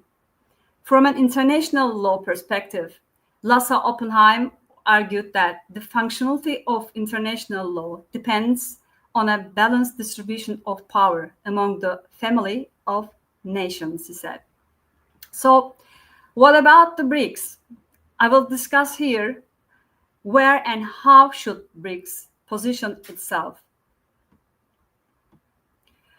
First, I want to start with answering the question of what's the rationale behind BRICS and BRICS Plus now. The BRICS Plus coalition seeks to limit the scope and balance the influence of US policies, especially which since the early 2000s have shaped the new international system as unipolar, through counterbalancing strategies led by China, Russia, and other BRICS Plus members. Within this framework of balancing states or group of states' hegemonic tendencies, whether to dominate, eliminate, or oppress others, the BRICS Plus efforts to establish a new balance of power can be considered both legitimate and well-founded. Its primary aim is to strengthen member countries' positions in the global economic and political system and to offer developing nations an alternative platform. Additionally, one of BRICS' core motivation is to promote a multipolar world order as a counterweight to the unipolar system dominated by the United States and Western powers. Members seek a stronger voice on the world stage and greater say in global decision-making processes. So, at a time when the world is emerging from uncertainties and striving to establish a new order, the crucial question whether this will be achieved through wars and conflicts, as in the First and Second World Wars time, or through cooperations forged for the sake of humanity. Thus, just as the post-Cold War international system saw the United States consolidating its global leadership and promoting its economic, political, and cultural values, the post-BRICS era should not become one in which one or a few states attempt to reshape the international system solely in their own interests. The expansion of BRICS and the strengthening of its member countries must not give rise to a new struggle for supremacy, a renewed bipolarity, or a fresh bloc formations. The people of the world, as a result of historical accumulation, no longer endure the wars, conflicts, environmental disasters, global economic inequalities, famines, the escalating drug problem, food security challenges, all forms of destructive public health issues, and humanitarian emergencies as a result of mass displacements. Unfortunately, these are the consequences subjected by the power struggles of one or a few states and those states' effort to shape the system in their own interests. Formulating foreign policy towards such global political issues solely from the perspective of one or a handful of states is neither feasible nor ethical in an ever more interconnected world. Therefore, this is an urgent need to develop new international policies that view political interaction on a global scale through a broad, positive lens, in line with humanity's developmental demands and needs. In other words, if we are to speak of something new, like a new world order, we must begin by discussing greater military, political, economic, and moral investment in restoring balance. Given where we have arrived today, by now, we are all aware of the kind of world that polarization, wars, and conflicts have brought us to. What should it mean by the transformation of BRICS in international politics? I just want to mention a little bit on this topic as well. The contemporary new order to be established from now on should give reference not to further polarizations, as I said, but the universal principle of existential unity, the sovereign equality of states, deeper integration, and the demand and will to create an order of peace, which is, in a sense, ensures no state is deliberately left behind. Everyone knows that there are enough resources in the world for everyone. Let us remember, it is very well known that there is no shortage of resources, but rather an injustice in their distribution. Thus, the balance of power being pursued through a formation like BRICS should ultimately be seen as an opportunity for achieving greater international cooperation worldwide. If we are to speak of a transformation of BRICS, this multilateral framework should undergo a change that encourages more dialogue and peaceful contact among countries based on consensus and more inclusive policies that balance diverse interests and should ultimately progress towards securing existential unity and equality. As an actor in this contemporary new order, BRICS should both promote this paradigm shift within its internal relations and lead a gradual statistical transformation that fosters its inward politics. In conclusion, the expansion and ascendance of BRICS represent a potential opportunity to redefine global governance. However, this potential will only be realized if it is successfully implemented in practice. So when it comes to Turkey, what about Turkey and Turkey relations with BRICS? Turkey's accession to BRICS alliance is a complex, multidimensional issue. The potential benefits and the potential risks of this decision for Turkey have been widely debated. Turkey is a member of many significant international organizations, alliances, and coalitions. The most well-known and the most influential in its foreign policy are the United Nations, and Turkey is a founding member of it, the Council of Europe, the Organization for Economic Cooperation and Development, the Organization of Islamic Cooperation, NATO, the G20 countries, the Economic Cooperation Organization, the Organization of Turkic States. Turkey's membership and roles in these bodies demonstrate its multidimensional foreign policy and its active engagement on both Western and Eastern axes. I will also discuss a little about Turkey's unifying position. Turkey holds a unique historical, sociological, and geopolitical position. This uniqueness sets it apart from other countries and constitutes the most important factor shaping its foreign policy. As per the historical unifying role of Turkey, Turkey's history sits at the crossroads of Eastern and Western civilizations, as is very well known. The Anatolian Peninsula, home to millennia of civilizations, has served as the center for societies, ranging from Hittites and Byzantines to Seljuks and the Ottoman Empire. In particular, the Ottoman Empire's 6th century rule over 3 continents, namely Asia, Europe, and Africa, endowed Turkey with extensive experience in uniting diverse religious and ethnic groups.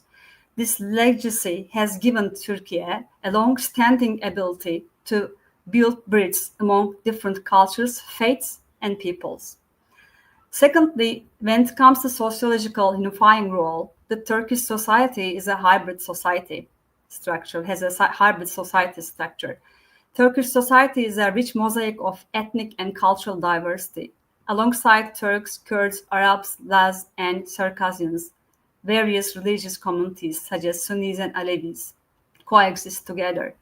Anatolia's history of hosting multiple faiths and civilizations has both enriched Turkey's cultural heritage and created a multi-layered religious landscape. This sociological diversity facilitates Turkey's cultural connections with numerous regions. For example, deep historical and cultural bonds link Turkey to the Turkish republics of Central Asia, the Arab states of the Middle East, and the Muslim communities in the Balkans. Thirdly, its geopolitical unifying role, I want to mention. Turkey's geopolitical position is perhaps its most defining and unifying feature of it. Turkey acts as a bridge between Asia and Europe. The Bosphorus and Dardanelles Straits are the natural passage from Russia to the Black Sea and the Mediterranean, placing Turkey in a strategic spot for global maritime trade and energy corridors. Lies at the intersection of Middle East, Caucasus, and the Balkans, Turkey is directly affected by political and security developments in these regions and can play a decisive role in resolving regional crises. In summary, Turkey's unifying position transforms it from merely a nation-state into a unique geopolitical actor, compelling it to conduct a multidimensional, multi-layered foreign policy. So, what can be Turkey's contribution to BRICS as a unifying model? And should Turkey join to the BRICS, and if so, how? Let me explore this question now as a last title. Turkey's historical and sociological experience as a unifying mosaic can serve as a role model for the efforts of bringing together the diverse countries that form BRIC coalition within a framework of inclusivity and unity for the global community, as noted previously. These qualities can elevate Turkey beyond a mere economic partner and enable it to play a balancing and unifying role within the bloc. These qualities that Turkey are its role as an intercultural bridge, Turkey's legacy of hosting successive civilizations, namely Anatolian, Byzantine, Ottoman, and so on, and its position as a bridge between Asia and Europe give it unique potential to mediate among BRICS' varied cultural dynamics. Secondly, Turkey's contribution is potential as a balancing power. its presence in the bloc can prevent domination by one or two powers and can reinforce a multipolar structure of BRICS. Thirdly, its position at the center of critical crisis zones, namely the Middle East, the Caucasus, the Balkans, and the Black Sea. Turkey's historical and cultural connections in these regions can assist BRICS in resolving regional challenges. Turkey's accumulated expertise and diplomatic experience can expand BRICS' role in global affairs, transforming the bloc from solely an economic platform into a more effective geopolitical actor. To sum up, Turkey's accession to BRICS would bring not only economic but also historic and cultural diversity, which could balance the bloc's internal dynamics, build cultural bridges, and strengthen BRICS' global geopolitical role.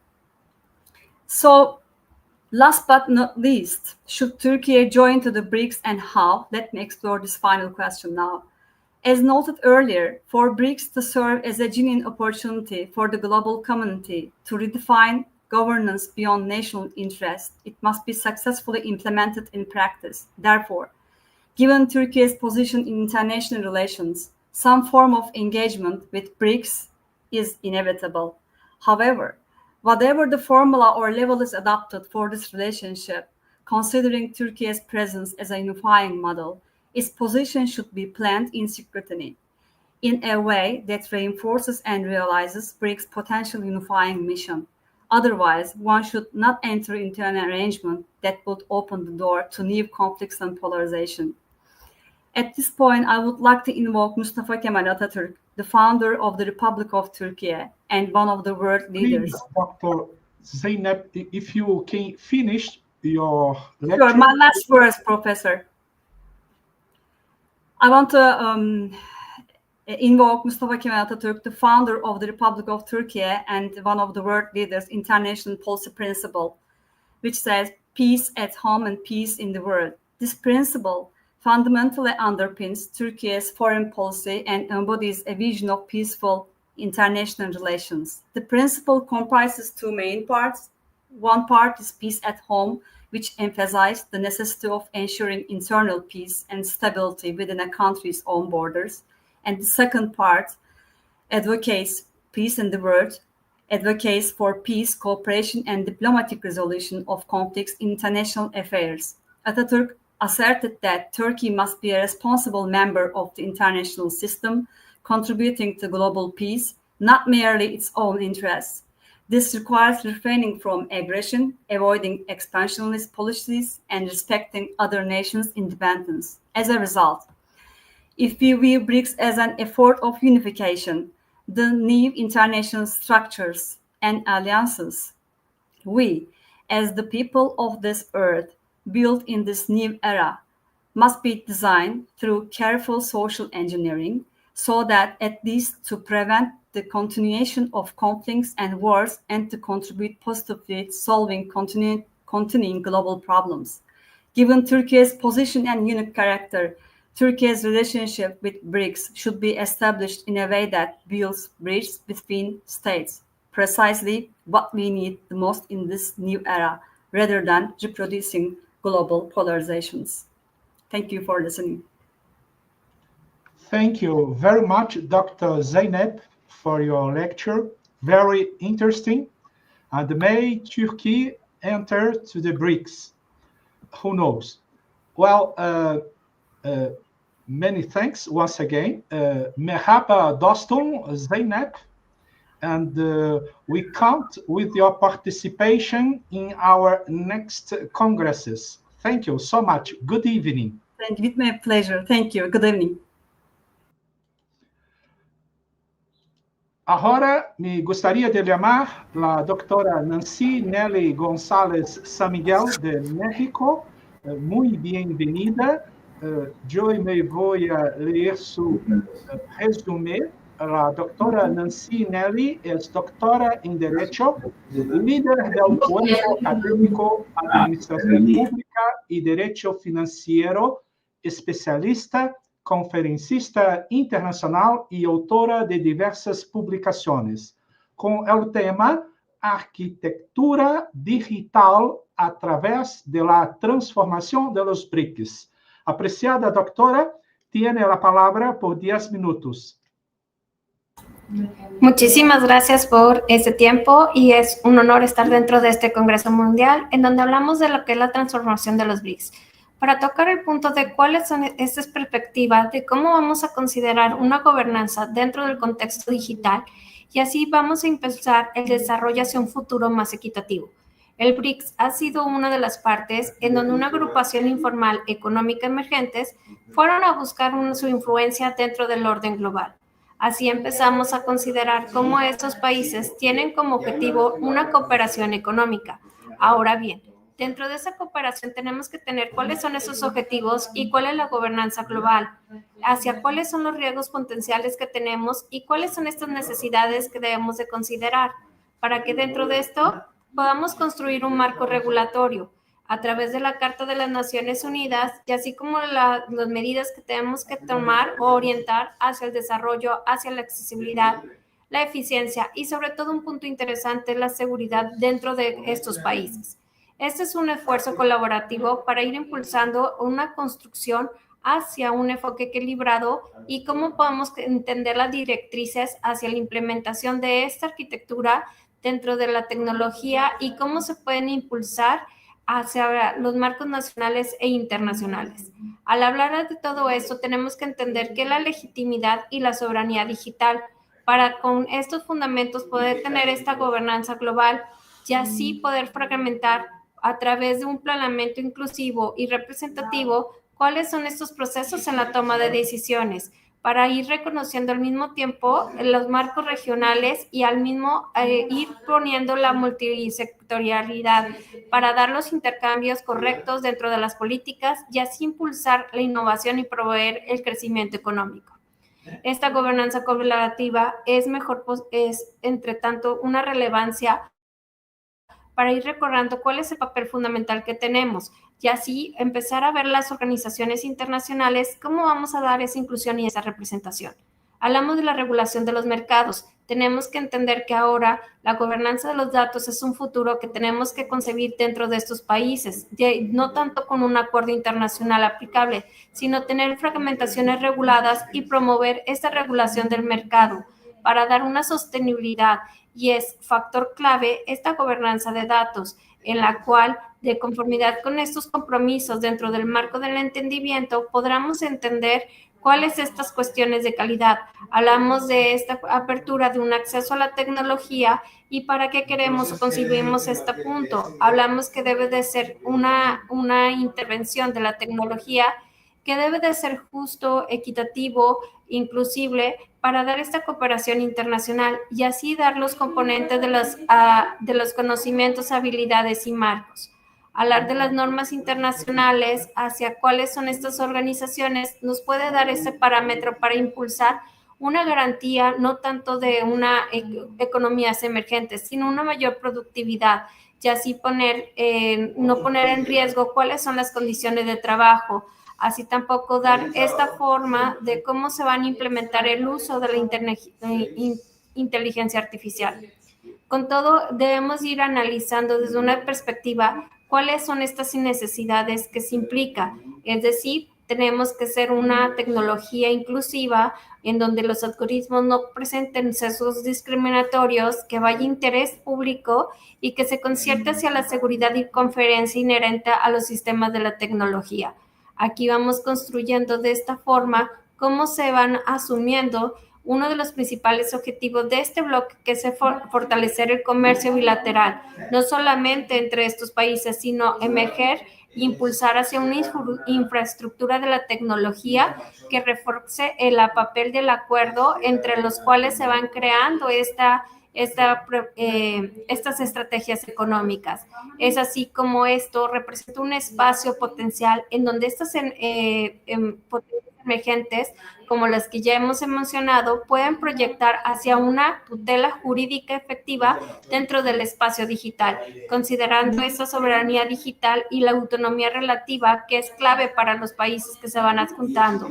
Y así se van estableciendo cuál es esa inclusión digital, financiera y digital, cuál es la transición de las energías limpias, la reforma de la gobernanza global y las nuevas ediciones bajo este marco institucional. Con esto, las narrativas de los BRICS no proponen situaciones ni sustituciones de un sistema global, sino se tienen que existir y se tienen que analizar cuál es esta coexistencia en el foco de cuál podemos nosotros ir considerando para lo que es una tecnología. Son instrumentos políticamente en donde se van girando hacia cuáles son estas estrategias. Es así que los BRICS dentro de las estrategias, dentro de este siglo, tienen que reflejar la realidad actual, en donde estas políticas emergentes ayudan a tener una legitimación geopolítica. Hablamos de una arquitectura dentro del transformo digital para llegar a una convergencia táctica de responder cuáles son estas necesidades. No debemos de olvidar que tenemos que concluir hacia unos principios fundamentales en donde tengamos esta igualdad.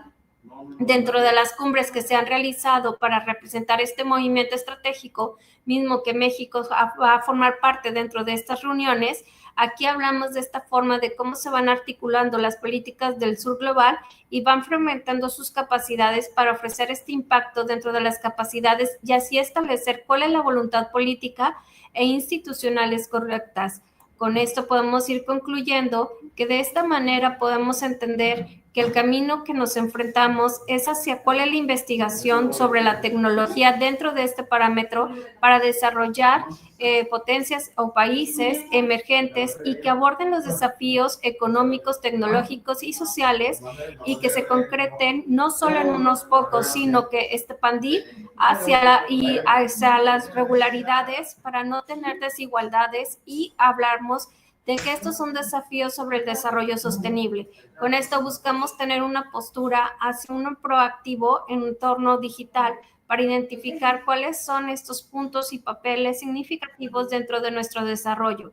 Es con esto que vamos concluyendo que establecer los foros internacionales, así como las contribuciones para entender cuáles son estas directrices y en dónde estamos parados, para entender que los BRICS es una nueva gobernanza económica mundial en donde estos países van obteniendo un sentido de manifestación, en donde se van declarando cuáles son estas posiciones y asimismo, para tal caso, hablamos que dentro de este bloque se van a señalar cuál es el impacto negativo en caso de una economía global que nos afecte o el uso de la tecnología. Muchísimas gracias por este espacio que se me ha otorgado. Muchas gracias, apreciada doctora Nancy Nelly, por su ponencia y contamos con su participación en nuestros próximos eventos. Saludos hasta México, siempre. Bom, então, antes de dar continuidade, eu vou estar convidando a Luíse Mores. A Luíse Mores vai estar me substituindo nas próximas palestras na moderação virtual. Então, eu vou pedir a Luíse que faça a apresentação do Dr. Sérgio Tibiriçá Amaral e eu ficarei aqui nos bastidores acompanhando. Qualquer coisa, estou à disposição. Obrigada, professor. Muito obrigada. Obrigada pela oportunidade. Então, dando prosseguimento, chamo agora o Dr. Sérgio Tibiriçá Amaral. Doutor, antes de te passar a palavra, eu vou ler um pouco do seu currículo. É um currículo bem impressionante, então vou ler algumas partes apenas. Mas, então, o Dr. Sérgio é doutor e mestre em Sistema Constitucional de Garantias pela Instituição Toledo de Ensino ITE de Bauru, professor do mestrado e doutorado da ITE Bauru, mestre em Direito das Relações Sociais pelo Unimar e especialista em interesses difusos pela Escola Superior do Ministério Público de São Paulo. Então, o Dr. Sérgio ele vai falar sobre as tensões e desafios da guerra na Ucrânia. Te passo a palavra, doutor, pelo tempo de 10 minutos. Muito obrigada. Muito obrigado, Luíse Mores. Queria deixar registrado aqui minha admiração e meu agradecimento ao Dr. Deilton Ribeiro Brasil, à doutora Cleide Calgaro e o meu amigo Jorge Henrique Torres Marink, que sempre estão à frente desses eventos muito importantes. Bom, queria também parabenizar, né, os mexicanos presentes. Acabamos de ter uma fala de uma professora mexicana, né, hoje celebra o Dia Nacional da Independência do México, então, mais que nunca, viva o México. Bom, sem mais delongas, o BRICS, né, reúne Brasil, Rússia, Índia, China e África do Sul, né, ele é um fórum político e diplomático entre as economias de emergência, algumas grandes economias e outras economias. O objetivo do BRICS aí é criar uma nova representação, criar diálogos e ganhar um fórum alternativo para discussões. Bom, nessa nova fase do direito internacional, que eu acredito que é uma fase de transição para uma nova ordem global, que pode ser multipolar, pluripolar, ela se caracteriza, sem dúvida nenhuma, pela busca de soluções, algumas inclusivas e sustentáveis, mas novas soluções.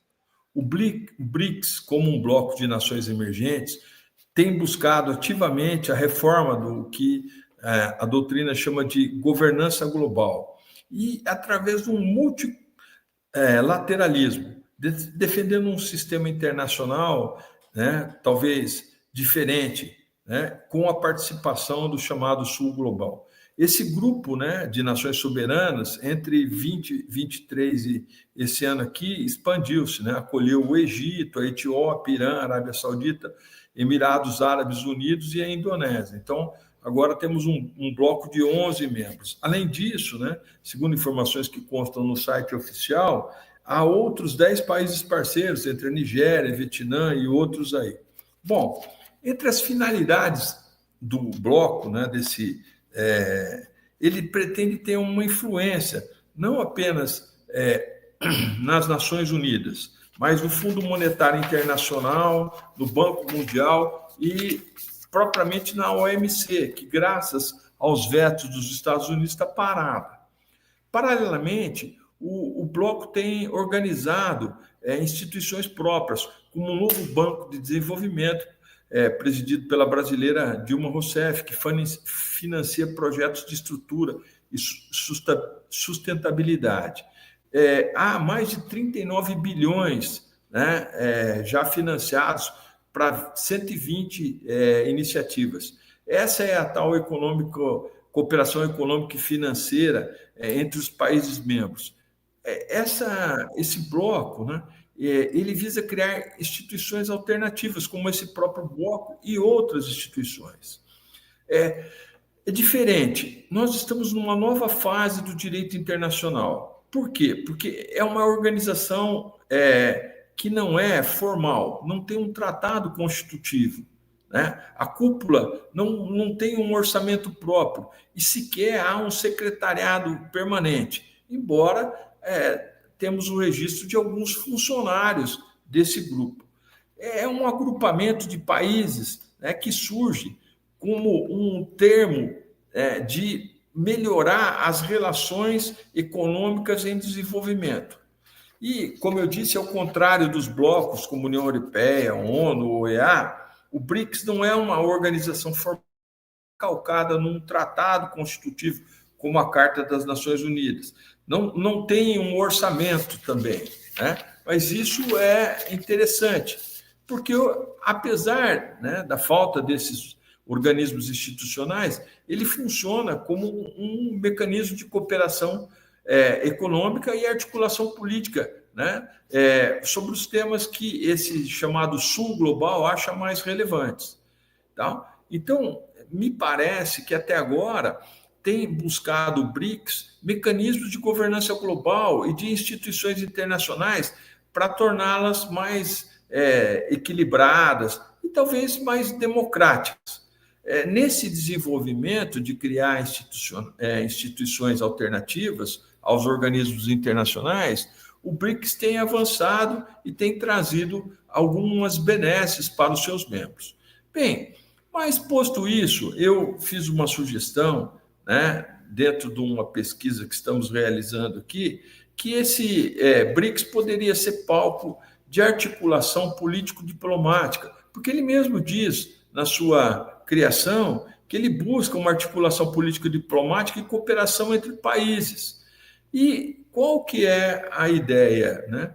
A África do Sul recentemente levou Israel a Corte Internacional de Justiça pediu até uma medida provisória, né, para que a Corte de Haia, o Tribunal da ONU, tomasse providências para proteger civis. E pensando nisso, se esse bloco econômico do BRICS, além da economia, pudesse proteger civis, especialmente crianças, mulheres, pessoas com deficiências e idosos, e que estão com seus direitos violados na guerra da Ucrânia. Esses grupos, né, têm sua educação prejudicada, a saúde prejudicada, e certamente a economia da Ucrânia está em frangalhos. Os dados da ONU dizem que 12,7 milhões de pessoas necessitam de ajuda urgente na Ucrânia, e há mais de 10 milhões de pessoas deslocadas para todos os países, né? Pelo quinto ano consecutivo aí, a taxa de natalidade da Ucrânia é negativa, né? A população da Ucrânia de 42 milhões desceu para 28,9 milhões de pessoas, né? E então eu deixo a sugestão, embora bastante utópica, né, para que pudessem ser discutidos nesse fórum importante alguns assuntos referentes a essas questões da guerra da Ucrânia, porque há registros oficiais da ONU de 6 milhões de mulheres e crianças que migraram. A gente tem hoje 4 professores aí no mestrado doutorado de Jacarezinho, que eram professores e tiveram a universidade bombardeada. Graças a Deus, o governo brasileiro pôde acolher e estão prestando valorosos e importantes serviços. Então, diante disso, né, diante dessa nova possibilidade de discussões, porque aqui no BRICS eu não vou ter a pressão dos Estados Unidos ou de outros países que a Rússia entende serem hostis, né? Mas poderia ser uma oportunidade, né, de discutir essas questões, né, com maior serenidade, né, e com um foco na cessação dos combates, pelo menos. Bom, nessas observações, a pesquisa ainda está no momento inicial de levantamento de dados e conexões, mas era isso. E agradeço mais uma vez a oportunidade, né, e deixando um abraço a todos aqui que participaram do evento. Muito obrigada, doutor, pela sua palestra, pelos seus apontamentos. Agradecemos muito sua contribuição. Invito agora a doutora Maria Cecília Pistoia. Já desculpe de antemano por la pronunciación del español, mas antes de tu presentación, voy a leer tu currículum.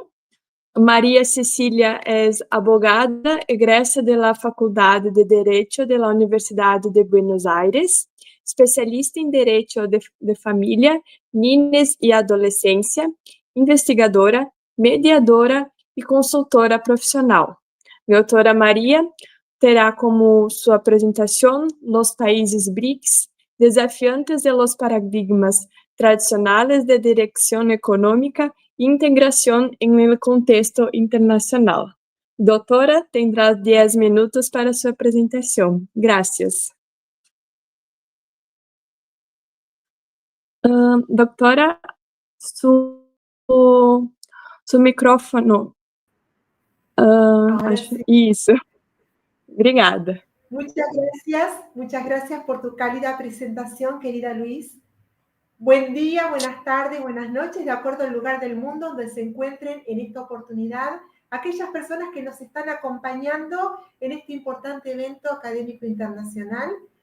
Quiero expresar que es un honor para mí participar en calidad de expositora desde la provincia de Buenos Aires, República Argentina, y tener el enorme privilegio de compartir palestra con destacados profesores, juristas de distintas partes del mundo. En este sentido, quiero expresar mi agradecimiento por la cordial invitación a cada una de las entidades, instituciones y universidades organizadoras. Especialmente mi agradecimiento va dirigido a 3 colegas a quienes aprecio y admiro. Muchas gracias por la invitación, doctores Dayton, Jorge y doctora Clay.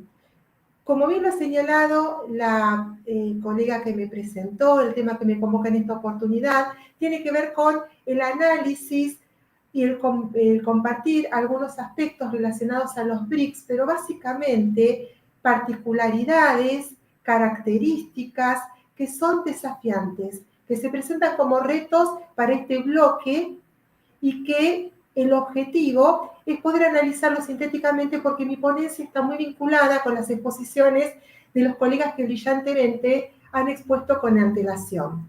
En primer lugar, considero relevante poder enfatizar que el grupo BRIC, sin la S, fue creado en el año 2001 por un destacado economista, Jim O'Neill. En esa oportunidad estaba conformado por Brasil, Rusia, India y China. En el año 2010 se suma como país Sudáfrica y en la actualidad contamos con que el grupo BRICS, ya sí con la S agregada, otros países tales como Egipto, Etiopía, Emiratos Árabes, Arabia Saudita e Irán. Lo que tienen en común, entre tanto, estos países que forman parte del grupo o bloque BRICS es que tienen una economía emergente.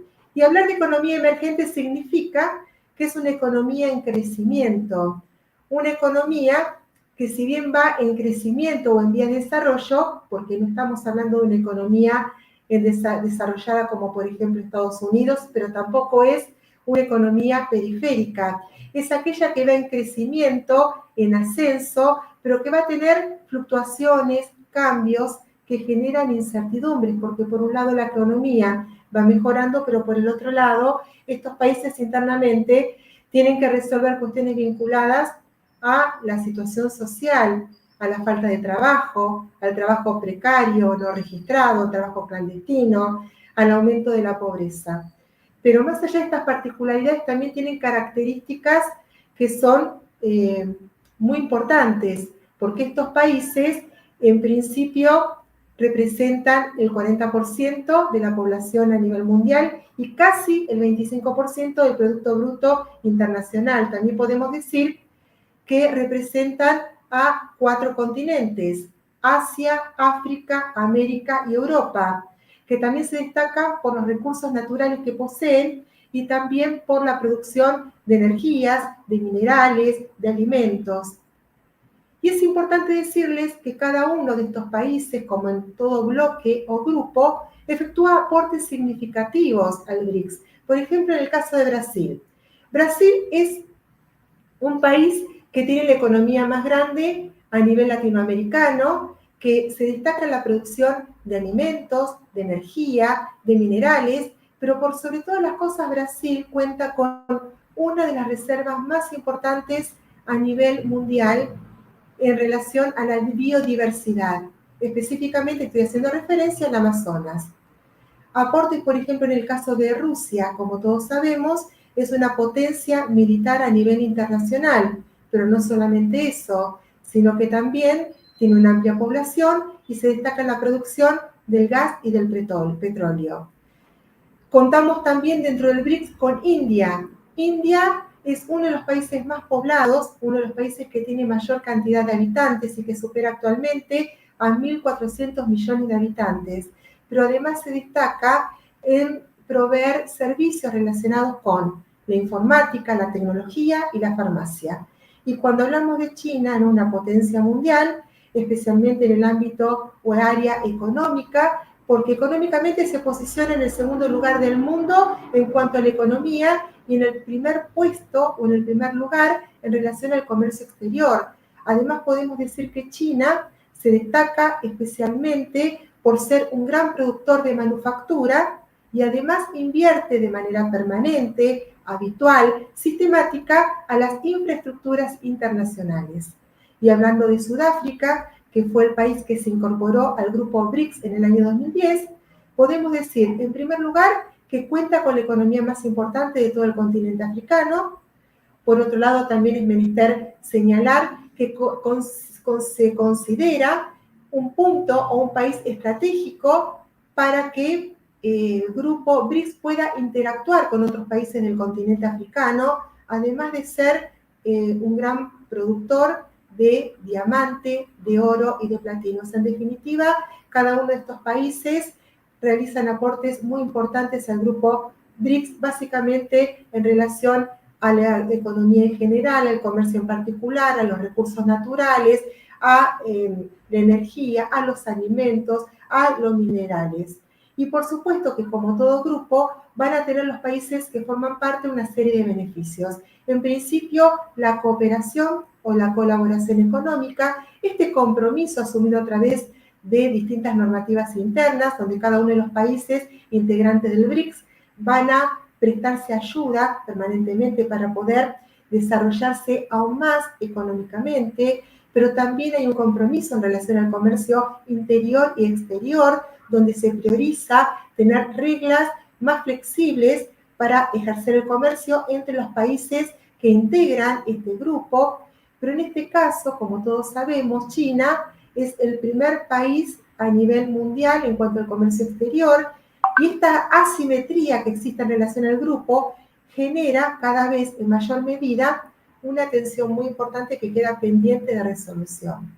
Por otro lado, también podemos decir que uno de los beneficios más importantes es que este grupo posee el nuevo Banco de Desarrollo, un banco que fue creado en el año 2014, que tiene su asiento en Shanghái y que entre tantas finalidades o funciones tiene la de financiar proyectos, invertir en infraestructuras, pero no solamente en aquellos países que son parte del BRICS, sino también invertir en aquellos otros países que tienen economías emergentes.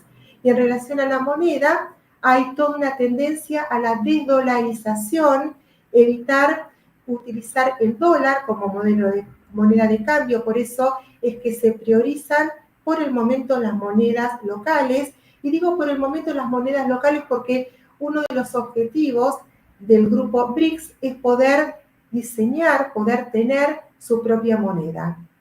En este sentido, también es importante poder establecer que se encuentra con la posibilidad de posicionarse fuertemente a nivel internacional, específicamente como una alternativa a los grupos económicos tradicionales que se encuentran posicionados por el momento de manera hegemónica. Me refiero, por ejemplo, a presentarse como una alternativa al G7, al Banco Mundial, al Fondo Monetario Internacional. Pero para esto tiene que aceptar algunos retos y poder comprometerse fuertemente de este lugar.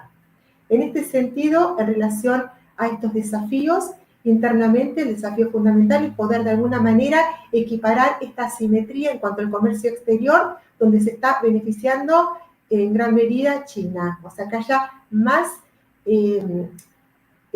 proporcionalidad en cuanto a esta distribución en el ejercicio del comercio, no solamente exterior, sino interior, porque como les decía hace un momento, esto está generando una tensión muy importante dentro del grupo. Por otro lado, también es importante fortalecer las instituciones propias, como el nuevo Banco de Desarrollo. Es importante fortalecer las normativas que rige al bloque BRICS. Es importante también el poder sostener como alternativa el multilateralismo. Esto lo que significa es relacionarse entre los distintos países de los diferentes polos, no solamente esta relación que existe actualmente entre norte y sur, ¿no? Este poder, esta dominación que ejerce Estados Unidos y la Unión Europea respecto del resto de los países, sino que cada uno de los países puedan tener esa posibilidad de interactuar de manera más equitativa, de manera más equilibrada. También es importante poder resolver la situación por la que está transitando Rusia, ¿no? Las sanciones que tiene Rusia a nivel internacional, específicamente por la guerra contra Ucrania. Y también es importante, porque esta cuestión es paradójica, que también la mencionaba al comienzo de mi ponencia, que son economías que van en crecimiento, las que tienen los países BRICS, pero por el otro lado hay un aumento de pobreza y una disminución de las actividades laborales. Cada vez son más personas que se encuentran desocupadas. Entonces, es un desafío o un reto poder resolver esta cuestión, ¿no? El tema de la falta de trabajo o el poco trabajo que existe en relación a la cantidad de las personas que se encuentran activas, se realizan de manera no registradas, de maneras clandestinas, ¿no? Con todo lo que implica esta situación. Entonces, a partir de la puntualización, ¿no?, de estas particularidades, estas características, estos beneficios que tienen aquellos países que integran el BRICS, sorteando todos estos obstáculos, ¿no?, resolviendo estos desafíos, estos retos con los cuales se encuentran en este momento para poder avanzar y ser de esta manera, concretamente, una alternativa fuerte a estos grupos económicos tradicionales como aquellos hegemónicos que mencioné, ¿no?, como que el G7 o el Banco Mundial. Y con la finalidad de poder cerrar mi ponencia, quiero compartir con ustedes una conclusión.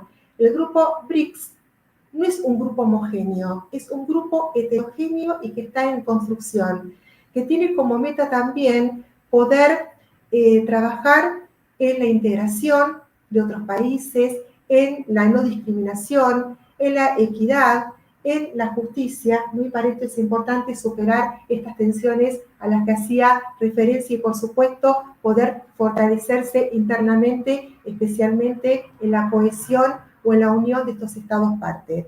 Muchas gracias, fue un placer para mí haber compartido mi exposición. Muchas gracias, doctora, por tus pensamientos, tu presentación. Muchas gracias. Invito ahora a doctora Mara Lucy Maria Custódia. Custódio. Oi, tudo bem? Tudo jóia, boa tarde, doutora, é um prazer estar com vocês.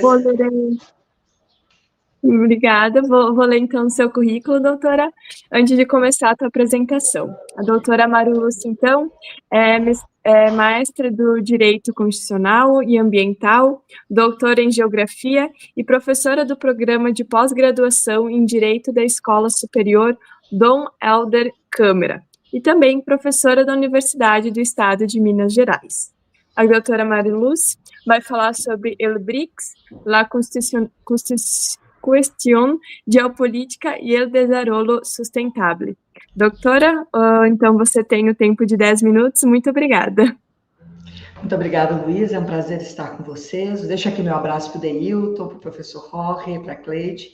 É sempre um prazer falar um pouquinho aqui sobre as questões ambientais, né, e como são impactadas por outros elementos, né? Não tomando muito tempo, e que a gente sabe que o tempo é curto, né? Vou falar um pouquinho sobre essa questão do BRICS, a questão geopolítica que isso vem desencadeando, né? E a lógica do desenvolvimento sustentável dentro dessa perspectiva, né? Então, esse BRICS, né, como foi falado, eu acho que já foi bem repisado aí pelo professor Sérgio, pela professora Pistoia antes de mim, né? O BRICS é um bloco de economias emergentes, né? O que difere muito do que a gente tem vinculado aí à questão da comunidade europeia, né, e da parte norte aí, global, né, mas nós temos tentado organizar já há um bom tempo esse bloco dessas economias de forma a desafiar um pouco a hegemonia que nós temos aí nessa economia ocidental, né, propondo novos paradigmas para uma governança global e para o desenvolvimento sustentável. Então, esse bloco, né, ele tem feito uma virada histórica aí já desde o seu início em 2001, mas principalmente recentemente, né, com a subida da China aí, né, e a Rússia se transformando um pouco mais, se tornando um pouco mais fora do sistema por causa da guerra. Então, nós estamos num momento de virada histórica, né? Então, nós sempre tivemos aí a ordem baseada numa perspectiva bilateral, mas com a subida aí da China e dos membros do bloco, a gente tem aí uma subida boa, né, uma criação de uma ordem multilateral aí para organizar um pouco, aí que estão, né, bem fragilizadas ainda essa ordem que a gente vive, né, o que tem colocado o sul global num pouco de protagonismo. E o BRICS, né, ele vai emergir como um ator central aí nessa nova configuração da geopolítica mundial aí, em todos os temas, né, em tecnologia, em clima, em questões de finanças, aí, de uma forma bem diferente. Como o professor Sérgio já falou aí um pouquinho, né, o BRICS, ele vai ter aí a sua fase inicial de 2001 a 2009, onde ainda temos uma união, né, com uma promessa de crescimento, mas ainda muito frágil na sua organização, exatamente porque são países de desenvolvimento, nós não temos nenhum país desenvolvido efetivamente, né, no nosso bloco aí, e por isso tentando coordenar as atividades para trabalhar em conjunto aí, né, o que aparece muito de 2009 e 2022, onde eles começam a se organizar de forma mais forte, trazendo resposta a essas crises mundiais, principalmente a crise de 2008, que pesou muito na economia mundial, né, e nas instituições, que foi piorada com a crise aí derivada da pandemia que nós tivemos, né? Mas nesse período de 2009 e 2022, nós temos aí um fórum, né? Eles pensam aí na criação de instituições financeiras próprias, como o novo Banco de Desenvolvimento, né? Uma tentativa de organização das reservas, em resposta a tudo isso que a gente falou aí, né? E se sentir também, né, subrepresentado no FMI, no Banco Mundial, que acaba, né, tendo uma perspectiva de atender mais aos investidores, e por isso, obviamente, aos países desenvolvidos, né? E após 2022, né, nós temos aí uma expansão estratégica, né, porque com a guerra da Rússia-Ucrânia, a Rússia vai crescer, né, a partir das sanções que ela tem, ela vai se estabelecer ali como uma potência em separado de toda essa estrutura que a gente vive, e nós temos aí uma guerra comercial Estados Unidos-China que vai crescer muito nessa perspectiva. Fora a expansão do bloco, né, como o professor Sérgio trouxe aí, Egito, Etiópia, Emirados Árabes Unidos, Irã, né, vão entrar aí, criando aí uma coordenação entre esses países, né, pensando em um novo modelo de soberania, onde eles não se veem a todo momento aí, né,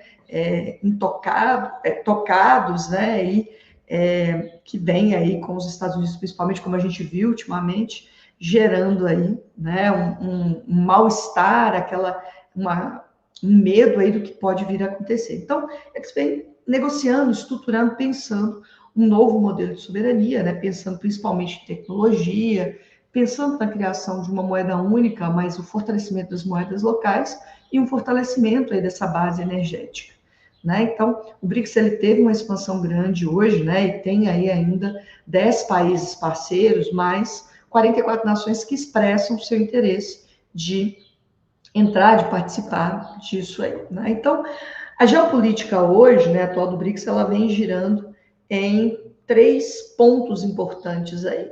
Primeiro, é a China, né, crescendo nas cadeias globais, né? Então, hoje, né, as cadeias de tecnologia de green tech chinesas estão ampliando aí a sua inserção. Nós vimos a BID aqui no Brasil, né, a questão dos painéis solares, toda a pesquisa vinculada à questão de baterias, né? Então, hoje ela tem sido um líder tecnológico, né, e isso é bem interessante.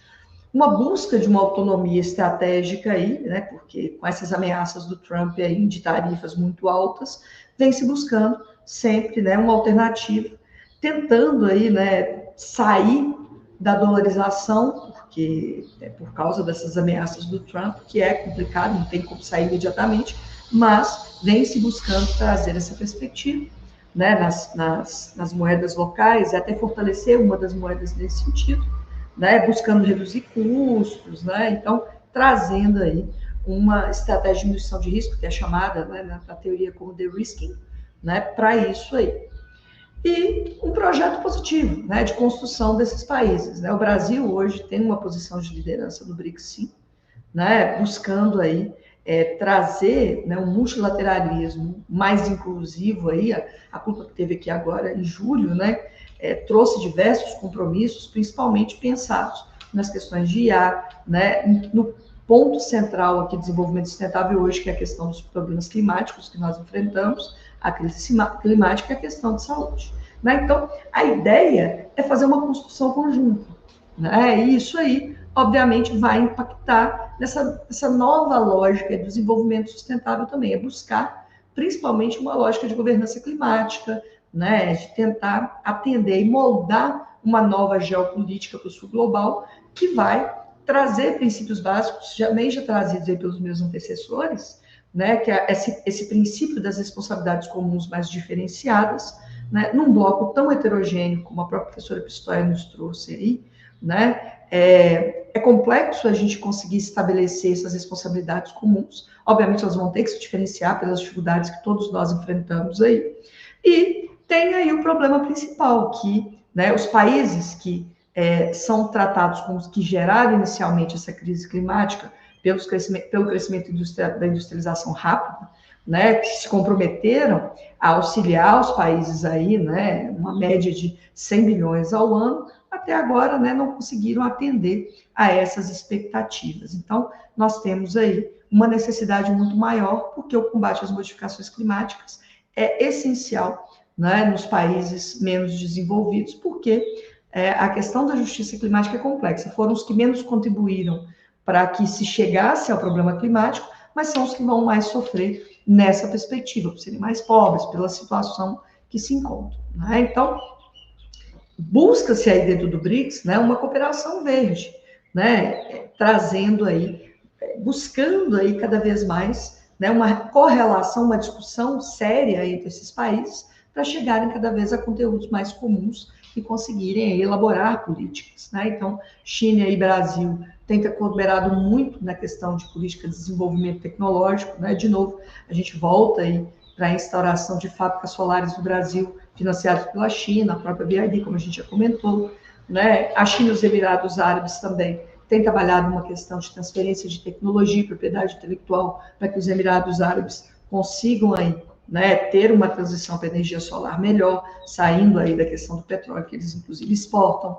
Índia e Brasil têm trabalhado, né, juntos aí também pela questão dos biocombustíveis, de forma que a tecnologia brasileira tem sido levada para o mercado indiano de produção do álcool aí, e outras formas de biocombustível, como biodiesel, né? E esse banco instituído aí tem pensado cada vez mais em projetos sustentáveis até 2006, trabalhando inclusive com os bancos nacionais, como o nosso BNDES, por exemplo, no esforço de trabalharmos todos juntos para essa construção, né? Então, a ideia é que cada vez mais nós tenhamos um pensamento de desenvolvimento sustentável pensado aí, né, em financiar para que a gente reduza o impacto climático nesses países aí vistos, né, reconhecer a criação de um fundo, né, para as florestas aí e pensar como é que nós vamos usar esses recursos aí, como é que vai ser trabalhado, né, pensar aí na eliminação de doenças que são socialmente vinculadas às disparidades, como pobreza, exclusão,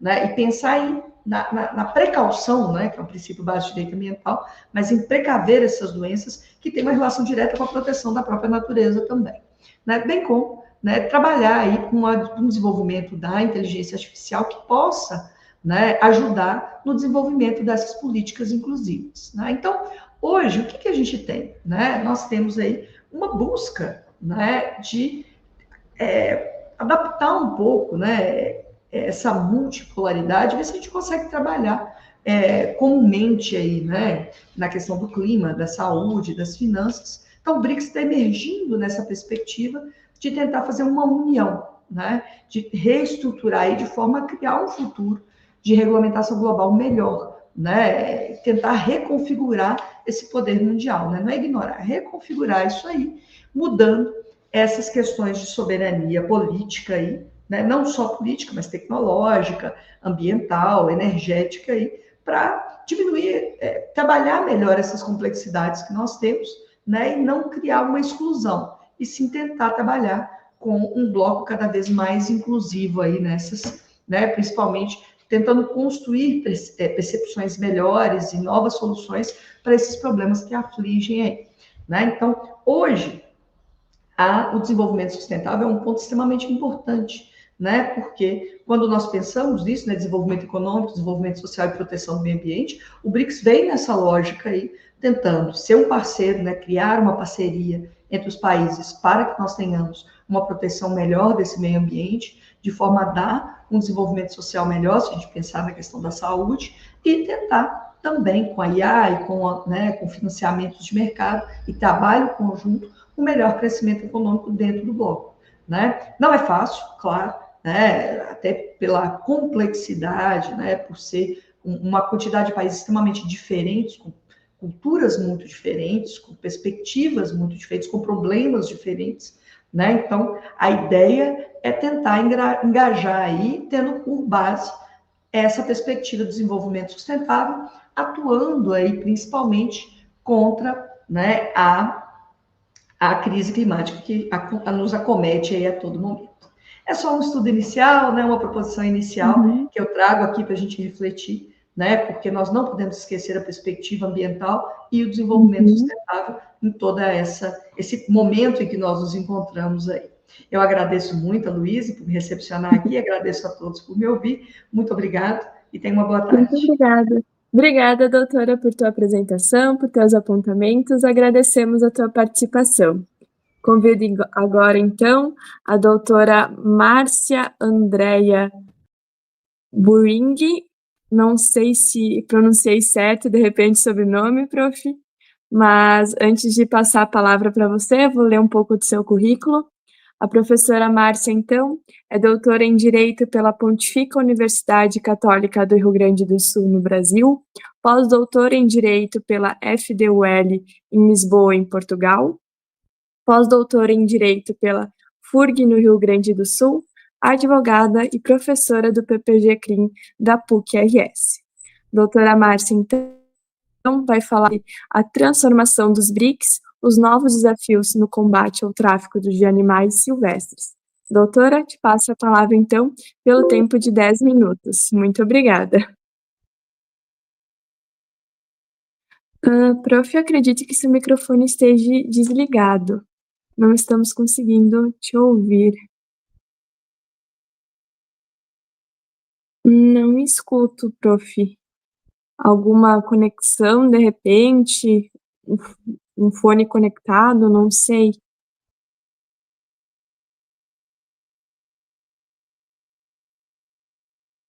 Sim, pode ser, prof. Tentar entrar e eu te chamo.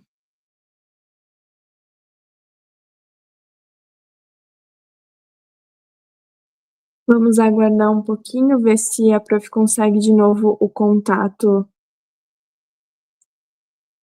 com nós. Oi, prof? Eu consegui te ouvir um pouquinho e depois cortou, prof. Não estou mais conseguindo te escutar. Tu tá conectada, de repente, prof, com 2 computadores, alguma coisa assim? Não sei, só um minutinho, deixa eu ver se eu consigo.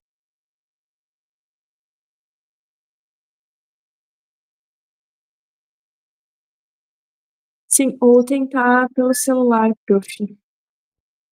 Tá.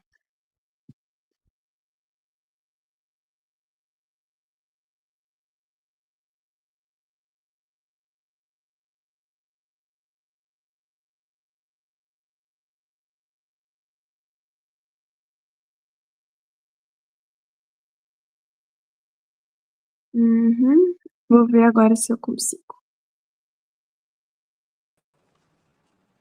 Oi, prof, vamos tentar de novo. Você consegue me ouvir agora? Agora sim, prof, agora eu consigo. Então, eu vou deixar aqui do ladinho e vou fazer o roteiro da minha ideia. Só um pouquinho. Bem tranquilo. Perfeito, então. Dando sequência, então, a essa ideia da linha ambiental, né, da professora Marluce, que me antecedeu, a ideia é falar um pouquinho sobre a parte, é um recorte que eu estou fazendo para a área dos crimes ambientais. Então, essa transformação do BRICS, né, os novos desafios no combate, então, ao tráfico de aves silvestres, ou seja, é sempre bom a gente relembrar também de que nesse contexto do BRICS, nós temos aqui esse acrônimo, né, o B de Brasil, R de Rússia, I de Índia, C de China e o S da África do Sul, e que agora ganha, então, mais 5 países, então são 10 países hoje com realidades distintas, com culturas diferentes, e nessa parte da dimensão solução, né, desse problema tão importante entre nós, que é o tráfico dos animais silvestres, que é, em termos práticos, o maior comércio ilegal, o terceiro, na verdade, maior comércio ilegal, atrás apenas do tráfico de drogas e do tráfico de armas. Então, no Brasil, se estima que 38 milhões de animais eles sejam hoje traficados por ano. E nós temos das aves as principais responsáveis por mais de 80% aqui, 80% desses casos. Então,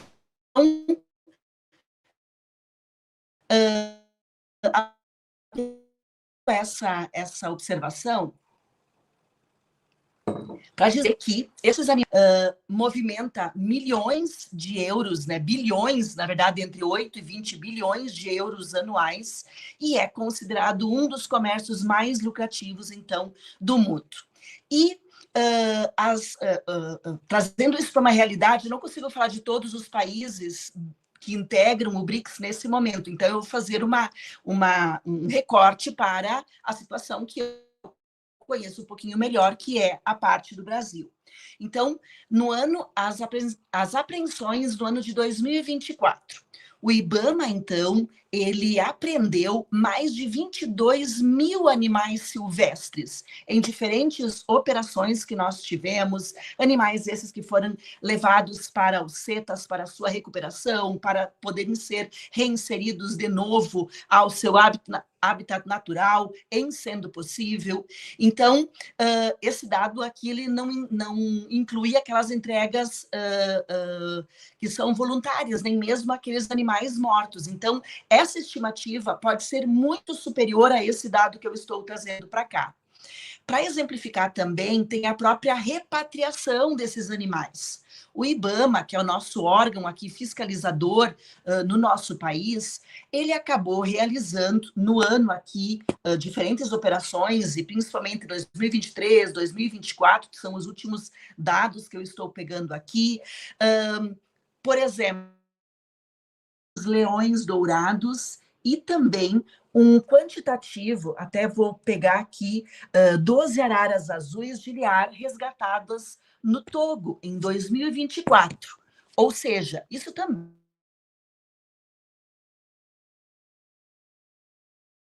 elas são de suma importância, porque elas servem aqui, eu diria, principalmente quando a gente tem nessas fiscalizações, esses animais, por vezes, eles vêm a ser tidos aqui e considerados, né, as cabeças de leões, de hipopótamos, as cabeças de girafa, eles são considerados aqui para nós, inclusive, troféus por caças irregulares.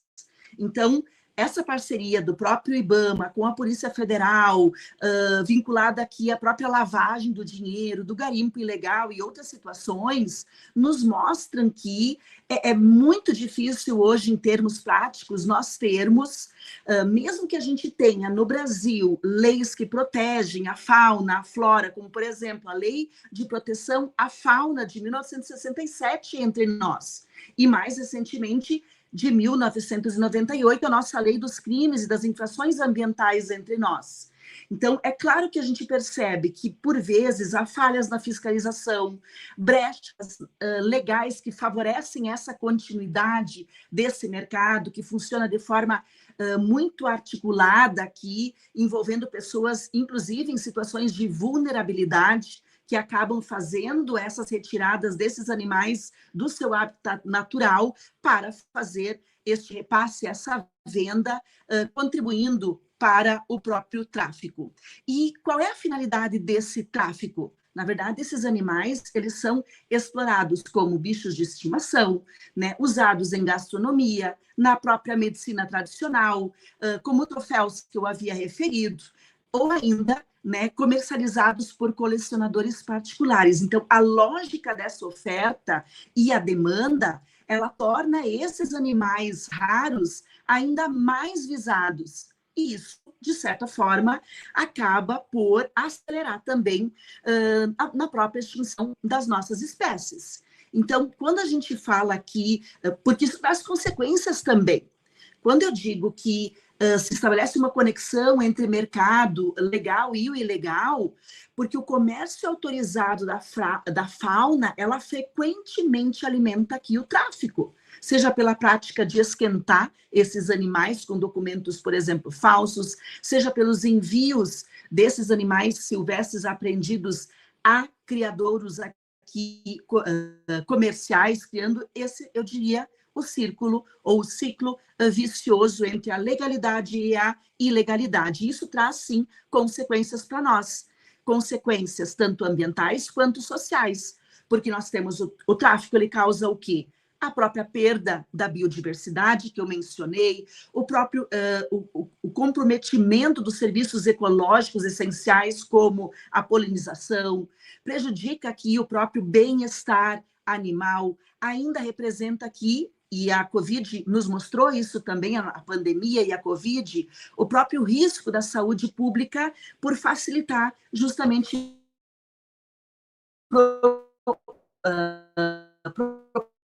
das zoonoses e também dessas doenças, assim como nós visualizamos na própria pandemia.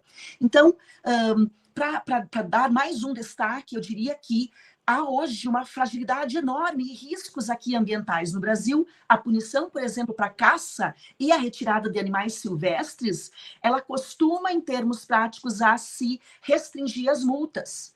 Porque entre 2018, que é um outro dado estatístico que eu trago para nós também, e 2022, mais de 140 mil animais e 900 ovos de aves, né, como tucanos, como as araras, foram apreendidos. Então, o tráfico ameaça espécies de extinção e também favorece essa disseminação das doenças entre nós.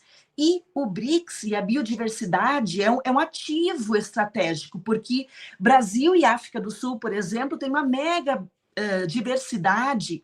Eles têm também toda a parte do combate das exportações ilegais de aves, de répteis, de mamíferos. A própria Índia, para exemplificar, com foco aqui no tráfico dos tigres, leopardos e as espécies marinhas, a própria Rússia, com o urso pardo, os falcões, as espécies do Ártico.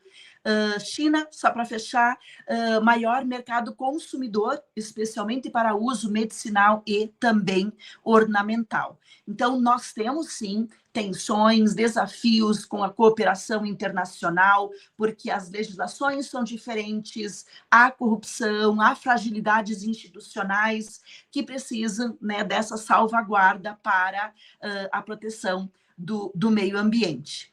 E uma frase que eu gostaria de ler para fazer a minha fala final é: para o enfrentamento efetivo do tráfico da fauna silvestre, as ações necessariamente devem envolver um conjunto de abordagens que devem necessariamente passar pela educação, conscientização para uma mudança de comportamento e redução da demanda, valorização das forças de fiscalização e proteção ambiental, maior coordenação entre instituições para a consolidação e o compartilhamento dessas informações, melhor gestão de dados e das informações, esforços conjuntos de capacitação, entre muitos outros aspectos. Então, agradeço novamente aqui a oportunidade. Obrigada, Luíse. Um cumprimento que eu queria ter feito no início, mas por questões de ajustes aqui, acabei. Muito obrigada, doutor e doutora Cleide Calgaro, pela...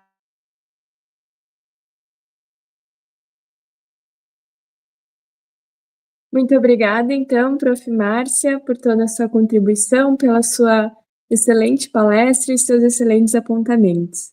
Então, dando continuidade nesse congresso, invito agora Naleli Lisette Duenas Moncada, que habla del México. Doctora, vou ler esse currículo.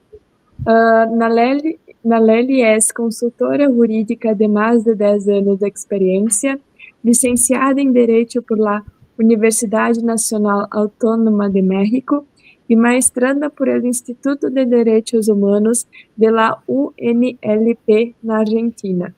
Naleli hablará sobre los nuevos desafíos de los BRICS.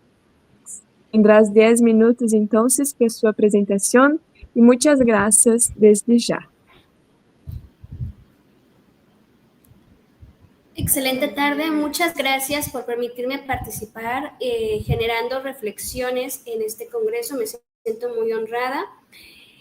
Bueno, pues dentro de lo que hemos ido escuchando y de las excelentes ponencias y participaciones de nuestros colegas, pues resaltamos estas situaciones particulares que se están formulando con esta evolución, ¿no? Vimos que a partir de estos conflictos globales que han ido en incremento y que siguen de forma constante, pues se ha creado una necesidad de tener que reformular el sistema financiero internacional. Esta propuesta alternativa que traen los países emergentes de cooperación sur-sur, pues bueno, busca precisamente llevar a un equilibrio las relaciones económicas. ¿Qué obstáculos? Pues tenemos la situación de capacidad de desigualdad entre los socios y la dependencia que se tiene con respecto al dólar, ¿no? Dentro de estos, vamos a llamarlo así, como resistencia o esta banca de inversión que sirve como un mecanismo alternativo de cooperación internacional que busca precisamente fomentar las economías a través de una cooperación y ayuda mutua de derecho internacional, pues genera alternativas para la gobernanza global. Y esto, pues bueno, busca a través de una situación de igualdad incluyente, buenas tardes, acá anda mi gorda, busca a través de una igualdad incluyente, pues generar esta situación de cooperación, ¿no? Los desafíos, pues enfrentamos la situación de amenazas, de posibles represalias económicas, esta situación de culturas hegemónicas que manifiestan una situación que pueden considerarse como amenazante, como desafiante, como rebelión, y que bueno, pues esto ha traído algunos conflictos con respecto a la aceptación, ¿no?, de alguna alternativa a las instituciones propiamente que conocemos. Estas situaciones de intimidación con respecto, por ejemplo, a la situación de aplicación de aranceles en su 100% en alguna vez manifestado, pues bueno, es una forma pues de establecer una oposición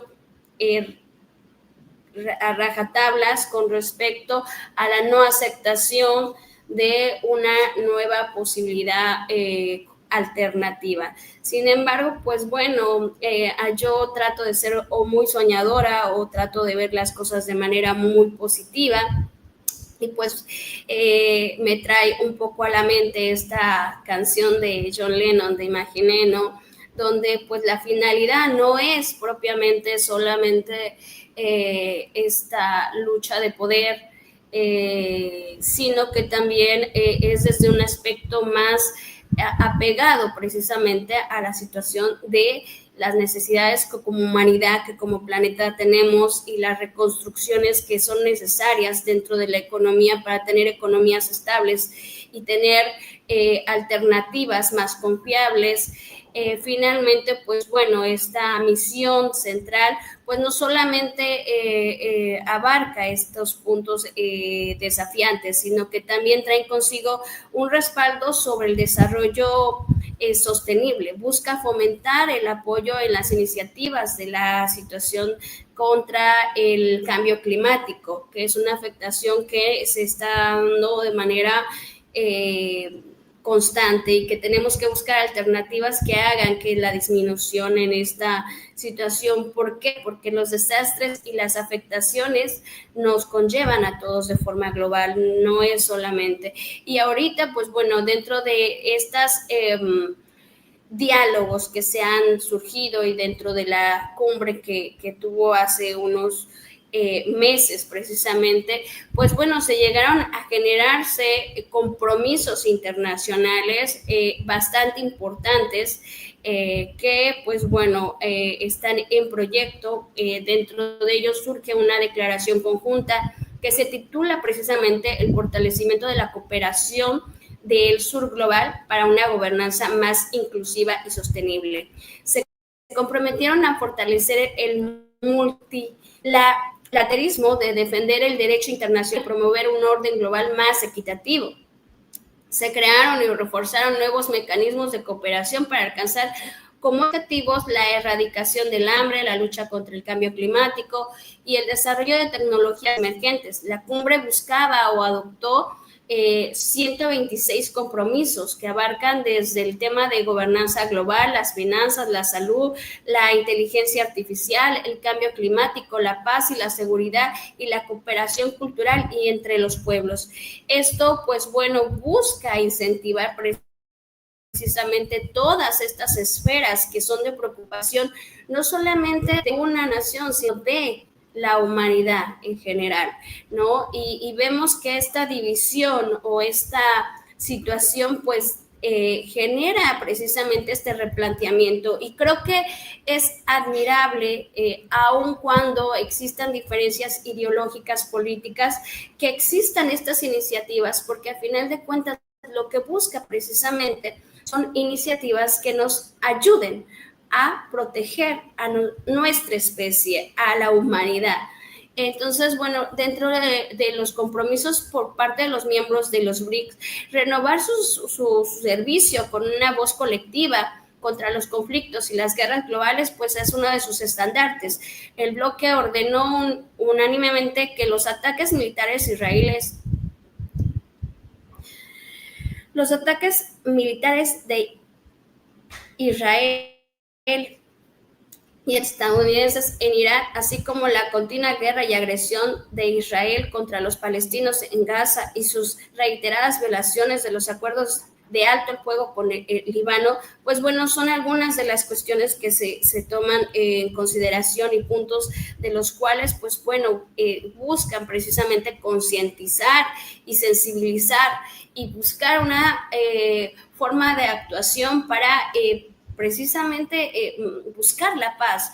Estamos hablando de lo que nosotros estamos ahorita en esta parte o en esta etapa, o formamos parte de esta situación histórica, y cómo, pues bueno, nos toca presenciar como humanidad la situación que va generando desempatía, que va generando indolor por la misma humanidad, y que va normalizando situaciones de gravedad, ¿no? Y sin entrar, sin profundizar en las cuestiones de los conflictos, creo que sí tenemos mucho que aplaudir por estas iniciativas que buscan de forma alternativa encontrar soluciones que promuevan tanto la seguridad y la paz, y que busquen precisamente llegar a combatir la situación de escasez de hambre,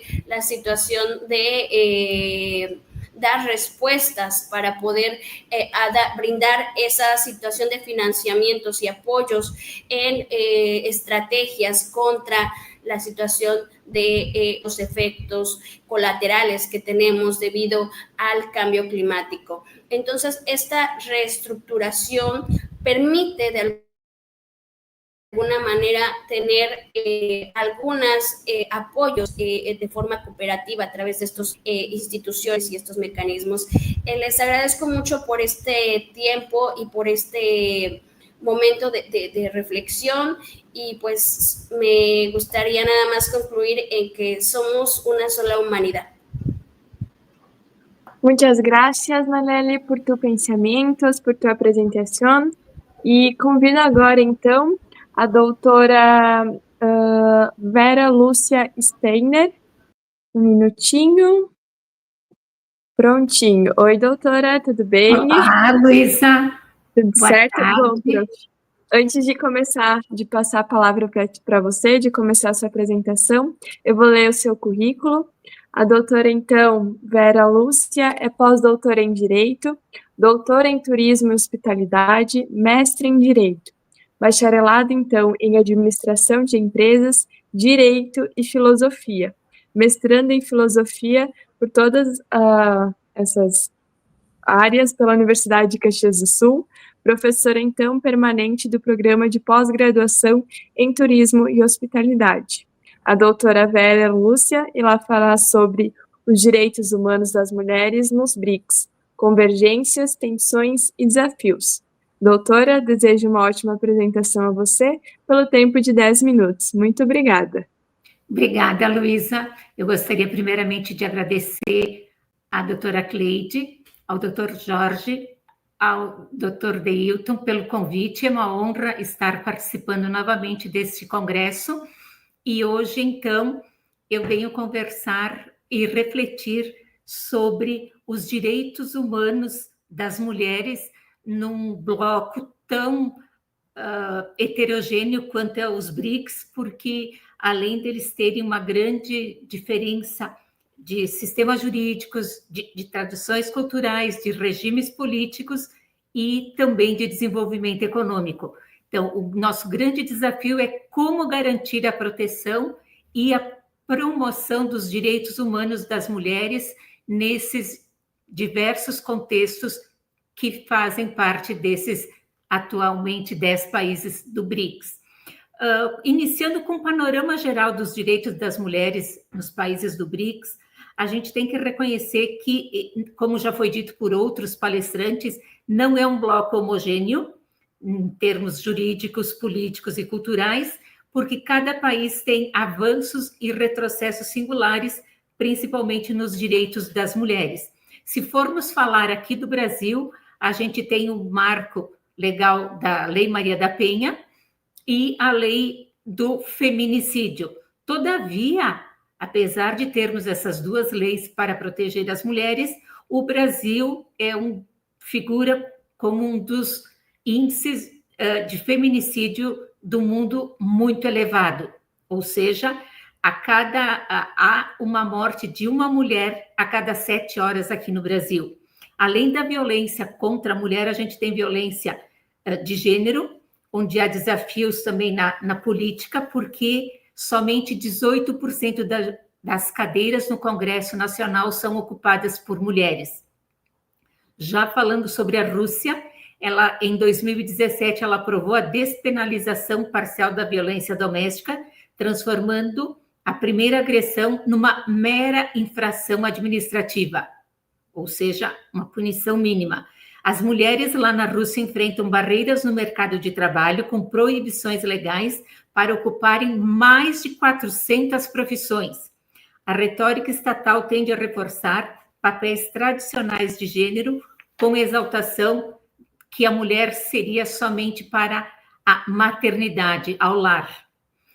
Na Índia, lá também tem uma legislação robusta contra estupro e assédio, que ela foi reformada em 2012. Todavia, a implementação dessa lei é falha.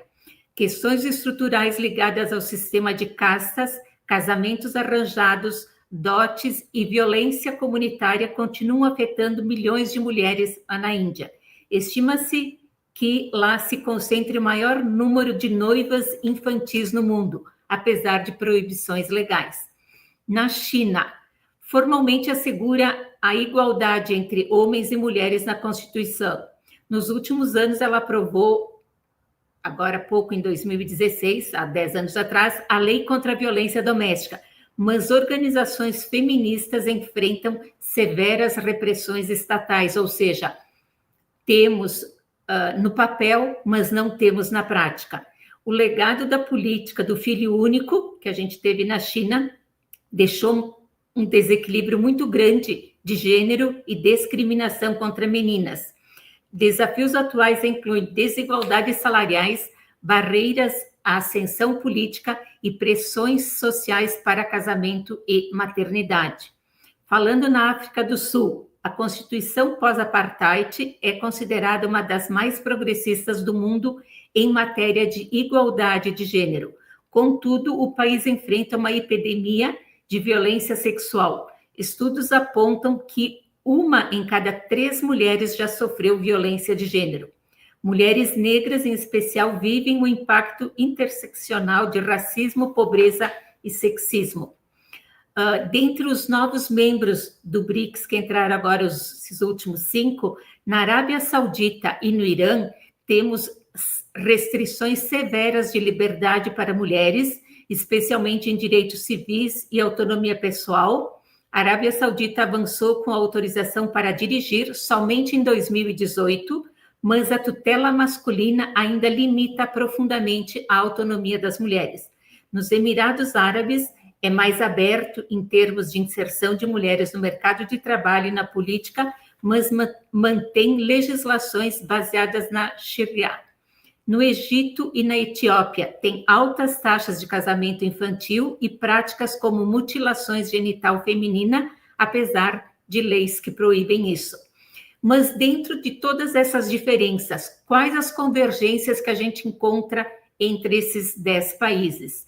Nós temos, todos eles têm uma legislação protetiva, seja constitucional ou infraconstitucional, que na teoria promovem a igualdade entre homens e mulheres. Muitos criminalizam a violência doméstica, ainda que em graus variados, como a gente viu, que somente na primeira violência somente tem como se fosse uma chamada de atenção, mas não uma criminalização. Todos esses países participam, são signatários da Convenção sobre Eliminação de todas as formas de discriminação contra a mulher, integram o Conselho de Direitos Humanos da ONU e tem uma inserção na agenda de gênero no desenvolvimento sustentável. Então, há uma adesão formal ao ODS 5, que é o da igualdade de gênero da Agenda 2030. Nos discursos oficiais, os BRICS frequentemente reconhecem a centralidade da igualdade de gênero para o desenvolvimento econômico. Existe também uma outra convergência, a pressão da sociedade civil e movimentos feministas, apesar das diferenças de regimes políticos. Em todos os países existem organizações e ativistas feministas atuando pela proteção dos direitos das mulheres. Essas mobilizações são fundamentais para denunciar lacunas e propor políticas públicas.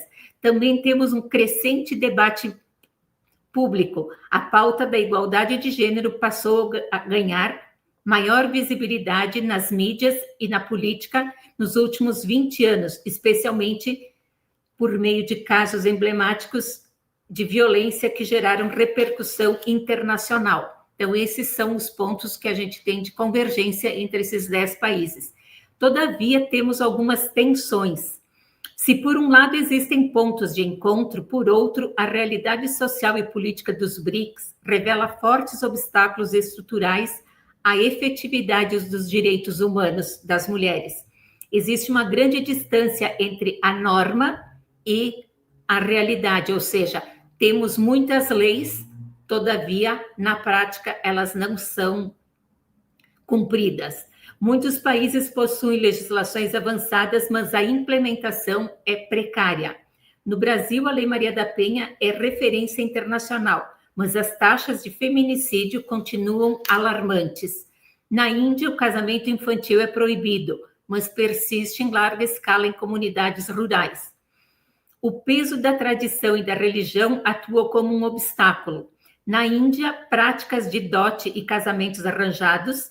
Na Rússia, um discurso oficial reforçando o papel tradicional das mulheres, ou seja, a mulher é só para ser dona de casa e mãe. Na China, pressões sociais para que mulheres priorizem casamento e maternidade. Isto revela que mudanças legais não bastam sem transformação cultural profunda. Temos também violência de gênero endêmica. A violência contra mulheres está presente em todos os BRICS, em níveis preocupantes. No Brasil, como eu já disse, a gente tem os feminicídios em níveis elevados. Na África do Sul, índices altíssimos de estupro e violência doméstica. Na mesma forma como na Índia, casos recorrentes e que dão repercussão global.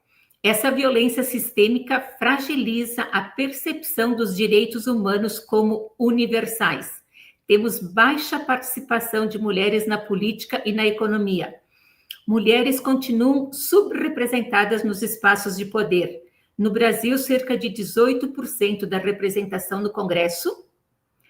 Na Rússia e na China, números igualmente baixos e limitados pelo controle partidário. No campo econômico, a desigualdade salarial e a concentração feminina de empregos precários e informais persistem em todos os BRICS. Restrições quanto à atuação na sociedade civil. Em democracias mais abertas, como no Brasil, na África do Sul e na Índia, movimentos feministas têm maior espaço de atuação.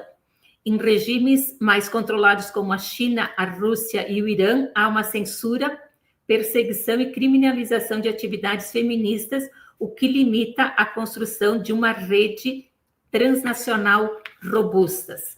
Também temos problema de geopolítica e discursos de soberania, onde se alega que os direitos humanos seria a soberania nacional, todavia essa tensão com os organismos internacionais pode servir como justificativa para relativar os direitos universais, inclusive das mulheres.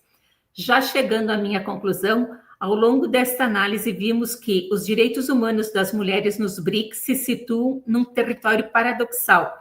De um lado, temos conquistas normativas, formais, com igualdade de gênero, todavia, de outro lado, temos práticas sociais, culturais e políticas que mantêm a mulher em situação de vulnerabilidade. E essa contradição não é exclusiva só dos BRICS, a gente vê no mundo todo que tem essas diferenças.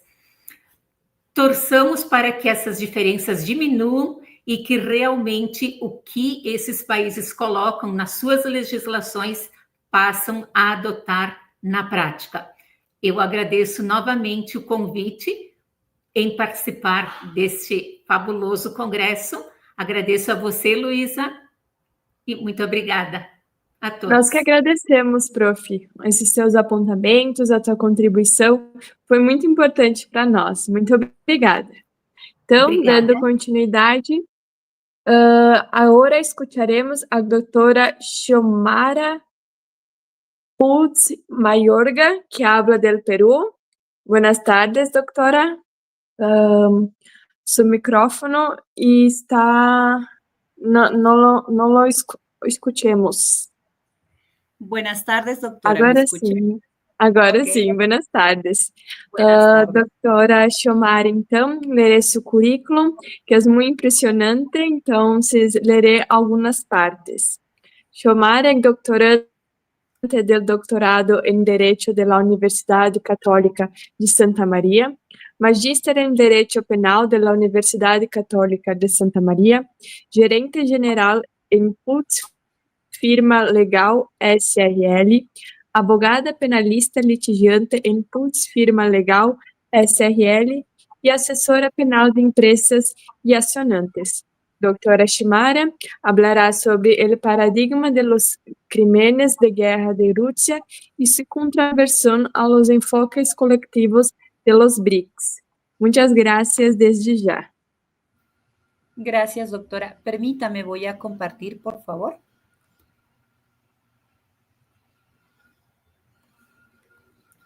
¿Me confirma si es que se puede visualizar? A ver. Todavía no. Ainda não.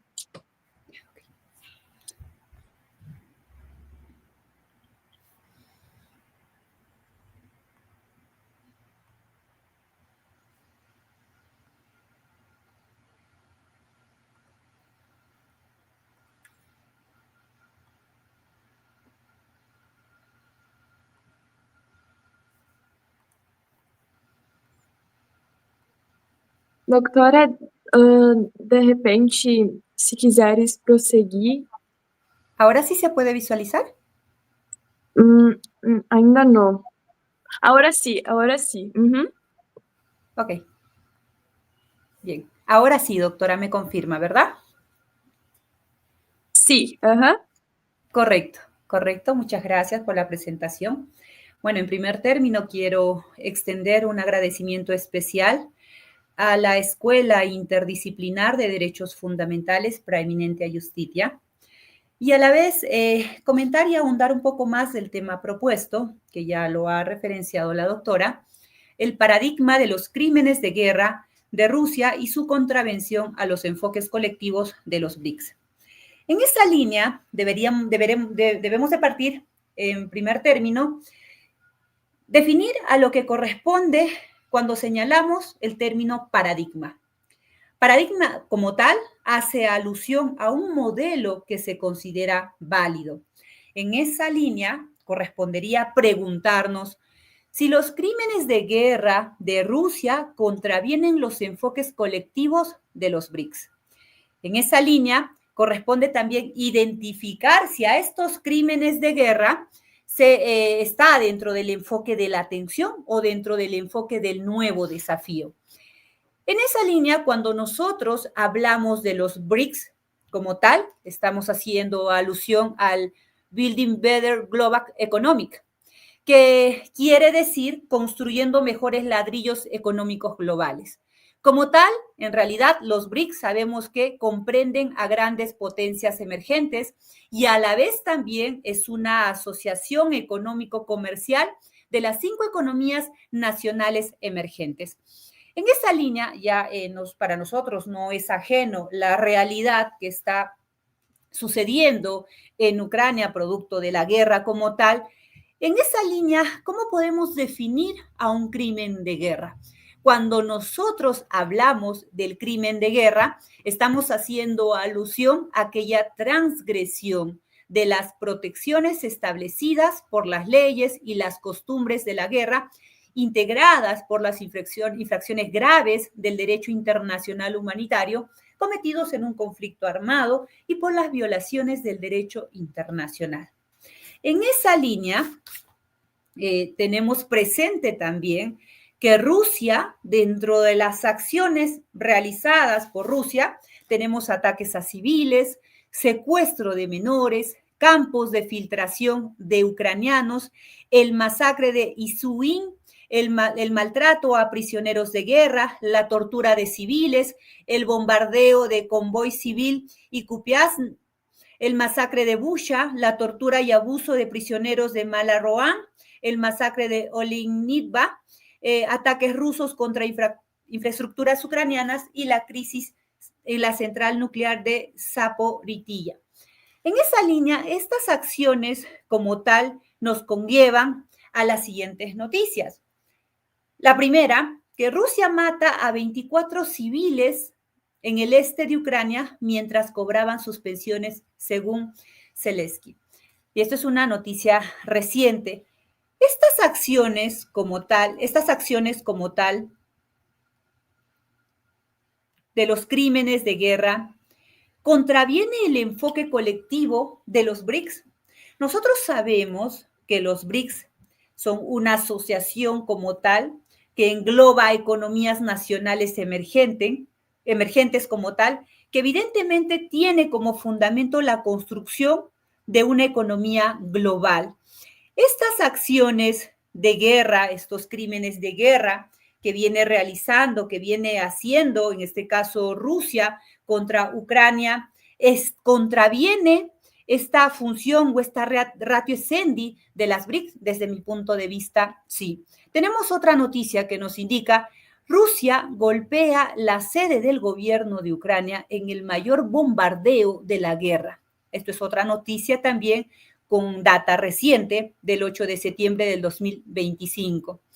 El otro punto, a 2 años y medio del inicio del ataque, la Fiscalía General ucraniana registra más de 135,000 casos de crímenes de guerra cometidos por las fuerzas de Kremlin Pese a la gran cantidad de denuncias, se trabaja en cada una de ellas con más de 100 condenas contra los responsables, con la esperanza de que un día Vladimir Putin se enfrente a la Corte Penal Internacional.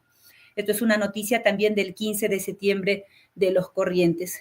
¿No es acaso que estas acciones, estos ataques a civiles, estos maltratos a prisioneros de guerra, esta tortura y abuso de prisioneros, esta tortura de civiles, este secuestro de menores, este masacre de Bucha, esta crisis en la central nuclear de Zaporilla, no generan repercusiones irremediables, irreversibles respecto de Ucrania? Por supuesto.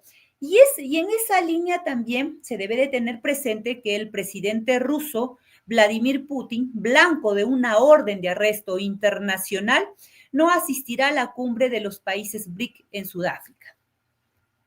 Asimismo, también, si bien es cierto, todos estos crímenes de guerra que ya se han señalado en la lista, están habilitando un proceso contra el presidente de Rusia, Vladimir Putin, frente a la Corte Penal Internacional.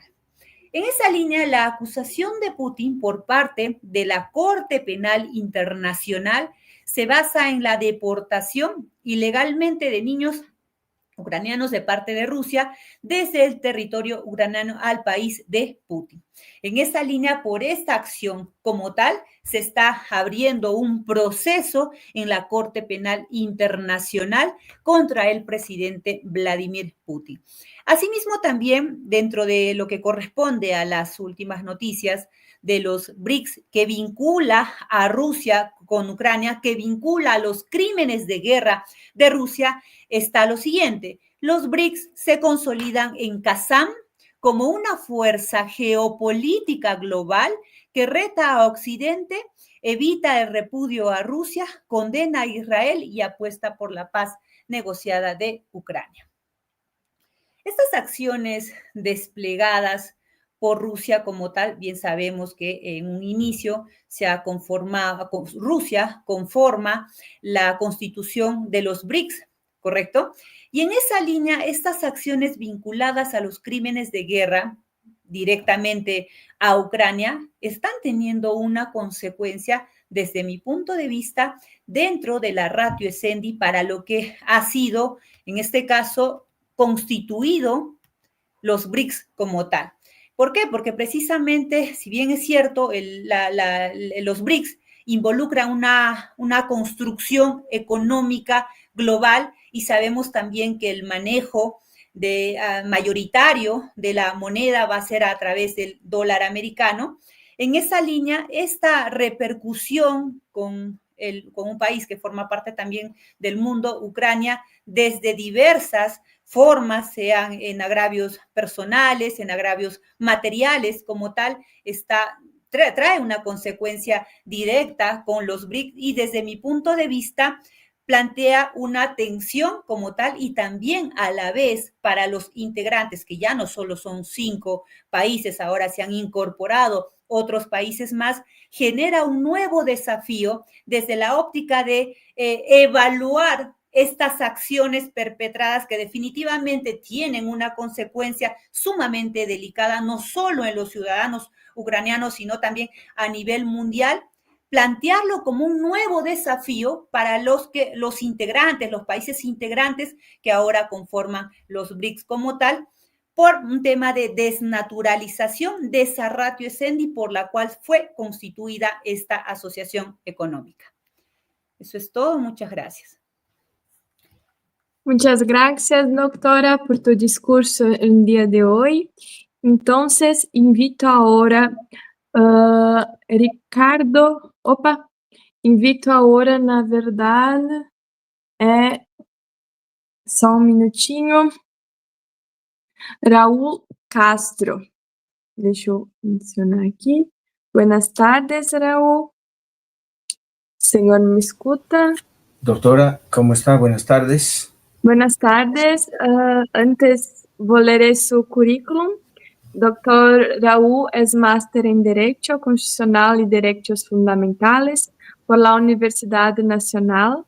siglo XX, doctorando en Derecho Constitucional y Derechos Humanos, docente titular de la Universidad de Nacional Siglo XX, docente de posgrado de las Universidades Públicas del Alto de La Paz, Bolivia, y Universidad Nacional Siglo XX, también de la Bolivia. O Dr. Raúl, presentación es sobre deberes con las economías emergentes, BRICS, implica beneficios para el Estado plurinacional de Bolivia. Doctor, le cedo la palabra por 10 minutos. Muchas gracias. Gracias, doctora. Un gusto saludarlo desde Bolivia. Para mí es un honor nuevamente estar ya esta vez en un Congreso Mundial sobre la transformación de los BRICS hacia la ponderación global, las tensiones y los nuevos desafíos. En ese sentido, yo quiero agradecer y felicitar a la organización general, a la Escuela Interdisciplinar de Derechos Fundamentales, a cargo del doctor Jorge Isaac Torres Manrique, también a la Universidad de Itaúna del Brasil, a cargo del doctor Deilton Ribeiro, y a la doctora Cleide Calgaro, representante de la Universidad de Caxias do Sul del Brasil. En esta oportunidad nos vamos a permitir tocar un tema importante, ya siempre desde la visión de mi país, del derecho constitucional boliviano. En ese sentido, vamos a referirnos a los deberes del Estado boliviano con las economías emergentes BRICS, que implican aquellos beneficios para el Estado plurinacional de Bolivia. En ese antecedente es necesario conocer, ¿no?, cómo Bolivia ingresa a formar parte de los BRICS, ¿no?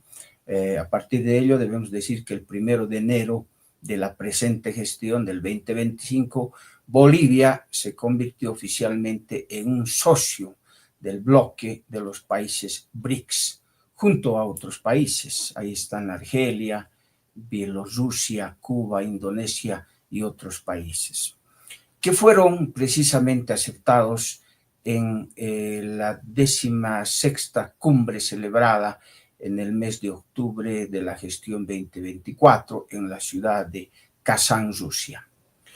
A partir de ello, Bolivia ahora va a poder acceder, ya en ese sentido se dice, al formar parte de los BRICS, a mercados emergentes, va a poder atraer inversiones para sectores estratégicos, como el caso del litio, el petróleo, el gas natural. También formar parte de la nueva arquitectura financiera internacional. El poder comerciar con monedas locales y el poder también acceder al nuevo banco de las BRIC. En ese ámbito es que esta adhesión además le abre a Bolivia importantes oportunidades para fortalecer sectores claves y ampliar el alcance de las relaciones comerciales en un mercado vibrante y en un constante crecimiento. No solo eso, sino también podría permitir potenciar sectores estratégicos como la energía, la tecnología, la manufactura, las finanzas sostenibles, ¿no? Al tiempo que diversificamos, en este caso se diversifiquen las nuevas opciones comerciales para el Estado boliviano. Los BRICS, en ese sentido, ofrece a Bolivia un acceso a un mercado amplio y dinámico, así como nuevas oportunidades de inversión y cooperación internacional. No solo eso, sino que esto involucra además que Bolivia debe completar en ese sentido sus propios procesos internos en Bolivia para que pueda formar parte de forma legal ya de esta organización internacional como son los BRICS. Es decir, esto implica la aprobación legislativa y eventualmente un referéndum si se consideran en este caso cesiones de competencias conforme la Constitución boliviana establece en el artículo 257. Sin embargo de ello, además debemos decir, es responsabilidad del Estado boliviano, según la referida norma de la Constitución, ya la exigencia de un referéndum popular, si la adhesión implica, por ejemplo, según esta norma, la 257 de la Constitución boliviana, la cesión de competencias institucionales a organismos internacionales. Esto significa o quiere decir que aunque el Ejecutivo, ya en este caso el presidente del Estado plurinacional, impulse la adhesión, la Asamblea y posiblemente el pueblo boliviano deben aprobarlo en un referéndum. Es decir, se requerirá la aprobación por un referéndum popular vinculante previo a la ratificación de los tratados internacionales ya que impliquen la integración, en este caso monetaria, o la integración económica estructural, así como la cesión de competencias institucionales a organismos internacionales o supranacionales, en el marco del proceso de integración. Es decir, la Constitución boliviana establece una exigencia en ese sentido. Si bien el presidente del Estado Plurinacional de Bolivia ya ha oficializado su ratificación, ya como hemos señalado, pero consideramos desde mi visión personal que esta debe pasar por una aprobación pues, de la Asamblea Legislativa, o en su caso debería convocarse a un referéndum para que esta sea aprobada y consiguientemente el Estado boliviano pueda desarrollar diferentes actividades como, por ejemplo, en este caso podría ser la integración económica estructural, que interesa mucho a mi país, precisamente para el desarrollo, habida cuenta que hoy en día se encuentra en plena discusión y en debate aquellos contratos de litio que se encuentran en la Asamblea Legislativa para su tratamiento respectivo y con ello el Estado boliviano pueda recibir suficientes ingresos económicos para solventar las múltiples necesidades que tiene la población. Este grupo de los BRICS, en ese sentido, debemos referir que se caracteriza por promover pues, el multilateralismo y la inclusión de economías emergentes como principios fundamentales. Aquí ingresa Bolivia, porque, reitero, es una oportunidad abierta que se brinda a mi país. Abre la puerta para Bolivia para que se pueda integrar no solo a este tipo de inclusión de economías emergentes, sino también al nuevo Banco de Desarrollo creado en la gestión ya 2015, cuando ya estaban, hay algunas potencias como Rusia, India y China en los BRICS, o formaban parte de los BRICS, con un capital inicial de más de 100.000 millones de dólares, ¿no?, que contaba ya esa entidad. En ese sentido, debemos decir que la participación de Bolivia en la 16ª cumbre de los BRICS ya precisamente marca un hito para Bolivia, porque a partir de ello vamos a poder determinar si efectivamente este ingreso a este organismo internacional va a ser beneficioso para nuestro país a medida que vaya pasando el tiempo. Al margen de ello, conviene destacar un aspecto importante respecto a la primera reserva mundial de litio que posee Bolivia. Estas reservas de litio que tenemos, así como también los minerales tradicionales y tierras raras que todavía existen en Bolivia, en realidad son recursos naturales que de cierta forma podrían coadyuvar a emerger o al nacimiento de aquellas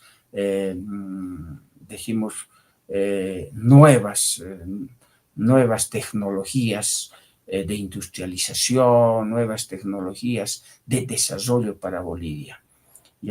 Por tanto, la participación de Bolivia en los BRICS pretende pues, buscar un beneficio mutuo, no solo para el país, sino también para otros estados que forman parte de esta organización tan importante.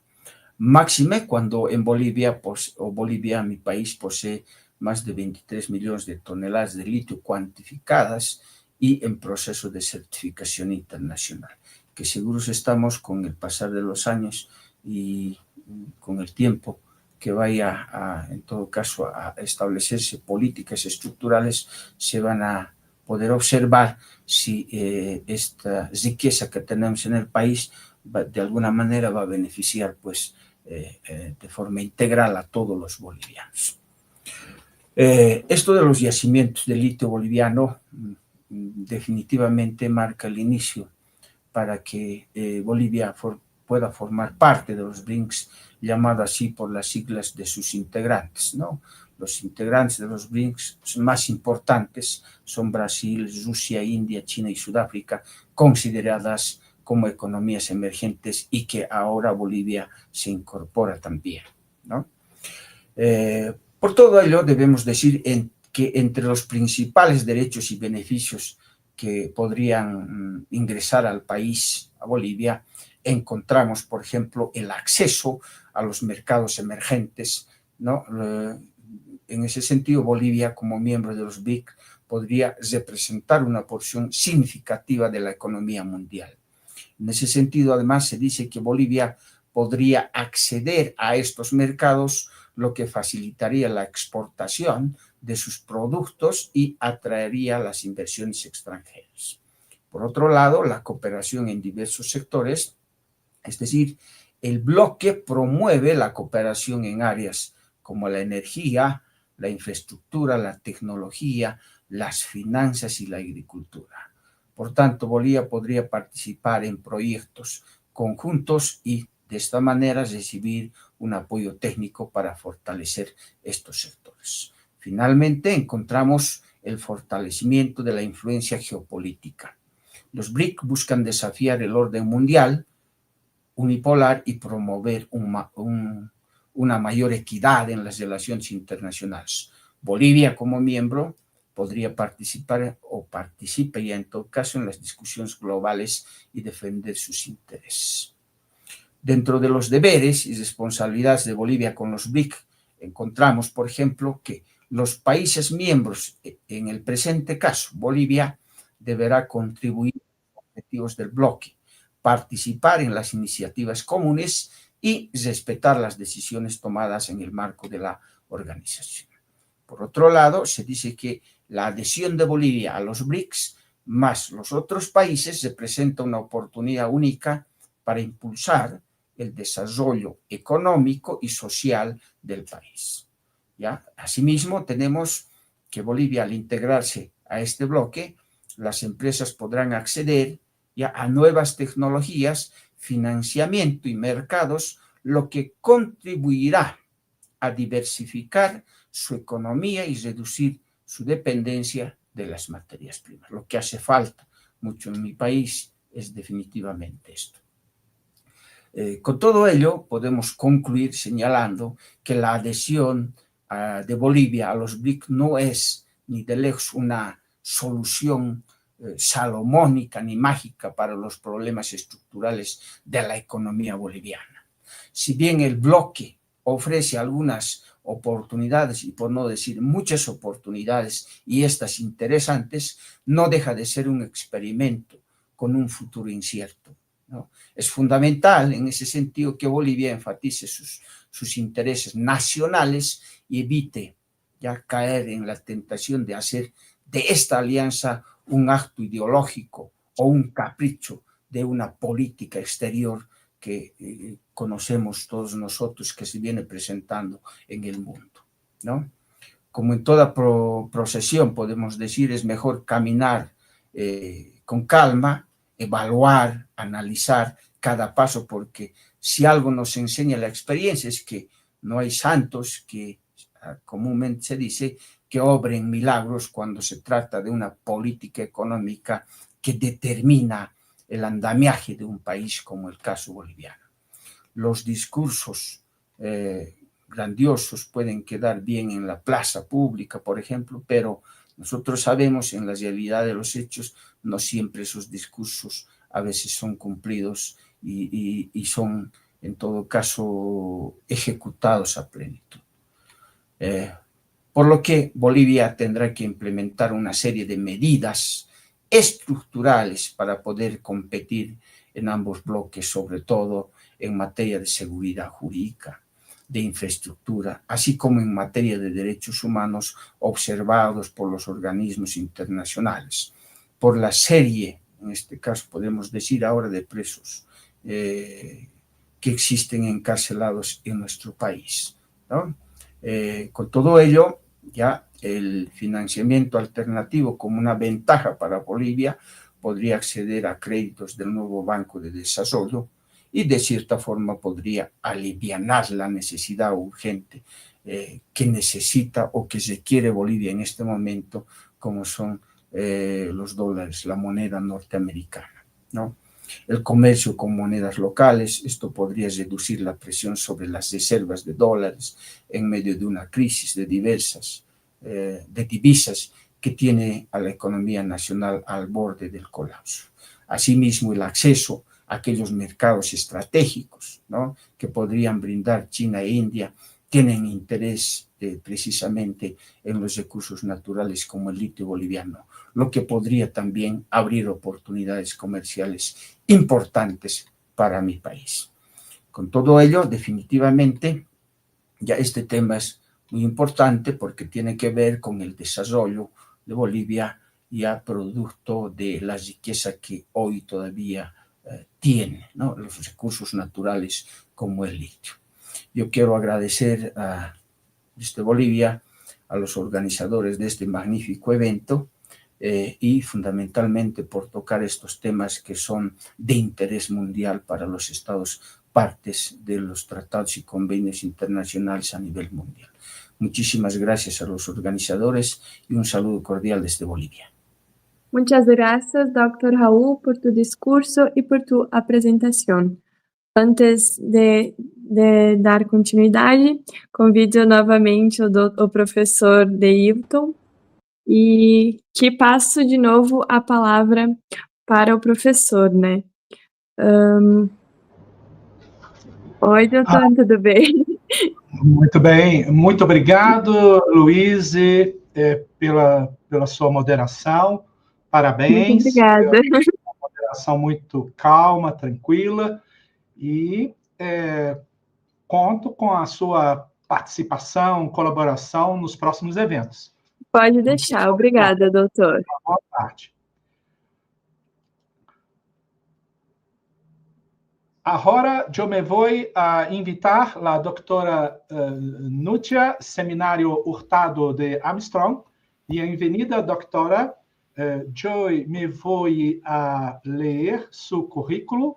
A doutora Núcia é investigadora RENACIT de CONCITEC, professora de pré-grado e pós-grado em Peru e México, com o tema La discapacidade e transformação de los BRICS, desafios, inclusão e aportes à la gobernança global. Apreciada doutora, bem-vinda, tem 10 minutos para sua charla. Muito obrigada, boa tarde, boa noite. Eu vou aproveitar porque estudei português e neste ano, então eu quero falar português somente. Muito obrigada bem. pelo convite. Estou muito contenta por neste evento. Hoje eu vou falar sobre os desafios dos BRICS, das pessoas com deficiências. Mas eu acho que eu preciso primeiro falar sobre o contexto do BRICS e as pessoas com deficiência. Nos países do BRICS, como as pessoas já explicaram neste evento, estão formados por Brasil, Rússia, Índia, China e África do Sul. Se bem é certo, eles representam uma porção significativa da população no mundo, mas, consequentemente, também tem pessoas com deficiência. Se estima-se que mais de 1 bilhão de pessoas no mundo vivem com deficiências. E também as pessoas com deficiências têm ou representam porcentagem de discriminação, porque não têm muitas oportunidades, mas também não têm acessibilidades. Apesar do rápido crescimento econômico e da crescente influência global do BRICS, as pessoas com deficiências nesses países ainda enfrentam barreiras imensas. Entre os desafios mais comuns, nós podemos falar, por exemplo, a falta de acessibilidade. Como eu já expliquei, em muitos lugares a infraestrutura não é muito adaptada para essas pessoas. E tampouco tem uma legislação, leis, que são com foco inclusivo. Então, muitas pessoas com deficiências têm dificuldade no acesso no transportes, edifícios, comunicação, estudos. Como eu já expliquei, eles têm marco jurídico internacional e também nacional, mas não tem muita implementação nestes países. Mas também existe outro problema, que é a discriminação e estigma. Quando eu estou falando de discriminação e estigma, nós sabemos que é um conceito muito complicado, é muito amplo para falar, mas as pessoas deficientes muitas vezes são vistas como um fardo ou uma incapacidade. Então, muitas delas têm exclusão nos centros de trabalho, nas escolas, mas também a exclusão social. Então, muitas delas têm poucas oportunidades, ou também oportunidades limitadas no emprego e também na educação. E esse é um problema que o BRICS tampouco está tratando de resolver. Outro tema muito importante é a legislação, como já expliquei. Existem muitas lagunas na legislação nacional, internacional, mas também na sua implementação. Embora algum país do BRICS, como por exemplo a China, Brasil, África do Sul, tem leis de proteção às pessoas com deficiências, a sua aplicação não é muito eficiente. E muitas delas, muitas vezes, são fracas ou inexistentes. Então, todos esses problemas, como discriminação, lacuna da legislação, ausência ou falta de acessibilidade, são barreiras que, obviamente, as pessoas com deficiências têm. Eu acho que é muito importante também falar sobre a inclusão como motor de transformação. A inclusão das pessoas com deficiência não é apenas uma questão de direitos humanos, mas também uma estratégia muito inteligente para esses países, para o desenvolvimento econômico e social. Quando as pessoas com deficiências têm oportunidades de trabalho, emprego, oportunidades de educação, muitas delas podem contribuir com seus talentos e habilidades, mas também os países podem impulsar inovação e crescimento. Por isso, é muito importante que as pessoas com deficiências, elas devem ter oportunidades, mas as mesmas oportunidades das pessoas que não têm deficiências, porque aqui estamos falando sobre o princípio de igualdade e não discriminação. E também eu acho que é muito importante falar sobre as empresas. Muitas empresas estão percebendo que a diversidade e a inclusão não local de trabalho geram equipes mais criativos e produtivos. Mas também, quando nós falamos das empresas que estão localizadas nestes países do BRICS, Brasil, África do Sul, China, Índia, também elas podem abrir novos mercados e criar muitas oportunidades. Mas também, eu acho que também é muito importante dizer que, a nível internacional, nas Nações Unidas, podem ver isso e podem também destacar de que esses países estão criando muitas oportunidades pelo desenvolvimento das pessoas com deficiências. Um exemplo notável, por exemplo, que me gostaria de falar muito na Índia, onde os programas de inclusão digital estão capacitando muitas pessoas com deficiências a trabalhar no setor das tecnologias. Outro exemplo, por exemplo, eu moro na África do Sul, eu moro na Johannesburgo, mas também, por exemplo, na Johannesburgo tem muita inclusão das pessoas com deficiências, mais acessibilidades nos centros comerciais, nos bancos. Eles também mostram muita inclusão. Na África do Sul tem uma prioridade que é também uma transformação social e econômica, mas também podem incluir as pessoas com deficiências. Também é muito importante falar sobre a experiência dos países do BRICS na abordagem da deficiência, pode enriquecer o debate global. Com essa diversidade cultural, muitos países muito diferentes, China, Brasil, África do Sul, Índia, é uma diversidade de muitas culturas, muitas línguas e muitos sistemas econômicos. Então, podem oferecer novas perspectivas e novas oportunidades para as pessoas com deficiências, como eu já expliquei, por exemplo, no caso de Índia ou da África do Sul. Então, eu acho que se pode fazer uma inclusão a nível mundial. Também a Convenção sobre Direitos das Pessoas com Deficiência das Nações Unidas é um marco crucial e a maioria dos países do BRICS são signatários.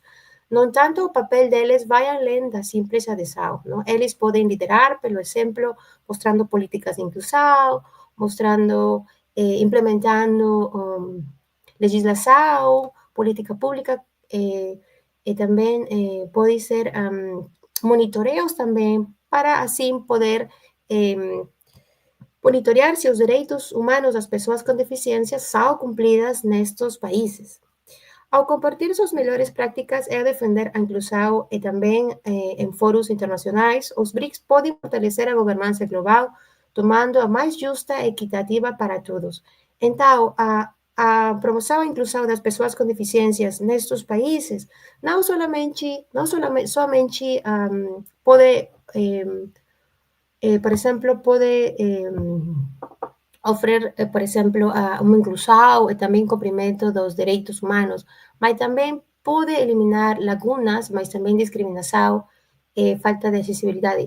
Assim, esses países podem promover uma inclusão na economia, uma inclusão nos contextos social, uma inclusão no emprego, em trabalho, em estudos, e assim nós podemos ter uma economia muito mais sólida, muito mais avançada, uma economia onde podem oferecer oportunidades para essas pessoas, mas também podem fazer um cumprimento com a Convenção das Pessoas Deficientes, que é uma convenção internacional de cumprimento dos direitos humanos. Então, também é muito importante que isso pode, que nesses países podem fazer isso. Muito obrigada pelo convite. Doutora Núcia, permita-me dirigir-me no meu idioma. Parabéns, você falou muito bem, com uma pronúncia realmente muito clara, e você nos deixou impressionados, né? Então, parabéns, e esperamos poder contar com a sua participação em nossos próximos eventos, já com essa possibilidade bilíngue, tanto língua castelhana como a língua brasileira. O seu sotaque é bem brasileiro, né? Mais para o Brasil do que Portugal. Muito bem. Eu lhe agradeço a sua participação e lhe desejo uma excelente tarde. E até mais. Muito obrigada. Até logo. De nada, somos nós que agradecemos. Bom, eu, então, vou estar chamando aqui agora a doutora Milena, doutora Milena Peters Mello. Nos ouve? Finalmente, eu peço desculpas pelo atraso do horário, mas isso foi uma vontade alheia à organização. É um efeito cascata que 1 minuto, 2 minutos de 1, 2, 3 palestras vai se avolumando como uma bola de neve. Mas já estamos aqui chegando a um bom término. Doutora Milena, vou ler então o seu currículo. A doutora Milena Peters Mello é professora titular de Direito Constitucional, Direitos Humanos e Sustentabilidade, Universidade Regional de Blumenau, FURB, no Brasil, diretora do Centro Internacional de Pesquisas em Constitucionalismo, Internacionalização e Cooperação, que é o CONSTINTER, e vai falar sobre políticas constitucionais para a sustentabilidade socioambiental e diplomacia científica na cooperação Brasil-China. Doutora Milena, a palavra é sua por um período de 10 minutos. Obrigada. Professor Adeilton, me ouvem bem? Sim, perfeitamente. Então, muito obrigada. Antes de tudo, quero desejar uma boa noite, expressar o meu prazer de estar aqui nesse congresso, nessa nova edição dessas iniciativas tão interessantes feitas nessa parceria, parabenizar a equipe de organização, saudar o professor Deilson, a professora Cleide, o doutor Jorge e os colegas que me antecederam. O tema da minha apresentação, então, políticas constitucionais para a sustentabilidade socioambiental e diplomacia científica na cooperação Brasil-China. Vamos lá. A crise ambiental e as mudanças climáticas e a necessidade de transição energética tornaram-se questões de extrema importância no século XXI, soluções para a descarbonização e o desenvolvimento de tecnologias verdes estão cada vez mais inseridas nos acordos internacionais, nas negociações comerciais e nos fluxos de investimento externo, e também se colocam no âmbito das parcerias estratégicas, multilaterais e bilaterais nos países do BRICS, em prol de novos modelos de desenvolvimento fundados na necessidade de um crescimento econômico inclusivo e sustentável e do apoio à segurança energética e à resiliência climática, inclusive por meio do investimento em tecnologias limpas e infraestrutura verde, como deflui do resultado do Summit no Rio de Janeiro esse ano, né, dos países do BRICS. Essas questões também são centrais nas relações bilaterais entre o Brasil e a China. Em 2025, o Brasil assumiu a presidência do BRICS e, com isso, manifestou o interesse em ampliar suas parcerias com a China em diversas áreas, como energia renovável, infraestrutura e tecnologia. Nesse contexto, o objetivo desta apresentação é analisar as relações de cooperação entre o Brasil e a China, especialmente no que toca à diplomacia científica e à sustentabilidade socioambiental, na perspectiva metodológica do estudo de direito como política constitucional. Esse estudo apresenta resultados parciais das pesquisas desenvolvidas no CONSTINTER, no Centro de Estudos e Pesquisas em Constitucionalismo, Internacionalização e Cooperação, do Programa de Pós-Graduação em Direito da FURB, no Brasil, em parceria com o doutorado em Ambiente, Direito Comparado e Transizione da Unicampagna, na Itália, e se articula em 10 tópicos. Nessa breve exposição, em virtude do tempo, vou apresentar apenas a síntese de 2 tópicos. Então, as relações bilaterais entre Brasil e China completaram 50 anos em 2024 e, de acordo com a comunicação oficial, se encontra no melhor momento da sua história. A paridade e reciprocidades nas relações entre Brasil e China são destacadas por órgãos institucionais e pela mídia como um novo patamar da cooperação Sul-Sul.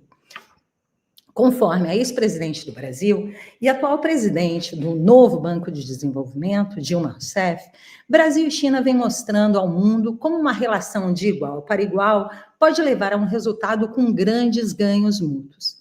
Na tempestade de tarifas no comércio global, em particular do tarifaço imposto pelo presidente dos Estados Unidos da América, Brasil e China podem ser grandes aliados no resgate das relações multilaterais, como enfatizou o ministro de Minas e Energias do Brasil, Alexandre Silveira, especialmente na transição energética e no combate às mudanças climáticas. Juntos, os 2 países podem aproveitar a hesitação global quanto ao Acordo de Paris e transformá-lo em oportunidade de geração de negócios, emprego e renda. Para tanto, os governos dos 2 países vêm envidando esforços no campo da cooperação e da diplomacia científica. A diplomacia científica, em suas várias definições, concentra-se em aplicar o conhecimento científico ao esforço internacional para resolver problemas globais. Esta abordagem se predispõe a encontrar soluções para desafios internacionais, buscando equilibrar a prosperidade econômica, a proteção ambiental e o bem-estar social.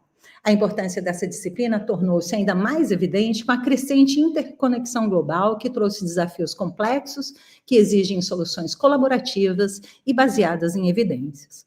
Em um contexto onde os problemas científicos são um fenômeno cada vez mais transnacional, os desafios globais só podem ser enfrentados fortalecendo local e globalmente as capacidades de pesquisa, inovação e conhecimento. A diplomacia científica fundamenta-se no intercâmbio entre diplomacia e ciência em 3 modalidades: diplomacia para a ciência, diplomacia na ciência e ciência para a diplomacia. Nessas 3 modalidades, as relações entre China e Brasil se colocam. Exemplos de diplomacia científica em ação se concentram na base de acordos internacionais importantíssimos, como o Acordo de Paris sobre mudança climática ou da Agenda 2030 da ONU, com os seus 17 Objetivos para o Desenvolvimento Sustentável e respectivas metas. Esses acordos, que comportam obrigações e uma agenda transnacional comum, demonstram como a cooperação científica internacional pode resultar em soluções concretas para desafios globais, unindo nações em torno de objetivos comuns. A diplomacia científica também se apresenta como um instrumento para levar a informação científica de forma efetiva para a sociedade e para os tomadores de decisão, Tem por objetivo colaborar para que as políticas públicas sejam elaboradas com base em evidências e para o alcance de compromissos assumidos pelas instituições. O Brasil tem investido na diplomacia científica, buscando o melhor assessoramento científico para decisões de política externa e utilizando as redes científicas para fortalecer processos de governança global.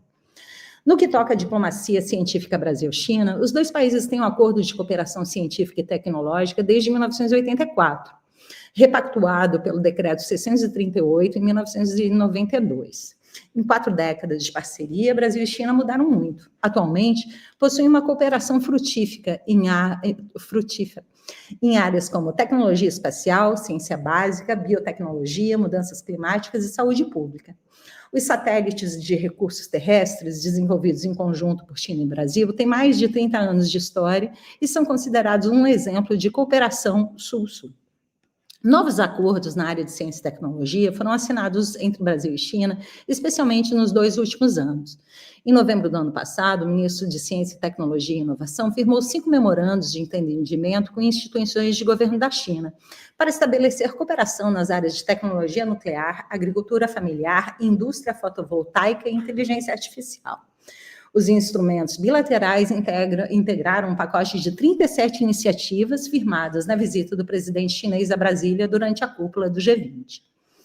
Em maio de 2025, maio deste ano, foram assinados 3 memorandos de entendimento entre Brasil e China voltados ao fortalecimento da cooperação bilateral em ciência, tecnologia e inovação. Um dos memorandos prevê a criação conjunta do Centro de Transferência de Tecnologia China-Brasil e o Centro de Transferência de Tecnologia China-América Latina e Caribe, sede Brasil, com base na igualdade, no benefício mútuo, com vigência de 5 anos. O segundo acordo constitui uma declaração conjunta de intenções em que os 2 países se comprometeram a unir esforços para compartilhar com os países da Comunidade de Estados Latino-Americanos e Caribenhos, CELAC, as informações geradas pelos satélites Cyber 5 e 6. O documento também prevê capacitação e treinamento dos países da CELAC para a interpretação de dados espaciais e a comunicação de informações meteorológicas, ambientais e climatológicas. O terceiro memorando trata da ampliação da cooperação em pesquisa e desenvolvimento na área de usos pacíficos da energia nuclear.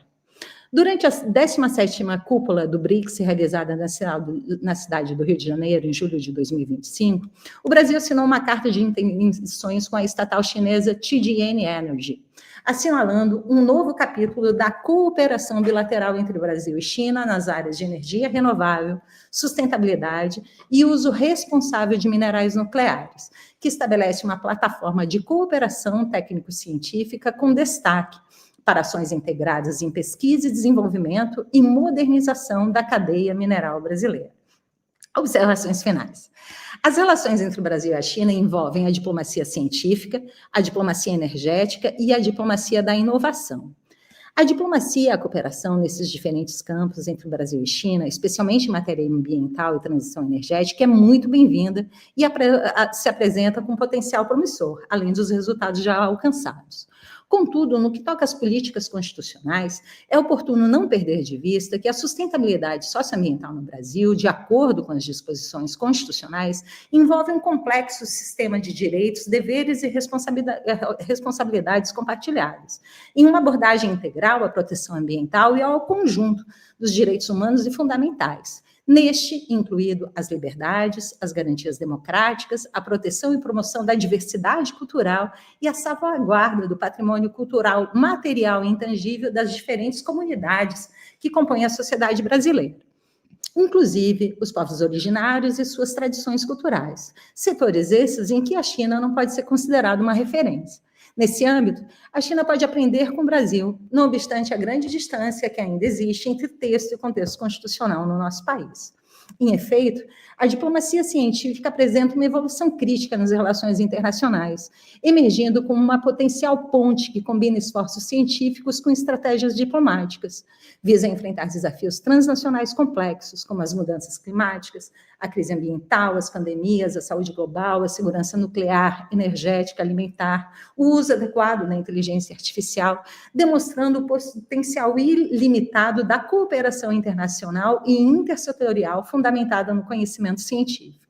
A diplomacia científica se constitui, portanto, em um importante instrumento para as políticas constitucionais que miram a sustentabilidade socioambiental, tanto no que toca à cooperação internacional, quanto à cooperação entre os diferentes níveis de governo e setores sociais. Como enfatizava Louis Pasteur, a ciência não conhece país, porque o conhecimento pertence à humanidade. Essa afirmação captura a essência da diplomacia científica fundada na solidariedade transnacional. A ciência como um bem comum e instrumento para a proteção da vida e da qualidade de vida, para além das fronteiras políticas, culturais e disciplinares. Muito obrigada pela sua atenção. Espero ter respeitado o tempo. Não, sim, perfeitamente. Falou dentro do tempo regimental, agradecemos a sua participação. E eu estava aqui encantado com o seu entusiasmo, né? Ao falar, ao se expressar, isso é muito importante, né? Então, a gente vê o verdadeiro papel do professor, do docente, que é justamente essa transmissão do conhecimento. A doutora está de parabéns, agradecemos mais uma vez e contamos, né, com a sua participação em nossos próximos eventos. Você já tem uma cadeira cativa aqui, como muitos também, mas já conquistou a sua cadeira cativa.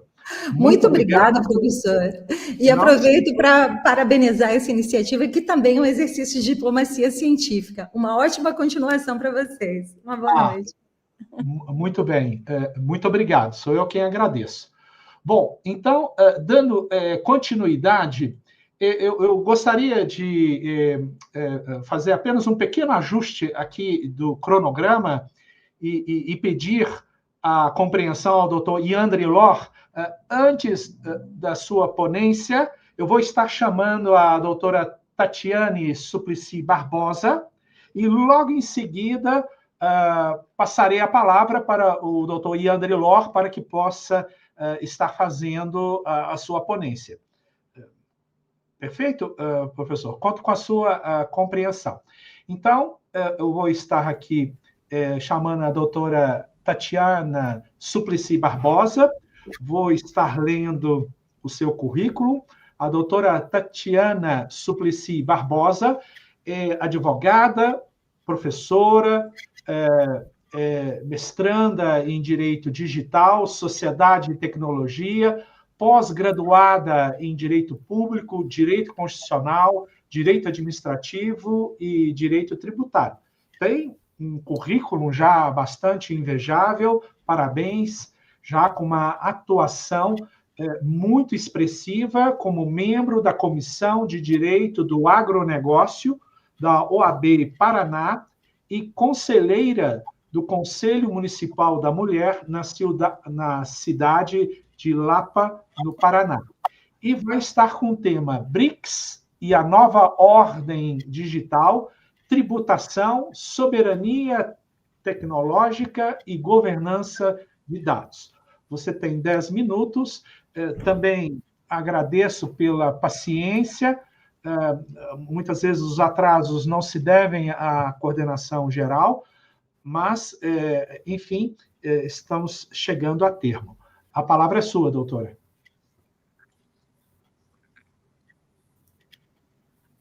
Muito obrigada, professor. É com grande satisfação que participo desse congresso para discutir um tema que considero central para o século XXI. Então, o papel do BRICS na construção dessa nova ordem digital. Então, hoje, os dados, eles se tornaram comparáveis ao petróleo na Revolução Industrial. Então, um recurso estratégico. Então, ele é capaz de gerar riquezas, mas também de acentuar ali algumas desigualdades. Conforme o relatório global do Instituto de 2023, aponta que mais de 60% do crescimento global até 2030 virá dessas atividades ligadas à economia digital. Então, diante desse cenário, os BRICS, Brasil, Rússia, Índia, China, África do Sul, eles reúnem mais de 40% da população mundial e aproximadamente 25% do PIB global. Então, o que lhes confere peso político, econômico, para propor essas soluções próprias. Então, eu estruturei algumas falas aqui, alguns trechos, que é a tributação digital, que é como forma de justiça fiscal, a soberania tecnológica como um fundamento da autonomia política e econômica, a governança de dados como um instrumento de proteção dos direitos fundamentais. Então, o meu propósito aqui é oferecer uma visão crítica e construtiva sobre como os BRICS podem não apenas reagir, mas liderar essa transformação global. Então, o primeiro ponto ali é a questão da tributação digital e os BRICS. Então, as chamadas Big Techs como Google, Meta, Amazon, Apple, Microsoft, Alibaba, concentram juntas mais de 10 trilhões de dólares em valor de mercado. Então, apesar de operarem globalmente, muitas vezes pagam impostos mínimos, explorando brechas legais e os referindo lucros para jurisdições de baixa tributação. Então, a OCDE, ela lançou certas propostas, Pilar 1, Pilar 2, em 2021, buscando criar esse imposto mínimo global de 15% sobre os lucros corporativos. Então, a expectativa era de aumentar a arrecadação em cerca de 150 bilhões de dólares ao ano. Contudo, estudos, eles mostram que países mais desenvolvidos, eles receberiam apenas uma fração deste montante, então reforçando essa desigualdade ali histórica. Então, os BRICS têm adotado algumas alternativas, como a Índia, que implementou ali cerca de 6 a 2% sobre serviços digitais estrangeiros, então gerando bilhões de dólares em arrecadação. O Brasil, ele discute um imposto sobre serviços digitais, ali vinculado à reforma tributária, então vem inspirado em experiências ali da União Europeia. A Rússia também aplica a tributação diferenciada para empresas de tecnologia e serviços digitais. Então, essas medidas, elas mostram que a tributação digital é mais que técnica, é uma questão de soberania fiscal. Então, sem ela, os BRICS, eles continuam sendo apenas mercado consumidores de tecnologia, exportando dados sem retorno proporcional em benefícios sociais. O segundo ponto é a soberania tecnológica e geopolítica digital. Então, esse segundo eixo é sobre essa soberania tecnológica. Então, tem um relatório de 2023 que 90% das tecnologias avançadas, inteligência artificial, semicondutores, nuvens, enfim, estão concentradas em apenas 2 regiões, Estados Unidos e União Europeia. Então, essa concentração, ela gera dependência e ela limita a autonomia de países emergentes. Então, o BRICS, porém, não tem avançado. Então, a China, ela investiu mais de 250 bilhões de dólares em inteligência artificial e semicondutores entre 2018 e 2023. Já a Índia, ela consolidou essa política digital, conectando mais de 800 milhões de cidadãos à internet. A Rússia mesmo, sob sanções, ela desenvolve essas plataformas próprias de pagamento digital. Então, o Brasil, ele se destaca em agritech, biodiversidade digital, campos estratégicos no uso da inteligência artificial, a Big Data.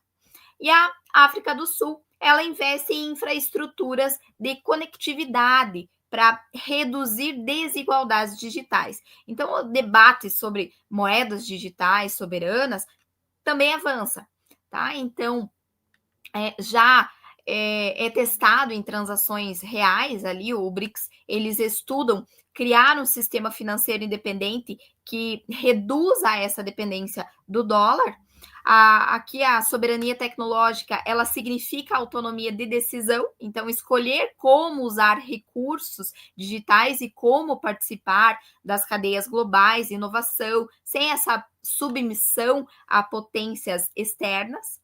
E o terceiro ponto é a questão da governança de dados e os direitos fundamentais. Então, o terceiro eixo, ele vai de acordo com o volume global de dados. Então, isso deve ultrapassar em torno ali de 180 zettabytes até 2025. Então, a questão é, quem controla esse fluxo? Então, os BRICS, eles adotam modelos distintos. Então, no Brasil, nós temos a Lei Geral de Proteção de Dados, que busca ali conciliar inovação com a proteção dos direitos, inspirado ali no modelo europeu. A Índia, como o direito digital também, fortalece a soberania digital do usuário. A China, em contrapartida, ela centraliza a regulação como parte de sua estratégia da segurança nacional. Então, esses modelos, eles mostram diferentes visões. Então, dados como bem privado, bem público ou ativo estratégico estatal. Então, o grande desafio aqui é evitar que a governança de dados se torne uma ferramenta de exclusão ou discriminação. Então, demonstra como o sistema de buscas reforçam preconceitos de gênero e raça. Então, isso nos alerta para o risco da discriminação algorítmica, que afeta especialmente grupos vulneráveis, mulheres, povos indígenas, comunidades. Portanto, governar dados significa também governar direitos fundamentais. Então, os BRICS podem propor um modelo alternativo que valorize a inovação, mas proteja essa questão da dignidade humana. Então, estamos diante de um momento histórico, a nova ordem digital está em construção e caberá aos BRICS decidir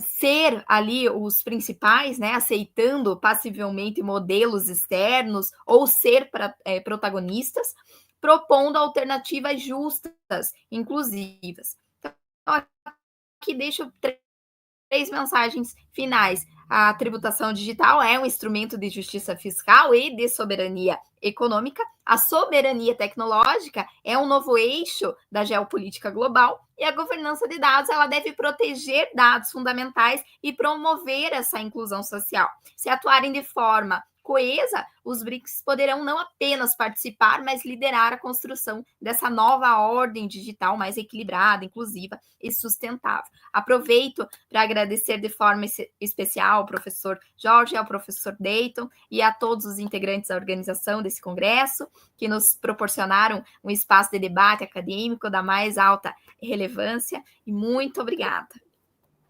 Somos nós quem agradecemos, doutora Tatiana, pela sua exposição. Realmente acredito que a questão digital, tecnológica, é a nova rota da seda, mas que eu chamaria de a rota da seda digital, que vai a China se conectar com os demais países no que se refere ao comércio global. Muito interessante as suas observações. Muito obrigado. Mais uma vez agradeço a paciência por aguardar a sua vez e que bom que tudo deu certo no final. Uma boa noite e contamos com a sua participação em nossos próximos eventos. Muito obrigado. Obrigada. Boa noite. Boa noite.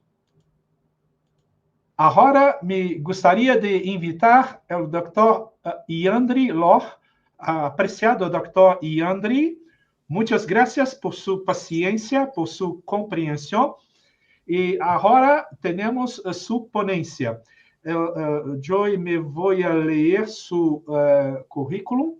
O Dr. Yandri Lor é ex-miembro de la Comisión Académica de la Carrera de Derecho de la Universidad Laica Eloy Alfaro de Manabí, ex-presidente del Centro de Investigación y Difusión del Derecho HACIA Jurídica, ex-coordenador provincial del Observatorio Ecuatoriano de Protección de los Derechos de los Niños, Niñas y Adolescentes, representante por Ecuador de la Sociedad de Filosofía y Derecho Constitucional, miembro activo de Latin Iuris Ecuador, articulista permanente del área de Derecho Constitucional y Penal, revista jurídica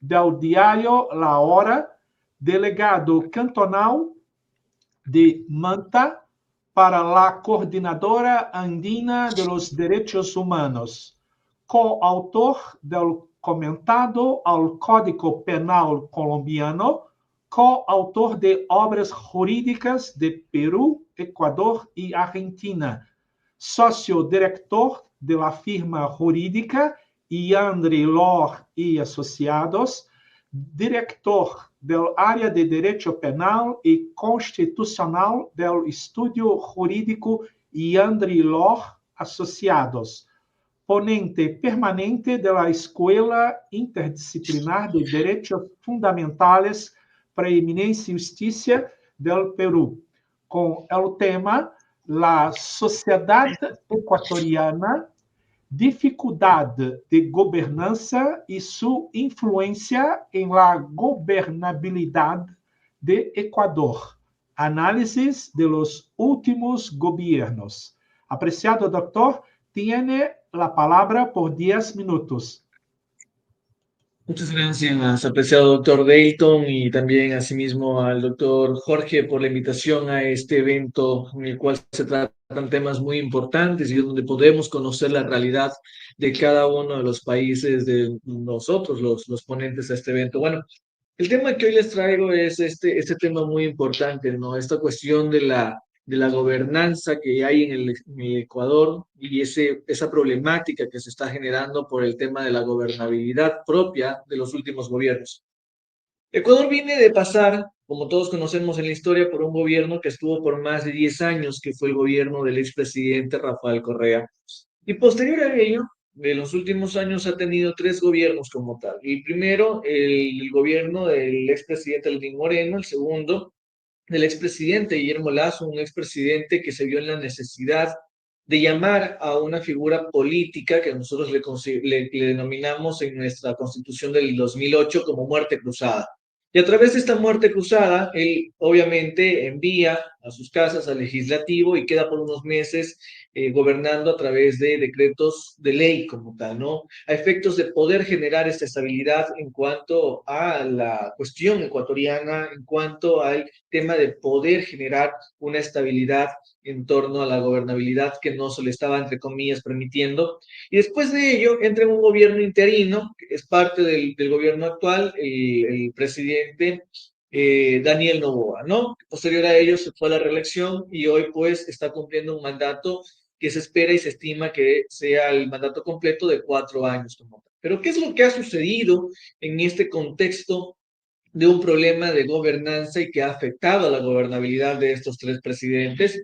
Probablemente termina afectando también al presidente Daniel Noboa, y es el tema de cómo se manejan las políticas económicas públicas en el Estado ecuatoriano. Y un problema que ha conllevado a este tipo de circunstancias, que desconozco si sucede en la mayoría de países, pero son los mal denominados subsidios. Ecuador subsidiaba todo este tema de gasolinas, diésel, gas licuado de petróleo, bueno, sigue subsidiando el gas licuado de petróleo. Y los últimos 2 gobiernos, que ya les mencioné, es decir, expresidente Moreno y expresidente Lasso, eliminan el subsidio al tema de los combustibles, en especial al tema del diésel. Cuando esto sucede, empiezan las protestas sociales, empieza la protesta pública, y ello generó que estos decretos que habían eliminado los subsidios retrocedieran, es decir, fueran derogados y no pudieran aplicarse de manera correcta. Todo esto se suscita o se da por la solicitud o por la petición que hace el Fondo Monetario Internacional a efectos de que el Estado ecuatoriano pueda cubrir con sus deudas externas y pueda cubrir con los valores que le ha prestado el Fondo Monetario Internacional y le pueda a su vez prestar más valores en su momento. En la actualidad, hace menos de una semana, el presidente en funciones, o el actual presidente Daniel Noboa, vuelven a intentar este proceso de la eliminatoria de los subsidios. Nuevamente elimina el subsidio al diésel. El diésel es uno de los combustibles más utilizados en el Estado ecuatoriano, en este caso por el transporte pesado, ¿no? Estamos hablando de autobuses, estamos hablando de camiones que transportan la alimentación desde el campo a las grandes ciudades. En este caso, ellos pues se movilizan a través de estos camiones que utilizan este combustible para ese tipo de circunstancias. Y hoy por hoy, podemos observar cómo la sociedad empieza nuevamente a generar este aspecto de protesta con la finalidad de que el presidente Noboa pues retroceda y consecuentemente de aquello pueda eliminar ese decreto con el cual deroga el tema del subsidio al diésel, ¿no? Y pasa, ¿por qué la gente reclama? Pues bueno, pasa el consumidor de pagar $1.80 a pagar $2.80, y de ahí ese problema social que se genera en la imposibilidad de dejar una gobernabilidad limpia, por así llamarle, en torno a esta protesta social que se genera sobre la base de la reclamación que hacen los pueblos y nacionalidades en el Estado ecuatoriano.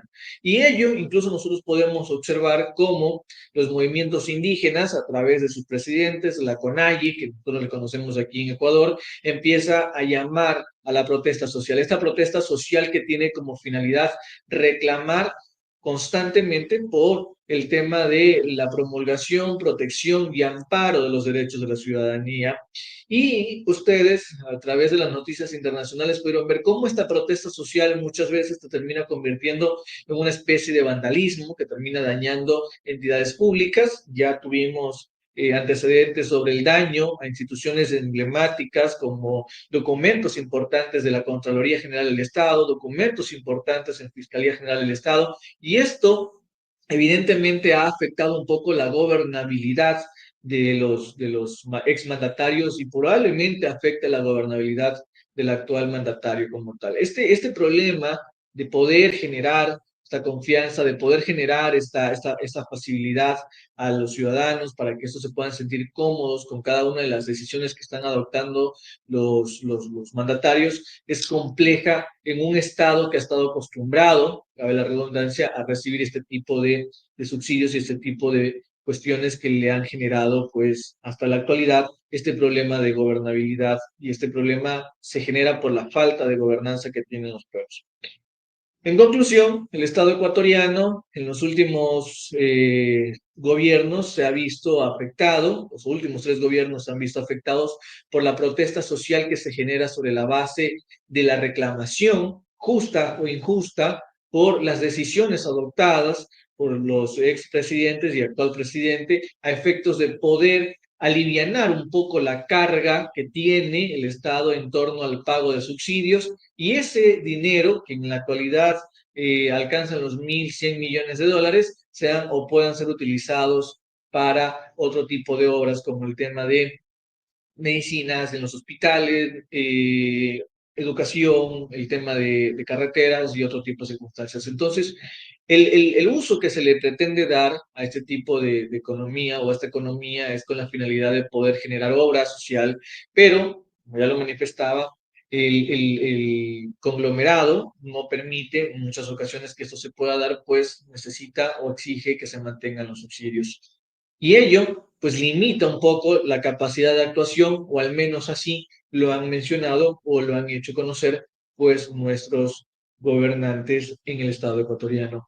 Mi agradecimiento una vez más al profesor Dayton, al profesor Jorge, por la invitación a este evento. Ha sido siempre y es un gusto poderlos acompañar, poder estar presente y poder darles a conocer la realidad social. Hoy por hoy el Ecuador vive momentos tensos, lo que tiene que ver con el transporte, lo que tiene que ver con las instituciones de transportación que se manejan con esos subsidios, han llamado a la paralización de, evidentemente, sus unidades con la finalidad de convocar a la protesta social, y vamos a ver, pues, a qué lleva esta protesta social, cuáles van a ser las consecuencias, y si esta protesta social vuelve o no a afectar en las decisiones adoptadas por, en este caso, el presidente Daniel Noboa, si o en su defecto, pues queda en firme y pasaría a la historia como el presidente que de alguna u otra forma resistió esta protesta social cuando se levantó, pues evidentemente, la sociedad en contra de la eliminación de los subsidios. Muchísimas gracias por la invitación, muchísimas gracias por haberme acompañado también ustedes a través de las diversas plataformas en las cuales se está exponiendo este Congreso Mundial. Ha sido un gusto y un honor siempre poder compartir con ustedes, espero poder verlos en una próxima ocasión. Muchísimas gracias, una buena tarde y una buena noche en donde puedan estar presentes.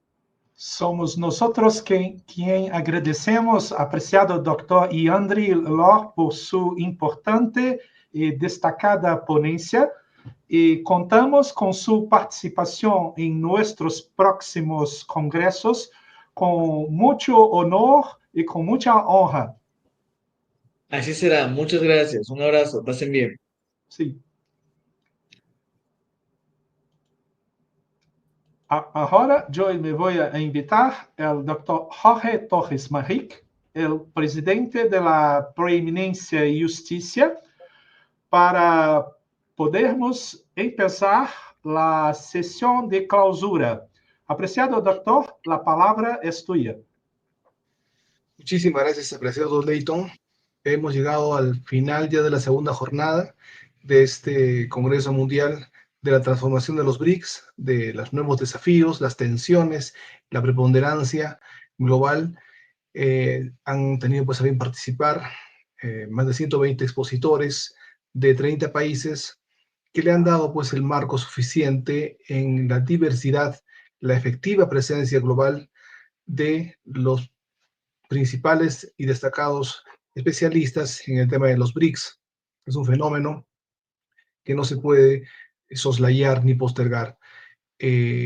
Agradecemos inmensamente la participación en especial de la Universidad de Itaúna, que se encargó de la transmisión del presente evento, en especial al doctor Teyton Ribeiro Brasil, que estuvo a cargo, también a la Universidad de Caxias do Sul y al grupo de investigación metamorfosis jurídica con la doctora Cleigi Calgaro y a la Escuela Interdisciplinar de Derechos Fundamentales Preventiva y Justicia que presido, que se encuentra pues a cargo de la presidencia de la Organización General. Como dijimos, hay una situación clara, nueva, reciente, que se está experimentando, ¿no?, en el tema de los BRICS. Ya no hablamos de los desafíos, sino de los nuevos desafíos. Ya no hablamos de la presencia ni del desarrollo, sino estamos hablando de la transformación. Ha habido una transformación, ha habido una situación nueva que ha desencadenado en una situación inesperada, ¿no? Si bien es cierto, sus primeros años, los BRICS se centraron en establecer una plataforma de diálogo y cooperación económica. Las cumbres anuales se convirtieron en el principal foro para discutir desafíos comunes y explorar oportunidades de colaboración en áreas de comercio, inversión y desarrollo. Un hito importante fue la creación del nuevo Banco Mundial de Desarrollo, o Nuevo Banco de Desarrollo, en 2015, una alternativa a las instituciones financieras occidentales como el Banco Mundial y el FMI. Este nuevo Banco de Desarrollo se ha dedicado a financiar proyectos de infraestructura y desarrollo sostenible en los países miembros y otras economías emergentes. Con el tiempo, los BRICS han extendido su influencia más allá de lo puramente económico, abordando cuestiones políticas y de seguridad global. Han abogado por un nuevo orden mundial más multipolar y han criticado las estructuras de gobernanza global existentes que consideran que no reflejan adecuadamente el peso de las economías emergentes. Sin embargo, esta expansión no ha estado exenta de desafíos. Las diferentes políticas y económicas entre los miembros, así como las tensiones geopolíticas, han puesto a prueba la cohesión del grupo. En la reciente cumbre de Johannesburgo, en agosto de 2023, los BRICS dieron un paso audaz al invitar a 6 nuevos miembros al unirse al bloque: Argentina, Egipto, Etiopía, Irán, Arabia Saudita y Emiratos Árabes Unidos.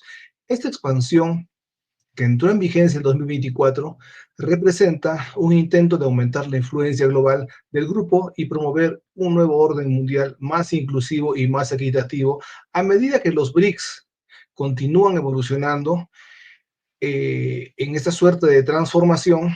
Su capacidad de superar los desafíos internos y externos determinará su éxito y su impacto en el futuro del mundo, esperamos. Muchísimas gracias nuevamente, apreciado Leighton, y gracias a todos los participantes, coorganizadores, expositores y asistentes. Muchísimas gracias. Somos nós quem agradecemos, Dr. Jorge Torres Maric, e aqui permita-me dizer algumas palavras em língua portuguesa. É importante esse nosso Congresso Mundial, porque, como foi muito bem salientado, aqui passaram mais de 120 palestrantes, ponentes, de 30 países diferentes, todos voltados para um único tema, qual seja a respeito do BRICS. E conforme foi registrado no início do dia de hoje, nós, então, estamos terminando este trabalho, né, esse espaço acadêmico, dialógico, de discussão das ideias, dentro de um espírito de cooperação, diálogo e uma questão de conhecimento aberto que representa esse Congresso Mundial. Diversos temas, assuntos foram guiados nesses 2 dias, tanto do dia 8 de setembro como o dia de hoje, o dia 15 de setembro, que não são temas abstratos, mas são questões que vão direcionar o presente e o futuro de nossas sociedades, de nossos países. Os países do BRICS, como nós conhecemos, eles estão nesse momento muito delicado de transformação. E é importante aqui ressaltar que as decisões, as ações coletivas vão ter um peso decisivo para as questões de governança, as estruturas econômicas, nos aspectos tecnológicos de inovação e, sobretudo, de proteção dos direitos fundamentais ao redor do mundo, ao redor do sul-sul global. Aqui também eu gostaria de deixar os meus agradecimentos, os meus reconhecimentos ao magnífico reitor da Universidade de Itaúna, professor doutor Faisal David Freire Schecker, que propiciou a co-organização da Universidade de Itaúna, juntamente com a Preeminência Justiça, a Universidade de Caxias do Sul e o grupo de pesquisa Metamorfose Jurídica. E apenas aqui algumas breves palavras em língua inglesa. As I said, here it is very important to have this academic and diplomatic dialogue that we create during these 2 days of the World Congress. This space critically reflect on these dynamics, and we can imagine, we can construct, we can make bridges for a possible future. And it's important to say that the challenges of economic sovereignty in an increasingly interdependent world, the role of technology and artificial intelligence is redefining human rights and global governance, and the urgent demands of sustainability in the face of climate emergencies, and the tensions and opportunities of living in a truly multipolar order. Bem, essas seriam, então, as minhas últimas palavras. E deixo aqui, então, o professor Jorge para que diga as palavras finais para o encerramento. Muito obrigado. Devolvo a palavra ao nosso digníssimo presidente da Preeminência e Justicia para as palavras finais. Muchísimas gracias, apreciado Dayton.